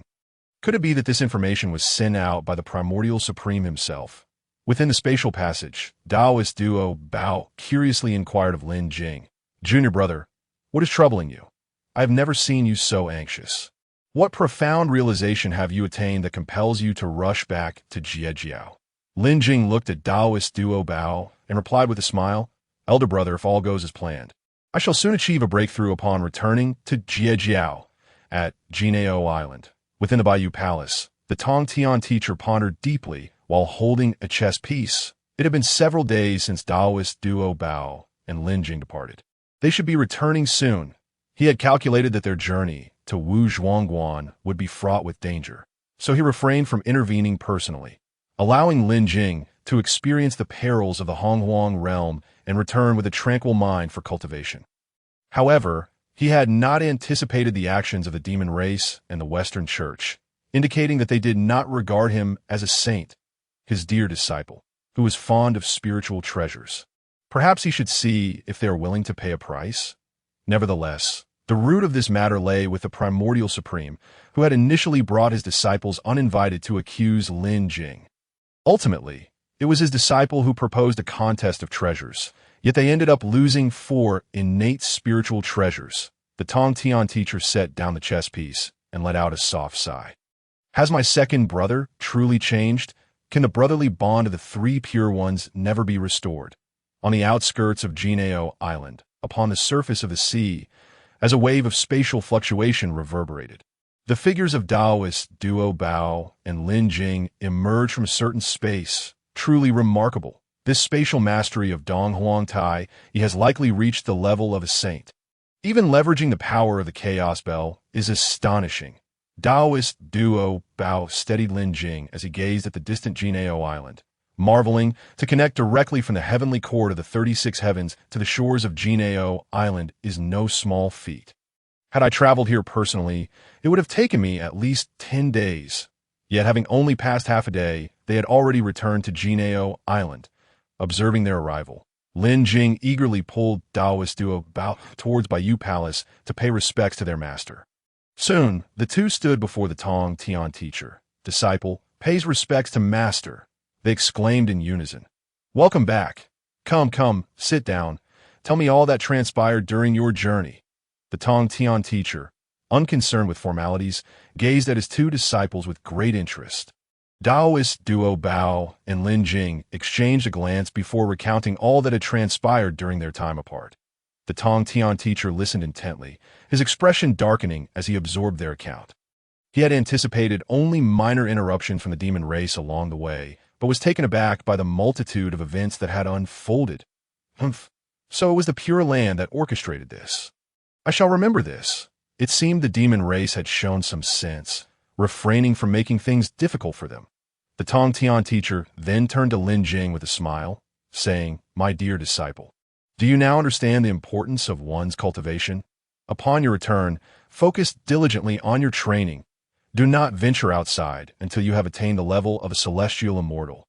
Lin Jing nodded in agreement and replied, smiling at the Tong Tian teacher, Master, this journey into the demon realm has indeed granted me profound insights, yet I still require a final push. Might I borrow the 4 swords of extermination from you for a moment? Upon hearing this, the Tong Tian teacher's interest was piqued, and he replied with a smile, What difficulty is there in that? With a subtle motion of his left hand, it appeared as if he were sketching something in the void. In an instant, the surrounding space seemed to be disturbed by an unseen force, creating delicate ripples. Indeed, moments later, blinding beams of light suddenly emerged above Bayou Palace, radiating with such brilliance that they pierced through all shadows, momentarily blinding the eyes of those present. However, these 4 beams of light were not ruthless. Upon reaching a certain intensity, they adjusted automatically, forming a gentle and stable radiance, allowing those present to discern their true forms clearly. As the light stabilized, 4 ancient, sharp, long swords appeared in succession, suspended in mid-air as if guarding Bayou Palace. These 4 swords were none other than the 4 swords of extermination, the treasured artifacts that established the Jiejiao. Typically, these swords remained in the void, suppressing the fortunes of Jiejiao. However, since Lin Jing's induction into Jiejiao, the 4 swords had relaxed significantly, allowing for short absences without issue. Subsequently, the 4 celestial swords appeared before the Tong Tian teacher, each radiating a sharp aura. With a gentle wave of his hand, the swords soared to Lin Jing's side, their blades trembling slightly, as if they were excited children. Lin Jing gazed at the 4 swords of extermination, his vision blurred, unable to perceive any information. Without hesitation, he focused his mind, activating the scroll for transcendent authority. Ding! The scroll for transcendent authority has been used. All permissions of the spiritual treasure system are fully unlocked for 10 minutes.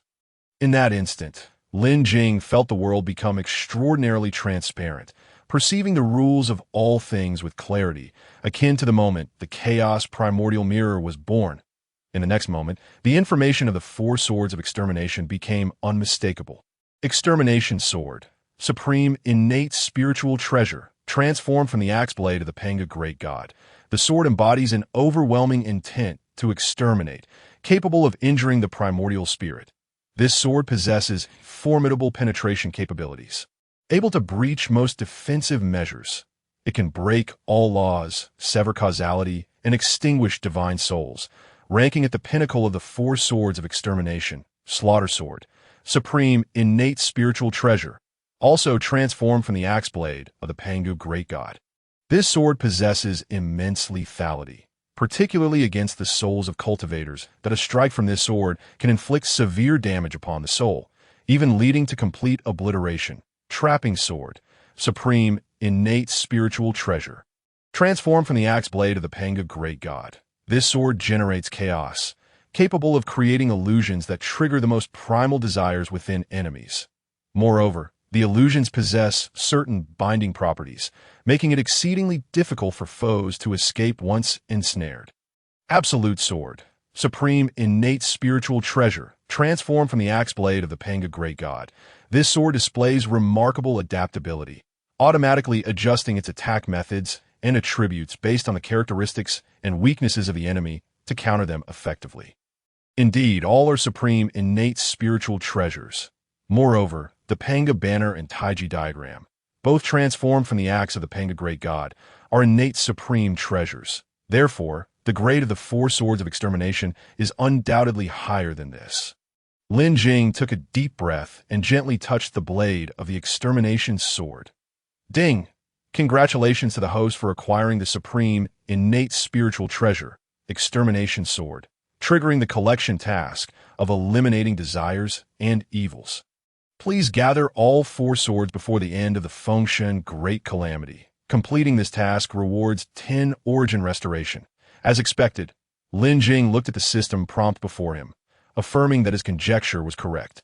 With the current enhancement and permissions, he could trigger this task in advance. Originally, he thought that scroll would be of no use, but it now seemed that 10 minutes would be more than sufficient. Observing the other three swords trembling beside him, as if envious, Lin Jing raised his hand to touch them. In the west, on Lingshan, the two saints, Zhuan and Jane, gazed at their empty-handed disciples, shaking their heads helplessly. Indeed, they had failed. Due to the regulations set by the Dao ancestor, they could no longer leave the west at will to stir up trouble in Hongwang, thus allowing their disciples to explore instead. However, they were not entirely convinced by the words of the Taoist Huang Long after all. The information originated from the Primordial Supreme, and its veracity remained to be verified. Methra, with a troubled expression, spoke. Master, the Red Cloud Taoist is indeed alive, and has since joined Zhun Yuanzi. The medicine master, bowing, slowly added, Master, this time we truly bear no blame.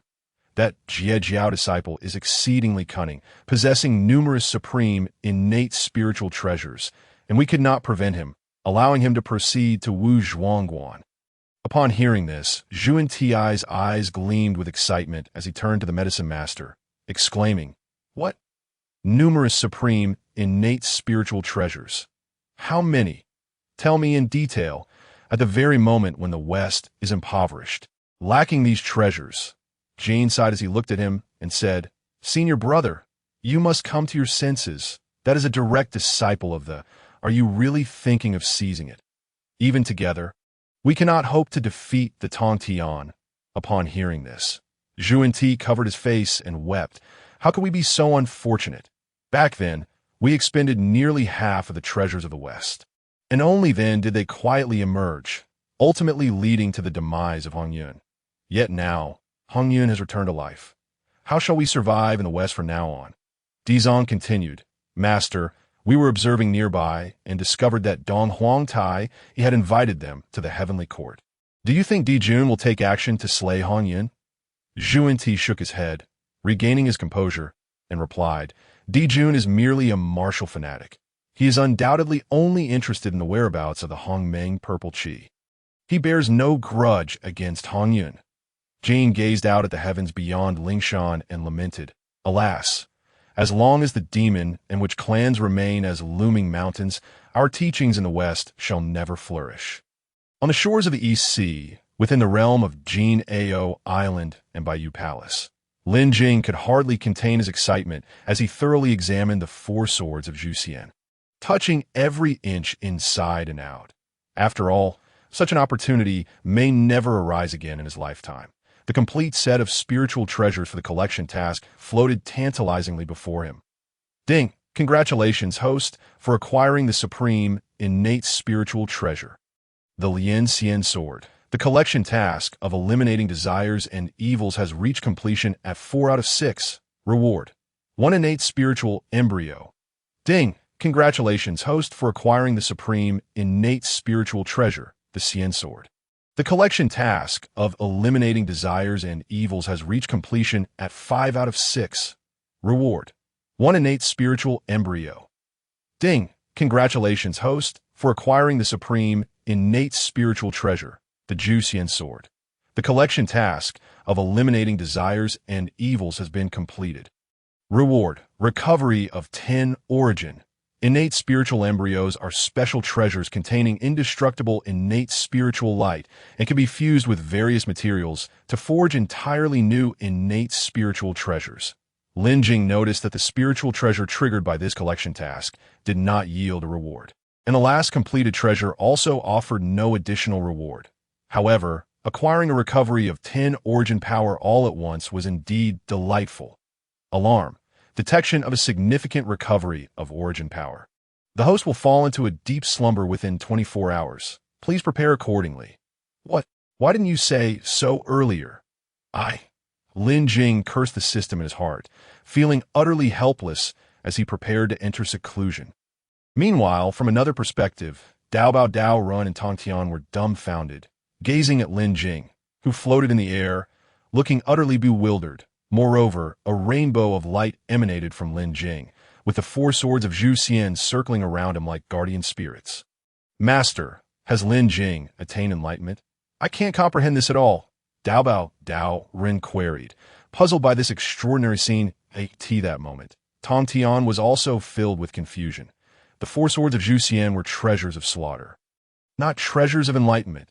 Yet, Lin Jing's current state indeed resembled that of someone who had attained enlightenment, with the aura of the Great Dao resonating around him, even making him feel that the situation was somewhat exaggerated. Could a heavenly immortal's enlightenment cause such a commotion? Furthermore, the behavior of the 4 swords of Zhu Xian was too illogical. Typically, these 4 unparalleled immortal swords are ostentatious, yet now they act as if they are Lin Jing's bodyguards. I am your master. Regardless of his internal grievances, Tong Tian calmly stated, rest assured, your junior brother is not in any danger. He should awaken shortly. Indeed, as soon as Tong Tian's words fell, Lin Jing's eyes slowly opened, gazing around in confusion. Why am I floating? What is this aura of the Great Dao surrounding me?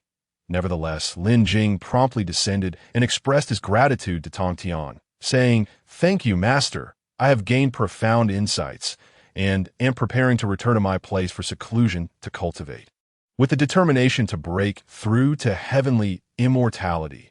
At that moment, Tong Tian realized that Lin Jing had been enlightened for quite some time, yet his strength had not increased at all. He remained firmly at the pinnacle of heavenly immortality. Very well, go with peace of mind. No one will disturb your seclusion on Jin Ao Island. After bidding farewell to Dao Run, Lin Jing turned and left Bayou Palace. The 4 swords of Zhu Xian quivered slightly. Attempting to stealthily follow Lin Jing, Tong Tian raised an eyebrow and discreetly cleared his throat. The 4 swords of Zhu Xian understood the signal and immediately unleashed their suppressed aura. They then merged into the void, continuing to suppress the fortunes of the on Xianjing Island. Lin Jing returned to his place of cultivation. System. How long will I sleep this time? I hope I don't wake up to find the 4 saints at the doorstep of the...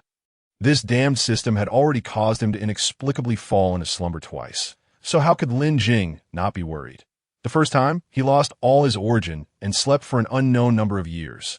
He missed the Pangu opening of the heavens, the calamity of fierce beasts, the calamity of dragons and phoenixes, the struggle between Dao and demons, and only awoke at the end of the witch and demon calamity. Just as he had just awakened, restored his origin, and fell into slumber for another epoch.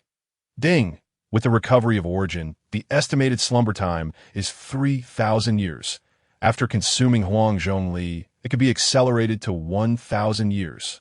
Upon receiving the system's response, Lin Jing finally breathed a sigh of relief. There is still some time before the decisive battle between the witches and the demons, and it should not erupt within a millennium. If he were to awaken and find that the end of the Fengshen era had arrived, then what was the point of sleeping? He might as well reincarnate.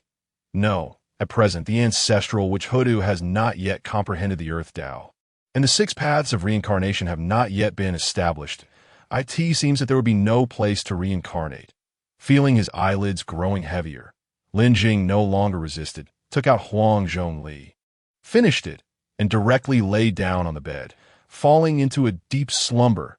The epochs of the primordial world passed swiftly, and in the blink of an eye, A millennium had arrived during 1,000 years of slumber.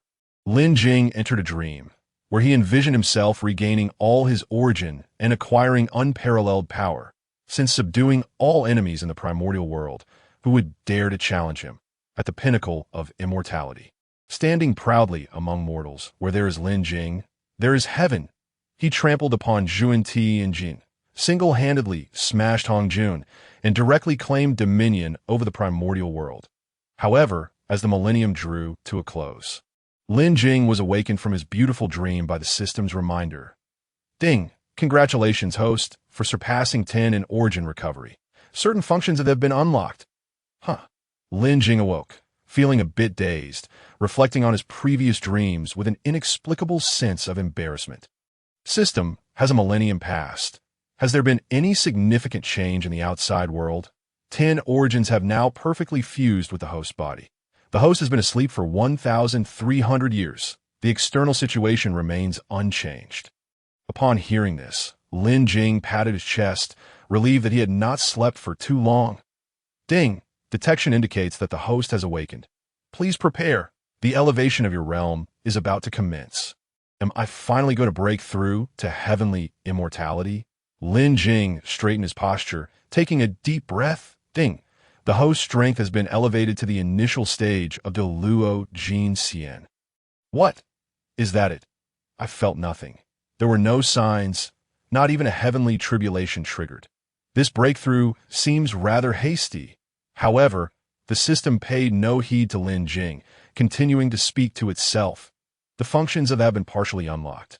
The host may review them at will. With a thought, Lin Jing summoned his data panel before him. Name: Lin Jing Footsteps, Chaos Supreme Treasure, Origin Recovery Progress. 12.3 Unlocked Functions. Spiritual Treasure Creation can create postnatal spiritual treasures based on different material characteristics.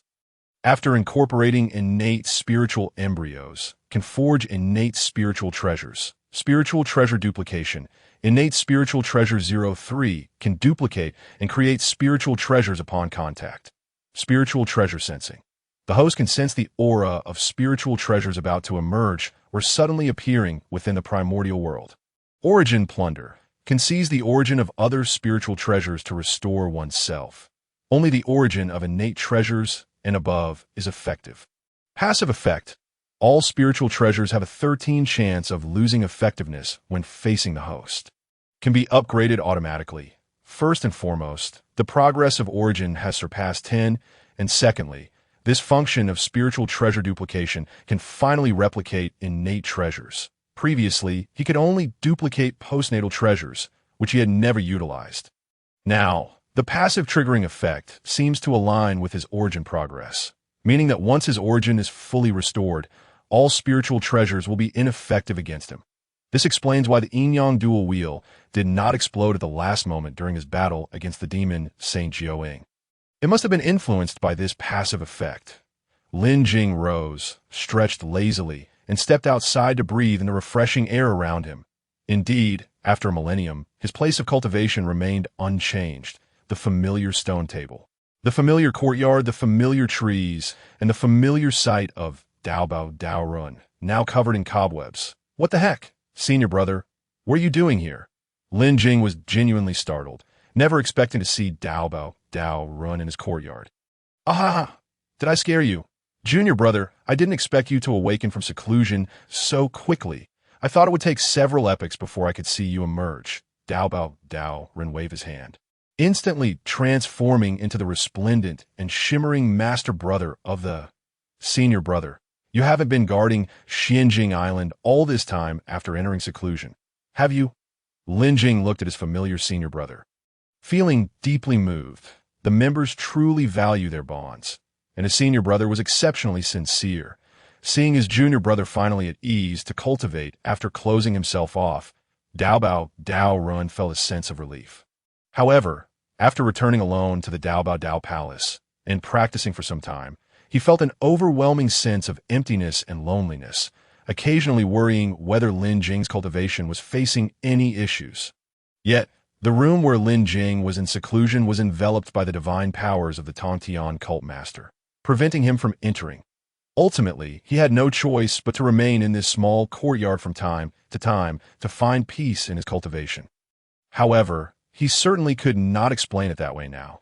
He must not allow his junior brother to misunderstand. Of course not. It was simply that he wished to see you a while ago.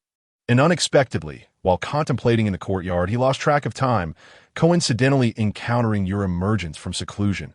Lin Jing nodded upon hearing this, looking at Dao Daoist and inquiring, "Senior brother, during the millennium of my seclusion, have there been any noteworthy events?" Although the system indicated there were no issues, Lin Jing felt it necessary to inquire, as even minor matters that could potentially influence the future.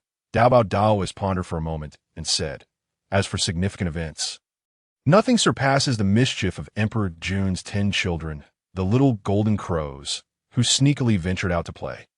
However, they were unable to control their own solar true fire, resulting in the demise of numerous beings of the Honghuang and ordinary witch clan.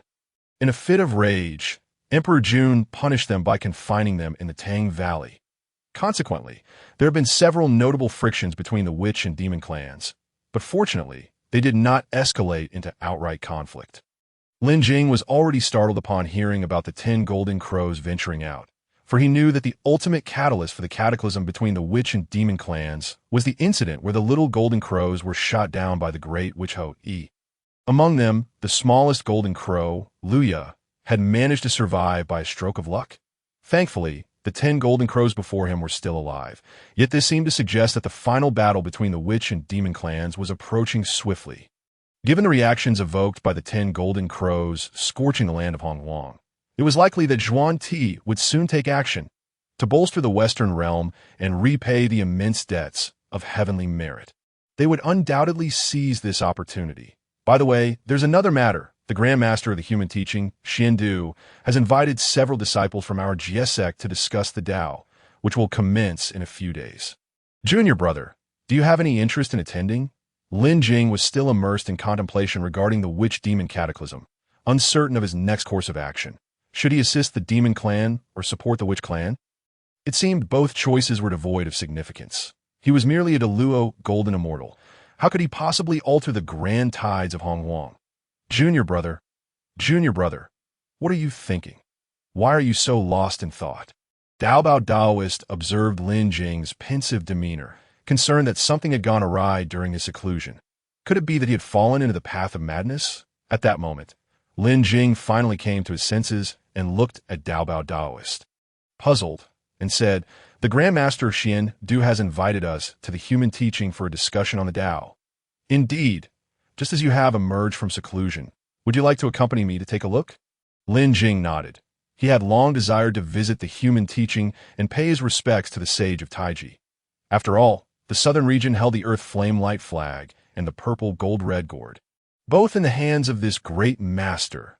In the realm of the demons and the heavenly court, Emperor Jun and Dong Huang Tai wore grave expressions, since the last incident involving the little golden crow. Conflicts between the demon and witch clans had escalated, and the tensions were becoming increasingly apparent. They were currently deliberating when and how to strike decisively to annihilate the witch clan. Presently, the strengths of the demon and witch clans were relatively equal. And summoning the 12 ancestors of Pangu through the 12 capital heavenly gods formation was indeed terrifying. The primary concern was that the witch clan's reproductive capabilities surpassed those of the demon clan.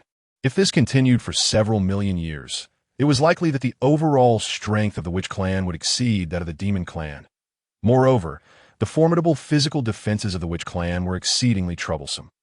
Recently, the demon clan discovered that the resentment and tainted blood of the deceased human clan could inflict harm on the witch clan's physical forms. Yet the human clan was a creation of the sage Nuwa when she achieved her sanctity. Now, her brother Fushi had also joined the heavenly court. If they were to provoke the sage Nuwa, what then? Emperor Jun gazed at the blood-red long sword hovering beside him, contemplating for a moment before resolutely issuing an order. All demons of the heavenly court, obey my command. From this moment forth, slaughter the human clan and forge the witch-slaying sword. This Honghuang realm ultimately follows the principle of the victor claiming the spoils. If he continued to hesitate, he would no longer be deserving of the title of Heavenly Emperor. The myriad demon saints promptly accepted their orders. With countless races in Hong Huang, what difference would it make if one less human clan existed? Thus, in an instant, the 10 great demon saints and 72 demon gods led numerous demons to commence a widespread massacre of the human beings on the shores of the Eastern Sea at Jinao Island. Lin Jing bid farewell to Dao Bao Daoist and sat beside a stone table, deep in thought. 1,000 years prior, when he encountered the 4 swords of extermination, he had witnessed a scene. Ding, detection of the spiritual intelligence seal. It can be removed by consuming 100,000 points and a wisp, 1/10, of Hongmeng purple energy. Upon lifting the spiritual intelligence seal, this sword would soon undergo a transformation into a chaos spirit treasure. At that time, he could only disregard this piece of information. Yet now it seemed that the countless treasures within Hongwang bearing spiritual intelligence seals were likely connected to the Dao ancestor Hongjun. After all, the one most familiar with the Hongmeng purple energy was indeed the Dao ancestor Hongjun. Moreover, only this saint, who was in harmony with the heavenly Dao, could seal spiritual intelligence upon the extermination swords of such murderous intent. With this thought in mind, he promptly summoned the water-fire gourd to examine it closely. He had previously discovered that a treasure that had been enhanced once could not be further strengthened, which was evidently unreasonable. Now, upon re-examination, the results were indeed different. Detection revealed the top-grade innate spirit treasure, the water-fire gourd. One could choose to consume 10,000 spirit treasure points along with the essence of the sun and the essence of the moon to enhance this treasure, allowing it to evolve into an innate supreme treasure. When faced with the 4 swords of extermination, Lin Jing had not been stingy, extracting 5,000 points from each sword. Otherwise, he would truly have found it challenging to enhance the water-fire gourd. However, the essence of the sun and the essence of the moon seized from the sun and moon essence could actually be fused with the water-fire gourd, which was quite a pleasant surprise. Without further hesitation, Lin Jing promptly summoned the water-fire gourd into his body to begin the enhancement. There was no alternative. The functionalities of this spirit treasure were exceedingly comprehensive. Its summoning aspect was indeed remarkable. As long as the water-fire gourd's main body remained intact, the water and fire qilin within could be reborn infinitely. It merely required increasingly more time for stronger entities, just as Lin Jing was contemplating his next plans. The system's mission arrived as expected. Ding! Detection indicates that the demon clan is currently engaged in a massacre of the human clan, triggering the protective mission to create an 8th-level pagoda. Make every effort to safeguard more members of the human clan from calamity. This mission will reward based on completion level. The demon clan is slaughtering the human clan. Emperor Jun has begun forging the witch-slaying sword. Lin Jing immediately reacted. It seemed the decisive battle between the witch and demon clans was indeed imminent. Without delay, he promptly set out for the Bio Palace to pay a visit to his master. The human clan is destined to be the protagonists of the future in the realm of Hongwang. Saving them now would yield immense merits, and this opportunity must not be squandered. Within the Bio Palace, the Tongtian cult master looked at Lin Jing with satisfaction, praising, "Not bad, not bad." After a millennium of seclusion, you have managed to break through to the Luo Golden Immortal. After bowing respectfully, Lin Jing directly stated, "Master, the demon clan is currently engaged in a widespread massacre of the human clan. If we do not intervene, the human clan may be in dire peril. I believe we, as Jia sect, should take action to save some, providing a glimmer of hope for the human clan." Upon hearing this, the Tongtian cult master fell into contemplation. He was naturally aware of the plight of the human clan. However, the human clan was a creation of Nuwa, and over the years, they seemed rather unremarkable, hardly comparable to many beings of Hongwang.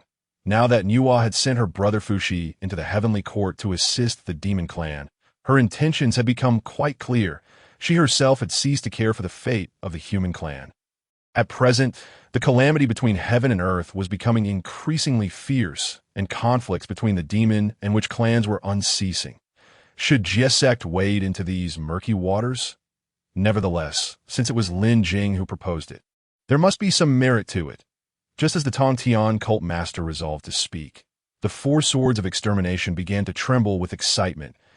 it seemed that the fortunes of GS sect had stabilized to a certain extent. Could saving the human clan actually bolster their fortunes? This revelation greatly intrigued the Tontian cult master. Did the human clan harbor some secret? You are correct.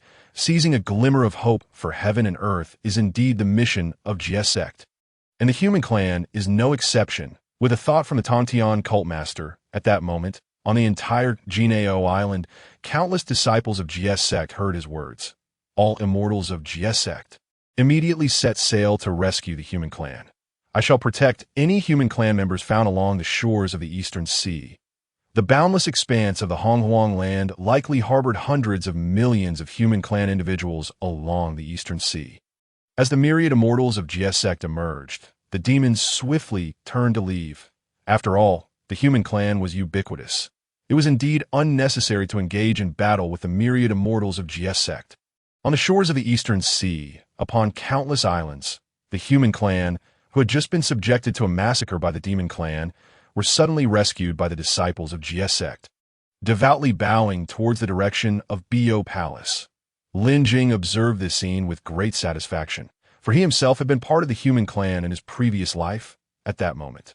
The previously clear and bright sky was suddenly shrouded by a heavy layer of dark clouds. Within the clouds, lightning and thunder roared, and various colors of calamity thunder danced like furious dragons. Weaving and tumbling through the cloud layers, releasing devastating energy, they collided and fused within the cloud sea, producing deafening booms, filling the entire scene with an atmosphere of impending doom. It was evident that this dark cloud and the calamity thunder were tightly fixated on the location of Bo Palace, as if they intended to vent their fury upon it. This moment, the Tongtian cult master wore a bewildered expression, wondering, what is happening? We saved the human clan, and not a shred of merit was granted. Now they're calling down heavenly tribulations? Could it be that the human clan was saved in error? Meanwhile, Lin Jing beside him understood what was transpiring. With a thought, a terrifyingly potent purple-yellow gourd materialized in his hand. Ding! Enhancement complete. The innate supreme treasure, Water-Fire Gourd, has been born. Since then, following the Chaos Clock, the Panga Banner, and the Taiji Diagram, the fourth innate treasure of primordial origin has emerged from the vast wilderness. The Master of Heaven gazed incredulously at the gourd in Lin Jing's hand, which emanated an aura even more formidable than that of the four swords of immortal slaying, and asked, could this possibly be the water and fire gourd that I previously gifted you? Goodness, feeling the overwhelming presence radiating from the water and fire gourd, the Master of Heaven realized that this spiritual treasure possessed a might capable of harming even him. Naturally, he understood the source of the terrifying heavenly tribulation enveloping the Bo Palace. Lin Jing looked upon the fully evolved water and fire gourd, its information clearly displayed in his gaze. Water and fire gourd, low-grade innate treasure, formed from the gourd vine of the primordial spiritual root. It harbors the wondrous property of being impervious to water and fire. Within it, the innate qilin has merged with the sun and moon, transforming into the solar qilin and lunar qilin, each possessing the strength of a Hunyuan golden immortal. In times of crisis, they can fuse into one, achieving the pinnacle of quasi-saint perfection. Moreover, it can self-detonate, wielding power comparable to a full-force strike from a saint. Remarkably, the water and fire qilin has become a thing of the past. Now within the gourd reside the entirely new solar qilin and lunar qilin. Lin Jing had initially believed himself to have reached the realm of the great Luo golden immortal, nearly equal to the water and fire qilin, only to find himself surpassed once more. At this moment, the heavenly tribulation above Bo Palace had brewed to an exceedingly terrifying extent, seemingly on the verge of descending. The water and fire gourd in Lin Jing's hand quivered gently, as if yearning to embrace the cleansing of the tribulation. Unlike the previous Duo Bao Pagoda, the advancement of the water and fire gourd adhered to the principles of the Dao, qualifying as a legitimate breakthrough. The Duo Bao Pagoda's elevation seemed akin to a path born of madness, thus unrecognized by the heavenly Dao. The water and fire gourd now merely needed to endure the tribulation's baptism to gain the acknowledgement of the Dao. Naturally, Lin Jing would not impede this. With a mere thought, the water and fire gourd soared from the Bo palace, racing towards the heavenly tribulation above. Despite being the residence of a saint, the Bo palace did not suffer a strike from the seemingly terrifying heavenly tribulation. However, the moment the water and fire gourd ascended into the sky, the entire atmosphere above erupted with fury, countless bolts of tribulation, lightning converging from the nine heavens, rolling and roaring like enraged dragons, exuding a destructive aura as they surged towards the water and fire gourd. Yet, in the face of such a daunting celestial anomaly, the water and fire gourd remained remarkably composed. It floated serenely in the void, welcoming the tribulation's baptism. As time progressed, the intensity of the tribulation lightning escalated.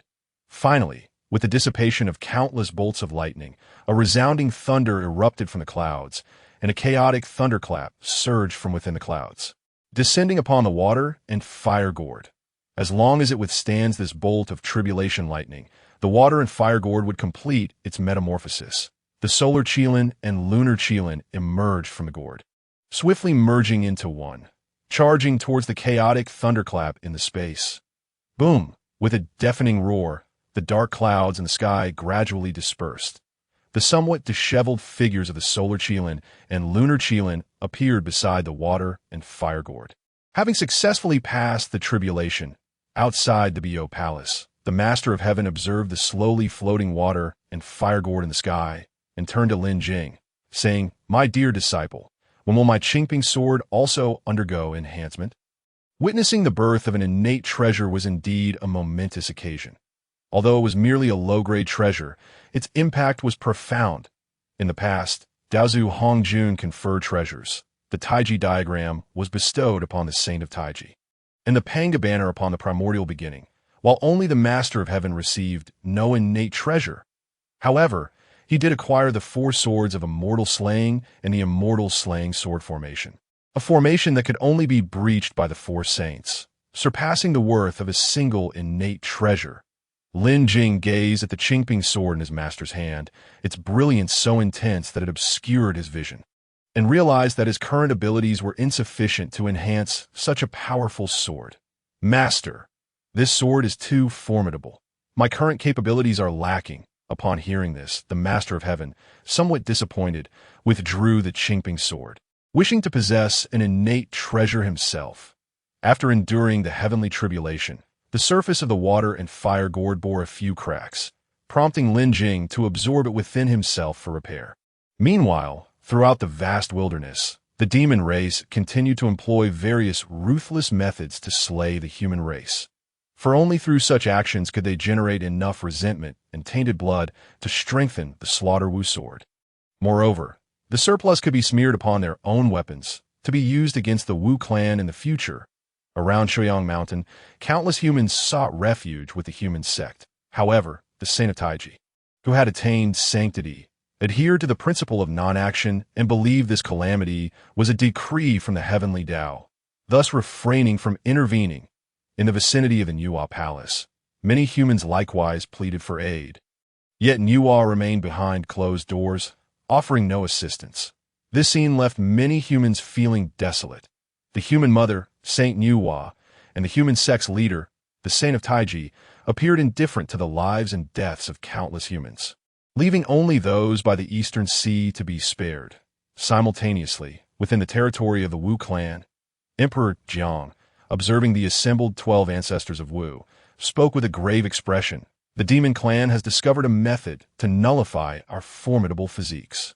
They are currently engaged in a widespread slaughter of the human race.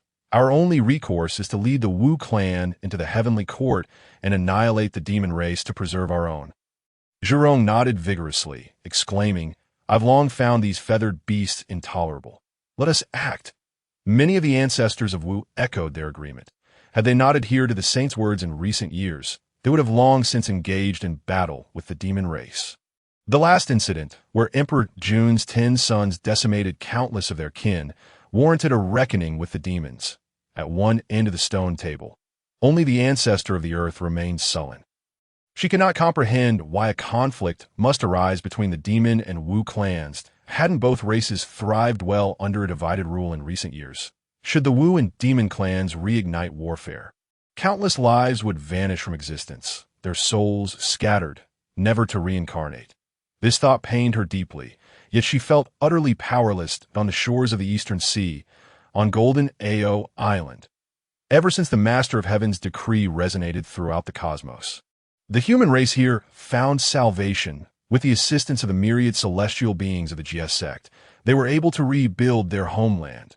Within Xinjing Island, Lin Jing was fervently channeling his own magical energy to mend the damages sustained by the water and fire gourd. The acknowledgement of the Dao was indeed a challenging endeavor, as the heavenly tribulations showed no mercy, leaving his precious gourd cracked. Fortunately, by absorbing it within himself, he could leverage his own power for repairs.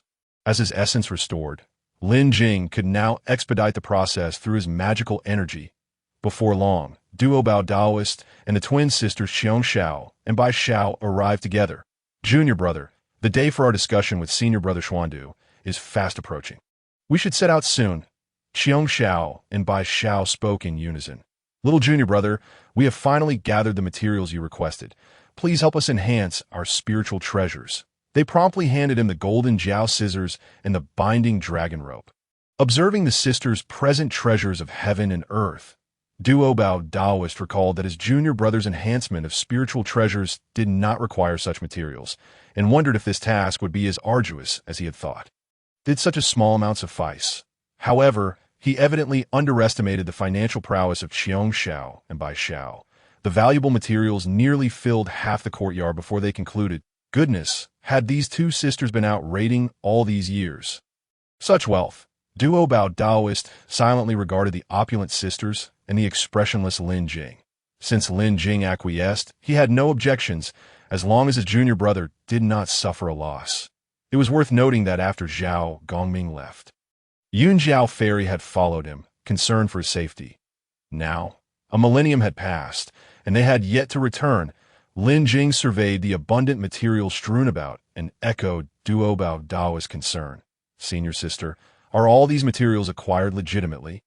Upon hearing this, Xiong Xiao became displeased, clapping Lin Jing on the shoulder and retorting, "What do you mean by that? These are all treasures we sisters have painstakingly acquired. Cough. Discovered in the wilderness over the years. Junior brother, you must speak with integrity. Now, do you think we have enough to enhance our spiritual treasures?" Lin Jing nodded silently, accepting the two spiritual treasures, and cautioned the sisters that the enhancement might take considerable time and required their patience. Xiong Xiao and Bai Xiao, unfazed by this, smiled. We've been adventuring for so many years and are just tired. Now we shall return to Sanxian Island for a good rest. Having bid farewell to the two sisters, Lin Jing turned to Duo Bao Daoist and inquired, "Senior brother, has Yunjiao's sister truly not returned all these years?" Duo Bao Daoist nodded solemnly, remarking that the two sisters had evidently indulged themselves far too much. "When do you plan to present these spiritual treasures to them?" he asked, knowing that Lin Jing could enhance the treasures quite swiftly and felt a tinge of concern. Lin Jing sighed. "I think it best to wait for Sister Yunjiao to return before presenting the enhanced golden jiao scissors and binding dragon rope to Xiong Xiao and Bai Xiao. If I give them the enhanced treasures now, who knows how many lives will be affected outside." Subsequently, Duo Bao Daoist, accompanied by Saintess Jinling, Saintess Wudong, and the Saintess Guiling, along with Lin Jing, journeyed toward Shouyang Mountain. The group gathered aboard the escape vessel, engaging in discourse around the hearth. The gazes of several senior sisters converged upon Lin Jing, for this junior disciple was shrouded in mystery. He had been inexplicably accepted as a disciple by their master, with no trials to endure. Moreover, during the past treasure contest, he had single-handedly dealt a blow to the Chan sect, earning their utmost respect. The Golden Spirit Holy Mother smiled at Lin Jing and remarked, "Junior brother, I have heard that the 10,000-year mysterious shield of the Turtle Spirit became formidable only after passing through your hands. In the present battles, we dare not attack her lightly. After all, the former 10,000-year mysterious shield was merely outstanding in defense. Now, under your influence, it possesses the ability to rebound damage, achieving a perfect balance of offense and defense, comparable to a supreme innate spiritual treasure." The Wudong Holy Mother chimed in teasingly, "Junior brother, you cannot show favoritism. All of our spiritual treasures desire to grow stronger. The Taoist of abundant treasures looked at Lin Jing, surrounded by the women, and expressed his dissatisfaction, saying, "Do you not feel ashamed? Instead of offering something beneficial to junior brother, you are asking him for help." The Golden Spirit Holy Mother shot a glance at the Taoist of abundant treasures and retorted, "Umph, senior brother, you should keep your comments to yourself. Look at your abundant treasures pagoda. Is it not related to junior brother?" The Taoist was momentarily at a loss for words, but quickly retorted, "But the enhancement of spiritual treasures requires considerable resources. You must not bully him." The Turtle Spirit Holy Mother embraced Lin Jing and exclaimed, "How could that be? Come, junior brother, the damaged 7 treasures golden lotus doesn't count. What treasure do you desire? I will help you seize it." The Golden Spirit Holy Mother and the Wudong Holy Mother also stood up, declaring, "Count me in. Let us procure something splendid for our junior brother." Lin Jing, bewildered amid the flurry of senior sisters, thought, indeed, it was quite enticing. But was the sex manner so bold? Did they resort to seizing treasures at the slightest disagreement? However, the treasures he currently needed were not within the capability of these senior sisters to procure. "Thank you for your kind intentions, but I am not lacking anything at the moment. Let us first examine the spiritual treasures you possess." After all, both the Taoist of abundant treasures and the Turtle Spirit Holy Mother had already enhanced their treasures, and the other 2 sisters could not be overlooked. Upon hearing this, the Golden Spirit Holy Mother sat down and took out the 4 symbols pagoda and the Dragon Tiger Rui, smiling as she asked, "Junior brother, what do you think of these 2 artifacts? Which one is more suitable for enhancement?" Lin Jing focused his gaze, and the information regarding both treasures became crystal clear. Dragon Tiger Rui, an acquired spiritual treasure. It contains the power of the innate dragon and tiger, capable of inflicting horrifying destruction upon impact. 4 symbols pagoda, an innate spiritual treasure. It possesses the ability to harness the power of the 4 symbols, summoning the illusory forms of the white tiger, vermilion bird, black tortoise, and azure dragon when activated, serving both offensive and defensive purposes. Upon detecting the acquired treasure, the Dragon Tiger Rui, Lin Jing could choose to consume 1,000 spiritual treasure points to enhance it, allowing it to evolve into a supreme acquired treasure, increasing its ability to bypass defenses with a 10 chance to ignore any protection below the sage level. Upon detecting the innate treasure, the 4 symbols pagoda, he could choose to consume 5,000 spiritual treasure points to enhance it, allowing it to evolve into a supreme innate treasure, increasing its devouring evolution effect, enabling him to capture and command the true spirits of slain opponents within the pagoda. Lin Jing then communicated the potential effects of enhancing these 2 treasures, given the previous situation with the Turtle Spirit Holy Mother. The Golden Spirit Holy Mother was also quite aware. Consequently, she chose to hand the 4 symbols pagoda to Lin Jing, as enhancing an innate treasure undoubtedly rendered it stronger. The Wudong Holy Mother, after much deliberation and glancing at the Turtle Spirit Holy Mother, also took out a treasure and presented it to Lin Jing. To his surprise, it was a pair of pearls, sun-moon pearls, an innate spiritual treasure. Within these 2 pearls lies the essence of the sun and moon. When combined and cast, they can reverse the yin and yang of enemies, pausing time and inflicting tremendous damage upon collision. However, once the essence of the sun and moon is expended, it can only recover slowly over time. The Turtle Spirit Holy Mother smiled and said, "This treasure was granted to me by our master long ago, but I feel it is better suited for my sister, so I am passing it on to her." This treasure was indeed powerful, yet each use necessitated nearly 10 millennia for recovery, which was quite regrettable. Currently, with the Turtle Spirit Holy Mother's 10,000-year mysterious shield combining offense and defense, she truly did not require any additional treasures. Lin Jing accepted the Sun Moon Pearls and examined them. Upon detecting the innate Sun Moon Pearls, he could choose to consume 2,000 spiritual treasure points for enhancement, allowing it to evolve into a supreme innate treasure, enabling the pearls to autonomously generate sun and moon essence, fully recovering in a day and night. Lin Jing noticed that since the restoration of his origin, the required spiritual treasure points had increased. However, comparatively, the enhancement effects on the treasures themselves seemed to have intensified. Subsequently, Lin Jing began to absorb both the sun-moon pearls and the four symbols pagoda into his being for enhancement. In the demon race, within the heavenly court, Emperor Jun observed the slaughter which soared, which was continuously absorbing the resentment of humanity and growing stronger, while simultaneously studying the great array of the heavenly star and the constellations. Comprehended by the Eastern Emperor Tai, this array centered on his supreme innate treasure. The river diagram and Luo book combine the power of the 360 celestial stars above, with the sun and moon as the primary star formations.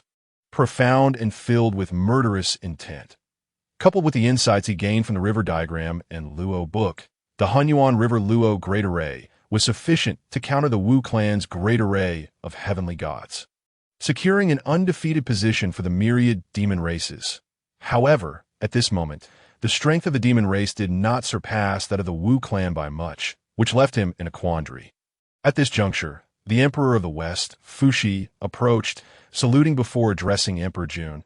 "Your Highness, currently, millions of human beings by the Eastern Sea are under the protection of the Chan sect. The power of the slaughter which soared may be diminished by a tenth." Emperor Jun coldly replied, "Enough. The relationship between the Wu and the demon races is exceedingly tense. It is best not to oppose the sages. A mere tenth, even without the slaughter which soared, I can still annihilate the Wu clan." Fuxi, upon hearing this, lowered his head in silence and ceased to speak. Before long, the group from the Chan sect finally arrived near Shouyang Mountain. Lin Jing promptly handed over the enhanced sun-moon pearls and four symbols pagoda to the two senior sisters. They were astonished at how quickly Lin Jing had completed the enhancements and were left in awe upon receiving the spiritual treasures. The difference compared to their previous treasures was nothing short of astronomical. No wonder the master had taken such a liking to junior brother. His abilities were truly extraordinary. Meanwhile, Lin Jing's attention was captivated by the sight around Shouyang Mountain. Countless humans were advancing toward the mountain, while behind them, innumerable demons were brutally slaughtering them. These humans yearned for the protection of the human teaching, yet what awaited them was despair. For all who stepped into the vicinity of Shouyang Mountain were teleported outside the mountain. Unable to enter, a wolf demon raised its hand and struck down dozens of humans, even rampaging outside Shouyang Mountain. "Ha! You humans are so feeble. You shall serve as the sustenance for my demon race. Submit and die. Do not resist futilely." As it spoke, it opened its blood-stained maw, ready to bite down upon a girl lying nearby. "Burn!"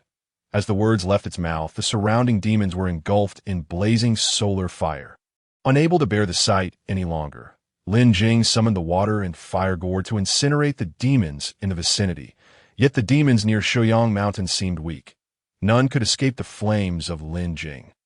Watching the thousands of saved humans kneel in gratitude, Lin Jing felt a deep sense of anguish. Why was it that they were suffering before his eyes while the sage of the human teaching, the Taiji sage, remained indifferent? "Gather!" With a wave of his sleeve, he absorbed tens of thousands of humans into his sleeve space. This was the supreme technique, the sleeve universe, taught to him by Zheng Yuanzi before his departure. He never expected to use it for the first time here. The Taoist of abundant treasures watched Lin Jing's actions without interference, merely letting out a gentle sigh.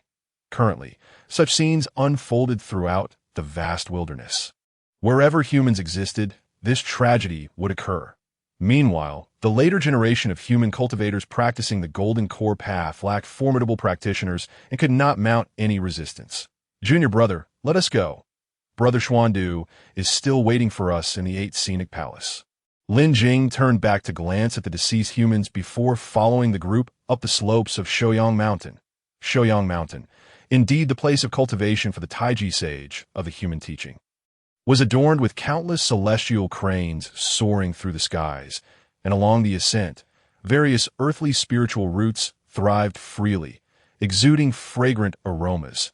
Upon reaching the summit, the Grand Master Xuandu awaited their arrival. "Junior brother, you have come," he exclaimed. "Currently, our master is discussing matters with Saint Enoi, and we shall visit afterward. Allow me to guide you to a place to rest." The Taoist of abundant treasures, intrigued, inquired, "Has Saint Enoi also come to the 8th Scenic Palace?" Xuandu nodded. "Indeed, It seems our master invited her. Lin Jing furrowed his brow upon hearing this. In light of the dire plight facing humanity, it was troubling that these two sages, who had benefited from the human race, did not rush to offer assistance, but rather congregated together. The situation seemed far from simple. At this moment, within the 8th Scenic Palace, the Taiji diagram was unfurling with all its might, enveloped in myriad rays of brilliance. The space here became exceedingly stable, isolating it from the chaos of the wilderness. The Taiji sage Laozi and Inhua gazed at the scene unfolding in the air, which depicted Lin Jing and the others. "Junior brother, why have you invited me here? What are these people doing?"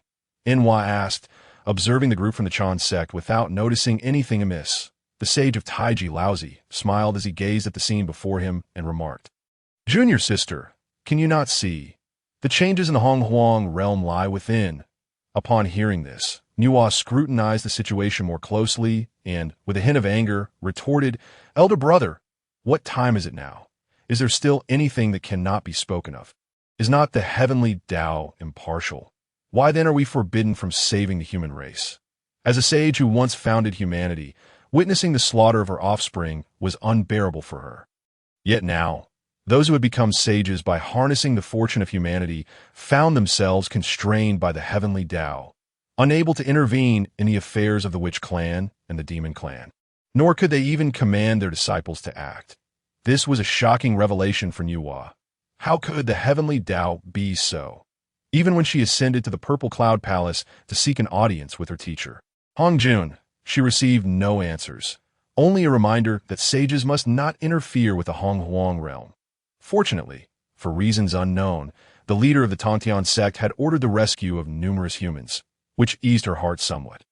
The leader of Tongtian, having attained sagehood without relying on the fortune of humanity, was indeed free to act as he wished to save them.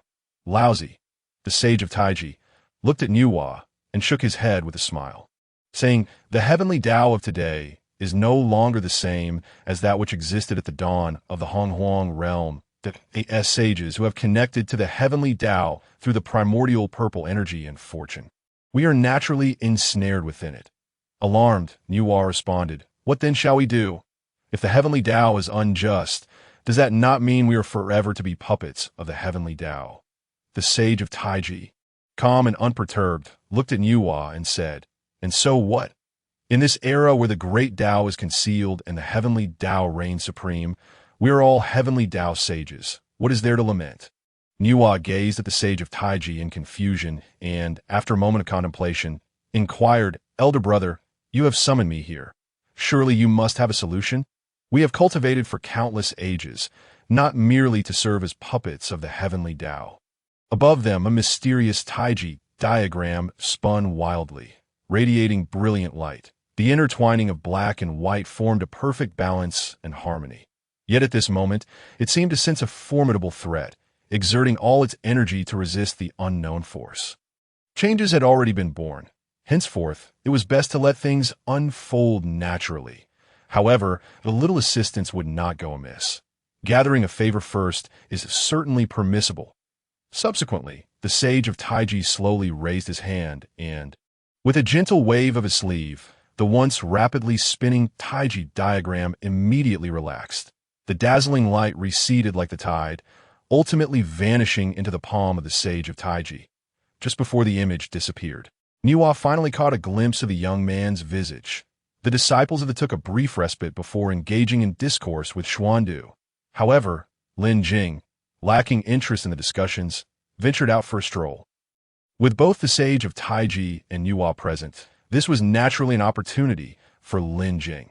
After all, the demon-invoking gourd was in Nuwa's possession, while the purple gold-red gourd and the southern fire flag were with the sage of Taiji. Restoring their essence relied on these treasures. Just as Lin Jing pondered how to approach the two sages, he unexpectedly encountered a young attendant. "Elder brother, my master requests your presence. Please come meet him." Lin Jing was taken aback. This was the 8th Scenic Palace of Shouyang Mountain. Who else could be referred to as master? Ah, the sage of Taiji invited me to meet him. What a coincidence. He had just been fretting over how to meet a sage, and now he was being summoned. Could it be that the sage of Taiji was not only skilled in alchemy, but also in divination? After a moment of thought, Lin Jing decided to proceed. After all, he was already on the territory of the human teaching and had no chance of escape. Following the attendant, he stepped through the grand entrance of the 8th Scenic Palace and finally laid eyes upon the 2 sages in the Great Hall. Disciple Lin Jing pays respects to Master Uncle and to Saint Nuwa. The sage of Taiji slowly raised his hand, and Lin Jing promptly rose. Very good. I have long heard that my third brother is quite pleased with his new disciple.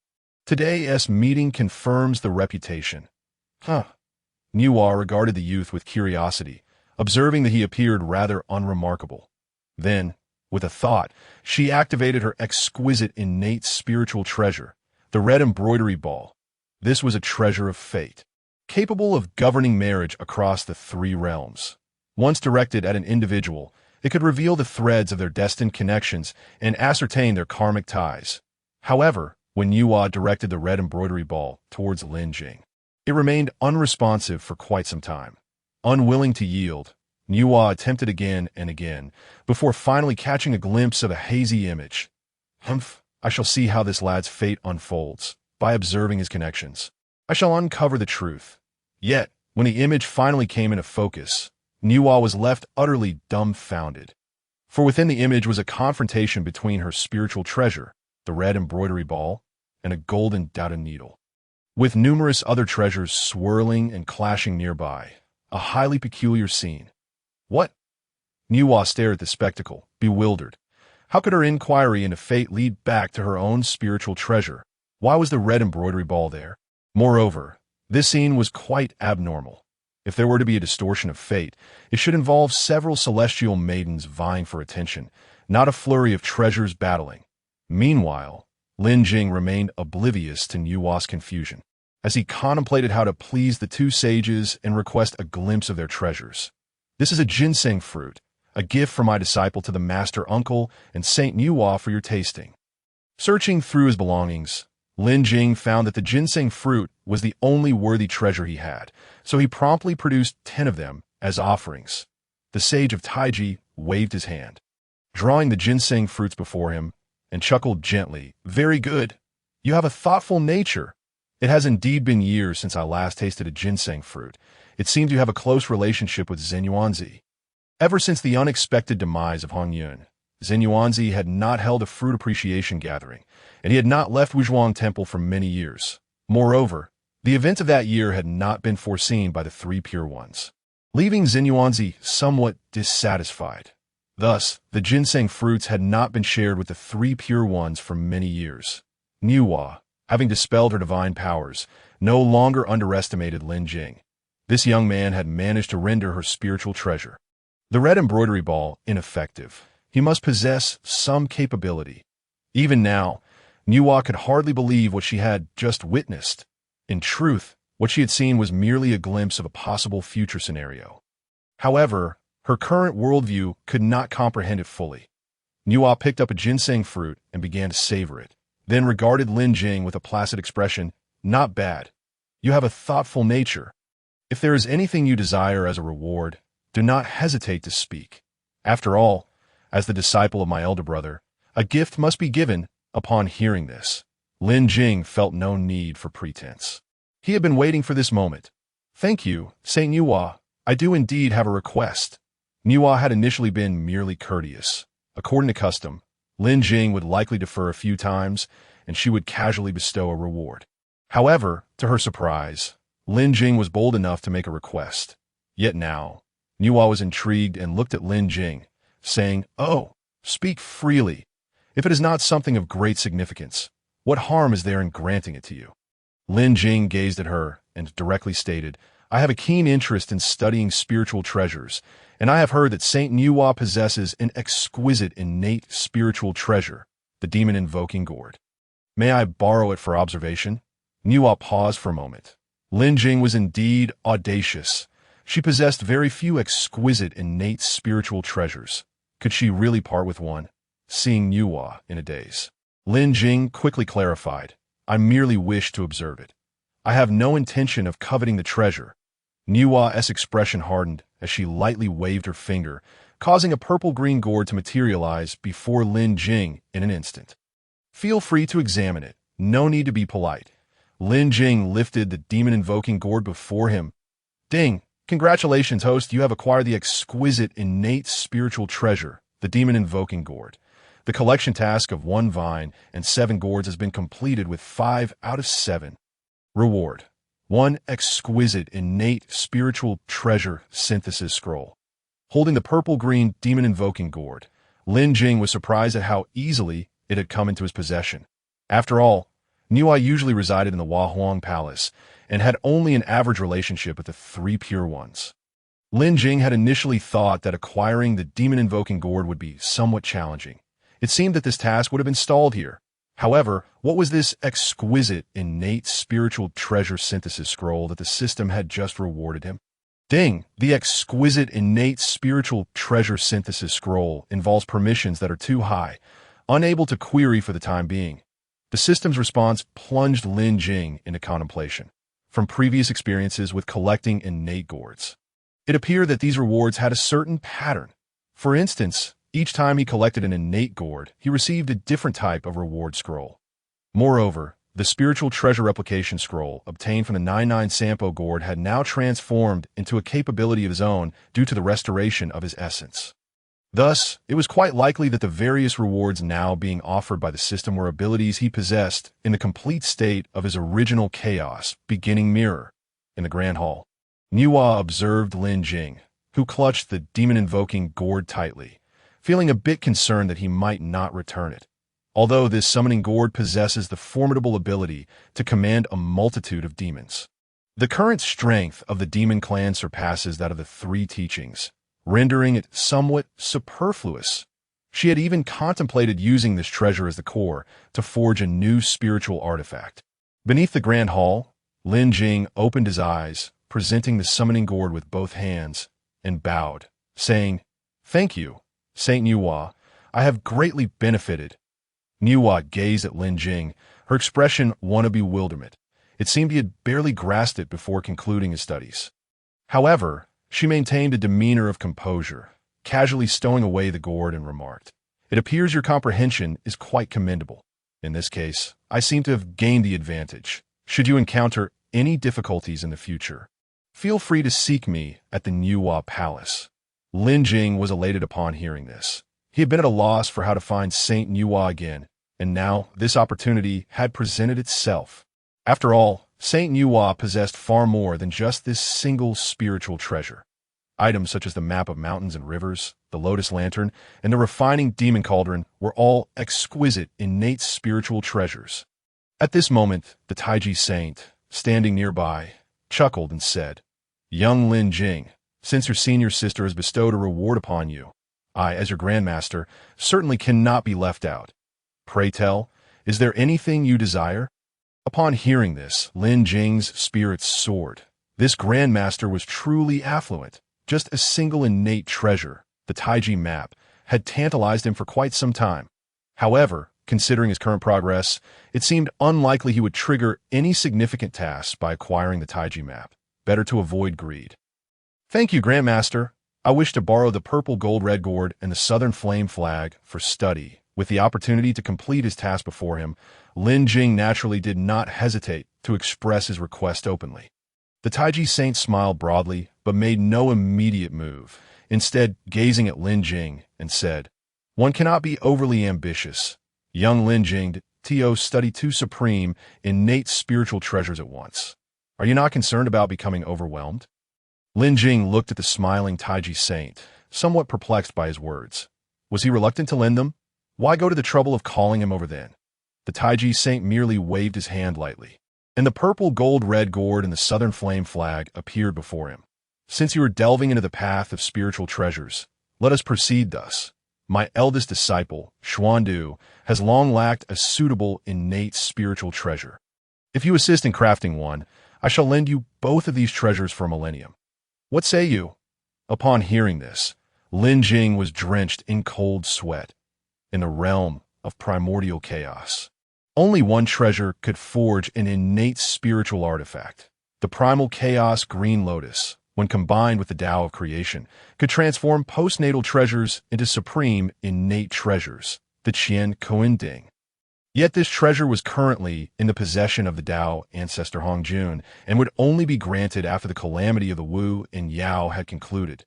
Therefore, ordinarily, no one in the current primordial realm could directly forge an innate treasure. But Lin Jing indeed could, for he possessed an innate spiritual embryo.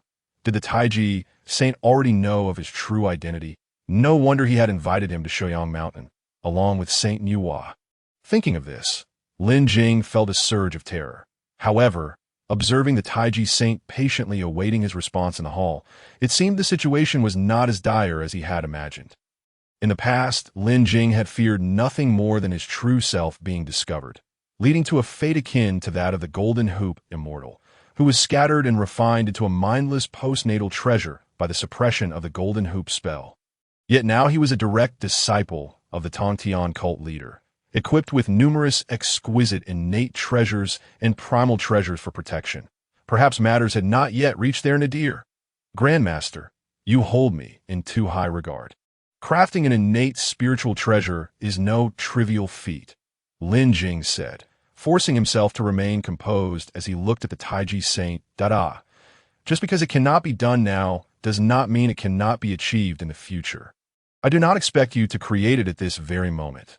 The Taiji saint regarded Lin Jing, seemingly having seen through his thoughts, and lightly waved his hand.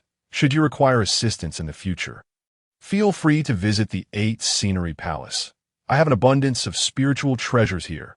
As the Taiji saint waved his hand nonchalantly, the entire palace was suddenly enveloped in a resplendent radiance, akin to falling stars illuminating every corner.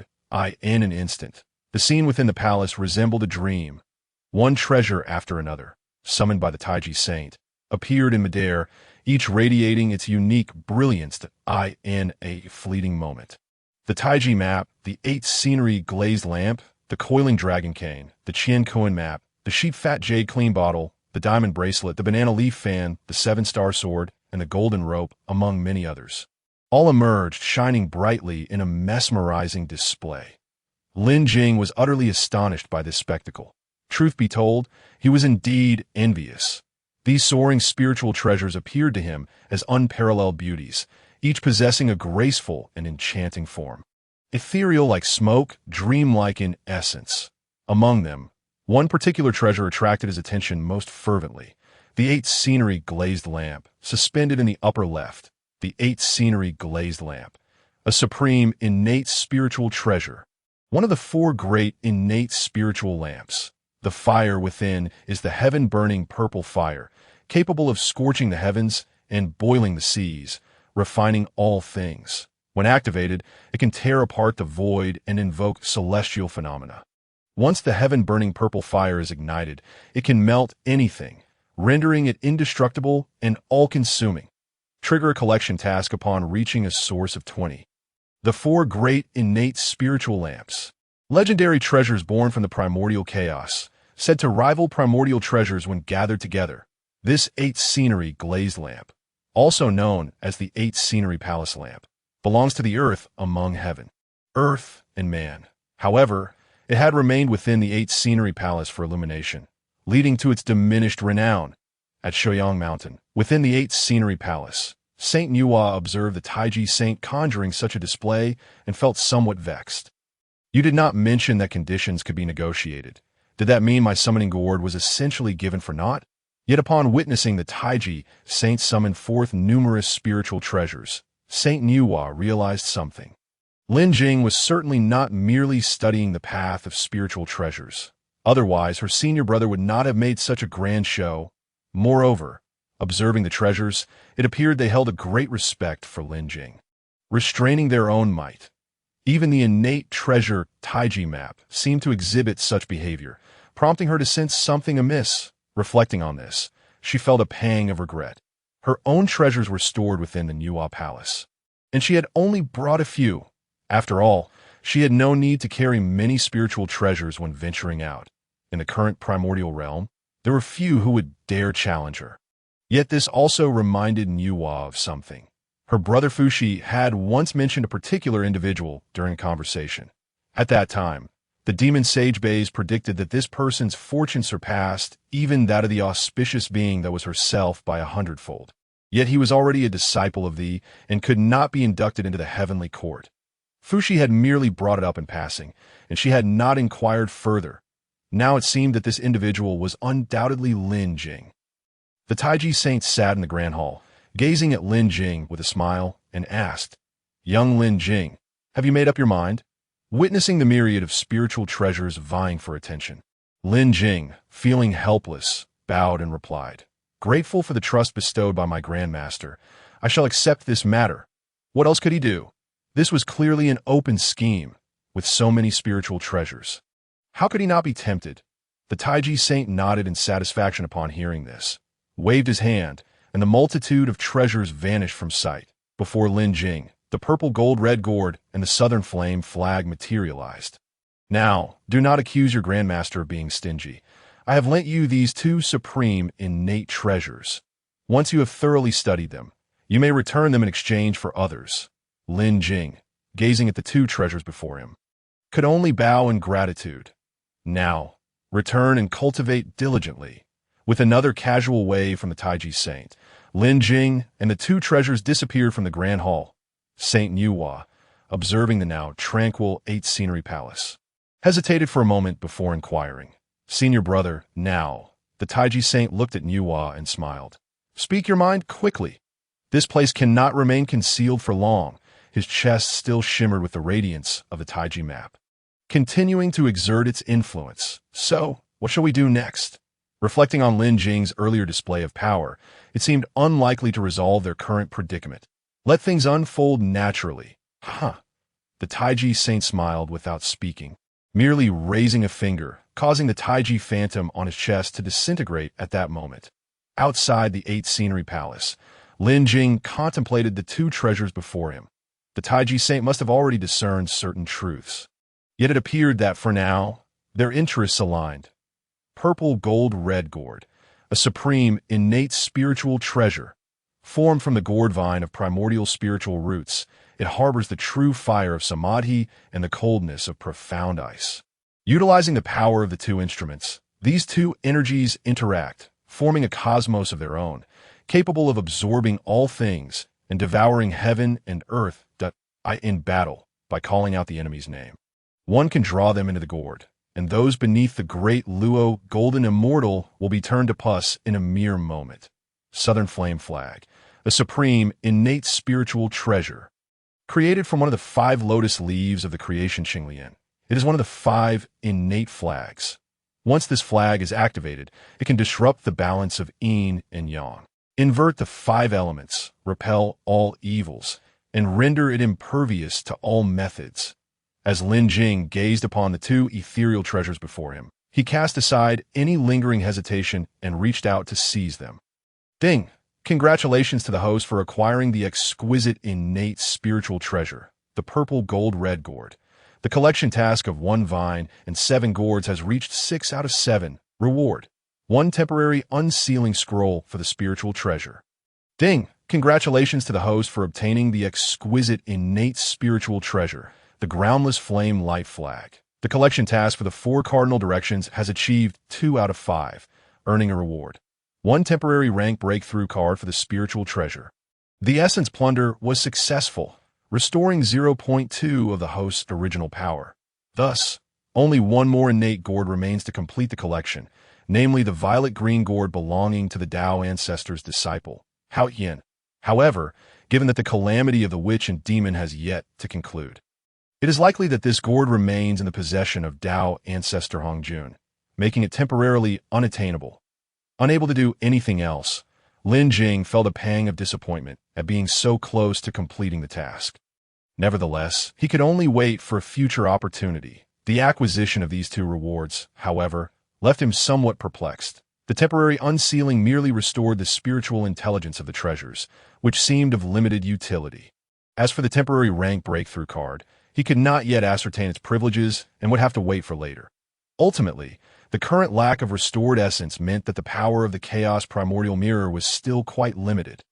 After absorbing the two treasures into his being, Lin Jing set off in search of his senior brother. He felt that this so-called discussion of the Dao was likely a deliberate act by the Ta Ching sage. In the end, both the Taoist master Duo Bao and Lin Jing were the first to depart from Shouyang Mountain, while others, including the Holy Mother of Golden Spirit, continued their discourse for a while longer. Lin Jing, with countless human beings concealed within his sleeves, was eager to place them in a safe location before he could rest easy. Naturally, Taoist master Duo Bao was reluctant to let Lin Jing depart alone. Thus they set off together. Before leaving, Lin Jing had inquired of Grand Master Xuandu why he did not intervene to rescue the human race, but received the enigmatic response that it was not to be spoken of. However, Grand Master Xuandu did express gratitude for Lin Jing, saving tens of thousands of humans from Shouyang Mountain. As Lin Jing traveled, he reflected deeply, sensing that the situation was far more complex than he had initially imagined. Beside him, Taoist Master Duo Bao asked, "Junior brother, where do you plan to take these humans next? Back to the shores of the Eastern Sea?" Lin Jing shook his head. He need not worry about the humans there.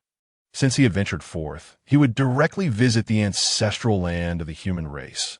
Although he understood that even if he neglected the human race, they would not ultimately perish, he could not bear to witness their brutal slaughter. The ancestral land of the human race, the three progenitors, Suiren, Zi, and Yu Chao, gazed upon the dwindling tens of thousands of humans remaining, shedding tears of blood at such a sight. The demon race was far too overbearing. This massacre had resulted in the loss of hundreds of billions of humans across the vast expanse of the wilderness, leaving only this meager remnant.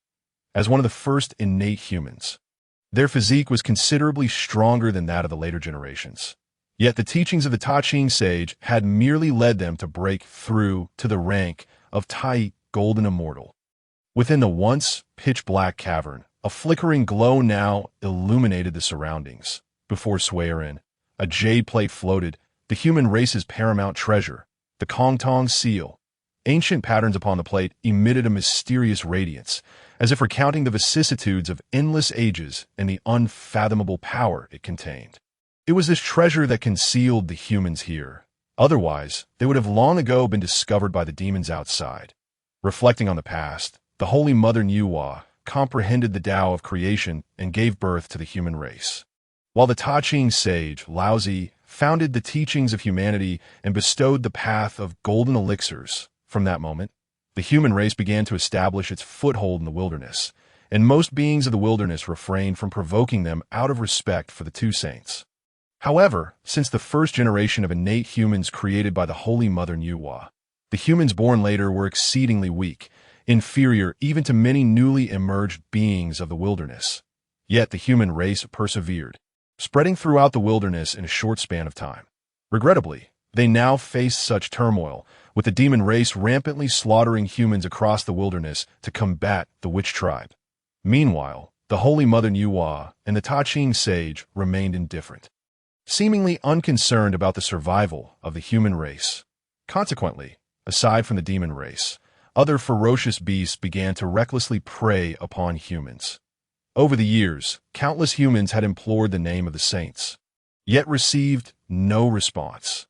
Had it not been for the sudden appearance of the Kong Tong seal in their moment of crisis, they would likely have met with untold misfortune. Was it fate that sought to extinguish the human race? Had the human race truly been forsaken, as one of the three progenitors of humanity, even Suiren found himself engulfed in doubt. Ultimately, the human race remained too feeble, without the protective mantle of the saints' renown. They became prey for countless beings of the wilderness. Now, they could only cling to the waning power of the Kong Tong seal to survive. Suiren gazed at the Kong Tong seal before him, now marred with fine cracks, and sighed helplessly. This treasure was the culmination of the human race's fortune over countless ages. Yet now, the fortune of the human race had waned significantly, impacting the Kong Tong seal as well. How long could the remaining fortune of the human race sustain the Kong Tong seal? Outside the ancestral land, the demon saints Fei Dan and Gue Che surveyed the vast mountain forest below, their faces alight with elation. According to reports from the lesser demons, The last remnants of humanity and the few innate humans seemed to be on the verge of vanishing right here. Fei Dan's grotesque visage was shrouded in wisps of poisonous mist. Humph. Were it not for the inexplicable protection of the over-the-humans of the Eastern Sea, we would not need to personally hunt down these remnants of innate humanity. Gui Che disdainfully regarded the sprawling mountains below, enveloped in an enigmatic mist that obscured any investigation into what lay within, to secure an advantage for the demon race in the forthcoming battle against the witch tribe. The demon master Kunpeng had commanded them to eradicate the innate humans to compensate for the losses in the Eastern Sea. Gui Che and Fei Dan exchanged glances. This mysterious mist might indeed obstruct most demons. Alas for them, breaking through was merely a matter of time. The corners of Fei Dan's savage mouth curled upwards, as if a venomous sac were about to burst forth. In an instant, he unleashed a torrent of horrific poison from his mouth, cascading like a surging flood. The poison, seemingly endowed with life, spread in all directions, quickly engulfing the countless mountain ranges below. Within the woods, the once ethereal mist swirled gently. However, as it encountered the overwhelming wave of poison, it melted away at an alarming rate, akin to fragile ice meeting searing flames. The once mysterious atmosphere dissipated, leaving behind a forest dominated by poison, reeking of an eerie and perilous aura. Deep within the ancestral land, Suiren, Zi, and Yu Chao beheld the Kongtong seal, now etched with cracks and entirely dimmed. The human race was in peril. Outside Shoyang Mountain, Lin Jing and Taoist Master Duobao stood aboard the escape sky vessel. Junior brother, you wish to go to the ancestral land of the human race. Do you know where it is located? Though the ancestral land existed within the wilderness, few beings were aware of its location. Lin Jing himself was initially uncertain of its whereabouts. However, since rescuing many humans from within his sleeves, a profound sense of connection had emerged, growing increasingly clear. It was a resonance intimately tied to the human race, seemingly beckoning him onward. The last time he felt such a sensation was when he acquired the water and fire gourd, resonating with the 9-9 scattered soul gourd. Now, that connection had been reignited. The only spiritual treasure now closely linked to the essence of the human race was indeed the Kongtong seal. This treasure would one day be used to enshrine the 3 sovereigns and 5 emperors. In comparison, the treasures Lin Jing possessed were markedly inferior. After all, its sealing of the 3 sovereigns' Dao fruits was comparable to the status of the saints, granting the human emperor longevity in harmony with heaven and earth, enduring through the ages. Now, the Kongtong seal must be within the ancestral land of the human race, in the hands of the 3 progenitors. Yet this time, Lin Jing sensed an urgent distress signal emanating from the Kongtong seal, as if it were calling for help. Since his original power had awakened from slumber, his abilities had been greatly enhanced. Oh no, senior brother, quickly, follow me. The human race is in danger. With a thought, Lin Jing summoned the Yin-Yang Qilin from the void, lifting both of them away in an instant. As the poisonous mist continued to corrode the mountain forests, the once nebulous mist could no longer withstand the onslaught, ultimately shattering into fragments in that moment. The tens of thousands of humans who had remained hidden were ruthlessly exposed, stripped of the last veil that concealed their forms and presence, laid bare before the predatory gazes of the demons, some fierce, some mocking, and some greedy. Among the crowd, Suiren's countenance was grave, his eyes filled with urgency and unwillingness, his tightly clenched fists turning white from the strain, veins bulging. Zi and Yu Chao shared his plight. In their hearts, they lamented, could the human race truly be unsalvageable? After enduring countless hardships to reach this point, would the human race fall to the threats of the demons?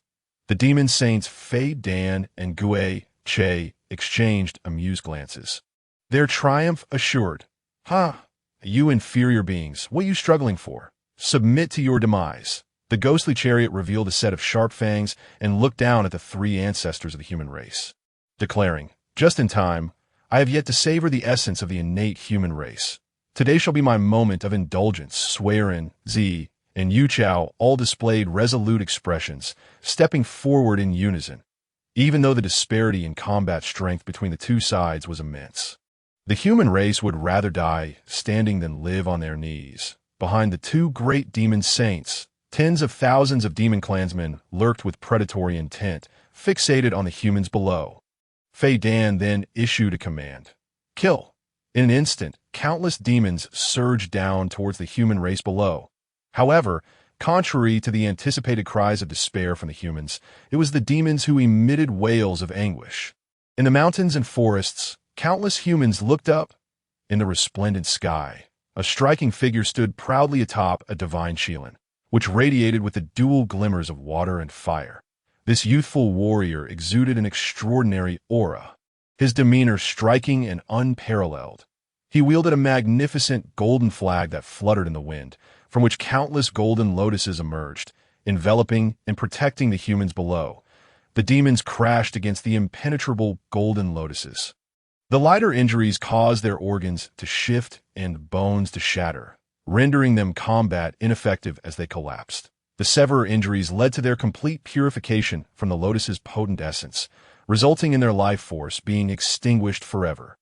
As the humans were saved and the demons faced heavy casualties in the blink of an eye, both Fei Dan and the ghostly chariot were filled with fury. They howled in rage. Which rodent dares to disrupt the affairs of our heavenly court? In the current primordial realm, aside from the witch race, what creature dares to treat our heavenly demons with anything but respect? Who dares to harm our kin and seek their own demise? At that moment, witnessing the human safety, Lin Jing finally breathed a sigh of relief. Just moments ago, he had sensed the aura of the Kong Tong seal waning to its utmost limits, conveying an emotion of desperation. Thus, he urged the Qilin with all his might to rush forward, managing to arrive just in the nick of time. Sitting atop the Qilin alongside him, Dao Daoist was still preening his disheveled hair. As a disciple of the Tongtian sect, Lin Jing, under the orders of his master, had come to seize a sliver of hope for the human race. I will protect the humans here. Facing the approaching demon saints, Lin Jing exhibited no fear. Just as he pondered how to test the combat prowess of his sun and moon Qilin, he found the adversaries had delivered themselves right to him. Fei Dan and the ghostly chariot grimaced in pain, lamenting, "Not again. It's the Tongtian sect. You've already sheltered countless humans by the eastern sea, and now you dare to claim you are merely seizing a sliver of hope. Were it not for the Tongtian sect's actions, we would not have ventured to this remote place seeking humans." Humph. Lin Jing, my friend, this place is not even 10,000 miles from the eastern sea. Your sect's interference seems rather excessive. Fei Dan observed Lin Jing from afar, sensing an unusual aura emanating from his Qilin mount. Meanwhile, the ghostly chariot appeared contemplative, suddenly realizing, "Lin Jing, could you be the disciple of the Tongtian sect who subdued the demon Saint Jiao Ying with a spiritual treasure and was invited by our heavenly emperor as a guest?" Dao Daoist, upon hearing this, chuckled and said, "Indeed, my junior and I are both esteemed guests of your heavenly court. I suggest we let this matter rest." Dao Daoist was inherently unafraid of the two demon saints before him. However, the current atmosphere among the demons was decidedly strange, with tensions escalating between them and the witch race. Now, they were recklessly slaughtering humans, seemingly prepared to disregard the sacred agreements and directly wage war against the witch race. Upon hearing this, Fei Dan and the ghostly chariot exchanged knowing smiles and charged towards Lin Jing. "It is because of you. We have endured countless drills under the Eastern Emperor over these 1,000 years. Since you insist on obstructing us today, prepare to meet your end."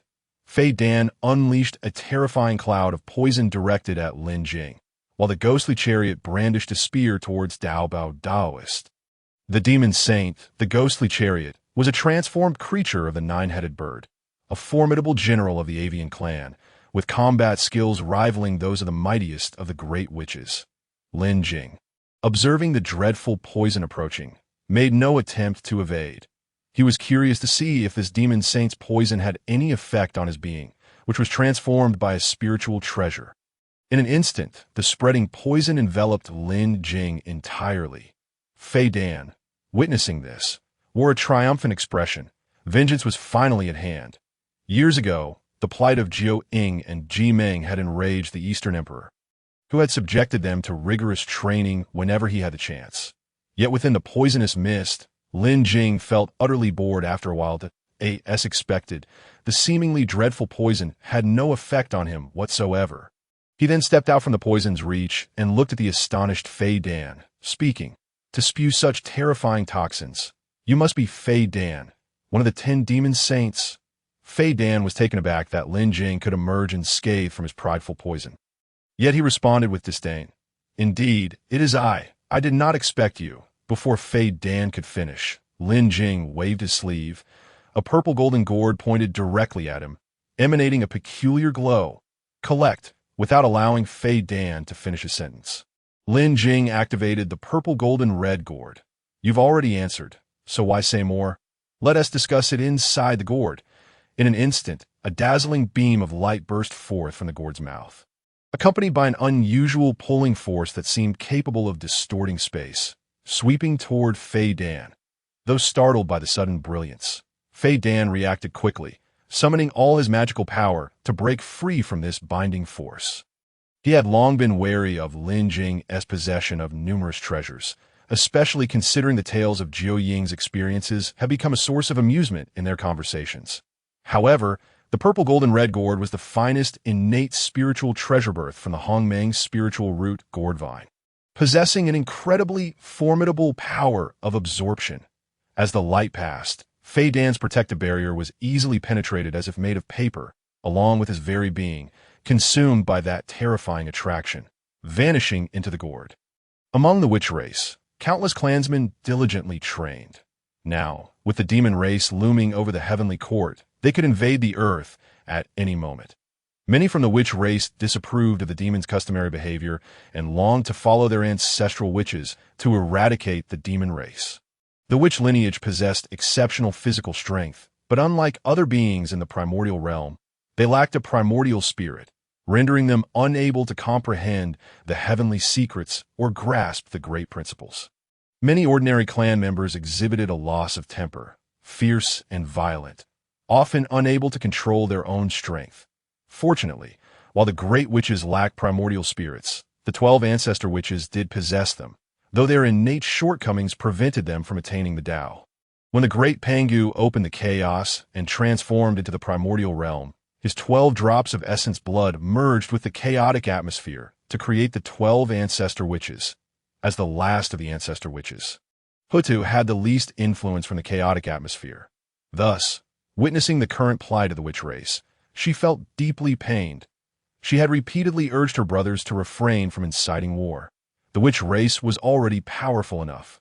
Once, the dragon, phoenix, and Shilin clans had basked in glory, only to be ultimately destroyed in the great calamity. Regrettably, aside from herself, the other 12 ancestor witches believed that all of this was the demon's fault.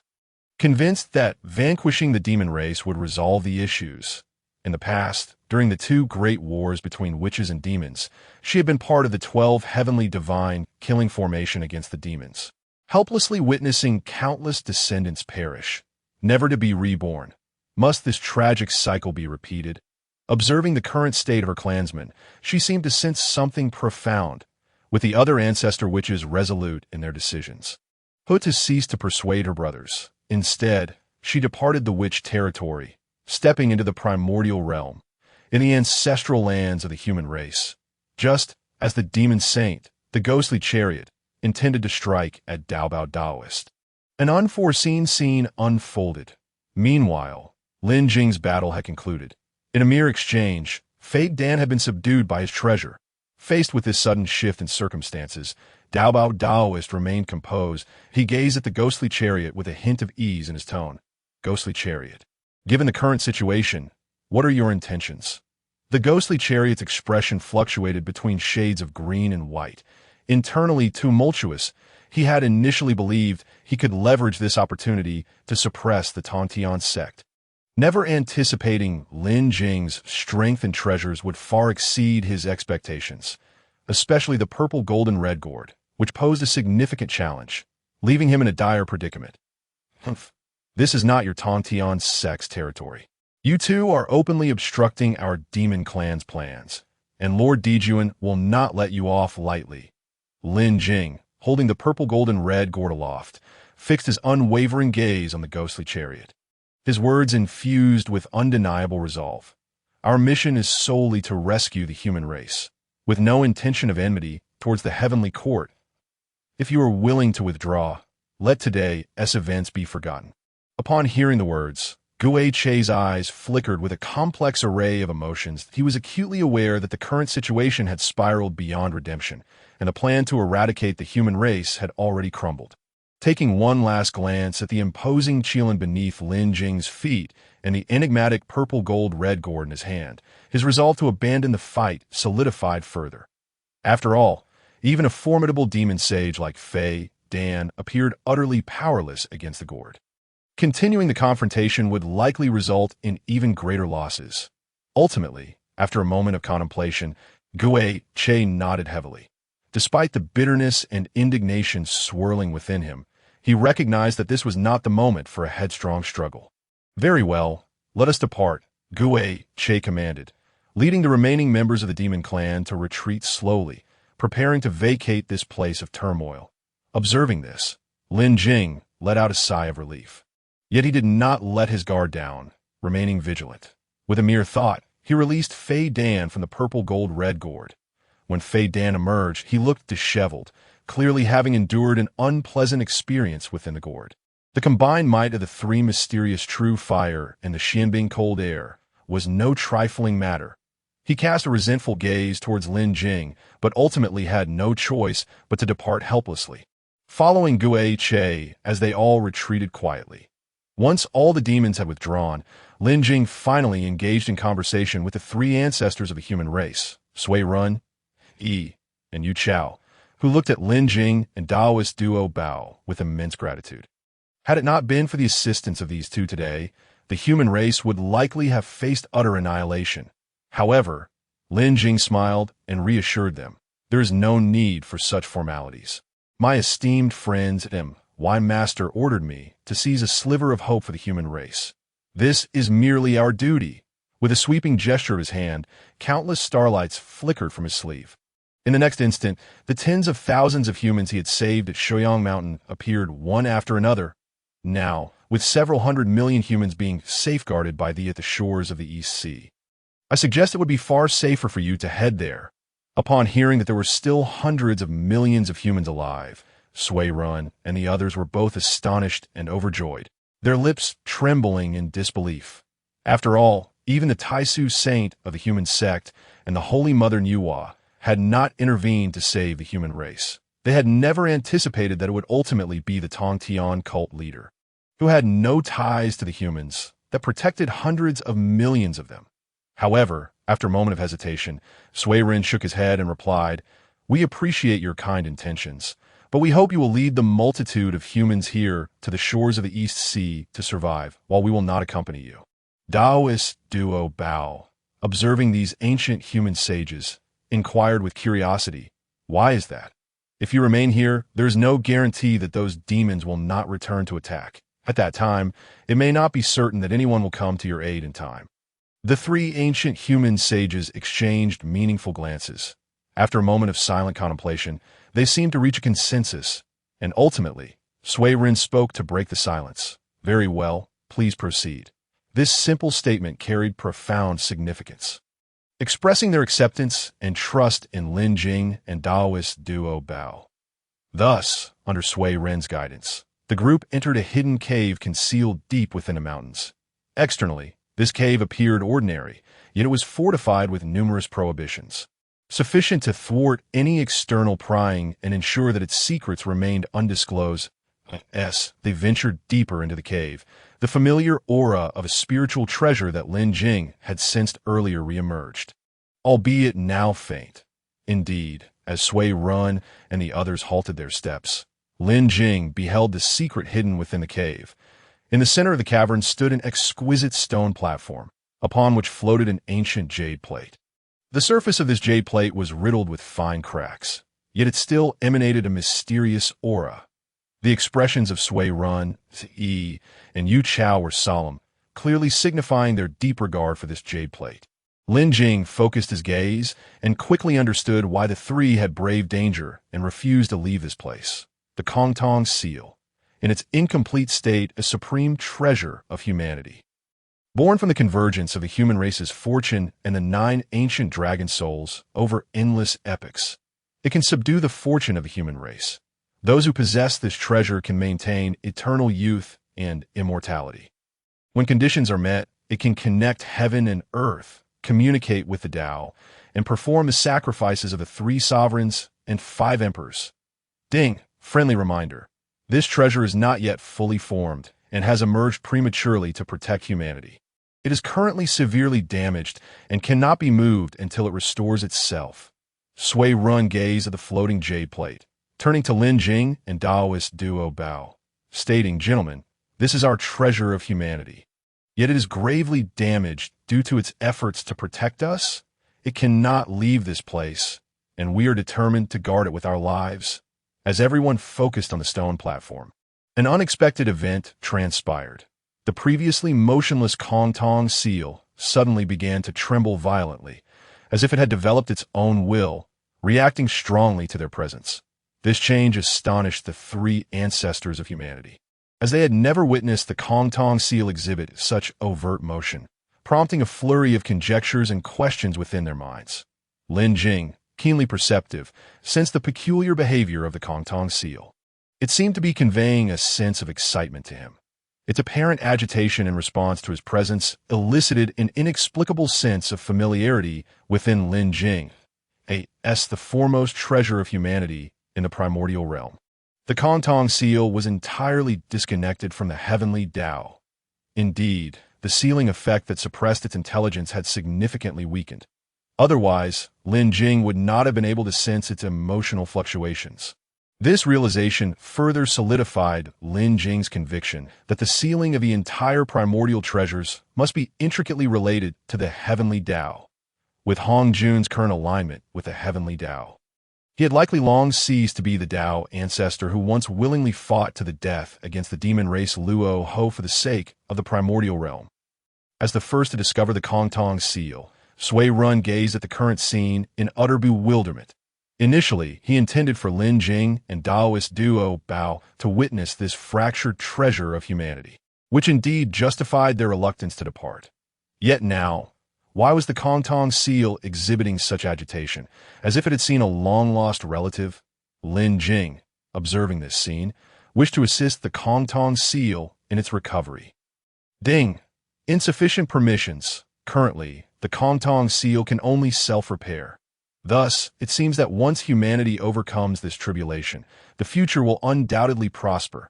May I approach to observe this treasure? Lin Jing naturally displayed an expression of astonishment. For this treasure was the only one of its kind in the entire primordial realm. Sui Run did not refuse, for he had brought the 2 over, indicating his trust. Furthermore, given Lin Jing and Daoist Duo Bao's strength, even if they intended to seize the treasure, they would lack the capacity to resist.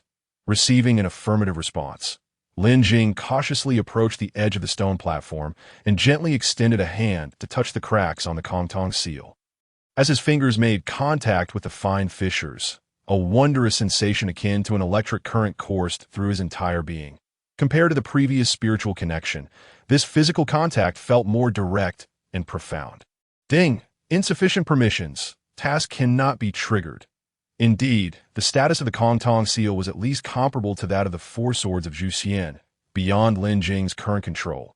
However, the continuously vibrating Kongtong Seal finally settled down under Lin Jing's touch, radiating a soft glow, and even its cracks began to mend slightly. Sui Run, and Yu Chao observed this scene in astonishment. Such a feat could likely only be accomplished by a disciple of a saint. Lin Jing reluctantly withdrew his hand and addressed the 3 ancestors. "I apologize. This treasure cannot be moved at present, and must remain here to slowly repair itself. Are you certain you wish to remain here to guard it?" The 3 ancestors nodded affirmatively. As the first generation of innate humans, they could clearly sense the importance of this treasure for the future of the human race. Lin Jing turned to Daoist Duo Bao and inquired, "Daoist Brother Duo Bao, could I trouble you to set up a protective concealment array here? This would provide the three of them with an added layer of security. Daoist duo Bao promptly thumped his chest, declaring, "Junior brother, why are you being so polite? Rest assured, the array I set up will undoubtedly leave even a great Luo Golden immortal helpless," with the array laid down by his elder brother. Lin Jing still felt some unease. After all, this Sui Run was among the three sovereigns of heaven, earth, and humanity, and it was imperative that nothing befall him. However, they could not remain here indefinitely to guard these three. So it was necessary to leave behind some treasures. Yet most of the spiritual treasures in his possession were already of use. Thus, Lin Jing began to contemplate. Ever since the restoration of his origin, it seemed that his body possessed a function he had never utilized: spiritual treasure duplication. Although the duplicated treasure could only be used once, in most cases, a single powerful spiritual treasure would suffice to turn the tide of battle. Moreover, according to Lin Jing's calculations, the day of the war between the Wu and the Lich races would likely arrive soon. It seemed as though unseen hands were orchestrating the calamity's approach. Currently, the available innate spiritual treasures for duplication included the Water and Fire Gourd, the 9-9 Scatter Soul Gourd, the Yin-Yang Mirror, and the Duo Bao Tower. Upon using this ability for the first time, Lin Jing discovered that any innate spiritual treasure he had touched, apart from the extraordinary spiritual treasures such as the Four Swords of Zhu Xian, the Qing Ping Sword, and the Earth Book, it seems that all others can be replicated using points. After pondering for a moment, Lin Jing resolved to replicate those three spiritual treasures. The first was the Water and Fire Gourd, which he had acquired first. The amalgamation of water and fire qilin within it possessed power comparable to that of an ordinary quasi-saint, significantly surpassing that of the three ancestral human figures who were merely celestial beings. The second was the central Wuji apricot yellow banner, which was impervious to most attacks, as it was shielded by myriad golden lotuses. However, Lin Jing hesitated over the final item. After all, a powerful magical artifact required a cultivator of formidable strength to fully unleash its potential. If he were to replicate 36 sea-calming pearls now, even the three ancestors would struggle to wield them effectively. Aside from the Water and Fire Gourd, the other gourds were ill-suited for the current circumstances of the three ancestors. Ultimately, Lin Jing chose the 10,000-year profound shield of the Turtle Spirit Mother as the third spiritual treasure, for its unparalleled defensive capabilities could withstand a saint's strike, offering a sense of security unmatched by other treasures. With a thought, Lin Jing reluctantly deducted 12,000 points and successfully replicated the three spiritual treasures. In an instant, the illusory Water and Fire Gourd, the illusory Wuji apricot yellow banner, and the illusory 10,000-year profound shield appeared before them.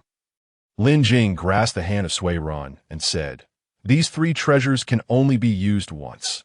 Since you will remain here to guard the Kongtong seal, take them for safekeeping." The aura emanating from these three treasures was that of exceptional innate spiritual artifacts. Faced with such a generous gift, Sui Run, Zi, and Yu Chao were not only shocked but deeply moved. "Lin Jing, my friend, this is truly invaluable," Sui Ren stammered, struggling to articulate his profound gratitude that in the following period, Lin Jing and Dao Bao Daoist thoroughly concealed this location with powerful formations. Subsequently, they prepared to lead the remaining human populace back to the shores of the East Sea for a safe existence. Ding! Congratulations, host! The Guardian mission has been exceeded by level 8 of the Floating Pagoda. The three ancestral humans and countless millions of humanity have been spared from disaster, just as Lin Jing was about to depart from this ancestral land. The Guardian mission concluded. Since the source had been restored to level 10, it seemed that the number of tasks available had increased, and Lin Jing was curious about the rewards of this mission. Mission reward: 10,000 merit points, unlocking the new function of merit spiritual treasure crafting. Lin Jing was astonished to find that there was merit to be gained this time, in the wilderness aside from various rare materials.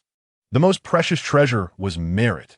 This merit could range from cleansing one's karmic influence to enabling a connection to the heavenly Dao for sanctification. The most widely circulated method for achieving the Dao, by severing the three corpses, requires a substantial amount of merit. And the ultimate unification of the three corpses demands an enormous quantity of merit. Acquiring such merit was more challenging than obtaining various innate treasures. After all, with a stroke of luck, one might stumble upon treasures in the wilderness. But merit was not something easily acquired. Otherwise, the Western teachings would not require the two saints, Jing and Juni, to make 48 grand vows to the heavenly Dao to borrow vast amounts of merit to attain sanctification. Moreover, merit had the unique ability to be infused into spiritual treasures, forming merit spiritual treasures. Currently, the most formidable treasure in the wilderness was likely the heavenly Yellow Linglong Tower, possessed by the Taiji Saint Laozi. This tower was an innate treasure of merit. Although it was merely an innate spiritual artifact, its power rivaled that of supreme treasures. It was the first defensive treasure forged from the merit of the primordial creation and the essence of the yellow qi after the heavens were opened. Reputed to be impenetrable by all methods, its defensive capabilities were among the most exceptional in all spiritual artifacts.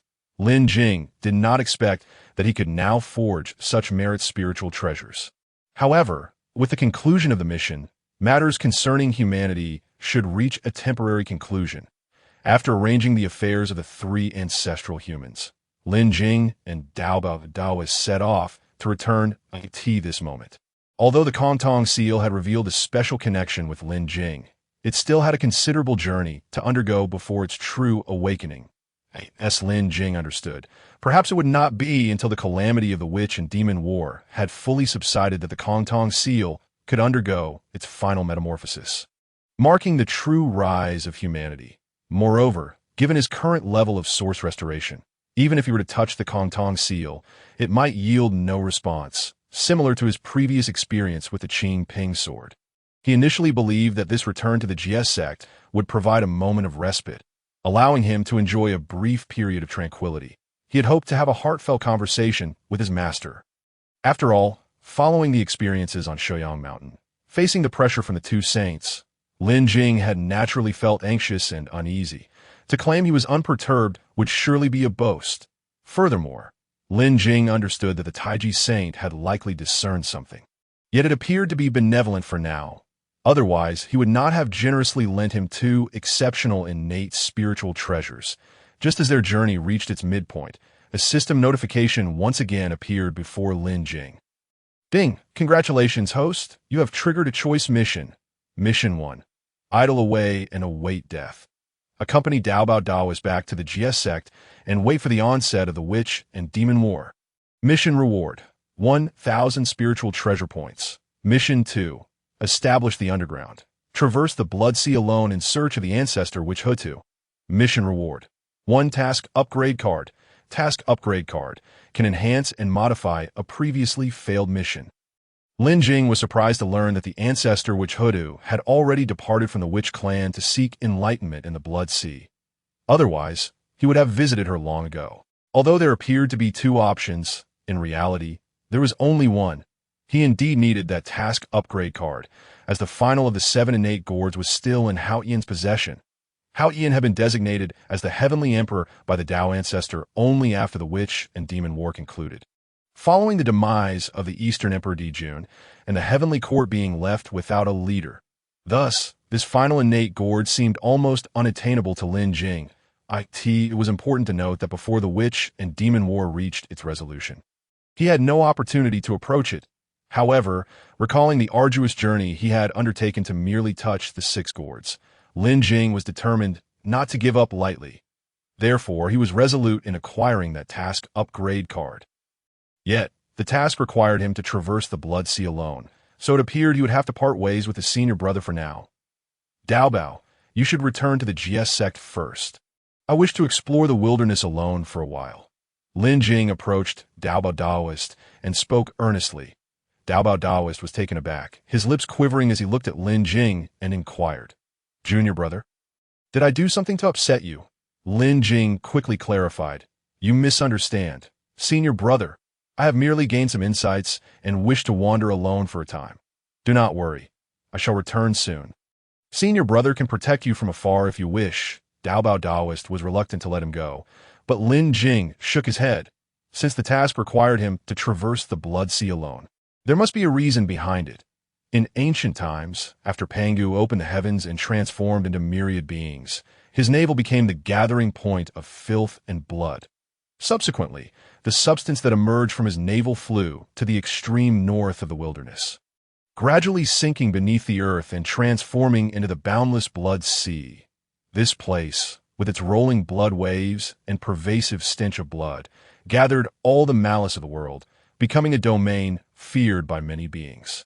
Furthermore, within the Nether Blood Sea, a placenta was naturally birthed, which later became the ancestor of the Nether River. He established the Azura sect, attracting countless followers. The peril of this place was such that Lin Jing was reluctant to risk his senior brother's safety by allowing him to accompany him. Upon hearing this, Dao Bao Daoist relented, understanding that although his junior brother appeared amiable, he would not waver once he made a decision. Very well. I shall lead these humans back first. You must exercise extra caution while wandering the wilderness alone. Do not encounter any mishaps. Lin Jing smiled and nodded. Rest assured, in this world, there are few who can harm me now.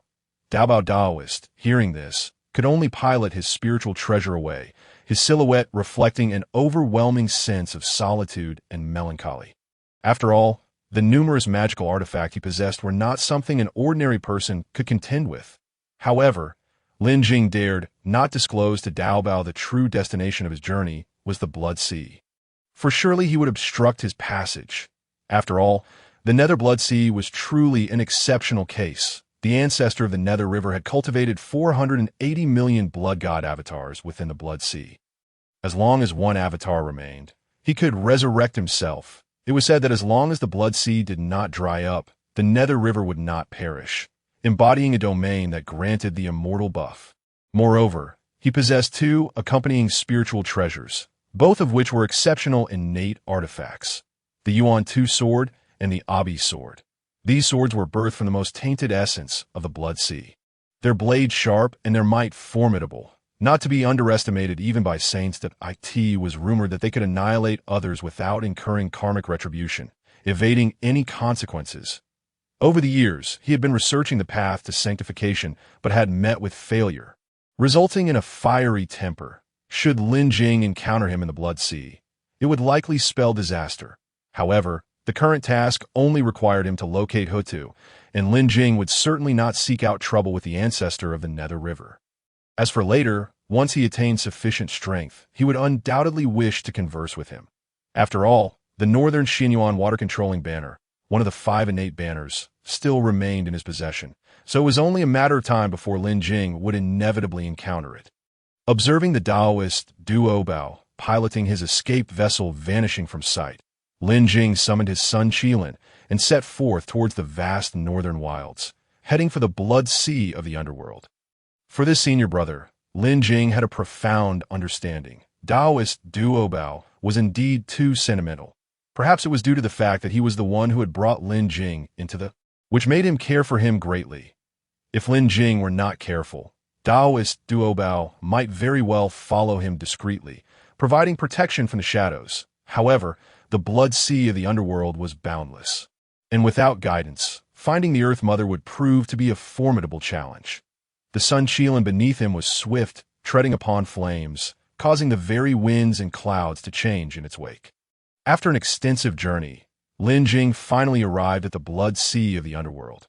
Here, the air was thick with a nauseating stench of blood, as the sea surged and roiled, seemingly filled with countless vengeful souls struggling within. The sky was cloaked in dark clouds, with crimson lightning flashing intermittently, creating a scene that was utterly eerie and terrifying. After all, this was a place where the malevolence and filth of the entire wilds converged, and merely approaching it induced discomfort. Yet, in pursuit of the ancestral witch, Earth Mother, he had no choice but to plunge into its depths on his Qilin. Fortunately, the intense heat emanating from the fire Qilin, infused with the essence of the sun, incinerated the surrounding foul miasma. Within the Blood Sea of the underworld resided numerous Azura, and Lin Jing was reluctant to attract their attention. However, without the aid of the Qilin, exploring the Blood Sea would likely take an eternity. Now, Lin Jing merely hoped to avoid any adversaries and swiftly locate Earth Mother. Yet, as is often the case, matters seldom unfolded as anticipated. Just as Lin Jing was navigating through the blood-soaked waters atop his qilin, an enchanting voice echoed nearby. "Oh, this friend appears unfamiliar. Is it your first visit to the Blood Sea? You certainly look quite handsome. Why not accompany me back? I happen to have broken a few male companions recently." Lin Jing immediately commanded the qilin to halt and turned to follow the voice. There stood a woman clad in extravagant attire, her outfit bold and alluring, her visage captivatingly beautiful. However, upon closer inspection, one could discern a subtle malevolence in her gaze, akin to a venomous serpent hidden within the allure of night. "You jest, my friend. I have merely come to the Blood Sea in search of a companion. If I have disturbed you, I shall take my leave." The woman gazed at Lin Jing, her eyes glinting with avarice. With a delicate hand over her lips, she laughed. What an amusingly handsome young man. Once you enter the Blood Sea, you cannot simply leave at your whim. Come along with me, and I shall grant you pleasures beyond compare." This woman, bearing the characteristics of the Azura, Lin Jing was keen to avoid entanglement with them upon entering the Blood Sea, and could only respond with a wry smile. "I am but a disciple of the Tontian Patriarch of the I hope you might grant me some leniency." Yet upon hearing this, the woman's eyes sparkled even brighter, her smile widening. A disciple of a sage. This must be even more delightful. I am Yuz Tian, one of the 4 demon kings of the Azura. What a perfect match you are for me." In an instant, an alluring aura enveloped a vast expanse around them, and Lin Jing found himself ensnared within this intoxicating essence. Yuz Tian looked upon Lin Jing, completely shrouded in her power, a triumphant smile gracing her cheeks. Little did she expect that such an outing would yield an unexpected prize. This charming young man could be cherished and adored. Those ensnared by her lustful aura would find themselves spiraling into a vortex of insatiable desire, unable to escape, and she relished in watching these powerful beings descend into the abyss of lust, becoming her slaves. Yet at that moment, within the pink whirlpool, Lin Jing was still grappling with whether to take action. Yuz Tian was not particularly strong, but if he were to defeat her, it might attract the attention of the old ancestor of the underworld river. After all, she was one of the 4 demon kings of the Azura, nearly a registered disciple of the underworld river. As for the surrounding aura, Lin Jing had dismissed it entirely. After all, he had previously tested it, and toxins had little effect on him. However, he soon realized something was amiss. His vision had become somewhat hazy. Consequently, Lin Jing took out the water-fire gourd and began to toy with it. The curves, the arcs, the patterns. How wondrous were the creations of the wilds. How had he never noticed how pleasing this water-fire gourd was before? Outside the mist, Yuz Tian stared in bewilderment at Lin Jing. Normally, those influenced by her powers would instinctively fixate their gaze upon her. Yet today, this one did not conform to the norm, not only failing to look at her, but also playing with the gourd. Did she not compare favorably to a mere gourd? The more she thought about it, the angrier she became. Yuz Tian promptly flickered and appeared before Lin Jing, reaching for his shoulder. Lin Jing's heart raced, and he swiftly retreated. Meanwhile, his water-fire gourd, displeased at being interrupted, released the Taiyin qilin. In an instant, the sun and Taiyin qilin merged into one. They were engulfed in a blazing solar power and a chilling Taiyin force. And at that moment, the 2 opposing energies harmoniously intertwined, unleashing a cataclysmic wave of energy. Faced with such a ferocious assault, even Yuz Tian, possessing initial stage Deluo cultivation, could not withstand it. The sudden turn of events caught her off guard, and she was struck by the shock wave infused with the powers of both sun and Taiyin, sustaining severe injuries. Her complexion turned pale, her eyes filled with terror and resentment as she glared fiercely at Lin Jing. "You little brat, the grudge of today shall be repaid in kind." Leaving behind a fierce threat, Yuz Tian summoned her remaining magical power, contorting her form, and vanished into the Blood Sea, clearly utilizing some secret technique to escape the battlefield. Watching Yuz Tian retreat in a state of injury, Lin Jing cast a resigned glance at the water-fire gourd in his hand. It seemed that after its ascension to an innate treasure, its intelligence had begun to awaken slightly, allowing it to control the water-fire qilin directly. "Next time, do not act on your own accord. Lin Jing chided lightly, for this incident was not solely the fault of the water-fire gourd. He had not anticipated that the aura released by Yu Tian could genuinely affect his emotions. It appeared that the Azura clan should not be underestimated, now that it had already offended Yu Tian. Lin Jing promptly directed the Suntain Qilin to commence a meticulous and swift search within the Blood Sea. Amidst the haze, Lin Jing seemed to sense a familiar resonance beginning to emerge from somewhere within the Blood Sea. In the Western Church, upon Ling Mountain, Zhuan-Ti and Jian, the two leaders of the Western Church, stood upon a desolate expanse, gazing at the horizon, their hearts filled with both concern and hope for the future. Their western lands had become a barren wasteland, lacking in resources and spiritual roots, a stark contrast to the prosperity and abundance found in other regions of the wilds, resembling a forgotten corner. Alas, my poor western lands, when shall they flourish again?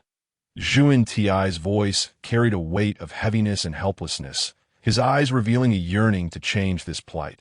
Jane, however, gazed upward at the heavens, his divine sight piercing through the clouds, as if he could discern the essence of all things in the world.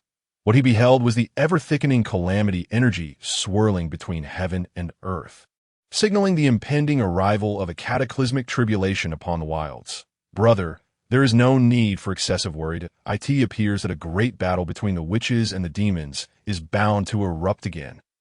Both factions are evenly matched and have undergone prolonged recuperation. Once conflict ignites, it will result in mutual destruction. However, Zhuan-Ti remained unconvinced, shaking his head gently. While the atmosphere between the witches and demons is indeed extremely tense, under the constraints of our master, none dare to easily ignite the flames of war. This stalemate may persist for some time, and it is truly uncertain when it might be broken. After all, the rule set forth by the Dao ancestor mandated that the witches and demons cease hostilities.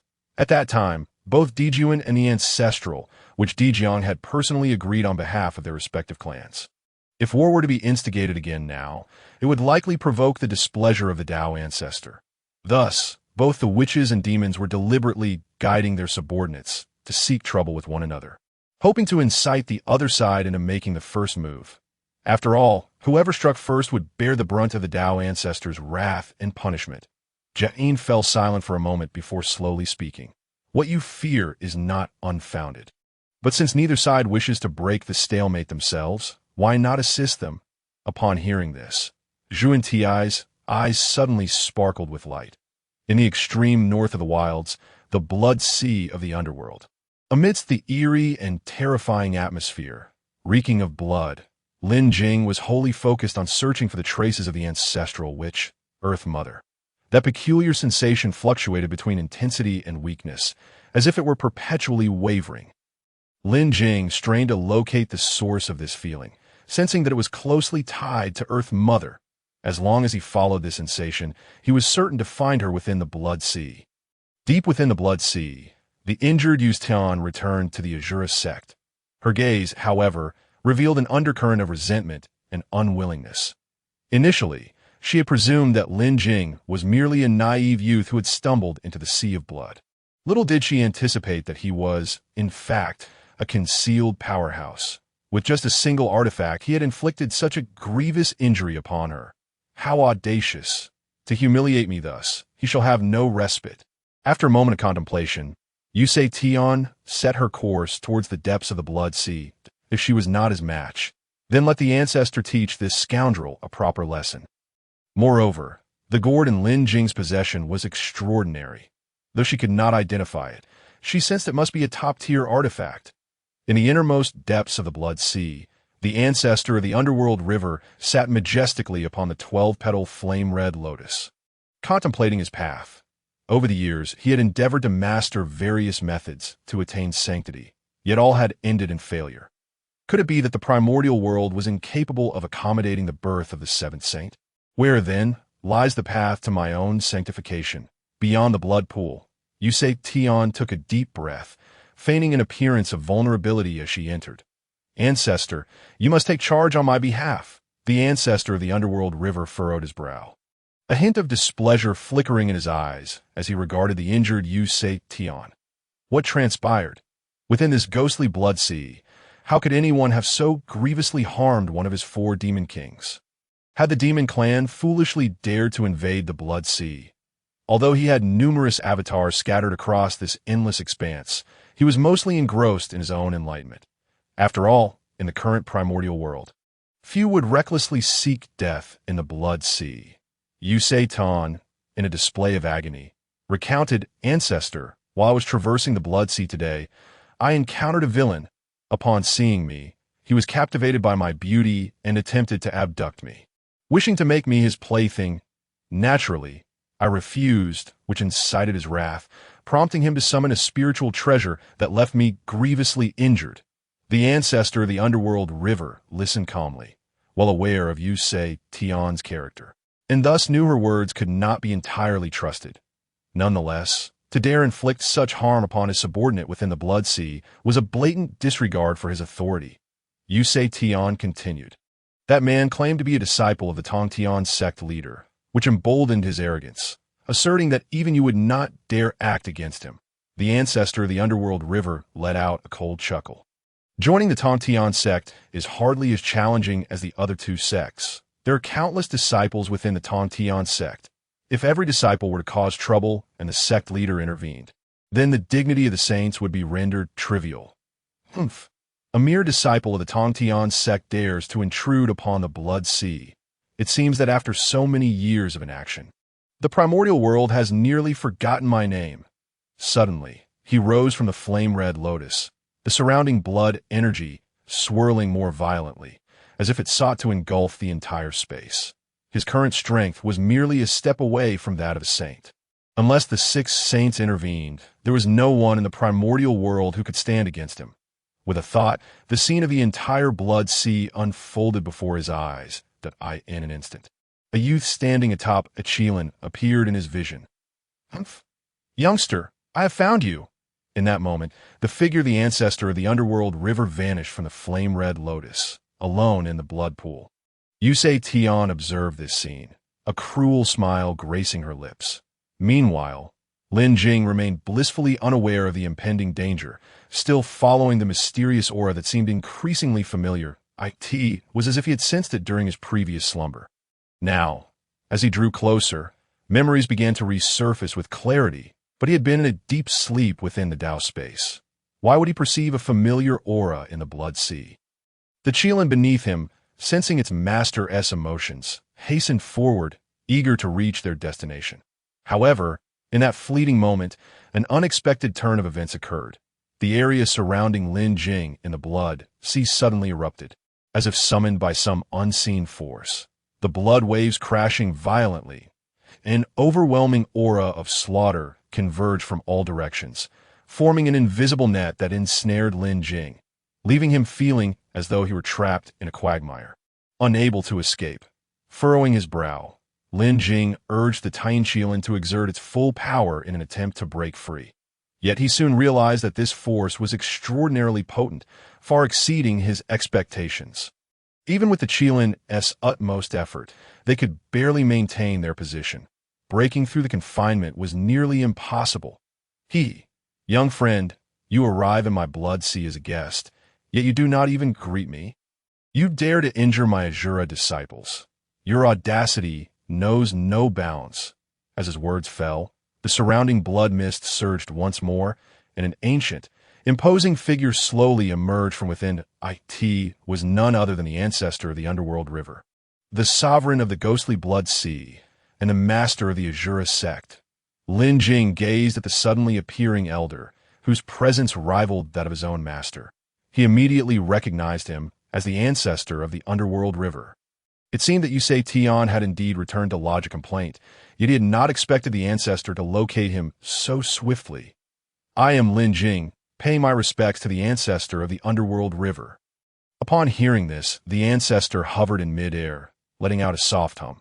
Subsequently, 2 swords radiating an intense murderous intent appeared beside him, their blades shimmering with a chilling light, exuding an aura that sent shivers down the spine.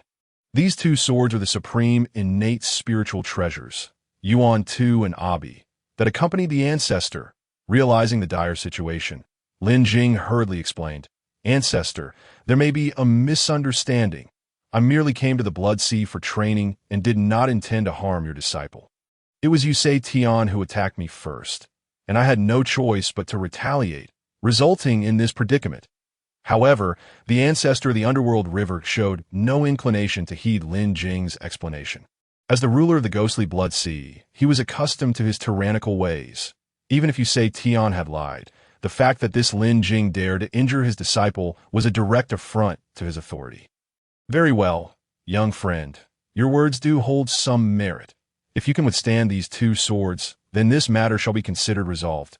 As soon as the ancestor's words fell, the two hovering spiritual swords shot straight towards Lin Jing.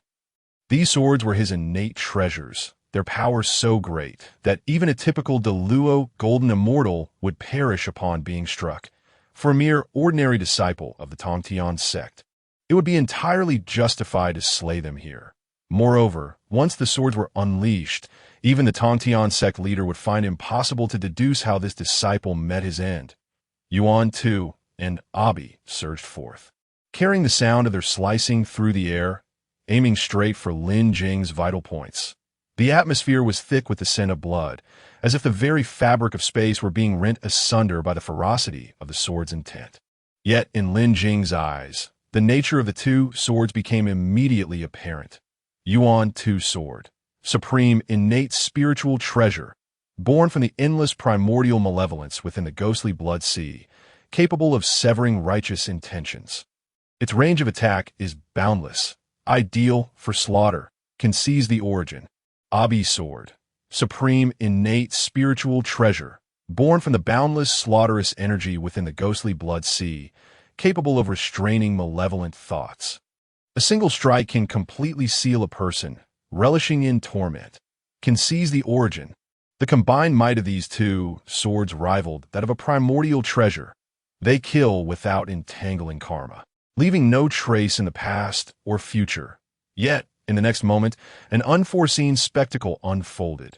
Yuan Tu and Abi surged towards Lin Jing, only to come to an abrupt halt before him. This sight left the ancestor of the underworld river utterly bewildered. In all his years, he had never witnessed such a scene. This sensation feels strangely familiar. Gazing at the two swords that had instantaneously appeared before him, Lin Jing found himself instinctively extending his hands. In the next moment, the previously fearsome and imposing swords were effortlessly grasped by Lin Jing. Ding! Congratulations, host, for acquiring the supreme, innate spiritual treasure, Yuan Tu sword. Collection task. Slaughter initiated. Please gather both swords before the great calamity of the witch and lich begins. Task completion reward. Origin restoration 3. Ding! Congratulations, host, for acquiring the supreme, innate spiritual treasure, Abi sword. Collection task. Slaughter completed. Reward. Origin restoration 3. What the hell? Lin Jing stood there, bewildered, clutching Yuan Tu and Abi as the system's notifications echoed in his mind. Was this how easily he could obtain the origin? What had he spent countless efforts for, scouring the primordial realm for a gourd? Furthermore, after all those years, he still could not acquire the last gourd. Lin Jing felt an overwhelming urge to bow before the ancestor of the underworld river right then and there. This was his kin. Meanwhile, the ancestor of the underworld river was equally distraught. He realized he could no longer sense the response from Yuan Tu and Abi. These were his innate treasures. How could they possibly betray him in the blink of an eye? Impossible, utterly impossible. Audacious, return to me. The ancestor of the underworld river roared. In that instant, Yuan Tu and Abi trembled slightly, reluctant to leave Lin Jing's grasp. Lin Jing, seizing the moment, quickly released the swords after reaping their spiritual points. He had yet to figure out the implications of possessing these two treasures, especially since the ancestor of the underworld river was teetering on the edge of fury. He could only watch in disbelief as his companion treasures turned traitor right before his eyes. As if a vibrant green cap had appeared atop the venerable head of the Lord of the River of Death. Yuan Tu and the two swords, Abi, sensed the summons of the Lord of the River of Death, and reluctantly returned to his side. The Lord of the River of Death glared furiously at Lin Jing, astonished that he had truly withstood the onslaught of these two swords. Although the process had been exceedingly bizarre, It seemed that this ability was indeed remarkable. "Senior, do you believe I have passed this trial?" Lin Jing inquired, glancing at the wrathful lord of the River of Death in the distance, feeling a twinge of fear. After all, confronting someone who had just experienced the loss of their companion's spirit treasure for the first time, the Lord of the River of Death was undoubtedly in a foul mood. "Umph. You possess some skill, but in that case, I shall let you depart. Leave behind the treasure that harmed my disciple, and you may go." The Lord of the River of Death now held some trepidation toward Lin Jing's abilities. Could it be that this individual was a direct disciple of the Celestial Master? Given his cultivation, it was not out of the question. Lin Jing had initially thought he had narrowly escaped, only to find the Lord of the River of Death demanding his water and fire gourd. "Senior, are you attempting to bully the weak? I was merely acting in self-defense and had no intention of harming your disciple. If compensation is necessary, surely a spirit treasure is excessive."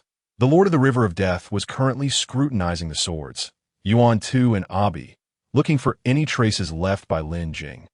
And fortunately found none, yet he was genuinely taken aback that Lin Jing dared to retort, "You trespassed into my blood sea and harmed my disciple. Demanding a spirit treasure from you is already quite merciful of me.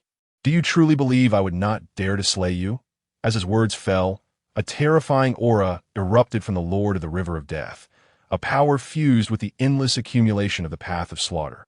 Spreading throughout the space in an instant, the invisible pressure weighed upon them like a mountain, rendering it difficult to breathe.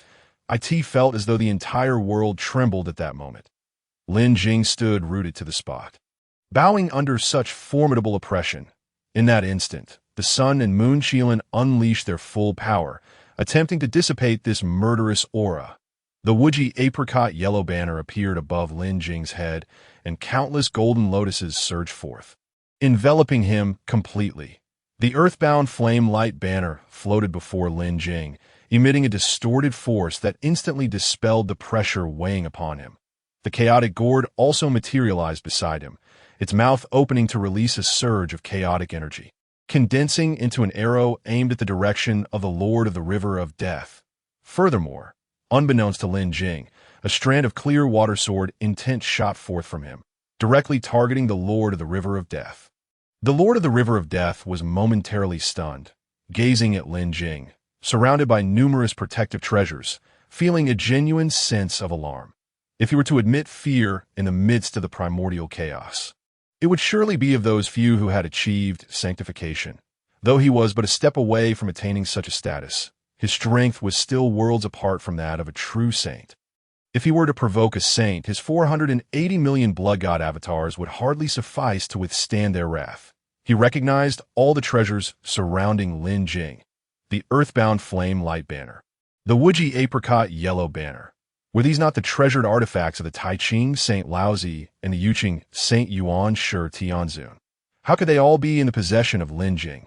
Moreover, if that were so, then the Qilin beneath Lin Jing must have been summoned by the water and fire gourd of the Celestial Master, initially believing Lin Jing to be merely a scattered disciple of the Jie sect. He had not considered the implications of directly attacking. How unfortunate it would be to offend a saint. It appeared that Lin Jing's connections with the three purities were far from ordinary. With this thought, the Lord of the River of Death felt a wave of relief. Had Yuan Tu and Abi truly slain Lin Jing, the one to suffer would have been he. Now, the Lord of the River of Death truly regretted not inquiring with the desires of the heavens before coming here about the treasures Lin Jing had used to injure her. Alas, it seemed a bit late to consider such matters. Though he had managed to deflect that strand of clear water sword intent, it indicated that the Celestial Master had sensed the events unfolding here. Moreover, the fact that the Celestial Master had deliberately left behind sword intent demonstrated his considerable regard for Lin Jing. With the situation now reversed, the original peril transformed into awkwardness, leaving the elders somewhat at a loss. Meanwhile, Lin Jing found himself facing an overwhelming adversary for the first time, and with his senior brother Duo Bao absent, he had to confront this challenge alone. Fortunately, with numerous treasures shielding him, the Lord of the River of Death would not be able to harm him so easily. "Senior, I am a direct disciple of the Celestial Master of the Jie sect. This is truly a misunderstanding," that I hope you will not misjudge the situation, although this statement was unlikely to bear fruit. Lin Jing felt compelled to say it nonetheless. After all, the previous encounter with the desires of the heavens had revealed a complete lack of fear. It seemed that the Azura clan had no regard for individuals from the three teachings. The Lord of the River of Death retracted his imposing aura, appearing quite amiable. Since you are a direct disciple of the Celestial Master, we must have some connection to I am old acquaintances with your teacher and seniors. This matter is purely a misunderstanding, and we need not dwell on it. Lin Jing stared blankly at the Lord of the River of Death, who had performed a complete turnaround in attitude. Momentarily at a loss for words. Just a second ago, he had been filled with murderous intent on killing him, and now he was making small talk. However, upon glancing at the numerous floating treasures surrounding him, Lin Jing quickly grasped the stakes involved.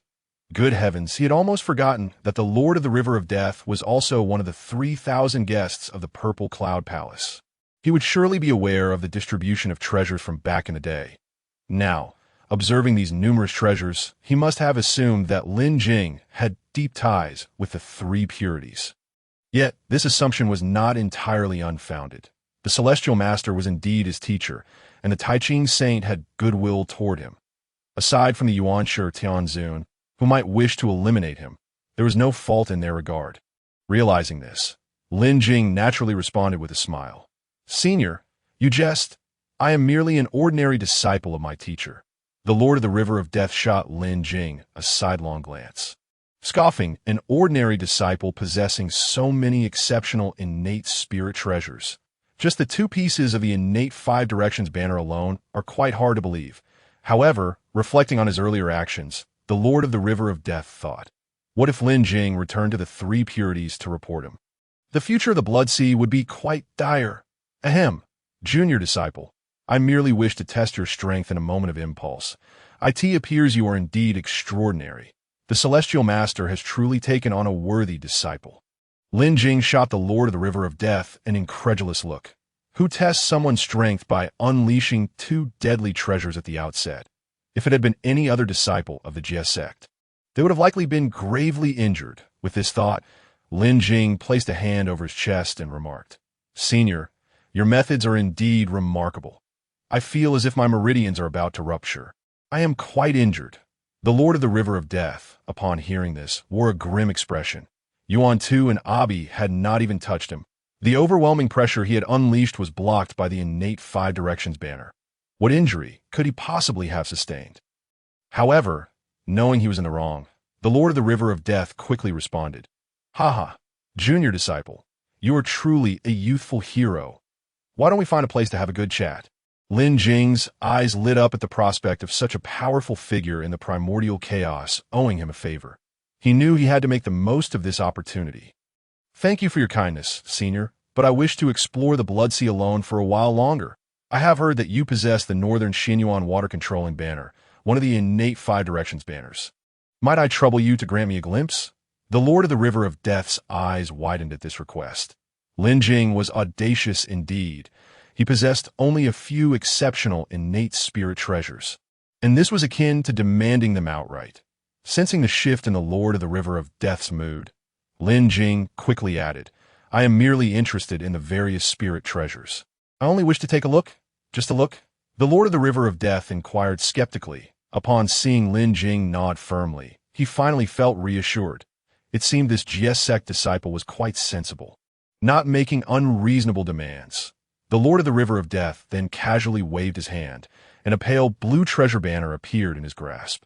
Lin Jing's eyes immediately reflected its full information. Xianyuan Water Controlling Banner. Exceptional innate spirit treasure, formed from one of the 5 petals of the creation Blue Lotus, one of the innate 5 Directions banners. Once activated, it can obscure the heavens and veil the earth, causing all evils to retreat and rendering all methods ineffective.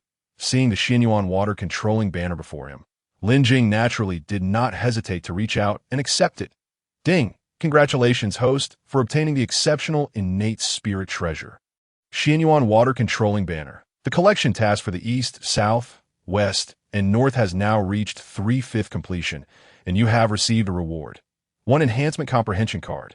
Enhancement Comprehension Card. Upon use, it enhances the comprehension ability of oneself or another by 100-fold for a short time. As expected, another treasure from the innate 5 Directions banners has been acquired. However, this task might reach a temporary standstill, similar to the previous innate gourd. The remaining 2 banners are certainly unattainable at this moment. The Western Cloud Realm's plain color banner is still in the possession of the Dao ancestor and will only be granted to the disciple Yao Qi after the Wu and Yao calamity concludes.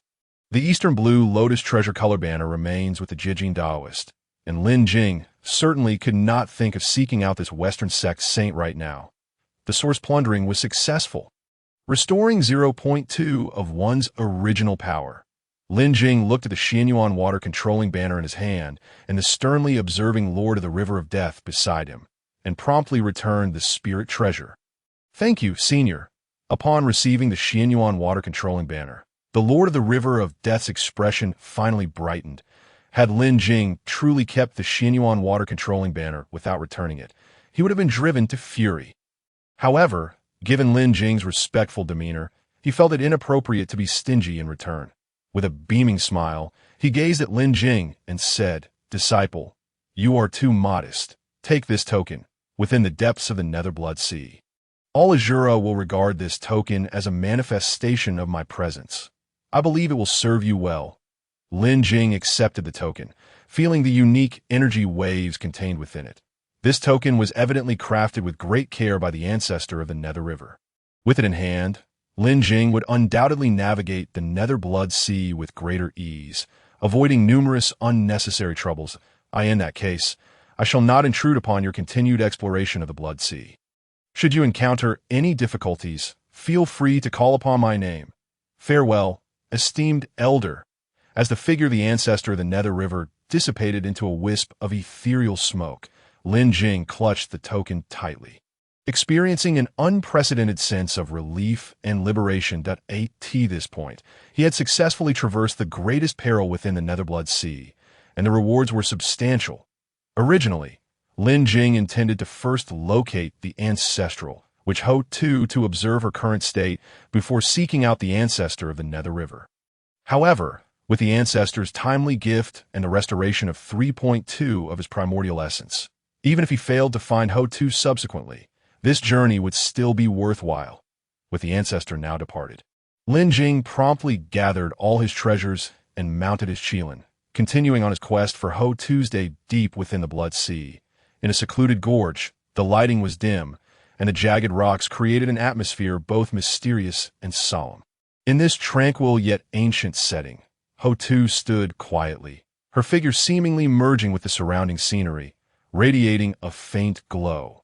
Since entering the Netherblood Sea, she had witnessed countless souls ensnared in this place, gradually eroded by the malevolent aura of blood, ultimately losing consciousness and dissipating into nothingness. Was this truly the nature of the primordial world? Was something missing? She slowly closed her eyes, taking a deep breath of the air from the depths of the Blood Sea. Despite its coldness and bitterness, it represented the Earth's most authentic essence. Time seemed to lose all significance here. She immersed herself in her own spiritual realm, forgetting all external disturbances in this silence. Ho-Tu's state of mind achieved an unparalleled tranquility. Her thoughts flowed like a clear spring, cleansing the dust of her spirit, rendering her heart even purer and more transparent. As a primordial, which possessing a primordial spirit, she, like others of her kind, revered the Father God Pangu, cultivating physical strength and adhering to the path of power as a means to enlightenment. Yet now, she sensed another profound path calling to her, one that seemed to embody the true power she sought. She wished for the myriad spirits that had fallen within the primordial realm to not be so easily obliterated, yet felt that something was lacking. Presently, that mysterious insight was tantalizingly close to comprehension. But after spending considerable time in the Blood Sea, Ho-Tu had yet to succeed. At this moment, Lin Jing finally arrived at this place, drawn by the same sensation. He beheld a woman standing alone at the edge of a cliff, gazing out over the boundless Blood Sea, surrounded by radiant light and the continuous flow of Dao rhythm. Only now did Lin Jing realize the source of the guiding sensation he had felt all along. It was the resonance of the Earth's Dao emanating from Ho-Tu. It appeared that the ancestral, which was on the brink of stepping into the realm of a saint of the Earth. However, with the Earth's Dao still incomplete, delving into this understanding might take millions of years. In the past, during the confrontation between the demon clan and the Dao ancestor, the entire western meridian of the primordial realm was obliterated, preventing the Earth's Dao from fully forming. Otherwise, according to the rules of the Earth's Dao, the cycle of reincarnation should have already manifested. Lin Jing's presence naturally caught Ho-Tu's attention. After all, aside from the Azura clan, other beings were seldom seen in the Blood Sea. Who goes there? She inquired as her meditative state allowed only the most extraordinary of individuals to approach. Lin Jing then stepped onto the small island and replied, "I am Lin Jing, drawn here by the changes in the Dao rhythm." Ho-Tu was taken aback, for in this world, apart from herself, there was someone else who could perceive the Earth's Dao. Ever since the Father God Pangu cleaved the chaos and manifested in the primordial realm, the Great Dao had receded and the heavenly Dao emerged, taking charge of the cosmos. Most beings in the primordial realm were only familiar with the heavenly Dao and the 3,000 Great Daos. Lin Jing understood why Ho-Tu had yet to achieve sainthood. The Earth's Dao remained incomplete due to the historical struggle between Dao and demon. Do you believe that something is missing in this primordial realm? Ho-Tu, now engulfed in confusion, sought Lin Jing's perspective as a fellow practitioner. Yet Lin Jing found himself in a dilemma. If he revealed the secret of reincarnation, it might inadvertently trap Ho-Tu within the nether. Conversely, remaining silent would mean missing an opportunity for her to accumulate great merit by embodying the 6 paths of reincarnation. Ding! Congratulations, host! The Earth Dao is about to be established. Task completed. Reward: 1 task elevation card. The system's timely notification prompted Lin Jing with a reminder. The strengthening enlightenment card he had obtained upon encountering the Xianyuan water-controlling banner could be utilized now. Though the Earth's Dao was incomplete, it could still accommodate a saint. If Ho-Tu successfully became a saint of the Earth, the heavenly Dao would no longer hold a monopoly. Every moment, life was birthed and souls perished across the cosmos. Indeed, something felt amiss in this realm. Though Lin Jing could not articulate it, he refrained from directly revealing the reincarnation mystery, believing it best for Ho-Tu to uncover it herself. Upon hearing this, Ho-Tu's eyes brightened, but she still lacked comprehension. Shaking her head in resignation, present, a conflict between the witch and demon clans was inevitable, yet the outcome would surely be mutual destruction. Observing Ho-Tu once again lost in thought, Lin Jing produced the strengthening enlightenment card and said, "This object was obtained by chance and can aid in one's enlightenment. I believe it would greatly benefit you, Lady Ho-Tu." Ho-Tu, puzzled, accepted the card. She had encountered various treasures of enlightenment within the primordial realm, yet this card was a first for her. However, the moment she made contact with the strengthening enlightenment card, it transformed into a beam of light, merging into her being. Instantly, it felt as though the entire primordial realm became clear to her. She closed her eyes, focusing on the sensations around her. She perceived the struggles of souls within the Blood Sea, a confusion about life and death, and a helplessness regarding cause and effect. She also felt the pulse of the earth, a steady yet enigmatic power that seemed to conceal countless secrets. Ho-Tu's consciousness gradually immersed in the mysteries of the Earth's Dao, witnessing the birth and demise of life, and the intertwining and continuation of cause and effect. She began to comprehend that the Earth's Dao was not merely about the birth and death of beings, but about the balance and order of the entire primordial world. The current Earth's Dao lacked the connecting condition that would integrate all of this: reincarnation.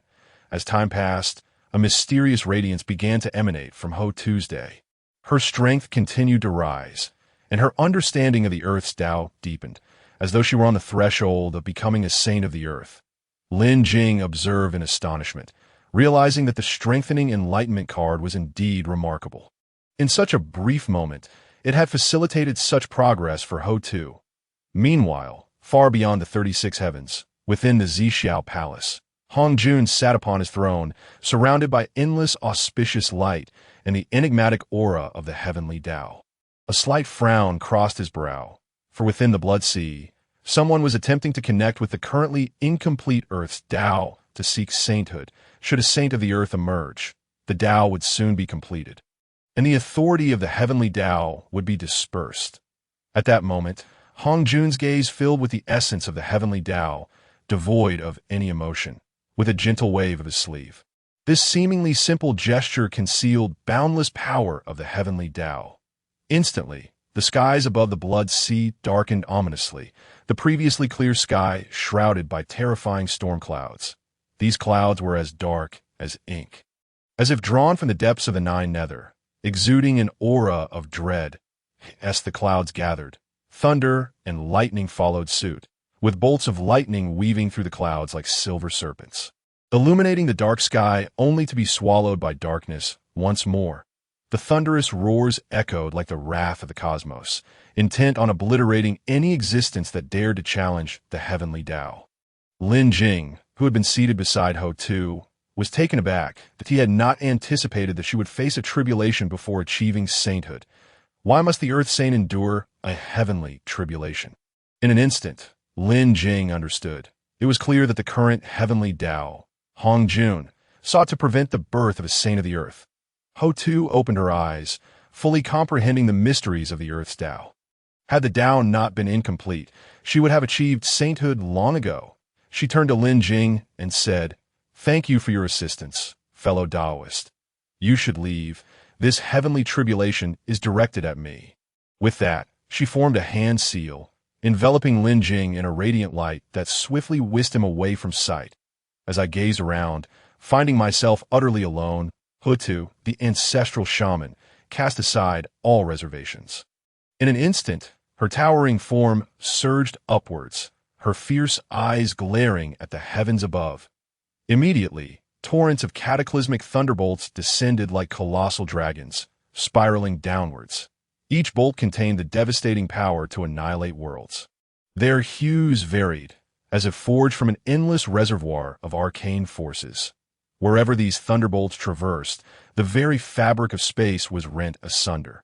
The once stable spatial structure, under the onslaught of the thunderbolts, tore open like fragile parchment, creating fissures that marred the landscape. The thunderbolts surged towards the abyssal Blood Sea, their tremendous roars echoing throughout the primordial realm, seemingly proclaiming to all beings that the majesty of the celestial order was inviolable, and that any act of defiance against it would exact a horrifying toll.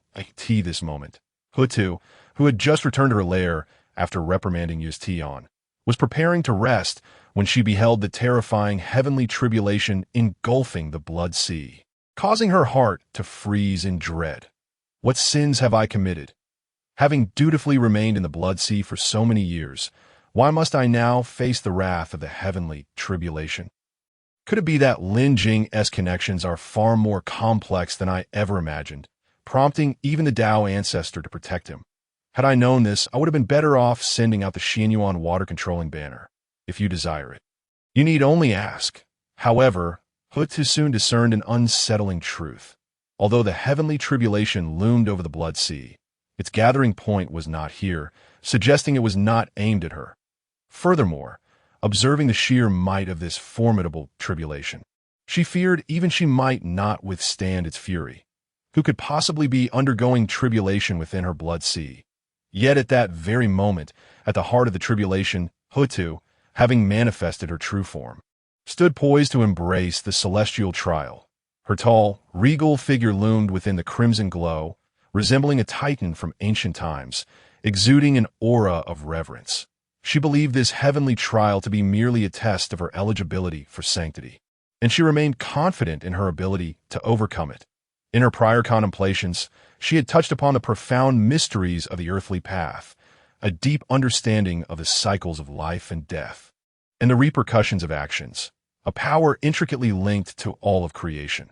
She firmly believed that with this insight, she possessed the strength to resist the thunderbolts and ultimately attain the status of an earthly sage. At this moment, her heart brimmed with confidence. She summoned her strength to its utmost, her shamanic bloodline boiling within her, perfectly merging with the earthly power she had comprehended.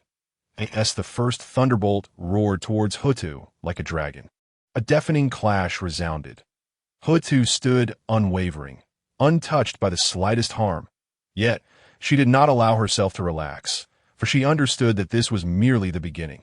The might of the heavenly tribulation was far from trivial. Indeed, as time progressed, the thunderbolts came in relentless waves, each more ferocious than the last. Each new bolt descended with world-shattering force, violently assailing Hutu's form. Gradually, her body began to suffer injury. The power of the thunderbolts penetrated her flesh, invading her very being. Her complexion turned as pale as parchment, her once rosy lips drained of color. Her form trembled slightly, as if enduring immense agony. Yet, within her gaze remained an unwavering resolve, a fervent pursuit of sanctity, a noble belief aimed at completing the earthly path and rescuing the beings of the primordial world. She gritted her teeth, focusing intently, channeling the remaining earthly power in her shield in a desperate attempt to withstand the increasingly violent onslaught of the thunderbolts. Unbeknownst to her, this terrifying tribulation was not a test from the celestial order, but rather a punishment designed to obliterate her. As the tribulation escalated, dark clouds thickened in the sky, thunderous roars deafened the air, and lightning cleaved the heavens. Each strike that met Hutu resounded with earth-shattering noise. Her body, forged from the blood of Pangu and once deemed invincible, now appeared alarmingly fragile before the tribulation. Wounds deepened, blood staining her garments, revealing patches of stark white bone. Yet she remained steadfast, gazing at the ever more terrifying thunderbolts above. Doubt crept into Hutu's mind. Have I misinterpreted the path I sought? Yet, no response came to her inquiries.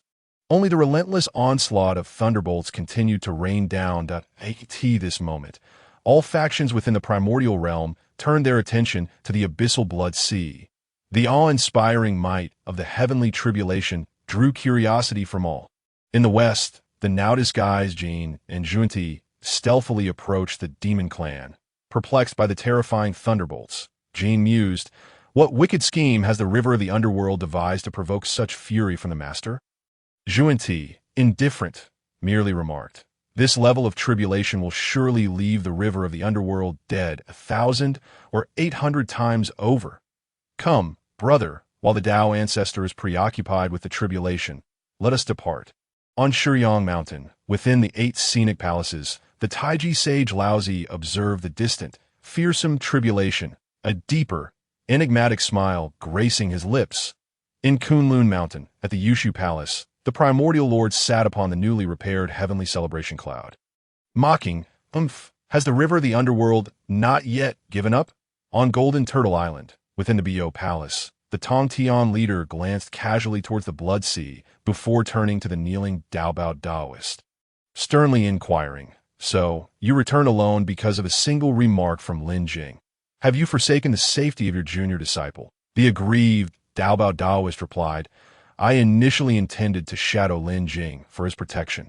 However, the speed of the Tianqilan beneath his feet was simply too swift for me to follow. Moreover, there were many mortals aboard awaiting arrangements, so I had no choice but to return first." "Master," the junior disciple insisted on venturing out alone, and I could not keep up. The Tongtian leader's ire only intensified. Ever since Lin Jing joined, the fortune had smiled upon him. What if he were ensnared by those two from the west during his solitary travels? Yet, the recent insights from the Qingping sword indicated that Lin Jing had not encountered Jin or Juni. How then could he have ventured into the blood sea to guide Hutu towards sanctity? Enough. Return and reflect in seclusion. I shall personally retrieve Lin Jing. With that, the Tongtian leader's figure vanished from the Bo Palace. The Daobao Daoist, feeling despondent, rose with a resigned sigh. "Alas, I am no longer the master's favored disciple. Now it is the junior disciple." Nevertheless, thinking of the myriad dangers that might befall the junior disciple, he felt it wise to have the master hasten Lin Jing's return. At this very moment, Lin Jing had been directly transported outside the blood sea by Hutu. He beheld the world-destroying thunderbolts in the sky, realizing that the heavenly orders sought to annihilate Hutu. Yet, now he could only watch from the sidelines. fervently hoping for a miracle from Hutu.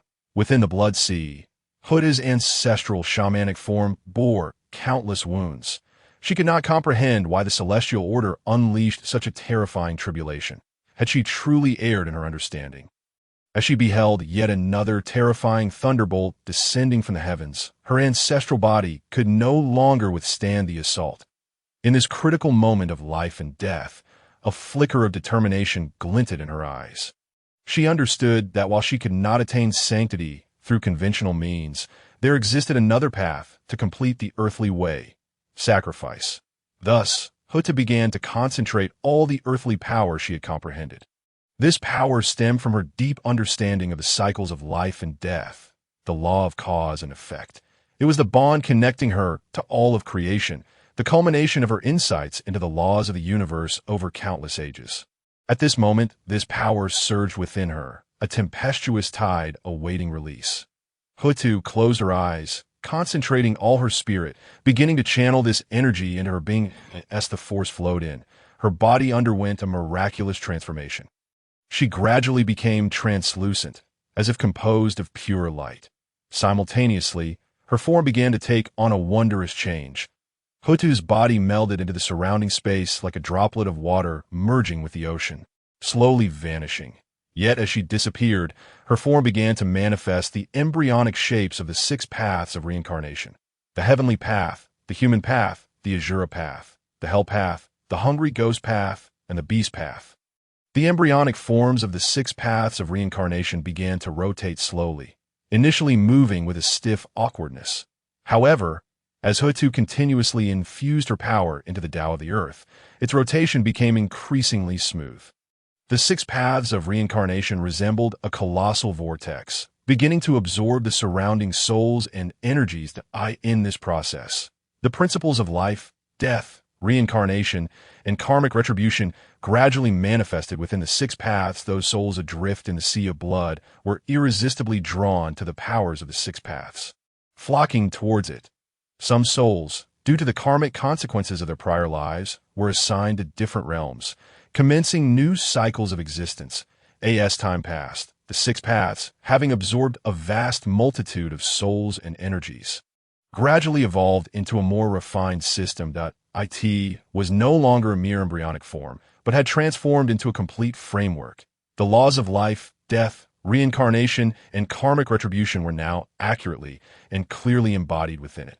Each soul's destiny was governed by explicit rules, and every karmic relationship was justly addressed. Hutu completed the Tao of the earth with her own essence, rendering the principles of life, death, and karmic retribution clearer and more comprehensive. In ancient times, the father god Pangu transformed his body into the primordial world. Now, the ancestor which Hutu has embodied the 6 paths of reincarnation. In an instant, the entire primordial realm trembled, with the Tao of the earth now complete and reincarnation established. The underworld was birthed from the sea of blood. In the depths of the cosmos, the Great Dao responded, descending a vast and profound merit. This merit enveloped her like a brilliant golden light, instantly surrounding her. The power of the Great Dao's merit surged into her primordial spirit, which had been damaged by the thunder tribulation, rapidly recovering and achieving further sublimation under this nourishing merit.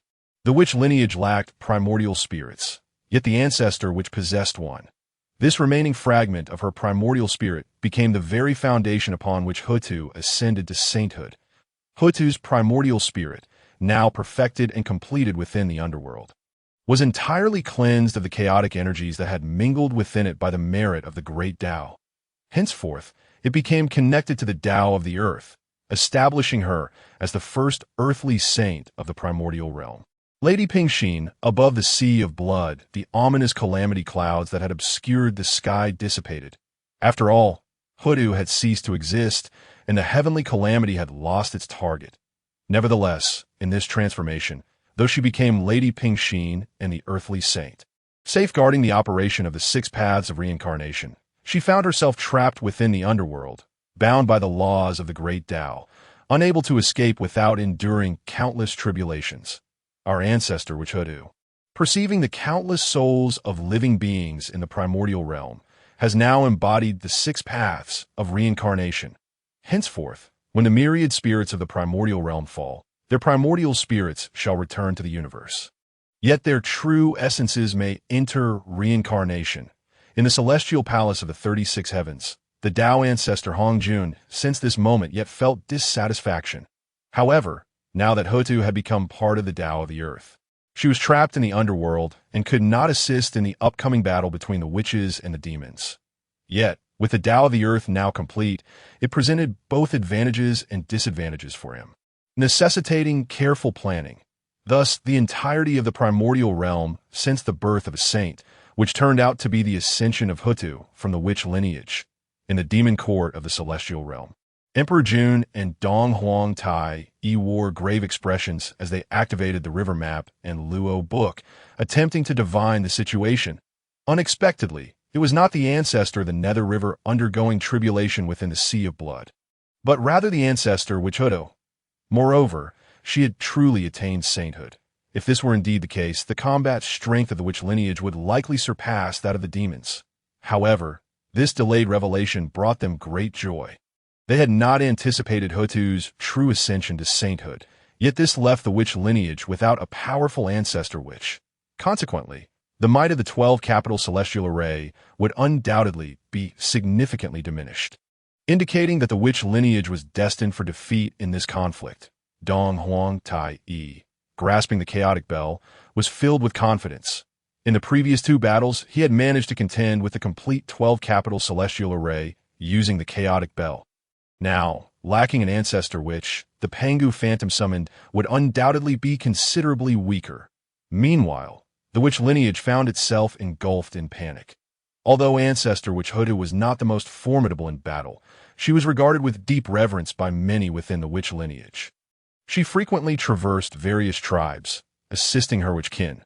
Now, upon hearing of Hutu's embodiment into reincarnation and descent into the underworld, how could they not feel alarmed? Within the Unzu mountain, Emperor Jiang and several ancestor witches gathered. Their expressions grave. Is Sister Hutu abandoning our witch lineage? Though she has transcended, what shall become of the countless witch kin? Zhurong, ablaze with flames, spoke with evident dissatisfaction.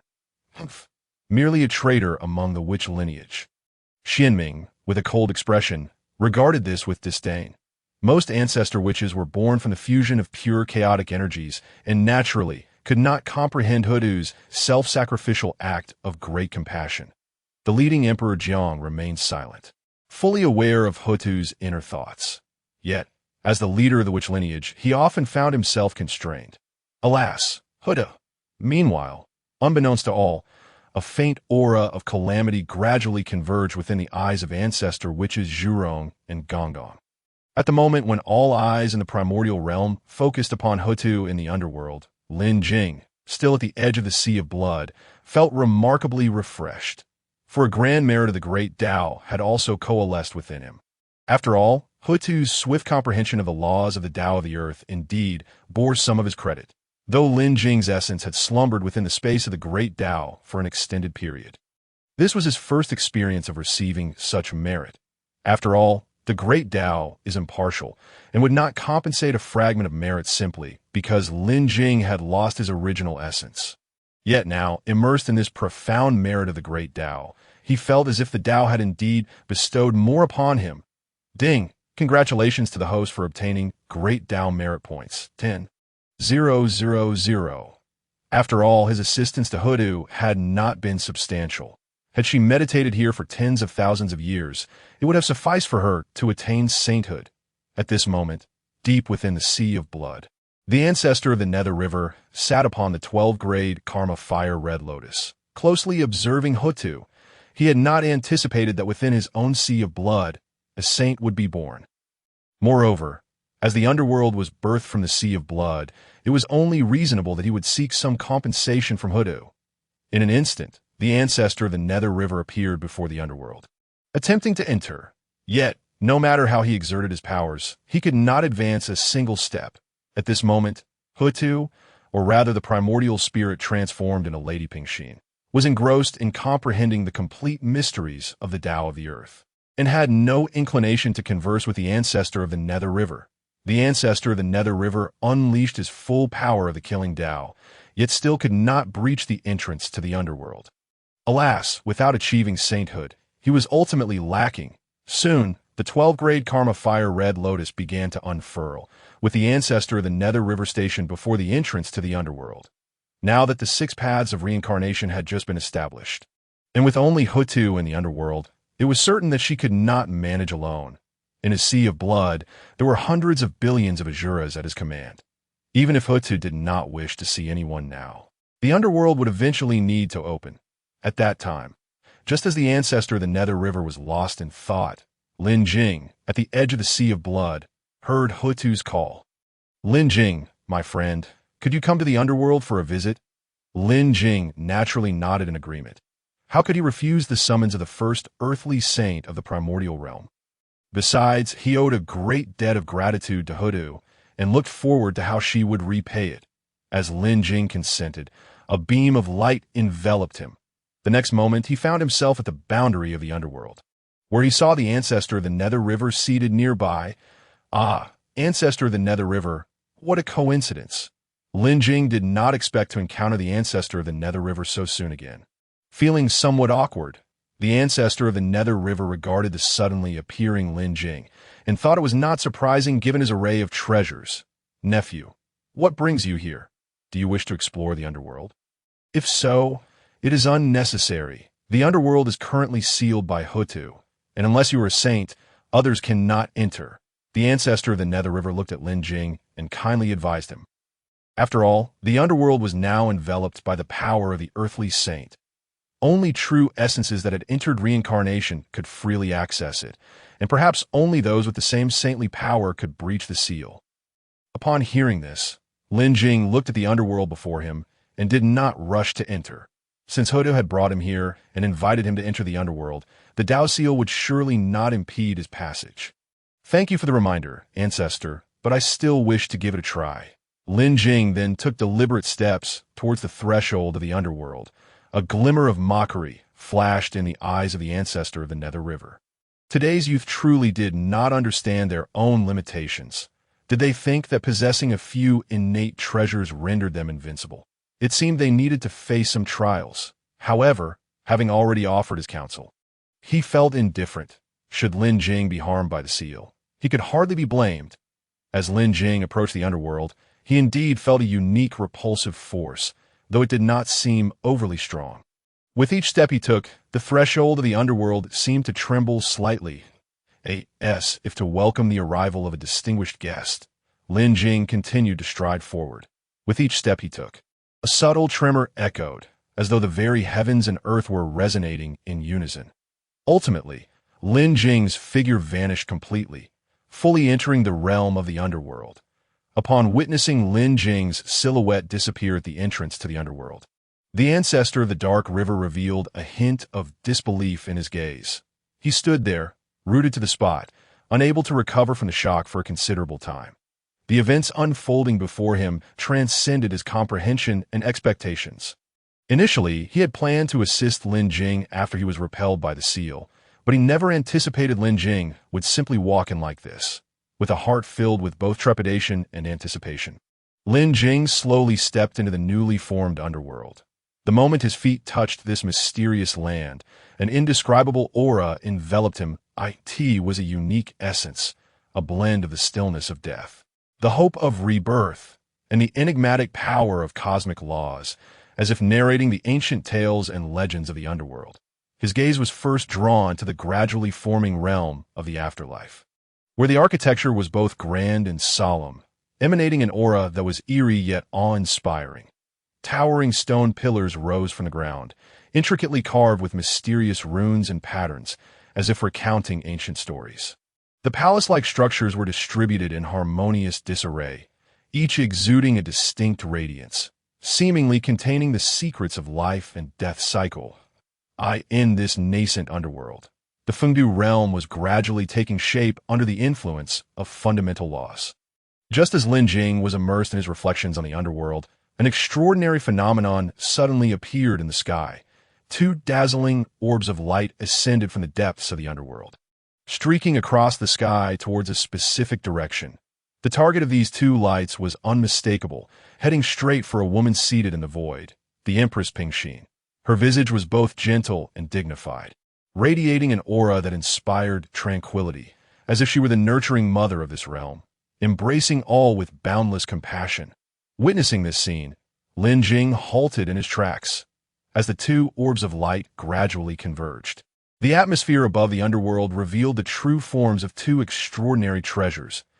An ancient tome floated in mid-air, its cover weathered, seemingly bearing the weight of ages, inscribed with ancient patterns, each line hinting at mysteries and depths. As if capable of perceiving the myriad phenomena of the world and guiding readers to explore the secrets of life. Beside the tome lay an exquisite brush, its handle engraved with intricate Taoist characters, each stroke appearing almost alive, shimmering with vibrant light, as if ready to leap onto the paper at any moment. Amidst this magnificent spectacle, Lin Jing's eyes reflected the information of these two treasures.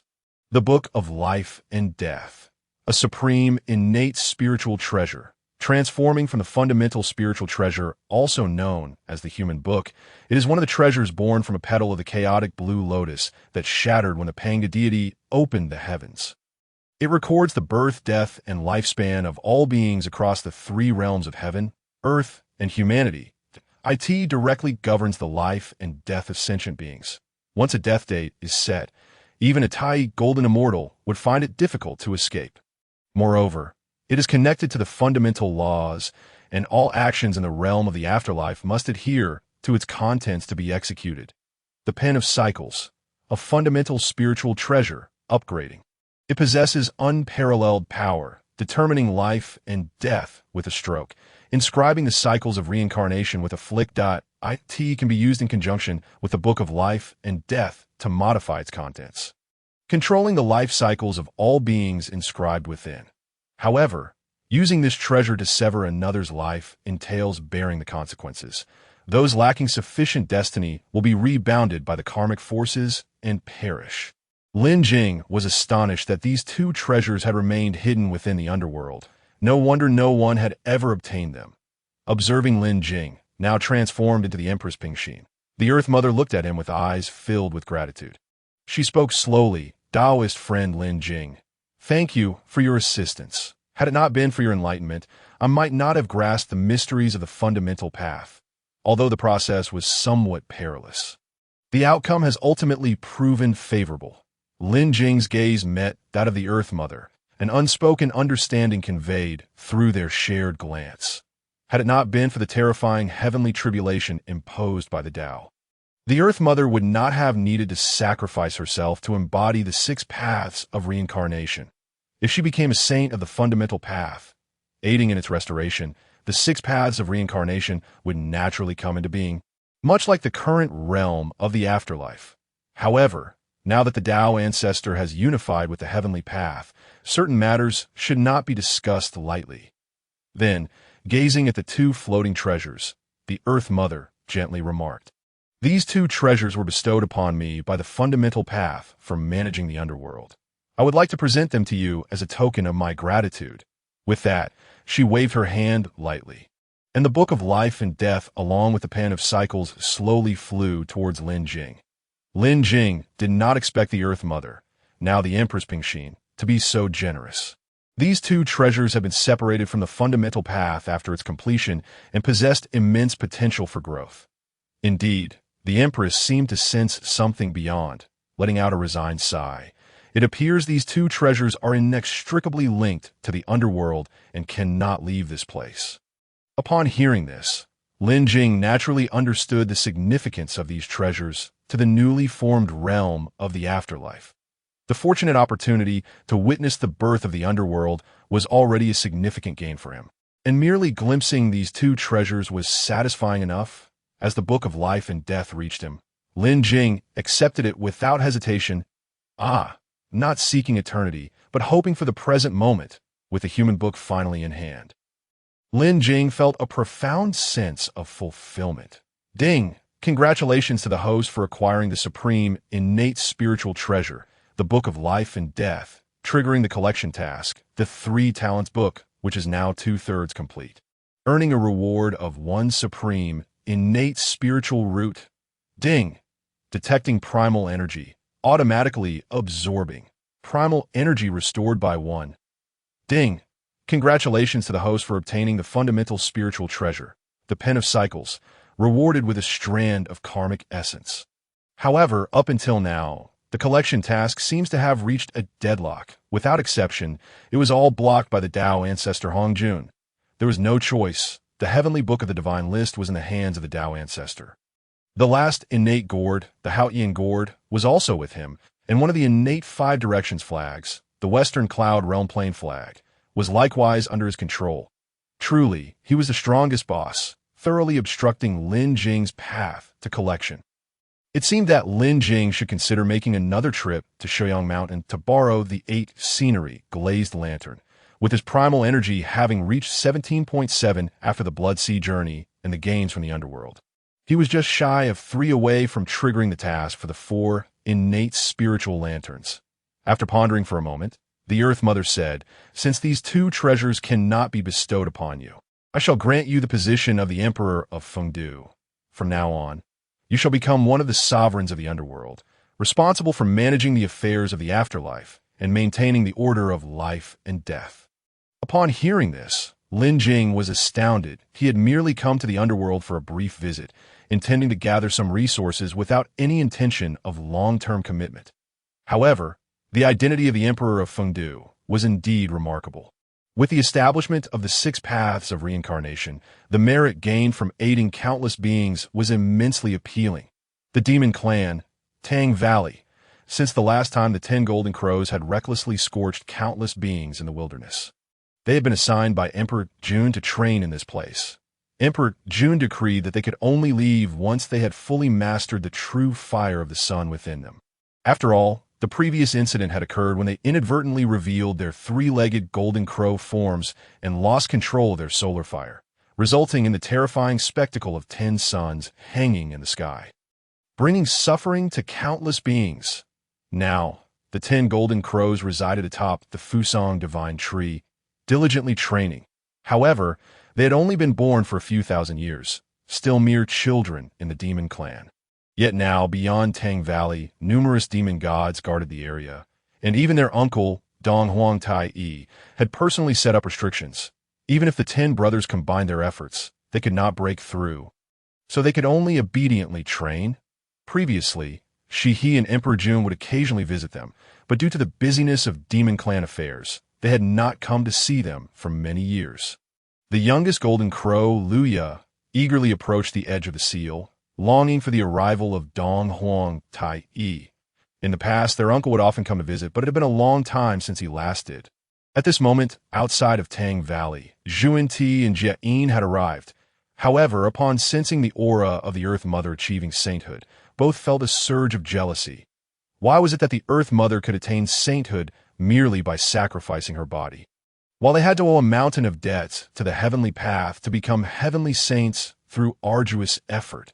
Nevertheless, with the birth of the underworld, they observed the countless true spirits flowing into the underworld for reincarnation. Exchanging glances, their nostrils flared, and golden light sparkled in their eyes. They had detected the aura of merit. After all, as heavily indebted great saints, they could not afford to miss any opportunity to accrue merit. The vast expanse of the wilderness was teeming with countless beings destined for reincarnation, and according to their previous states, these beings would undoubtedly yield merit upon rebirth. With only the Earth Mother present in the underworld, assistance was surely needed. It was the perfect opportunity for their disciples to earn merit. After some discussion, Zhuan Ti decided to remain behind to observe, while Jia Yin would take the lead to the underworld. The restrictions left by Dong Huang Tai emerged with the power of the chaos spell, making it a trivial matter for them to break through. However, if one wishes to avoid drawing the attention of Dong Huang Tai, considerable effort must be expended in the realm of the underworld. Lin Jing gazed upward at the serene figure of Ping Exanyang, and after a moment of contemplation, politely declined, "I am grateful for your kind intentions, Ping Exanyang, but I currently harbor no intentions of residing in the underworld." Yet Ping Exanyang merely waved her hand and bestowed a token, stating, What I have granted has not been retracted. If you are unwilling, go fetch a senior brother. With so many from Jiejiao, what harm is there in seeking assistance? Lin Jing was taken aback by Ping Exanyang's unwavering trust in him, making it indeed difficult to refuse. Humph. It seems some individuals have arrived uninvited. Ping Xian's gaze shifted towards the periphery of the underworld, where ripples were forming, indicating that someone was attempting to force their way in. Outside the underworld, the unyielding Ming He, who had watched Lin Jing enter with ease, was once again attempting to breach the barrier. Yet despite exerting all his strength, he could not overcome the obstacles guarding the underworld. Ultimately, the exhausted Ming He sat down, panting heavily, while slowly unfurling the 12-grade Karma Fire Red Lotus, awaiting the next moment. At that juncture, the Great Dao also arrived, observing the seated Ming He beside him. He mused inwardly. After Ho Tu attained sainthood, what immense power she possesses, capable of making Ming He act as a guardian. Ming He opened his eyes and spotted Great Dao run. But at that moment, Jin had altered his appearance, and he failed to recognize him. However, seeing that this individual also wished to enter the underworld, Ming He chose to remain silent. Humph. Merely an exercise in futility. With my strength, I cannot advance even an inch. How could a nondescript old man like you possibly enter? Great Dao examined the layer of underground seals enveloping the underworld and quickly understood. Nevertheless, such seals would not deter him. He effortlessly summoned his mana and strode directly inside. Ming He, anticipating the spectacle, began to question his own existence. Could it be that this underworld is solely aimed at hindering me? Ming He, why is it that anyone can enter so casually? Unwilling to accept defeat, Ming He once more approached the entrance of the underworld, mimicking the steps of the recent visitor. It appeared that both Lin Jing and that individual had entered without employing any mana, simply walking in with ease. Subsequently, Ming He retracted all his mana and, relying solely on his physical form, collided with the barrier of the underworld. Bang! As expected, Ming He was forcefully propelled backward. Meanwhile, sensing Lin Jing's aura, Tong Tian Jiao Zhu finally made his arrival. Ming He Dao friend, have you seen my disciple Lin Jing? Ming He stood and bowed, replying, I have met the Shangqing saint. Lin Jing has entered the underworld. Tong Tian Jiao Zhu nodded, then turned and gracefully walked into the underworld, leaving Ming He alone amidst the chaotic blood sea. An uninvited guest. Following Ping Exanyang's gaze, Lin Jing noticed the continual tremors at the edge of the underworld, suggesting someone was attempting to invade. This is the underworld. Could anyone, even within the domain of the Earth's Path Sage, force their way in? Just moments ago, Ming had been blocked outside, waiting patiently. Yet now someone was capable of breaching this realm. Could it be the arrival of a saint? As the water surface at the edge of the underworld rippled with subtle waves, a figure emerged, akin to the first light of dawn, silently traversing the layers of mist to enter this mysterious domain. This was an elderly man, seemingly ordinary but exuding an extraordinary aura, surrounded by an ethereal energy that imbued him with an air of otherworldliness. In the blink of an eye, his visage transformed into that of a youthful man. Handsome and charming, his eyes shimmering with wisdom and insight into the world. In an instant, the young man took only a few steps, and his figure had already reached the deepest recesses of the underworld. Congratulations, Ho Tu Dao friend, on achieving saintly status. Great Dao has come to offer his congratulations. Jin smiled and bowed to Ping Xian. Ping Xian returned the gesture with a faint smile, saying, from this moment forth, there shall be no more Ho Tu, only the underworld Ping Xian remains. Thank you for your kind congratulations, but why have you forcibly entered my underworld? Jin, observing the surroundings of the underworld, where the 6 paths of reincarnation were taking shape, replied with a smile. Now that the Earth's path is complete, reincarnation has been established. Your underworld surely requires additional hands to assist, does it not? I have many disciples, all of great compassion and abundant fortune, perfectly suited to aid you in managing the underworld. Lin Jing, standing by, dared not speak. He was astonished to find Great Dao here. After all, this was the furthest reaches of the desolate wilderness, far from the western spirit mountain. Now that the underworld had just been born, Jia arrived almost instantaneously. Was he not meant to remain at the Spirit Mountain? Yet, Lin Jing understood Jia intentions well. It was to repay the merits of the heavenly path. Holding the token that represented the Emperor of Fengdu, it seemed Jia had arrived a step too late. Jia, with a gleam in his eye, regarded Ping Hexen, knowing the underworld was in dire need of personnel, convinced she would not refuse his offerings. Once he arranged for the numerous disciples from the Western teachings to serve in the underworld, the merits would surely flow abundantly. However, upon hearing Jia's words, Ping Hexen smiled and replied, "Thank you for your kind intentions, but I have already devised a plan for the arrangement of my underworld, and it would not be necessary for your Western disciples to come."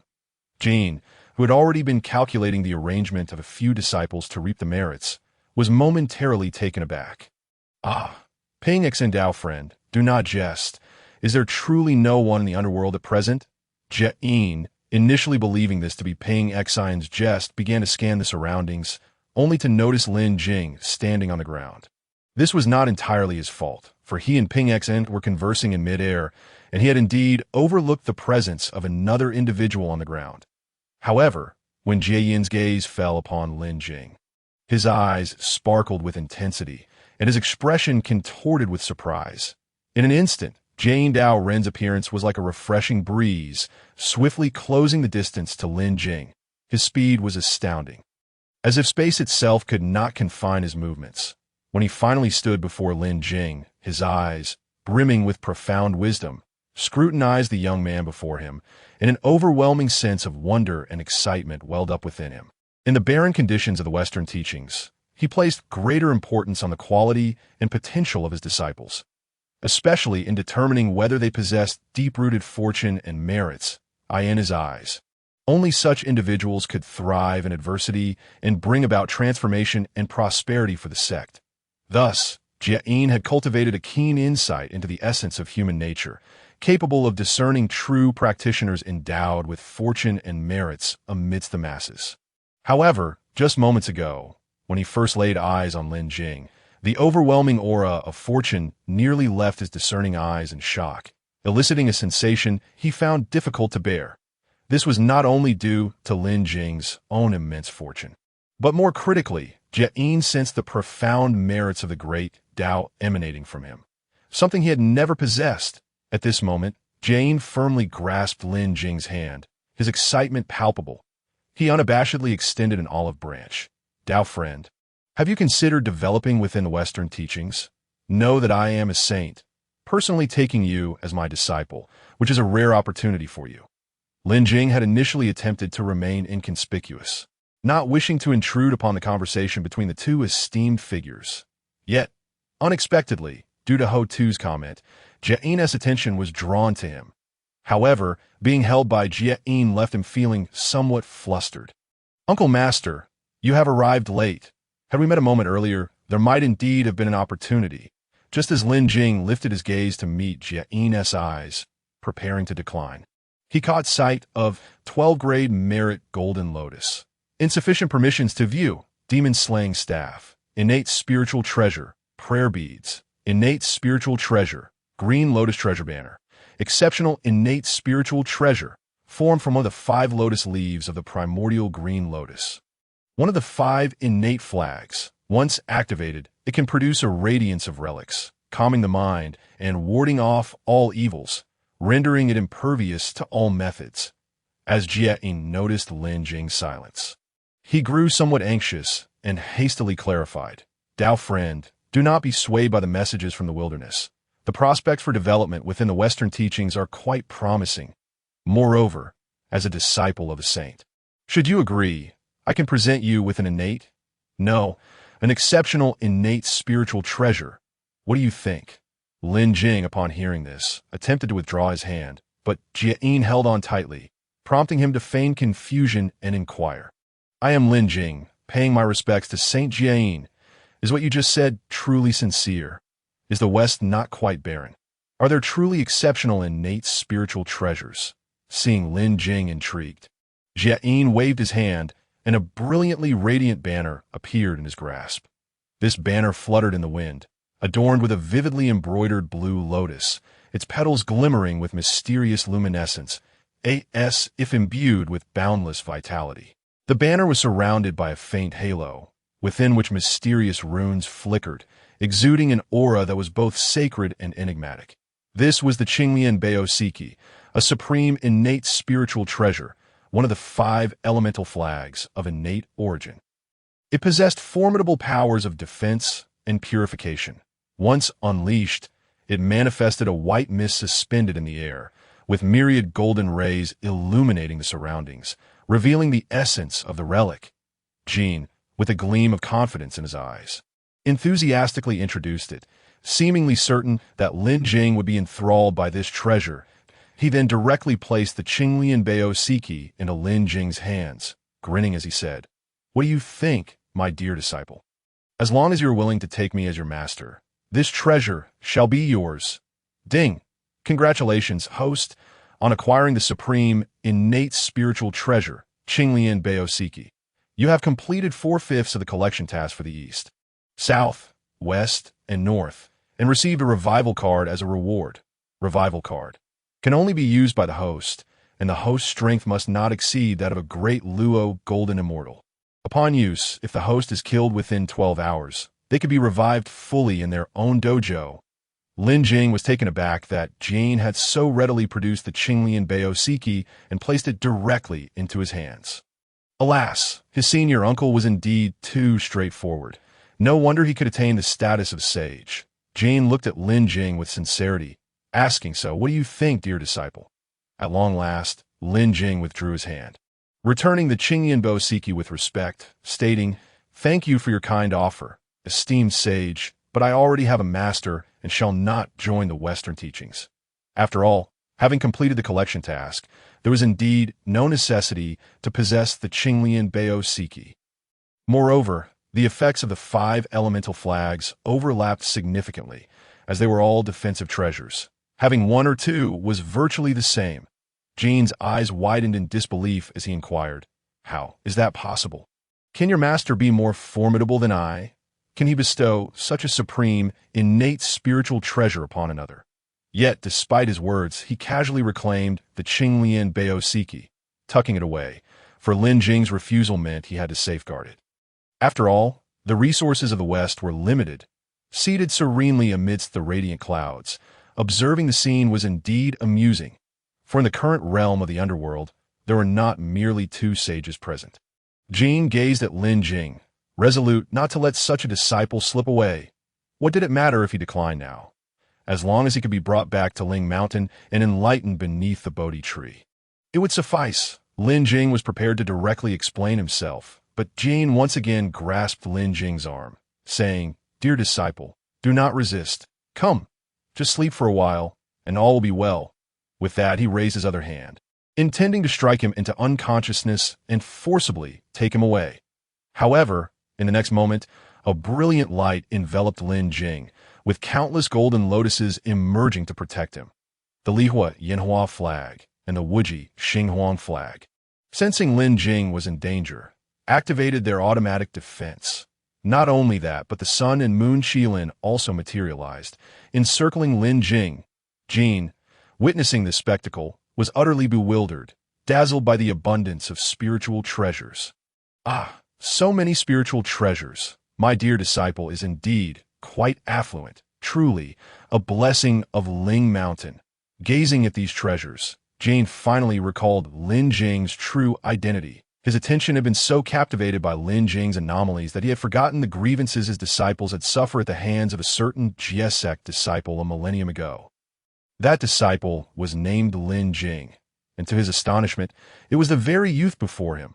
Thus, Jane waved his hand, intending to draw Lin Jing and all his treasures into his spatial realm. The merits of the underworld were trivial now. If he could bring Lin Jing back to Ling Mountain for guidance, it would be worth trading the entire underworld for. Lin Jing was taken aback by Jane's blatant disregard for martial decorum. Yet, a sage was indeed a sage. The numerous supreme, innate spiritual treasures, confronted by the might of a sage, appeared utterly powerless, all firmly suppressed. No wonder he had just received a revival card. This infernal system was indeed up to no good. Generally, the better the rewards acquired, the greater the ensuing crisis.